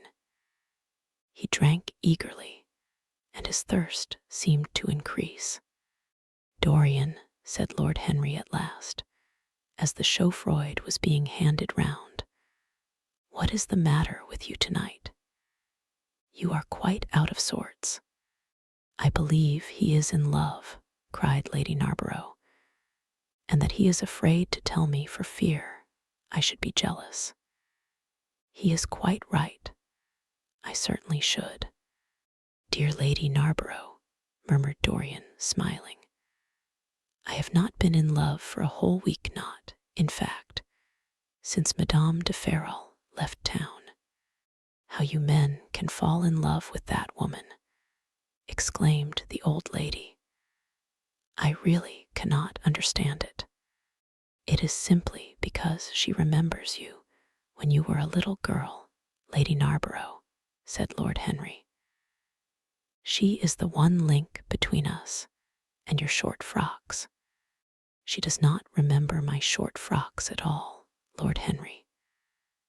But I remember her very well at Vienna 30 years ago, and how décolletée she was then."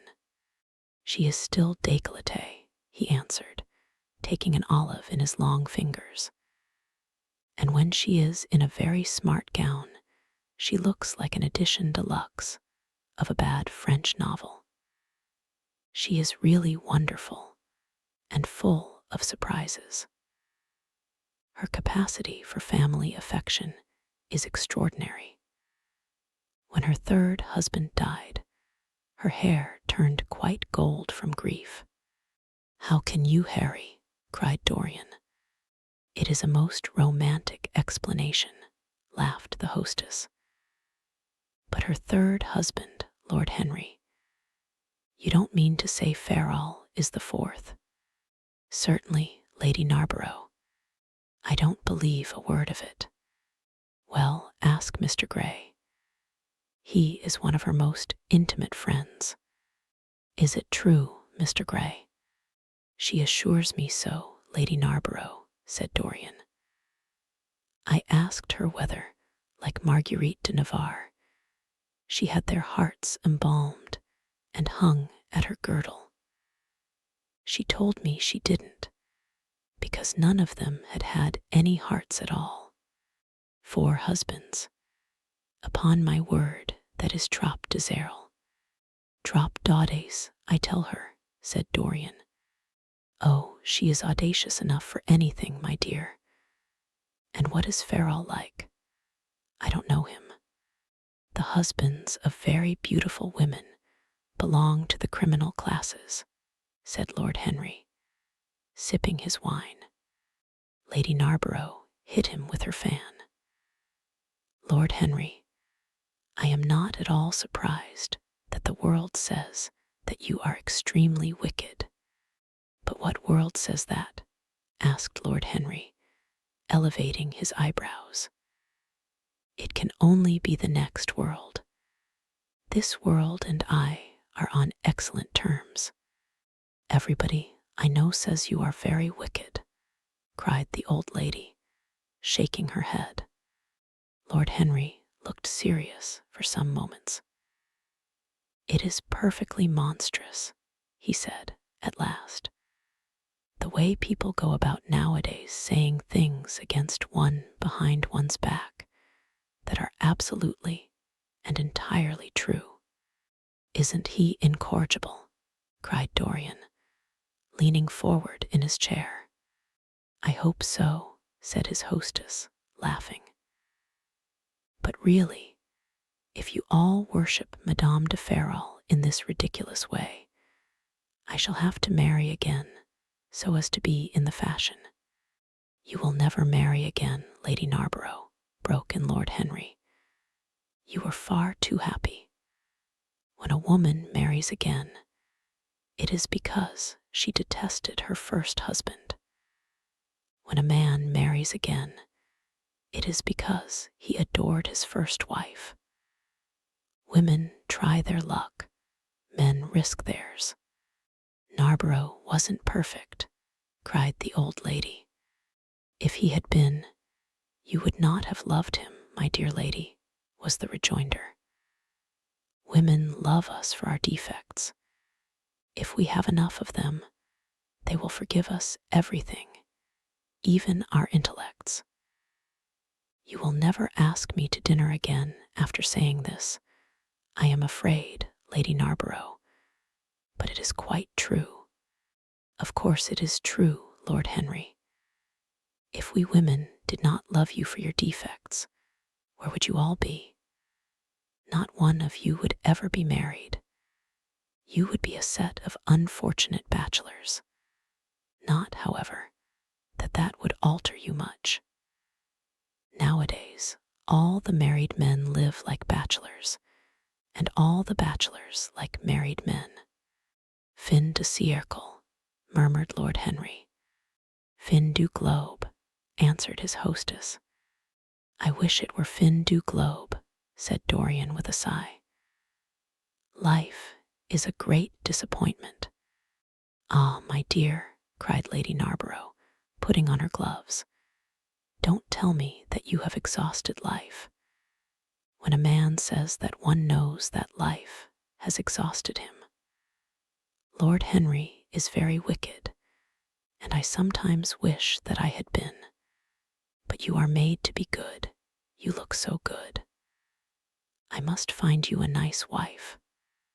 Lord Henry, don't you think that Mr. Grey should get married?" "I am always telling him so, Lady Narborough," said Lord Henry, with a bow. "Well, we must look out for a suitable match for him. I shall go through Debrett carefully tonight and draw out a list of all the eligible young ladies." "With their ages, Lady Narborough?" asked Dorian. "Of course, with their ages, slightly edited. But nothing must be done in a hurry. I want it to be what the Morning Post calls a suitable alliance, and I want you both to be happy. What nonsense people talk about happy marriages," exclaimed Lord Henry. "A man can be happy with any woman as long as he does not love her." "Ah, what a cynic you are," cried the old lady, pushing back her chair and nodding to Lady Ruxton. "You must come and dine with me soon again. You are really an admirable tonic, much better than what Sir Andrew prescribes for me. You must tell me what people you would like to meet, though. I want it to be a delightful gathering. I like men who have a future and women who have a past," he answered. "Or do you think that would make it a petticoat party?" "I fear so," she said, laughing, as she stood up. "1,000 pardons, my dear Lady Ruxton," she added. "I didn't see you hadn't finished your cigarette." "Never mind, Lady Narborough. I smoke a great deal too much. I am going to limit myself for the future." "Pray don't, Lady Ruxton," said Lord Henry. "Moderation is a fatal thing. Enough is as bad as a meal. More than enough is as good as a feast." Lady Ruxton glanced at him curiously. "You must come and explain that to me some afternoon, Lord Henry. It sounds a fascinating theory," she murmured as she swept out of the room. "Now, mind you don't stay too long over your politics and scandal," cried Lady Narborough from the door. "If you do, we are sure to squabble upstairs." The men laughed, and Mr. Chapman got up solemnly from the foot of the table and came up to the top. Dorian Gray changed his seat and went and sat by Lord Henry. Mr. Chapman began to talk in a loud voice about the situation in the House of Commons. He guffawed at his adversaries. The word doctrinaire, word full of terror to the British mind, reappeared from time to time between his explosions. An alliterative prefix served as an ornament of oratory. He hoisted the Union Jack on the pinnacles of thought. The inherited stupidity of the race, sound English common sense, he jovially termed it, was shown to be the proper bulwark for society. A smile curved Lord Henry's lips, and he turned round and looked at Dorian. "Are you better, my dear fellow?" he asked. "You seemed rather out of sorts at dinner." "I am quite well, Harry. I am tired, that is all. You were charming last night. The little Duchess is quite devoted to you. She tells me she is going down to Selby. She has promised to come on the 20th. Is Monmouth to be there too?" "Oh yes, Harry. He bores me dreadfully, almost as much as he bores her. She is very clever, too clever for a woman. She lacks the indefinable charm of weakness. It is the feet of clay that make the gold of the image precious. Her feet are very pretty, but they are not feet of clay. White porcelain feet, if you like. They have been through the fire, and what fire does not destroy, it hardens. She has had experiences." "How long has she been married?" asked Dorian. "An eternity, she tells me. I believe, according to the peerage, it is 10 years, but 10 years with Monmouth must have been like eternity, with time thrown in." "Who else is coming?" "Oh, the Willoughbys, Lord Rugby and his wife, our hostess, Geoffrey Clouston, the usual set. I have asked Lord Grottrian." "I like him," said Lord Henry. "A great many people don't, but I find him charming. He atones for being occasionally somewhat overdressed by being always absolutely overeducated. He is a very modern type. I don't know if he will be able to come, Harry. He may have to go to Monte Carlo with his father. Ah, what a nuisance people's people are. Try and make him come. By the way, Dorian, you ran off very early last night. You left before 11. What did you do afterwards? Did you go straight home?" Dorian glanced at him hurriedly and frowned. "No, Harry," he said at last. "I did not get home till nearly 3. Did you go to the club?" "Yes," he answered. Then he bit his lip. "No, I don't mean that. I didn't go to the club. I walked about. I forget what I did. How inquisitive you are, Harry. You always want to know what one has been doing. I always want to forget what I have been doing. I came in at 2:30, if you wish to know the exact time. I had left my latchkey at home, and my servant had to let me in. If you want any corroborative evidence on the subject, you can ask him." Lord Henry shrugged his shoulders. "My dear fellow, as if I cared. Let us go up to the drawing-room." "No sherry, thank you, Mr. Chapman. Something has happened to you, Dorian. Tell me what it is. You are not yourself tonight. Don't mind me, Harry. I am irritable and out of temper. I shall come round and see you tomorrow or next day. Make my excuses to Lady Narborough. I shan't go upstairs. I shall go home. I must go home. All right, Dorian. I dare say I shall see you tomorrow at tea time.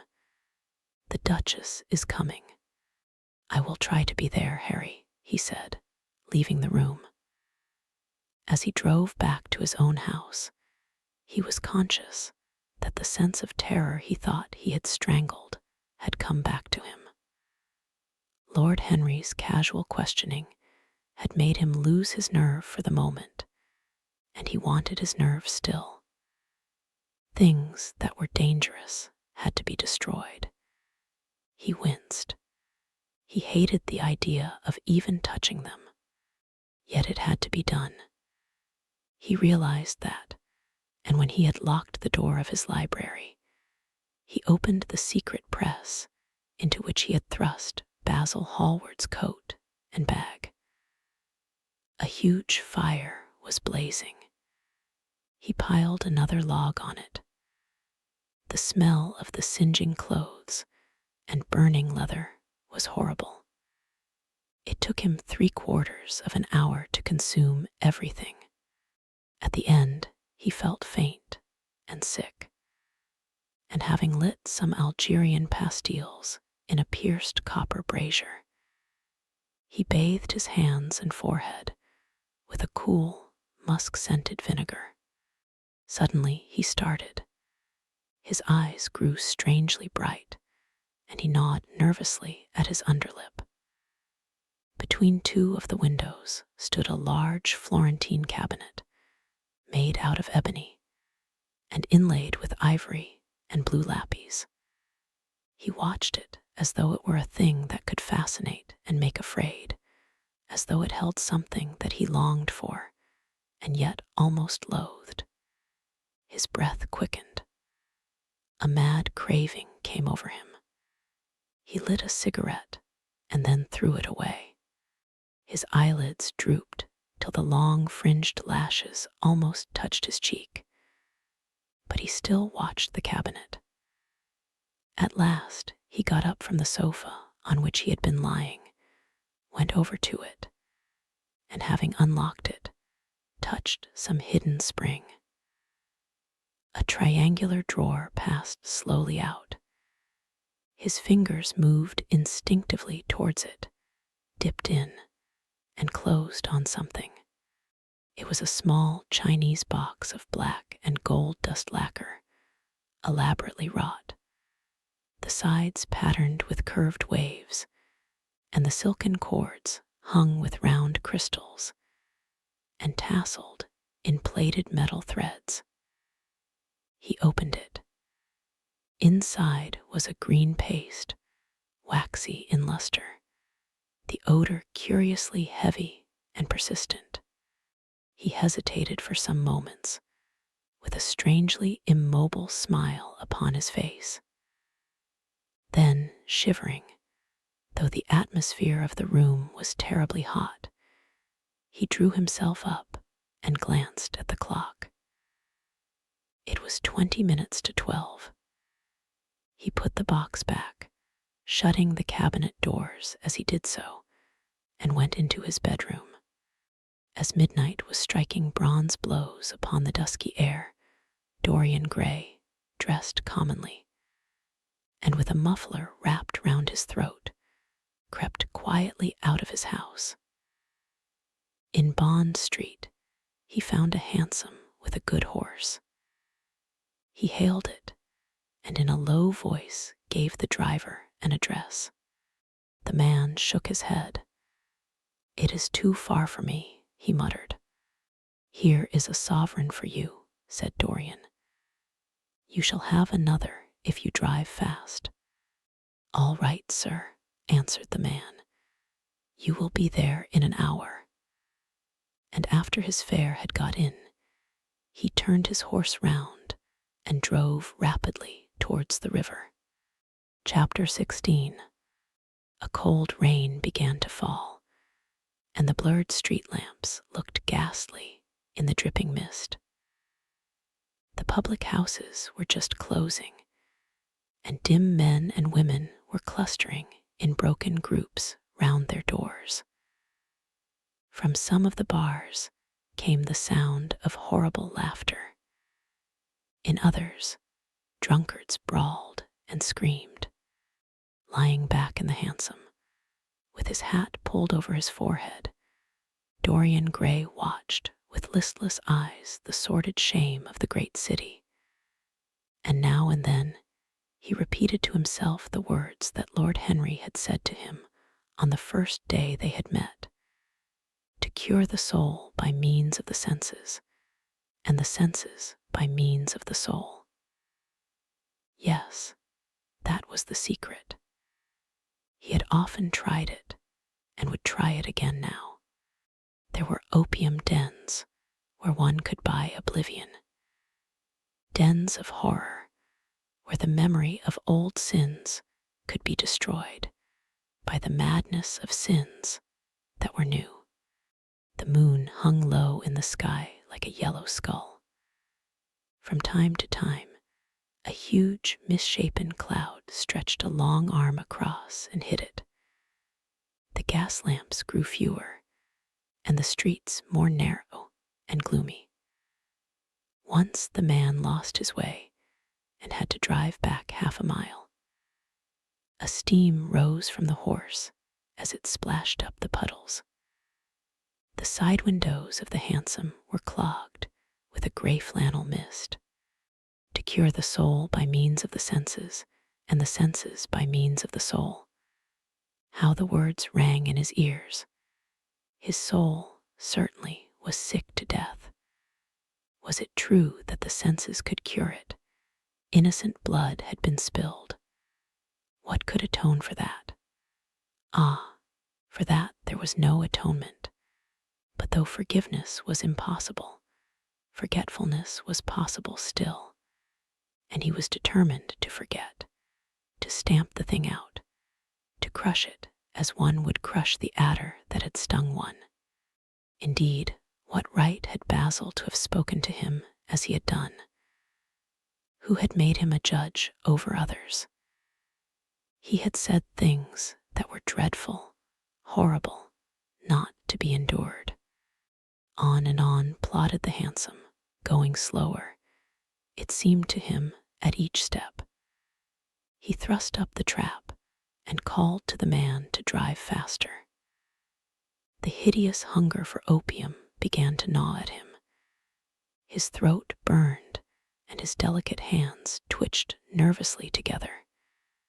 He struck at the horse madly with his stick. The driver laughed and whipped up.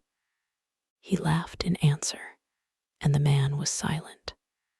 The way seemed interminable, and the streets like the black web of some sprawling spider. The monotony became unbearable, and as the mist thickened, he felt afraid. Then they passed by lonely brickfields. The fog was lighter here, and he could see the strange, bottle-shaped kilns with their orange, fan-like tongues of fire. A dog barked as they went by, and far away in the darkness, some wandering seagull screamed. The horse stumbled in a rut, then swerved aside and broke into a gallop. After some time, they left the clay road and rattled again over rough-paven streets. Most of the windows were dark, but now and then fantastic shadows were silhouetted against some lamplit blind. He watched them curiously. They moved like monstrous marionettes and made gestures like live things. He hated them. A dull rage was in his heart.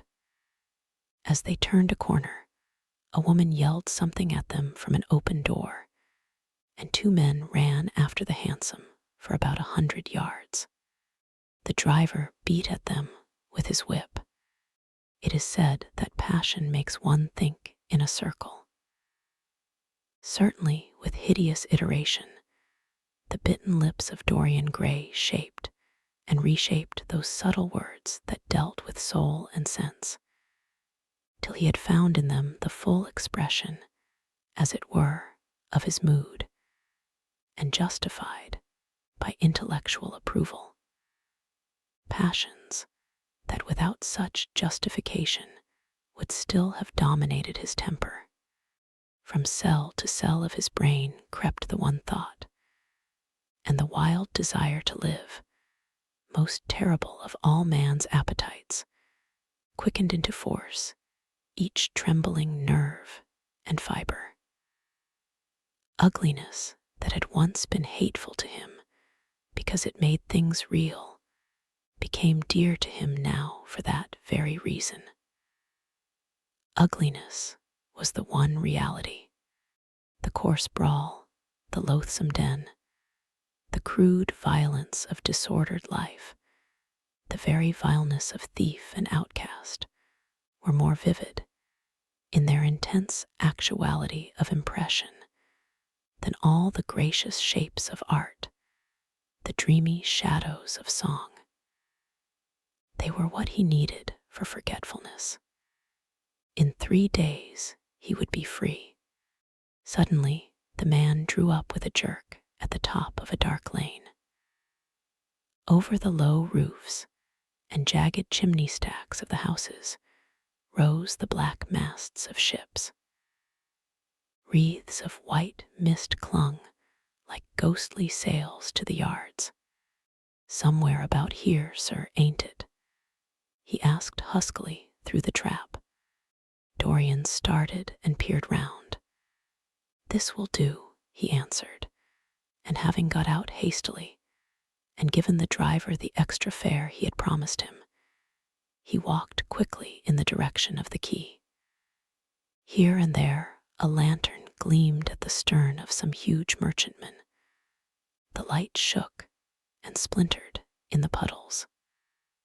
A red glare came from an outward-bound steamer that was coaling.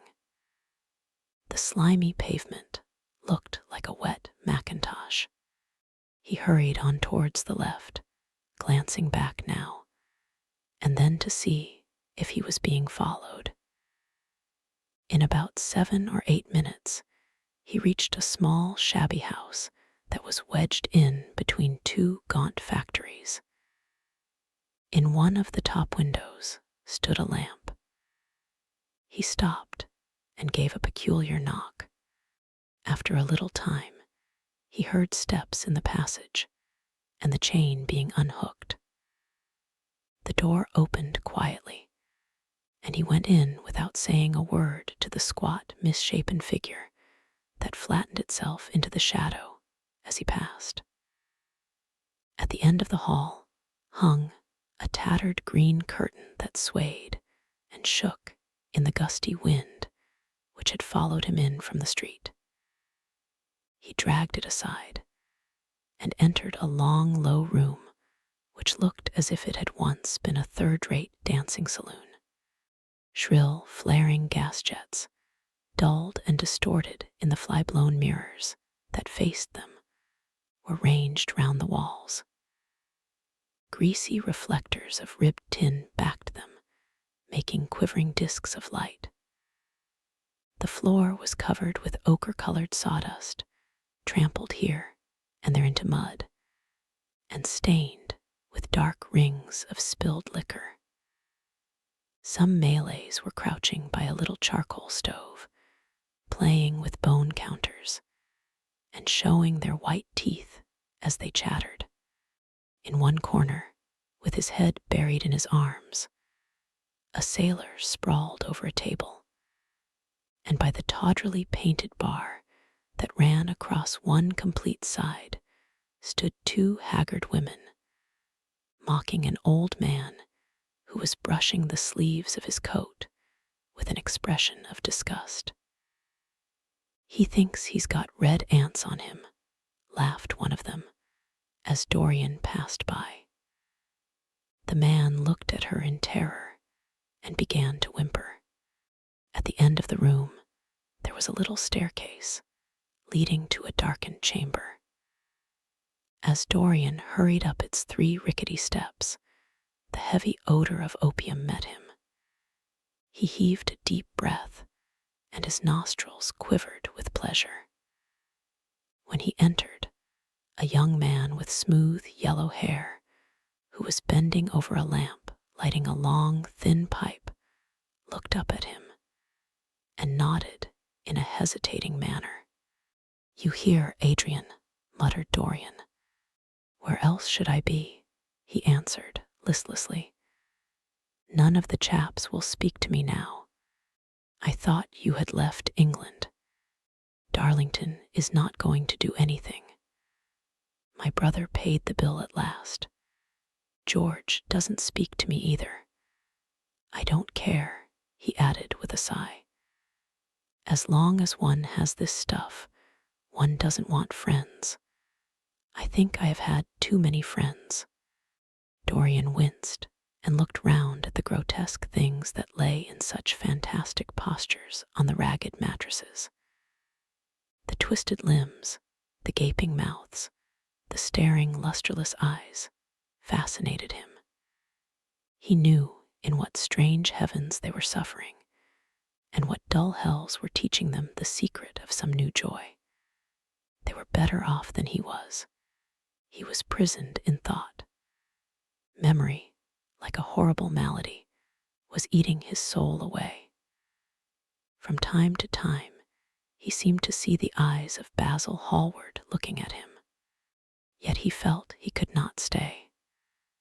The presence of Adrian Singleton troubled him. He wanted to be where no one would know who he was. He wanted to escape from himself. "I am going on to the other place," he said after a pause. "On the wharf. Yes, that mad cat is sure to be there. They won't have her in this place now." Dorian shrugged his shoulders. "I am sick of women who love one. Women who hate one are much more interesting. Besides, the stuff is better. Much the same. I like it better. Come and have something to drink." "I must have something." "I don't want anything," murmured the young man. "Never mind." Adrian Singleton rose up wearily and followed Dorian to the bar. A half-caste, in a ragged turban and a shabby ulster, grinned a hideous greeting as he thrust a bottle of brandy and 2 tumblers in front of them. The women sidled up and began to chatter. Dorian turned his back on them and said something in a low voice to Adrian Singleton. A crooked smile, like a Malay crease, writhed across the face of one of the women. "We are very proud tonight," she sneered. "For God's sake, don't talk to me," cried Dorian, stamping his foot on the ground. "What do you want?" "Money. Here it is. Don't ever talk to me again."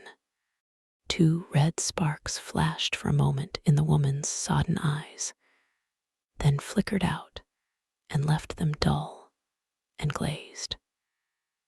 She tossed her head and raked the coins off the counter with greedy fingers. Her companion watched her enviously. "It's no use," sighed Adrian Singleton. "I don't care to go back. What does it matter? I am quite happy here. You will write to me if you want anything, won't you?" said Dorian, after a pause. "Perhaps. Good night, then." "Good night," answered the young man, passing up the steps and wiping his parched mouth with a handkerchief. Dorian walked to the door with a look of pain in his face. As he drew the curtain aside, a hideous laugh broke from the painted lips of the woman who had taken his money. "There goes the devil's bargain," she hiccuped in a hoarse voice. "Curse you," he answered. "Don't call me that." She snapped her fingers. "Prince Charming is what you like to be called, ain't it?" she yelled after him. The drowsy sailor leaped to his feet as she spoke and looked wildly round. The sound of the shutting of the hall door fell on his ear.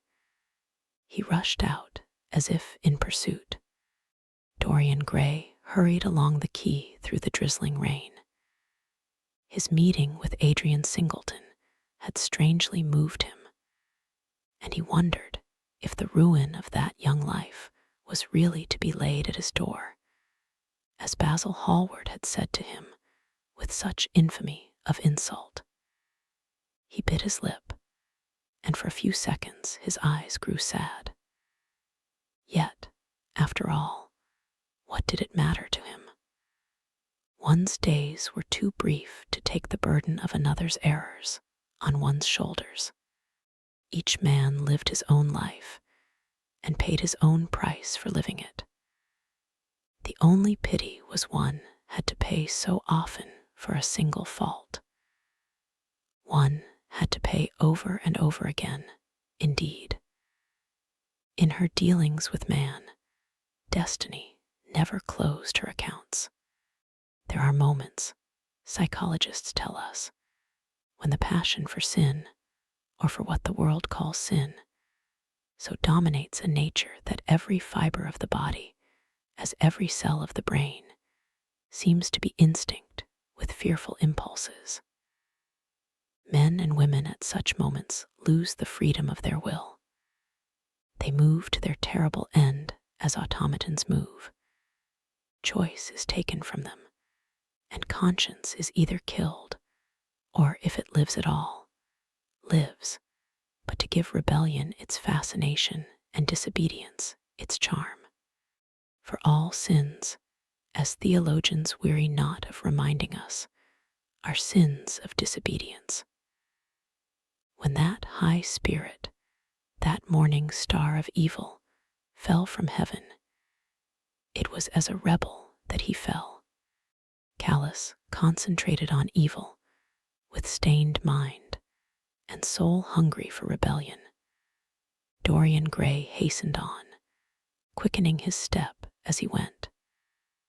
But as he darted aside into a dim archway that had served him often as a short cut to the ill-famed place where he was going, he felt himself suddenly seized from behind, and before he had time to defend himself, he was thrust back against the wall, with a brutal hand round his throat.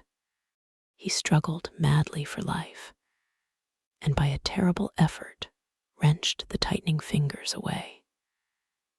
In a second, he heard the click of a revolver and saw the gleam of a polished barrel pointing straight at his head, and the dusky form of a short, thick-set man facing him. "What do you want?" he gasped. "Keep quiet," said the man. "If you stir, I shoot you." "You are mad. What have I done to you?" "You wrecked the life of Sybil Vane," was the answer, "and Sybil Vane was my sister. She killed herself. I know it. Her death is at your door. I swore I would kill you in return. For years I have sought you. I had no clue, no trace. The two people who could have described you were dead. I knew nothing of you but the pet name she used to call you. I heard it tonight by chance. Make your peace with God, for tonight you are going to die." Dorian Gray grew sick with fear. "I never knew her," he stammered. "I never heard of her. You are mad. You had better confess your sin, for as sure as I am James Vane, you are going to die." There was a horrible moment. Dorian did not know what to say or do. "Down on your knees," growled the man. "I give you 1 minute to make your peace, no more. I go on board tonight for India, and I must do my job first. 1 minute, that's all." Dorian's arms fell to his side. Paralyzed with terror, he did not know what to do. Suddenly, a wild hope flashed across his brain. "Stop," he cried. "How long ago is it since your sister died? Quick, tell me." 18 years, said the man. Why do you ask me? What do years matter? 18 years, laughed Dorian Gray, with a touch of triumph in his voice. 18 years. Set me under the lamp and look at my face. James Vane hesitated for a moment, not understanding what was meant. Then he seized Dorian Gray and dragged him from the archway, dim and wavering, as was the wind-blown light. Yet it served to show him the hideous error, as it seemed, into which he had fallen. For the face of the man he had sought to kill had all the bloom of boyhood, all the unstained purity of youth. He seemed little more than a lad of 20 summers, hardly older, if older indeed at all, than his sister had been when they had parted so many years ago. It was obvious that this was not the man who had destroyed her life. He loosened his hold and reeled back. My God, he cried, and I would have murdered you. Dorian Gray drew a long breath. You have been on the brink of committing a terrible crime, my man, he said, looking at him sternly. Let this be a warning to you not to take vengeance into your own hands. Forgive me, sir, muttered James Vane. I was deceived. A chance word I heard in that damned den set me on the wrong track. You had better go home and put that pistol away, or you may get into trouble, said Dorian, turning on his heel and going slowly down the street. James Vane stood on the pavement in horror. He was trembling from head to foot. After a little while, a black shadow that had been creeping along the dripping wall moved out into the light and came close to him with stealthy footsteps. He felt a hand laid on his arm and looked round with a start. It was one of the women who had been drinking at the bar. Why didn't you kill him? She hissed out, putting haggard face quite close to his. I knew you were following him when you rushed out from Dolly's. You fool. You should have killed him. He has lots of money, and he's as bad as bad. He is not the man I am looking for, he answered, and I want no man's money. I want a man's life. The man whose life I want must be nearly 40 now. This one is little more than a boy. Thank God, I have not got his blood upon my hands. The woman gave a bitter laugh. Little more than a boy, she sneered. Why, man, it's nigh on 18 years since Prince Charming made me what I am. You lie, cried James Vane. She raised her hand up to heaven. Before God, I am telling the truth, she cried. Before God, strike me dumb if it ain't so. He is the worst one that comes here. They say he has sold himself to the devil for a pretty face. It's nigh on 18 years since I met him. He hasn't changed much since then. I have, though, she added, with a sickly leer. You swear this? I swear it, came in hoarse echo from her flat mouth. But don't give me away to him, she whined. I am afraid of him. Let me have some money for my night's lodging. He broke from her with an oath and rushed to the corner of the street. But Dorian Gray had disappeared. When he looked back, the woman had vanished also. Chapter 17. A week later, Dorian Gray was sitting in the conservatory at Selby Royal, talking to the pretty Duchess of Monmouth, who with her husband, a jaded-looking man of 60, was amongst his guests. It was tea time, and the mellow light of the huge, lace-covered lamp that stood on the table lit up the delicate china and hammered silver of the service at which the Duchess was presiding. Her white hands were moving daintily among the cups, and her full red lips were smiling at something that Dorian had whispered to her. Lord Henry was lying back in a silk-draped wicker chair, looking at them. On a peach-colored divan sat Lady Narborough, pretending to listen to the Duke's description of the last Brazilian beetle that he had added to his collection. 3 young men in elaborate smoking suits were handing tea cakes to some of the women. The house party consisted of 12 people, and there were more expected to arrive on the next day. "What are you two talking about?" said Lord Henry, strolling over to the table and putting his cup down. "I hope Dorian has told you about my plan for rechristening everything, Gladys. It is a delightful idea, but I don't want to be rechristened, Harry," rejoined the Duchess, looking up at him with her wonderful eyes. "I am quite satisfied with my own name, and I am sure Mr. Gray should be satisfied with his. My dear Gladys, I would not alter either name for the world. They are both perfect. I was thinking chiefly of flowers. Yesterday I cut an orchid for my buttonhole. It was a marvelous spotted thing, as effective as the 7 deadly sins. In a thoughtless moment, I asked one of the gardeners what it was called. He told me it was a fine specimen of Robinsoniana, or something dreadful of that kind. It is a sad truth, but we have lost the faculty of giving lovely names to things. Names are everything. I never quarrel with actions. My one quarrel is with words. That is the reason I hate vulgar realism in literature.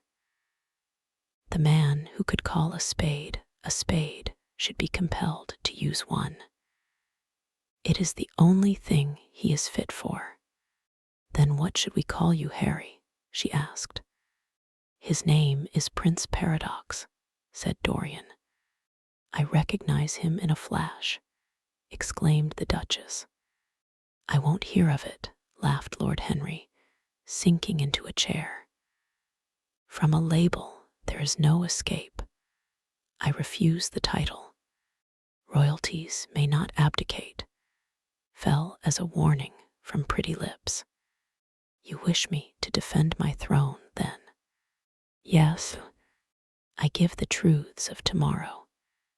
I prefer the mistakes of today," she answered. "You disarm me, Gladys," he cried, catching the willfulness of her mood. "Of your shield, Harry, not of your spear.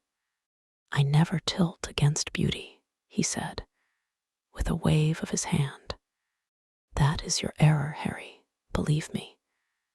You value beauty far too much." "How can you say that?" "I admit that I think that it is better to be beautiful than to be good. But on the other hand, no one is more ready than I am to acknowledge that it is better to be good than to be ugly.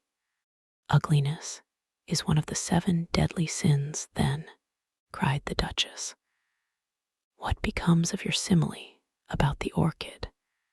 Ugliness is one of the 7 deadly virtues, Gladys. You, as a good Tory, must not underrate them. Beer, the Bible, and the 7 deadly virtues have made our England what she is." "You don't like your country, then?" she asked. "I live in it, that you may censure it the better." "Would you have me take the verdict of Europe on it?" he inquired. "What do they say of us? That Tartuffe has emigrated to England and opened a shop. Is that yours, Harry? I give it to you. I could not use it. It is too true. You need not be afraid. Our countrymen never recognize a description. They are practical. They are more cunning than practical. When they make up their ledger, they balance stupidity by wealth and vice by hypocrisy. Still, we have done great things. Great things have been thrust on us, Gladys. We have carried their burden, only as far as the stock exchange. She shook her head. I believe in the race, she cried. It represents the survival of the pushing.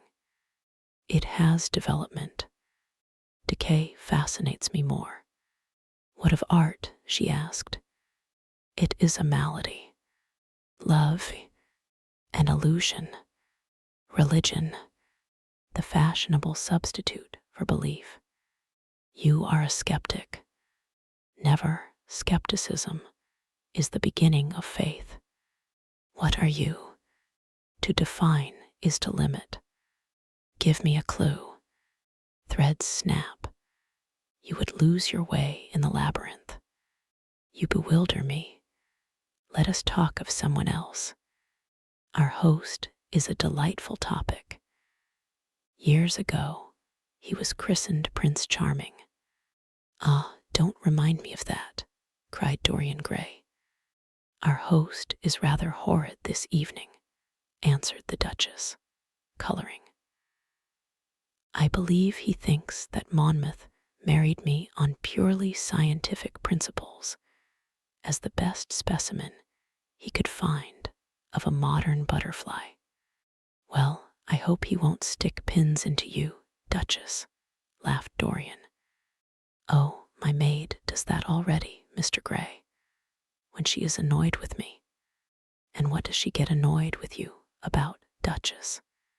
For the most trivial things, Mr. Gray, I assure you. Usually because I come in at 10 minutes to 9 and tell her that I must be dressed by 8:30. How unreasonable of her. You should give her warning. I daren't, Mr. Gray. Why, she invents hats for me. You remember the one I wore at Lady Hillstone's garden party? You don't, but it is nice of you to pretend that you do. Well, she made it out of nothing. All good hats are made out of nothing. Like all good reputations, Gladys, interrupted Lord Henry. Every effect that one produces gives one an enemy. To be popular, one must be a mediocrity. Not with women, said the Duchess, shaking her head. And women rule the world. I assure you we can't bear mediocrities. We women, as someone says, love with our ears, just as you men love with your eyes, if you ever love at all. It seems to me that we never do anything else, murmured Dorian. Ah, then, you never really love, Mr. Gray, answered the Duchess, with mock sadness. My dear Gladys, cried Lord Henry, how can you say that? Romance lives by repetition, and repetition converts an appetite into an art. Besides, each time that one loves is the only time one has ever loved. Difference of object does not alter singleness of passion. It merely intensifies it. We can have in life but one great experience at best, and the secret of life is to reproduce that experience as often as possible, even when one has been wounded by it, Harry, asked the Duchess after a pause. Especially when one has been wounded by it, answered Lord Henry. The Duchess turned and looked at Dorian Gray with a curious expression in her eyes. What do you say to that, Mr. Gray? She inquired. Dorian hesitated for a moment. Then he threw his head back and laughed. I always agree with Harry, Duchess, even when he is wrong. Harry is never wrong, Duchess. And does his philosophy make you happy? I have never searched for happiness. Who wants happiness? I have searched for pleasure and found it, Mr. Gray. Often, too often. The Duchess sighed. I am searching for peace, she said, and if I don't go and dress, I shall have none this evening.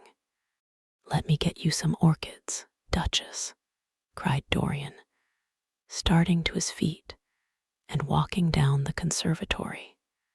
You are flirting disgracefully with him, said Lord Henry to his cousin. You had better take care.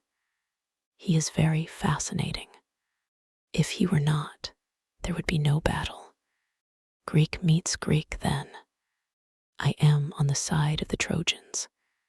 They fought for a woman. They were defeated. There are worse things than capture, she answered.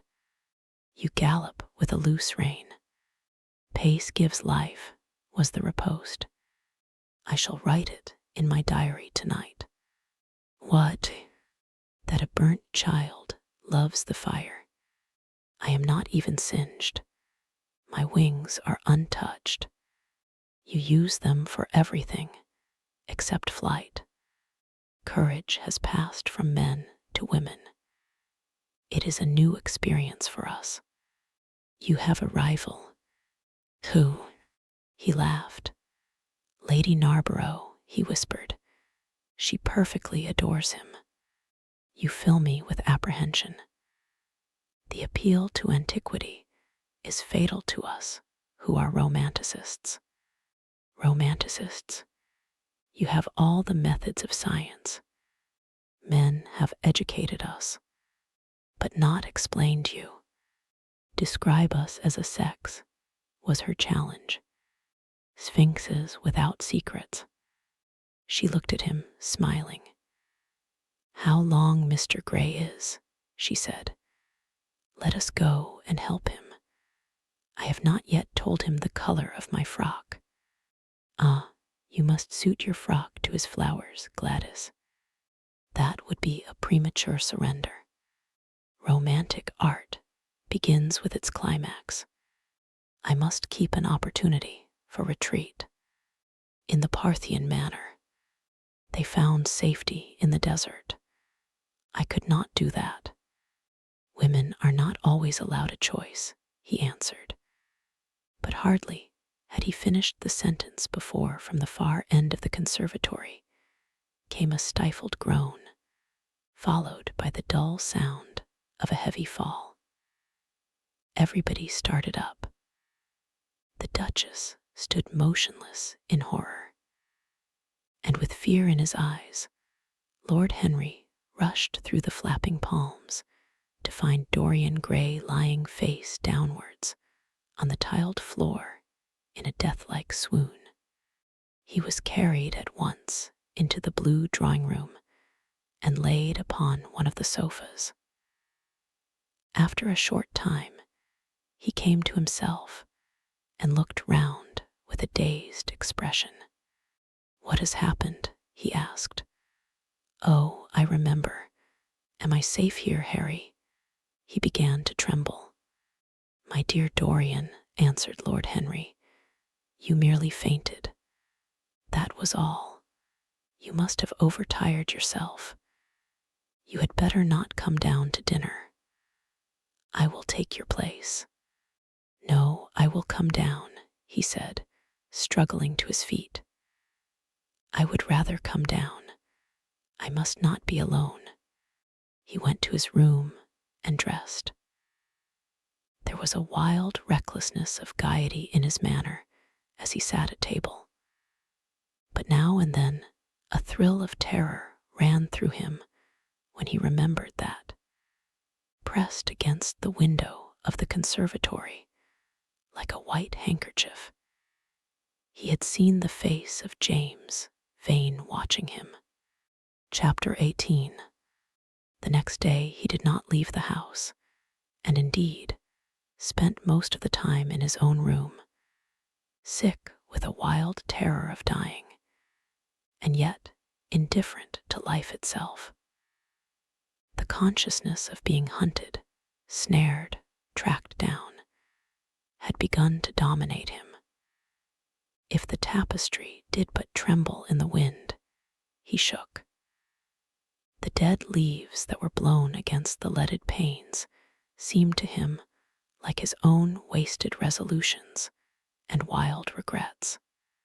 When he closed his eyes, he saw again the sailor's face peering through the mist-stained glass, and horror seemed once more to lay its hand upon his heart.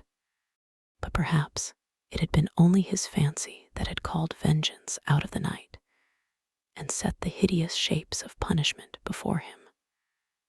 Actual life was chaos, but there was something terribly logical in the imagination. It was the imagination that set remorse to dog the feet of sin. It was the imagination that made each crime bear its misshapen brood. In the common world of fact, the wicked were not punished, nor the good rewarded. Success was given to the strong, failure thrust upon the weak. That was all. Besides, had any stranger been prowling round the house, he would have been seen by the servants or the keepers. Had any footmarks been found on the flower beds, the gardeners would have reported it. Yes, it had been merely fancy. Sybil Vane's brother had not come back to kill him. He had sailed away in his ship to founder in some winter sea. From him, at any rate, he was safe. Why, the man did not know who he was, could not know who he was. The mask of youth had saved him. And yet, if it had been merely an illusion, how terrible it was to think that conscience could raise such fearful phantoms and give them visible form and make them move before one. What sort of life would his be if, day and night, shadows of his crime were to peer at him from silent corners, to mock him from secret places, to whisper in his ear as he sat at the feast, to wake him with icy fingers as he lay asleep? As the thought crept through his brain, he grew pale with terror, and the air seemed to him to have become suddenly colder. Oh, in what a wild hour of madness he had killed his friend! How ghastly the mere memory of the scene! He saw it all again. Each hideous detail came back to him with added horror.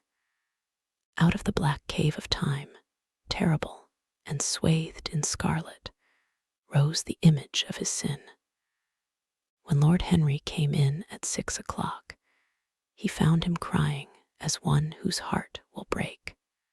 It was not till the third day that he ventured to go out. There was something in the clear, pine-scented air of that winter morning that seemed to bring him back his joyousness and his ardor for life. But it was not merely the physical conditions of environment that had caused the change. His own nature had revolted against the excess of anguish that had sought to maim and mar the perfection of its calm. With subtle and finely wrought temperaments, it is always so. Their strong passions must either bruise or bend. They either slay the man or themselves die.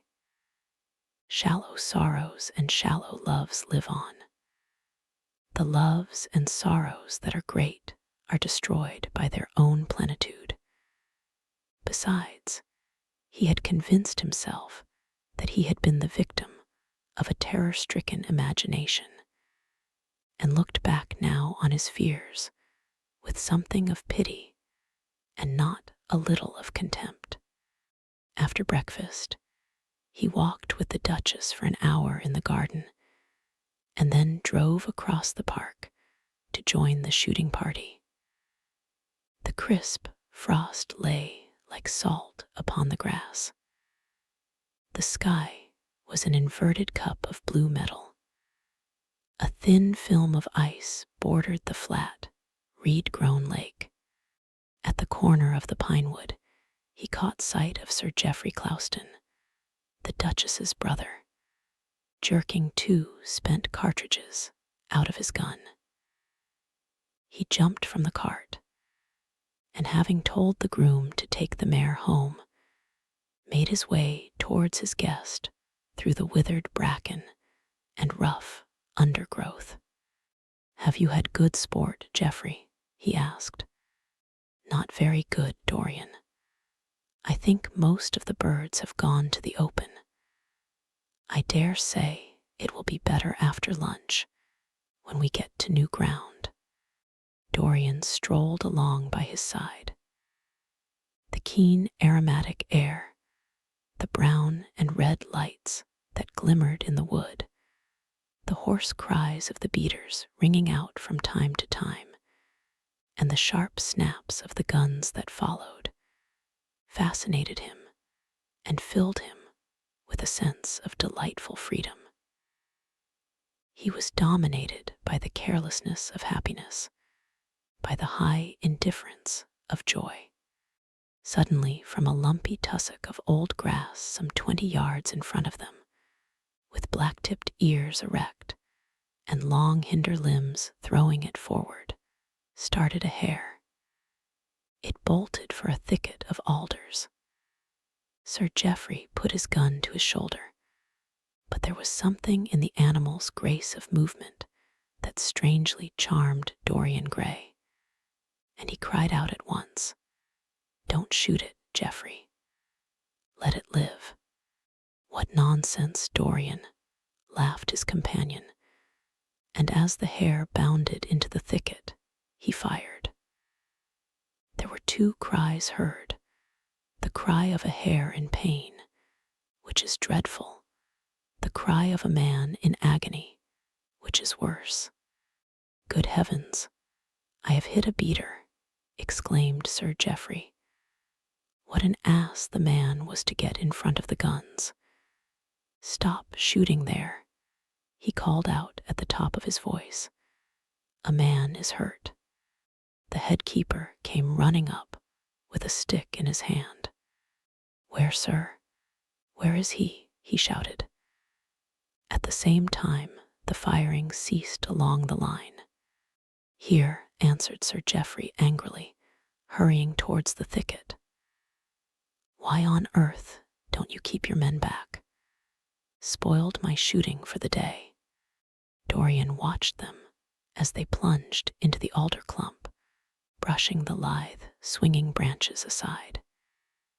In a few moments they emerged, dragging a body after them into the sunlight. He turned away in horror. It seemed to him that misfortune followed wherever he went. He heard Sir Geoffrey ask if the man was really dead, and the affirmative answer of the keeper. The wood seemed to him to have become suddenly alive with faces. There was the trampling of myriad feet and the low buzz of voices. A great copper-breasted pheasant came beating through the boughs overhead. After a few moments that were to him, in his perturbed state, like endless hours of pain, he felt a hand laid on his shoulder. He started and looked round. "Dorian," said Lord Henry, "I had better tell them that the shooting is stopped for today. It would not look well to go on." "I wish it were stopped forever, Harry," he answered bitterly. "The whole thing is hideous and cruel. Is the man—" He could not finish the sentence. "I am afraid so," rejoined Lord Henry. "He got the whole charge of shot in his chest. He must have died almost instantaneously. Come, let us go home." They walked side by side in the direction of the avenue for nearly 50 yards without speaking. Then Dorian looked at Lord Henry and said, with a heavy sigh, It is a bad omen, Harry, a very bad omen. What is? Asked Lord Henry. Oh, this accident, I suppose. My dear fellow, it can't be helped. It was the man's own fault. Why did he get in front of the guns? Besides, it is nothing to us. It is rather awkward for Geoffrey, of course. It does not do to pepper beaters. It makes people think that one is a wild shot. And Geoffrey is not. He shoots very straight. But there is no use talking about the matter. Dorian shook his head. It is a bad omen, Harry. I feel as if something horrible were going to happen to some of us. To myself, perhaps, he added, passing his hand over his eyes with a gesture of pain. The elder man laughed. The only horrible thing in the world is ennui, Dorian. That is the one sin for which there is no forgiveness. But we are not likely to suffer from it unless these fellows keep chattering about this thing at dinner. I must tell them that the subject is to be tabooed. As for omens, there is no such thing as an omen. Destiny does not send us heralds. She is too wise or too cruel for that. Besides, what on earth could happen to you, Dorian? You have everything in the world that a man can want. There is no one who would not be delighted to change places with you. There is no one with whom I would not change places, Harry. Don't laugh like that. I am telling you the truth. The wretched peasant who has just died is better off than I am. I have no terror of death. It is the coming of death that terrifies me. Its monstrous wings seem to wheel in the leaden air around me. Good heavens! Don't you see a man moving behind the trees there, watching me, waiting for me? Lord Henry looked in the direction in which the trembling, gloved hand was pointing. Yes, he said, smiling. I see the gardener waiting for you. I suppose he wants to ask you what flowers you wish to have on the table tonight. How absurdly nervous you are, my dear fellow. You must come and see my doctor when we get back to town. Dorian heaved a sigh of relief as he saw the gardener approaching. The man touched his hat, glanced for a moment at Lord Henry in a hesitating manner, and then produced a letter, which he handed to his master. Her Grace told me to wait for an answer, he murmured. Dorian put the letter into his pocket. Tell Her Grace that I am coming in, he said coldly. The man turned round and went rapidly in the direction of the house. How fond women are of doing dangerous things, laughed Lord Henry. It is one of the qualities in them that I admire most. A woman will flirt with anybody in the world as long as other people are looking on. How fond you are of saying dangerous things, Harry. In the present instance, you are quite astray. I like the Duchess very much, but I don't love her. And the Duchess loves you very much, but she likes you less. So you are excellently matched. You are talking scandal, Harry, and there is never any basis for scandal. The basis of every scandal is an immoral certainty, said Lord Henry, lighting a cigarette. You would sacrifice anybody, Harry, for the sake of an epigram. The world goes to the altar of its own accord, was the answer. I wish I could love, cried Dorian Gray, with a deep note of pathos in his voice. But I seem to have lost the passion and forgotten the desire. I am too much concentrated on myself. My own personality has become a burden to me. I want to escape, to go away, to forget. It was silly of me to come down here at all. I think I shall send a wire to Harvey to have the yacht got ready. On a yacht, one is safe. Safe from what, Dorian? You are in some trouble. Why not tell me what it is? You know I would help you. I can't tell you, Harry, he answered sadly. And I dare say it is only a fancy of mine. This unfortunate accident has upset me. I have a horrible presentiment that something of the kind may happen to me. What nonsense! I hope it is, but I can't help feeling it. Ah, here is the Duchess, looking like Artemis in a tailor-made gown. You see we have come back, Duchess. I have heard all about it, Mr. Gray, she answered. Poor Geoffrey is terribly upset, and it seems that you asked him not to shoot the hare. How curious. Yes, it was very curious. I don't know what made me say it. Some whim, I suppose. It looked the loveliest of little live things. But I am sorry they told you about the man. It is a hideous subject. It is an annoying subject, broke in Lord Henry. It has no psychological value at all. Now, if Geoffrey had done the thing on purpose, how interesting he would be. I should like to know someone who had committed a real murder. How horrid of you, Harry, cried the Duchess. Isn't it, Mr. Gray? Harry, Mr. Gray is ill again.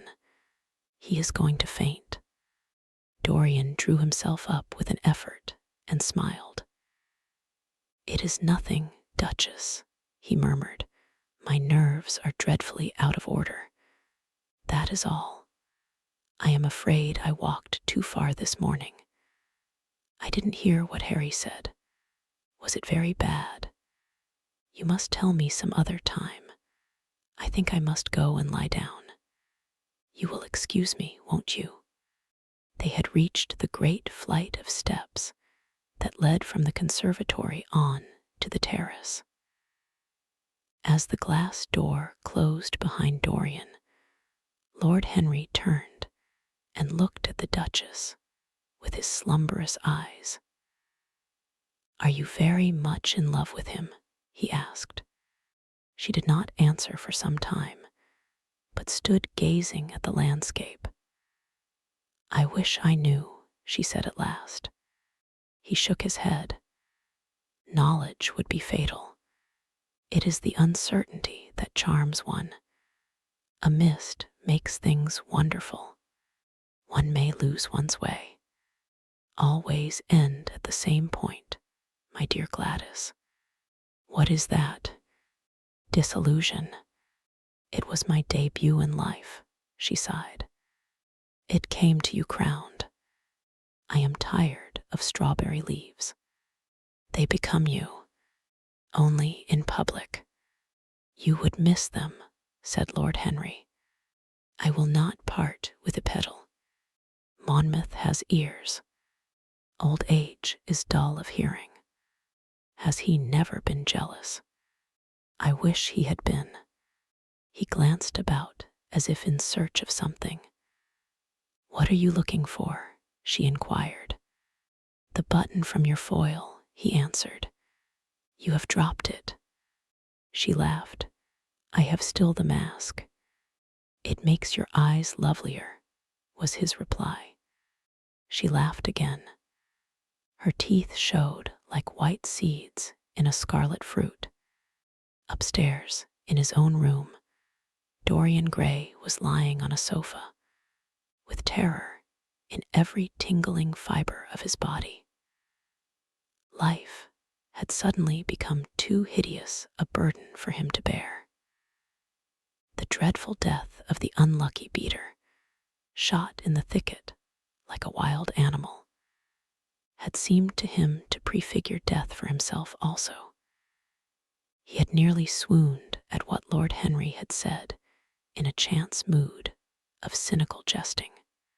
At 5 o'clock, he rang his bell for his servant and gave him orders to pack his things for the night express to town, and to have the brougham at the door by 8:30. He was determined not to sleep another night at Selby Royal. It was an ill-omened place. Death walked there in the sunlight. The grass of the forest had been spotted with blood. Then he wrote a note to Lord Henry, telling him that he was going up to town to consult his doctor, and asking him to entertain his guests in his absence. As he was putting it into the envelope, a knock came to the door, and his valet informed him that the head keeper wished to see him. He frowned and bit his lip. "Send him in," he muttered, after some moments' hesitation. As soon as the man entered, Dorian pulled his checkbook out of a drawer and spread it out before him. "I suppose you have come about the unfortunate accident of this morning, Thornton," he said, taking up a pen. "Yes, sir," answered the gamekeeper. "Was the poor fellow married?" "Had he any people dependent on him?" asked Dorian, looking bored. "If so, I should not like them to be left in want, and will send them any sum of money you may think necessary. We don't know who he is, sir. That is what I took the liberty of coming to you about." "Don't know who he is," said Dorian listlessly. "What do you mean? Wasn't he one of your men?" "No, sir. Never saw him before. Seems like a sailor, sir." The pen dropped from Dorian Gray's hand, and he felt as if his heart had suddenly stopped beating. "A sailor," he cried out. "Did you say a sailor?" "Yes, sir. He looks as if he had been a sort of sailor, tattooed on both arms, and that kind of thing." "Was there anything found on him?" said Dorian, leaning forward and looking at the man with startled eyes. "Anything that would tell his name. Some money, sir, not much, and a 6-shooter. There was no name of any kind. A decent-looking man, sir, but rough-like. A sort of sailor, we think." Dorian started to his feet. A terrible hope fluttered past him. He clutched at it madly. "Where is the body?" he exclaimed. "Quick, I must see it at once." "It is in an empty stable in the home farm, sir. The folk don't like to have that sort of thing in their houses. They say a corpse brings bad luck. The home farm. Go there at once and meet me. Tell one of the grooms to bring my horse round. No, never mind. I'll go to the stables myself. It will save time." In less than a quarter of an hour, Dorian Gray was galloping down the long avenue as hard as he could go. The trees seemed to sweep past him in spectral procession, and wild shadows to fling themselves across his path. Once the mare swerved at a white gate-post and nearly threw him. He lashed her across the neck with his crop. She cleft the dusky air like an arrow. The stones flew from her hoofs. At last he reached the home farm. 2 men were loitering in the yard. He leaped from the saddle and threw the reins to one of them. In the farthest stable, a light was glimmering. Something seemed to tell him that the body was there, and he hurried to the door and put his hand upon the latch. There he paused for a moment, feeling that he was on the brink of a discovery that would either make or mar his life. Then He thrust the door open and entered. On a heap of sacking in the far corner was lying the dead body of a man dressed in a coarse shirt and a pair of blue trousers. A spotted handkerchief had been placed over the face. A coarse candle, stuck in a bottle, sputtered beside it. Dorian Gray shuddered. He felt that his could not be the hand to take the handkerchief away, and called out to one of the farm servants to come to him. "Take that thing off the face. I wish to see it," he said, clutching at the doorpost for support. When the farm servant had done so, he stepped forward. A cry of joy broke from his lips. The man who had been shot in the thicket was James Vane. He stood there for some minutes looking at the dead body. As he rode home, his eyes were full of tears, for he knew he was safe. Chapter 19. "There is no use your telling me that you are going to be good," cried Lord Henry, dipping his white fingers into a red copper bowl filled with rosewater. "You are quite perfect. Pray, don't change." Dorian Gray shook his head. "No, Harry, I have done too many dreadful things in my life. I am not going to do any more. I began my good actions yesterday." "Where were you yesterday?" "In the country, Harry. I was staying at a little inn by myself." "My dear boy," said Lord Henry, smiling, "anybody can be good in the country. There are no temptations there. That is the reason why people who live out of town are so absolutely uncivilized. Civilization is not, by any means, an easy thing to attain to. There are only two ways by which man can reach it. One is by being cultured, the other by being corrupt. Country people have no opportunity of being either, so they stagnate." "Culture and corruption," echoed Dorian. "I have known something of both. It seems terrible to me now that they should ever be found together. For I have a new ideal, Harry. I am going to alter. I think I have altered. You have not yet told me what your good action was. Or did you say you had done more than one?" asked his companion as he spilled into his plate a little crimson pyramid of seeded strawberries, and through a perforated, shell-shaped spoon snowed white sugar upon them. "I can tell you, Harry, it is not a story I could tell to anyone else. I spared somebody. It sounds vain, but you understand what I mean.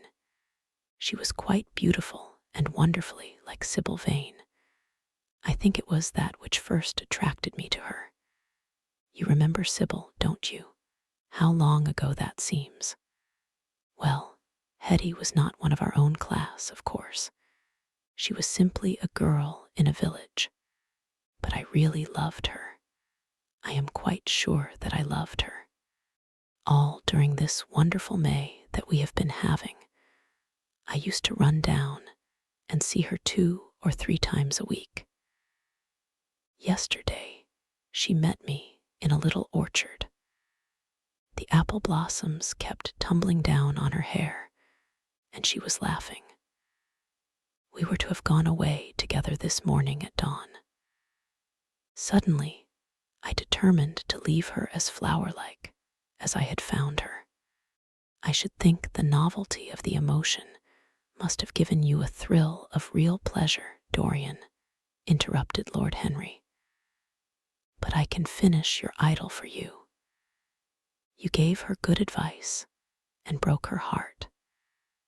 That was the beginning of your reformation. Harry, you are horrible. You mustn't say these dreadful things. Hetty's heart is not broken. Of course, she cried and all that, but there is no disgrace upon her.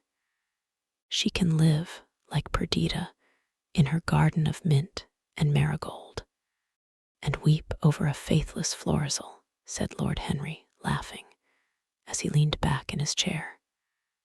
My dear Dorian, you have the most curiously boyish moods. Do you think this girl will ever be really content now with any one of her own rank? I suppose she will be married some day to a rough carter or a grinning plowman. Well, the fact of having met you and loved you will teach her to despise her husband, and she will be wretched. From a moral point of view, I cannot say that I think much of your great renunciation. Even as a beginning, it is poor. Besides, how do you know that Hetty isn't floating at the present moment in some starlit mill pond, with lovely water lilies round her, like Ophelia? I can't bear this, Harry. You mock at everything, and then suggest the most serious tragedies. I am sorry I told you now. I don't care what you say to me. I know I was right in acting as I did. Poor Hetty. As I rode past the farm this morning, I saw her white face at the window, like a spray of jasmine. Don't let us talk about it any more, and don't try to persuade me that the first good action I have done for years, the first little bit of self-sacrifice I have ever known, is really a sort of sin. I want to be better. I am going to be better. Tell me something about yourself. What is going on in town? I have not been to the club for days. The people are still discussing poor Basil's disappearance. I should have thought they had got tired of that by this time, said Dorian, pouring himself out some wine and frowning slightly. My dear boy, they have only been talking about it for 6 weeks, and the British public are really not equal to the mental strain of having more than one topic every 3 months.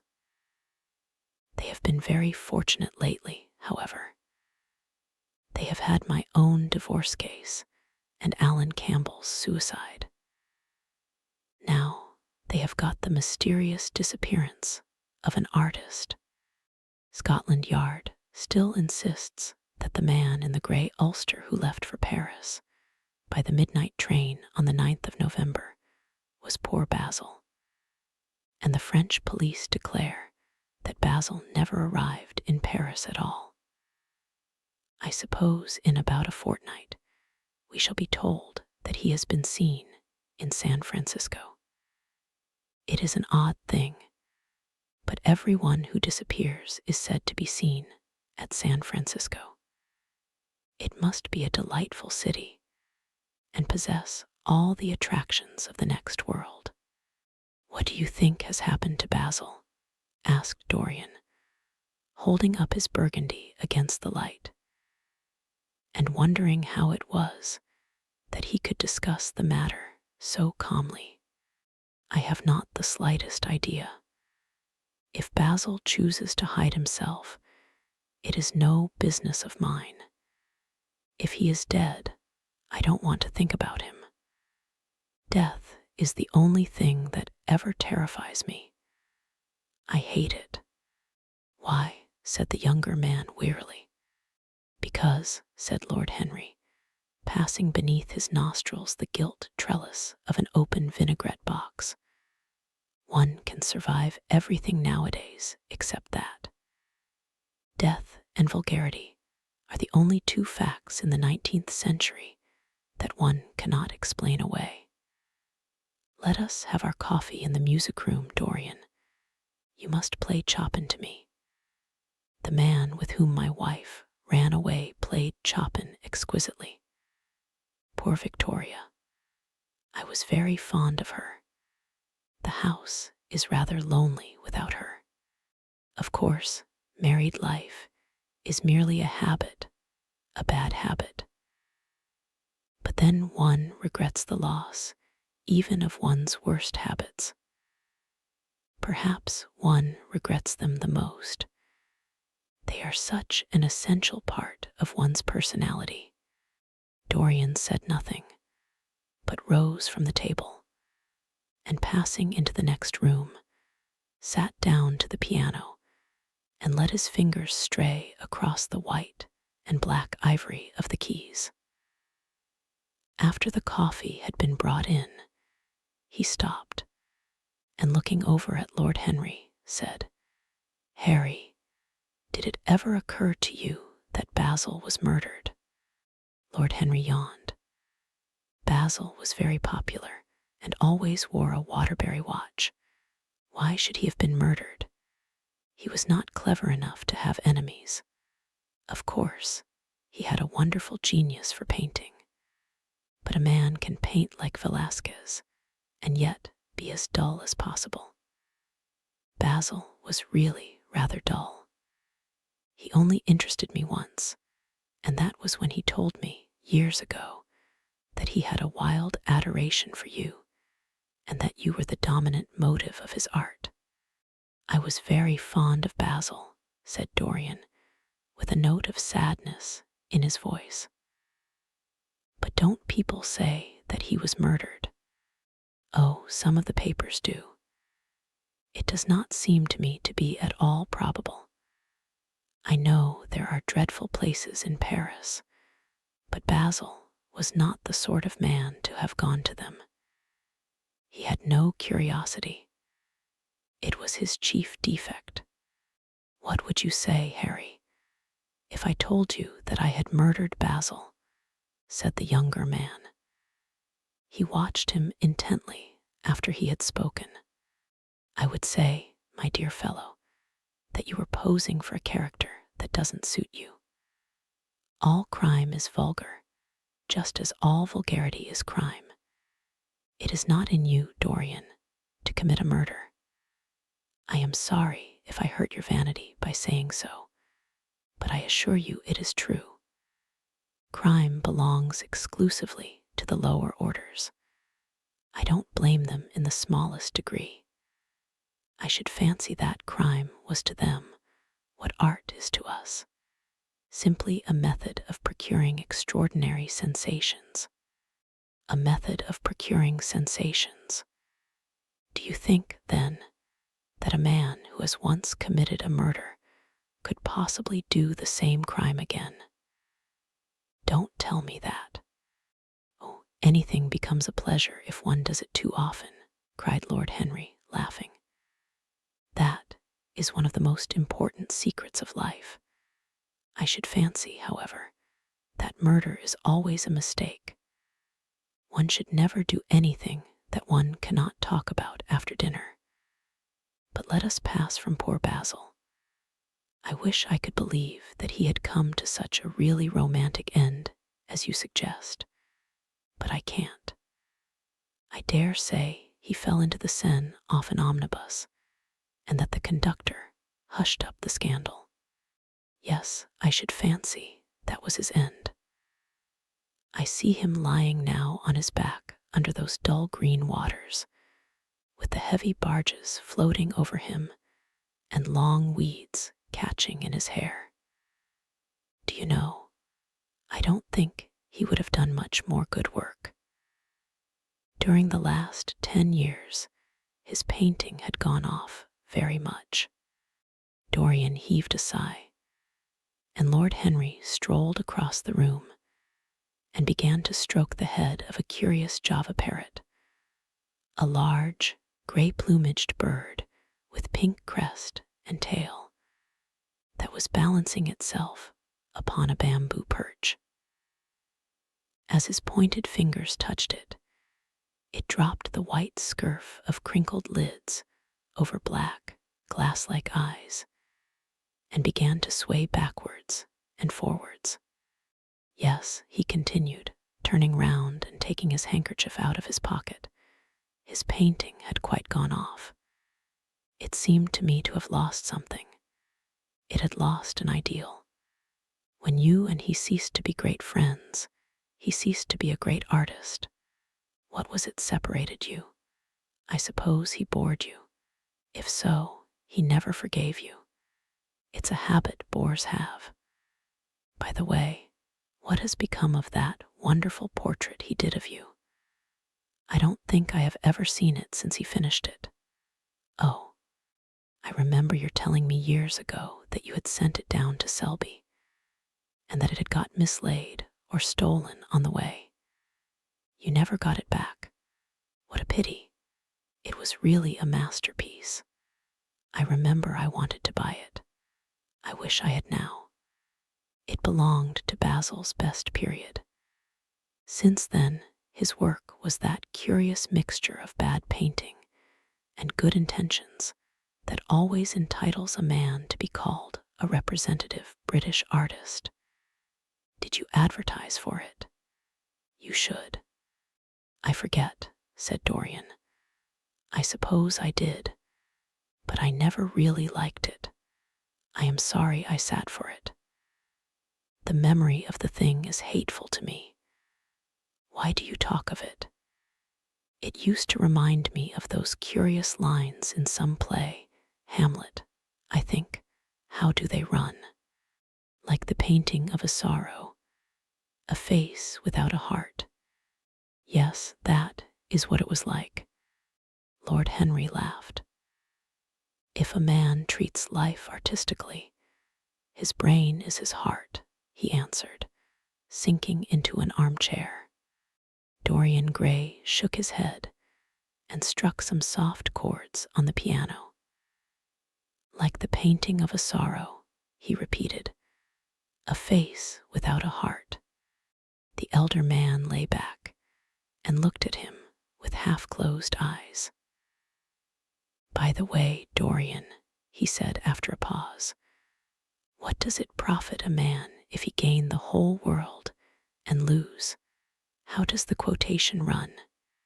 His own soul. The music jarred, and Dorian Gray started and stared at his friend. Why do you ask me that, Harry? My dear fellow, said Lord Henry, elevating his eyebrows in surprise. I asked you because I thought you might be able to give me an answer. That is all. I was going through the park last Sunday, and close by the Marble Arch there stood a little crowd of shabby-looking people listening to some vulgar street preacher. As I passed by, I heard the man yelling out that question to his audience. It struck me as being rather dramatic. London is very rich in curious effects of that kind.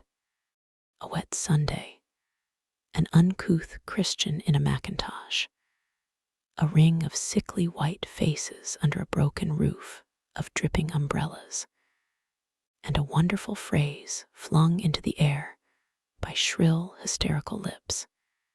It was really very good in its way, quite a suggestion.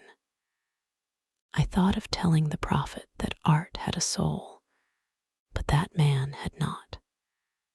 I am afraid, however, he would not have understood me. Don't, Harry. The soul is a terrible reality. It can be bought and sold and bartered away.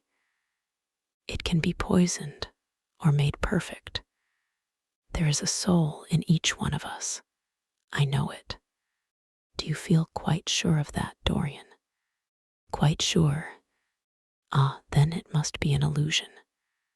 The things one feels absolutely certain about are never true. That is the fatality of faith and the lesson of romance. How grave you are. Don't be so serious. What have you or I to do with the superstitions of our age? No, we have given up our belief in the soul. Play me something. Play me a nocturne, Dorian, and as you play, tell me, in a low voice, how you have kept your youth. You must have some secret. I'm only 10 years older than you are, and I am wrinkled and worn and yellow. You are really wonderful, Dorian. You have never looked more charming than you do tonight. You remind me of the day I saw you first. You were rather cheeky, very shy, and absolutely extraordinary. You have changed, of course, but not in appearance. I wish you would tell me your secret. To get back my youth, I would do anything in the world except take exercise, get up early, or be respectable. Youth, there's nothing like it. It's absurd to talk of the ignorance of youth. The only people to whose opinions I listen now with any respect are people much younger than myself. They seem in front of me. Life has revealed to them her latest wonder. As for the aged, I always contradict the aged. I do it on principle. If you ask them their opinion on something that happened yesterday, they solemnly give you the opinions current in 1820, when people wore high stocks, believed in everything, and knew absolutely nothing. How lovely that thing you are playing is. I wonder, did Chopin write it at Majorca, with the sea weeping round the villa and the salt spray dashing against the panes? It is marvelously romantic. What a blessing it is that there is one art left to us that is not imitative. Don't stop. I want music tonight. It seems to me that you are the young Apollo, and that I am Marsyas listening to you. I have sorrows, Dorian, of my own, that even you know nothing of. The tragedy of old age is not that one is old, but that one is young. I am amazed sometimes at my own sincerity. Ah, Dorian, how happy you are. What an exquisite life you have had. You have drunk deeply of everything. You have crushed the grapes against your palate. Nothing has been hidden from you, and it has all been to you no more than the sound of music. It has not marred you. You are still the same. I am not the same, Harry. Yes, you are the same. I wonder what the rest of your life will be. Don't spoil it by renunciations. At present, you are a perfect type. Don't make yourself incomplete. You are quite flawless now. You need not shake your head. You know you are. Besides, Dorian, don't deceive yourself. Life is not governed by will or intention. Life is a question of nerves and fibers, and slowly built up cells in which thought hides itself and passion has its dreams. You may fancy yourself safe and think yourself strong, but a chance tone of color in a room or a morning sky, a particular perfume that you had once loved, and that brings subtle memories with it, a line from a forgotten poem that you had come across again, a cadence from a piece of music that you had ceased to play. I tell you, Dorian, that it is on things like these that our lives depend. Browning writes about that somewhere, but our own senses will imagine them for us. There are moments when the odor of Lilas Blanc passes suddenly across me, and I have to live the strangest month of my life over again. I wish I could change places with you, Dorian. The world has cried out against us both, but it has always worshipped you. It always will worship you. You are the type of what the age is searching for, and what it is afraid it has found. I am so glad that you have never done anything, never carved a statue, or painted a picture, or produced anything outside of yourself.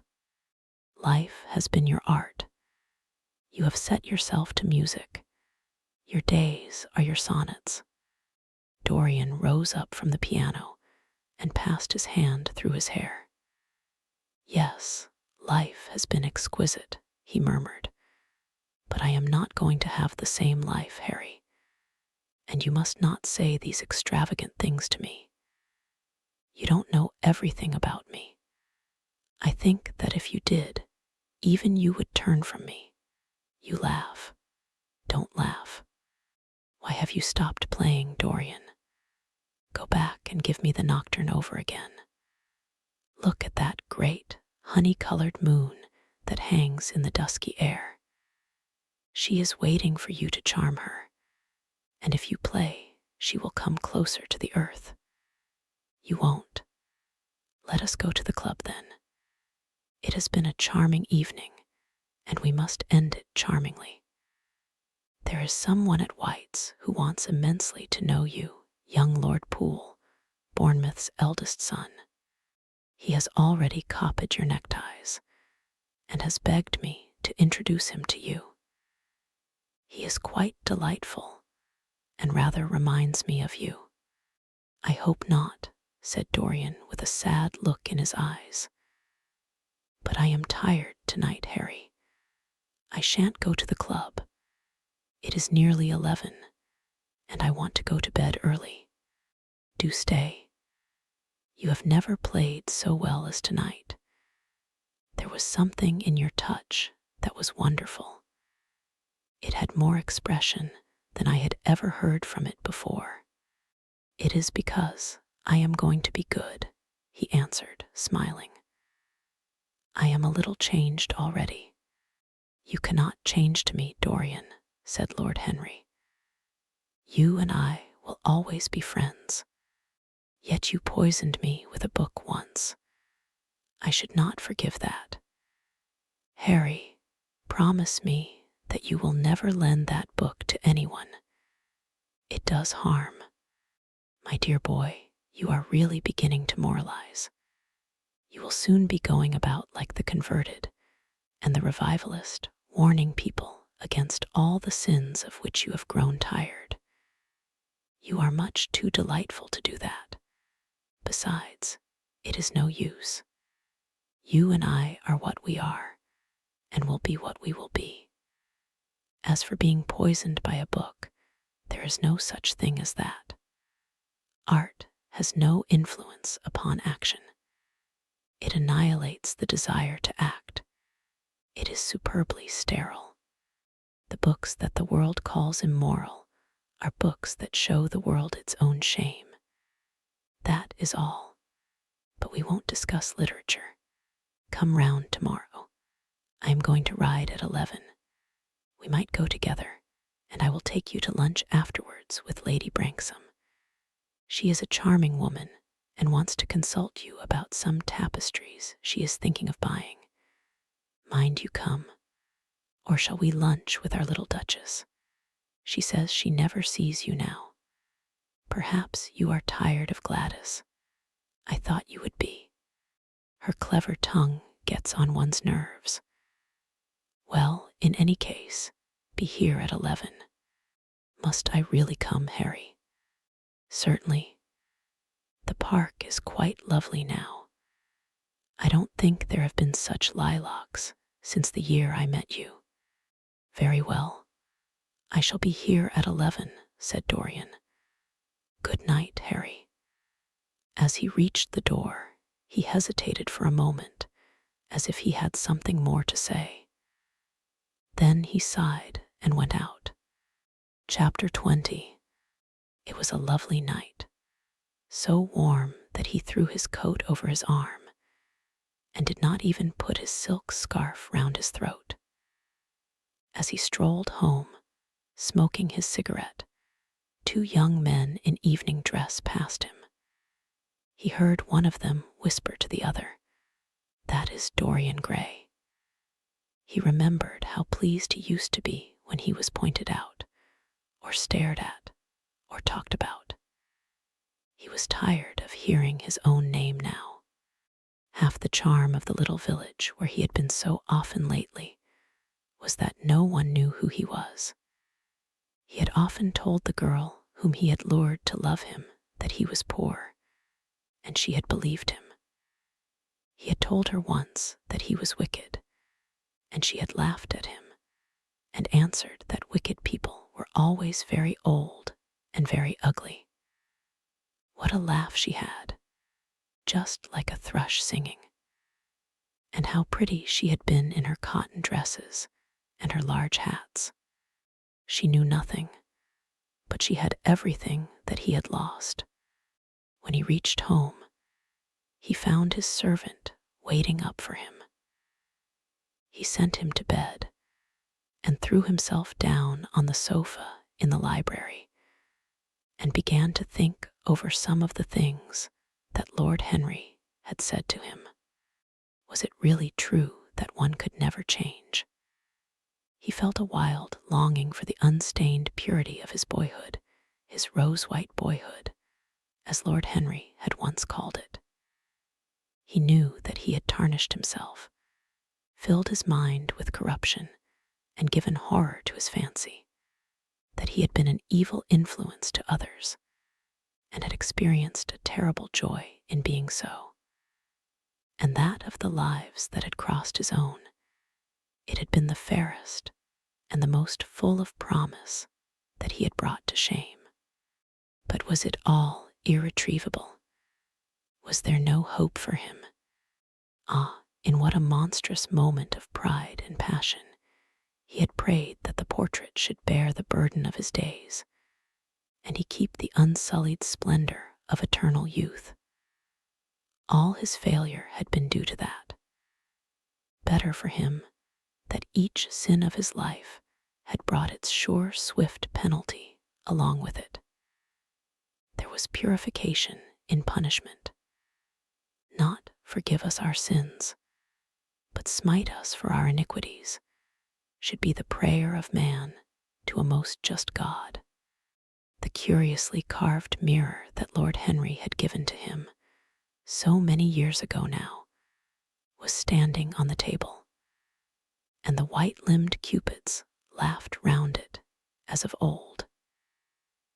He took it up, as he had done on that night of horror when he had first noted the change in the fatal picture, and with wild, tear-dimmed eyes looked into its polished shield.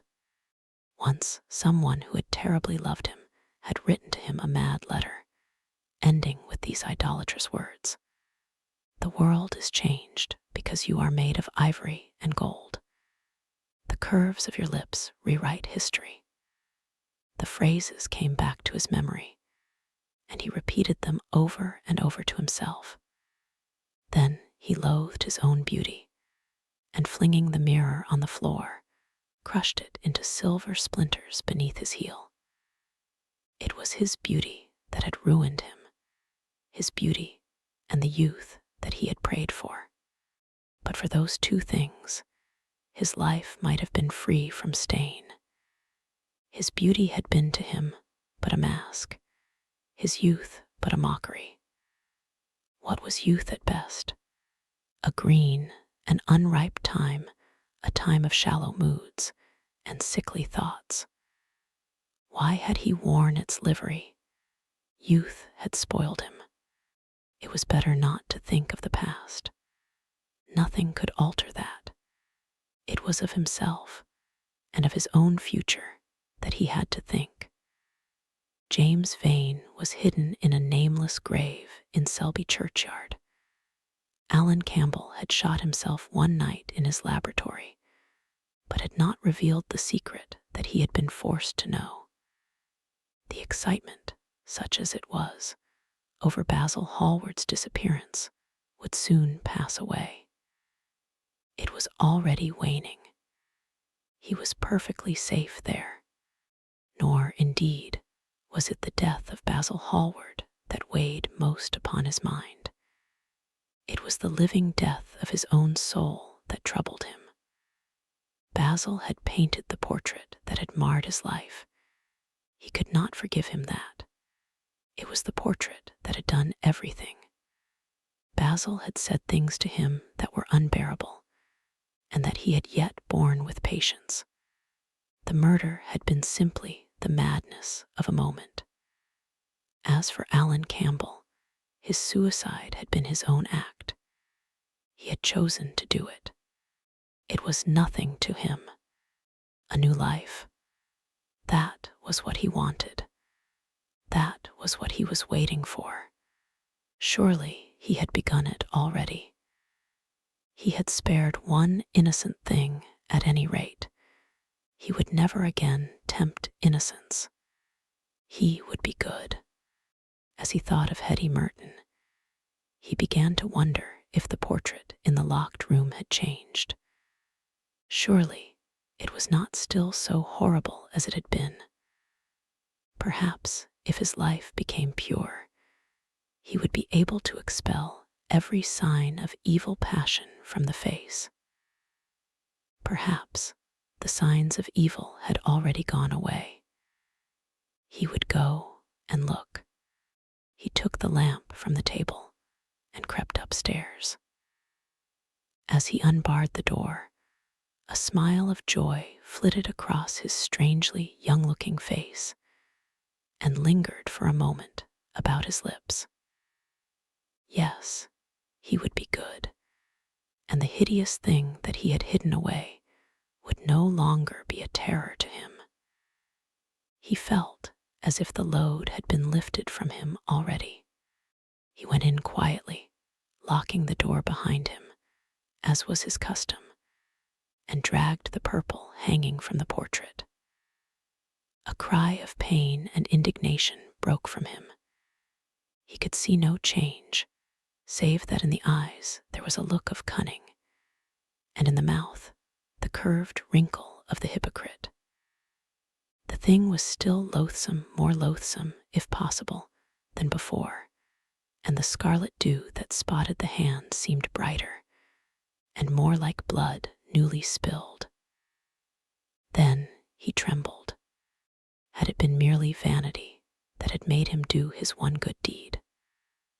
Or the desire for a new sensation, as Lord Henry had hinted, with his mocking laugh?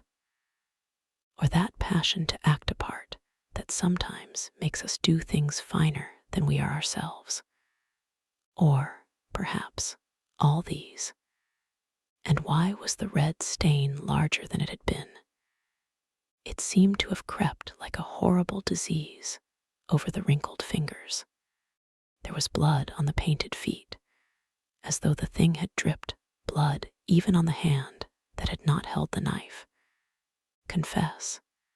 Did it mean that he was to confess? To give himself up and be put to death? He laughed. He felt that the idea was monstrous. Besides, even if he did confess, who would believe him? There was no trace of the murdered man anywhere. Everything belonging to him had been destroyed. He himself had burned what had been below stairs. The world would simply say that he was mad. They would shut him up if he persisted in his story. Yet it was his duty to confess, to suffer public shame, and to make public atonement. There was a God who called upon men to tell their sins to earth as well as to heaven. Nothing that he could do would cleanse him till he had told his own sin. His sin. He shrugged his shoulders. The death of Basil Hallward seemed very little to him. He was thinking of Hetty Merton, for it was an unjust mirror, this mirror of his soul that he was looking at. Vanity, curiosity, hypocrisy. Had there been nothing more in his renunciation than that? There had been something more. At least he thought so. But who could tell? No, there had been nothing more. Through vanity he had spared her. In hypocrisy he had worn the mask of goodness. For curiosity's sake he had tried the denial of self. He recognized that now. But this murder, was it to dog him all his life? Was he always to be burdened by his past? Was he really to confess? Never. There was only one bit of evidence left against him. The picture itself, that was evidence. He would destroy it. Why had he kept it so long? Once it had given him pleasure to watch it changing and growing old. Of late, he had felt no such pleasure. It had kept him awake at night. When he had been away, he had been filled with terror lest other eyes should look upon it. It had brought melancholy across his passions.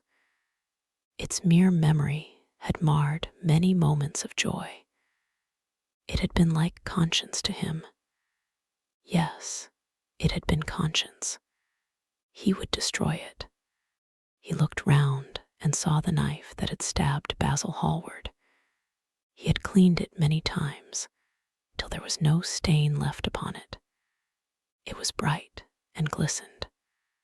As it had killed the painter, so it would kill the painter's work, and all that that meant. It would kill the past, and when that was dead, he would be free.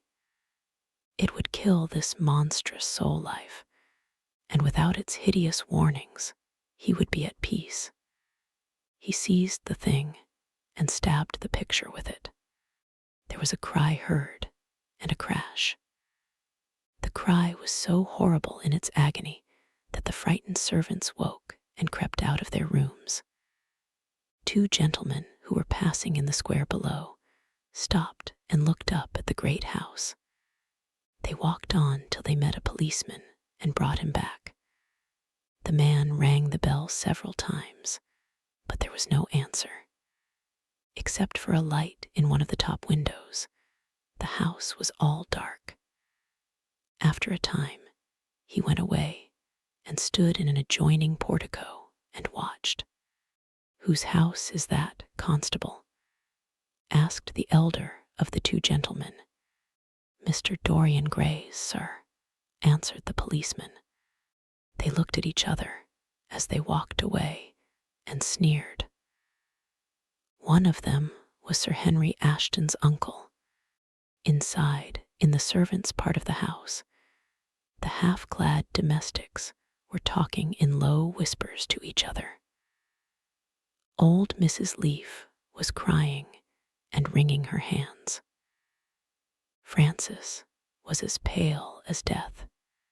After about a quarter of an hour, he got the coachman and one of the footmen and crept upstairs. They knocked, but there was no reply.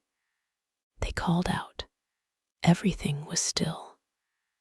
Finally, after vainly trying to force the door, they got on the roof and dropped down onto the balcony.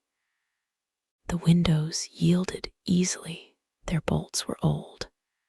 When they entered, they found hanging upon the wall a splendid portrait of their master as they had last seen him, in all the wonder of his exquisite youth and beauty.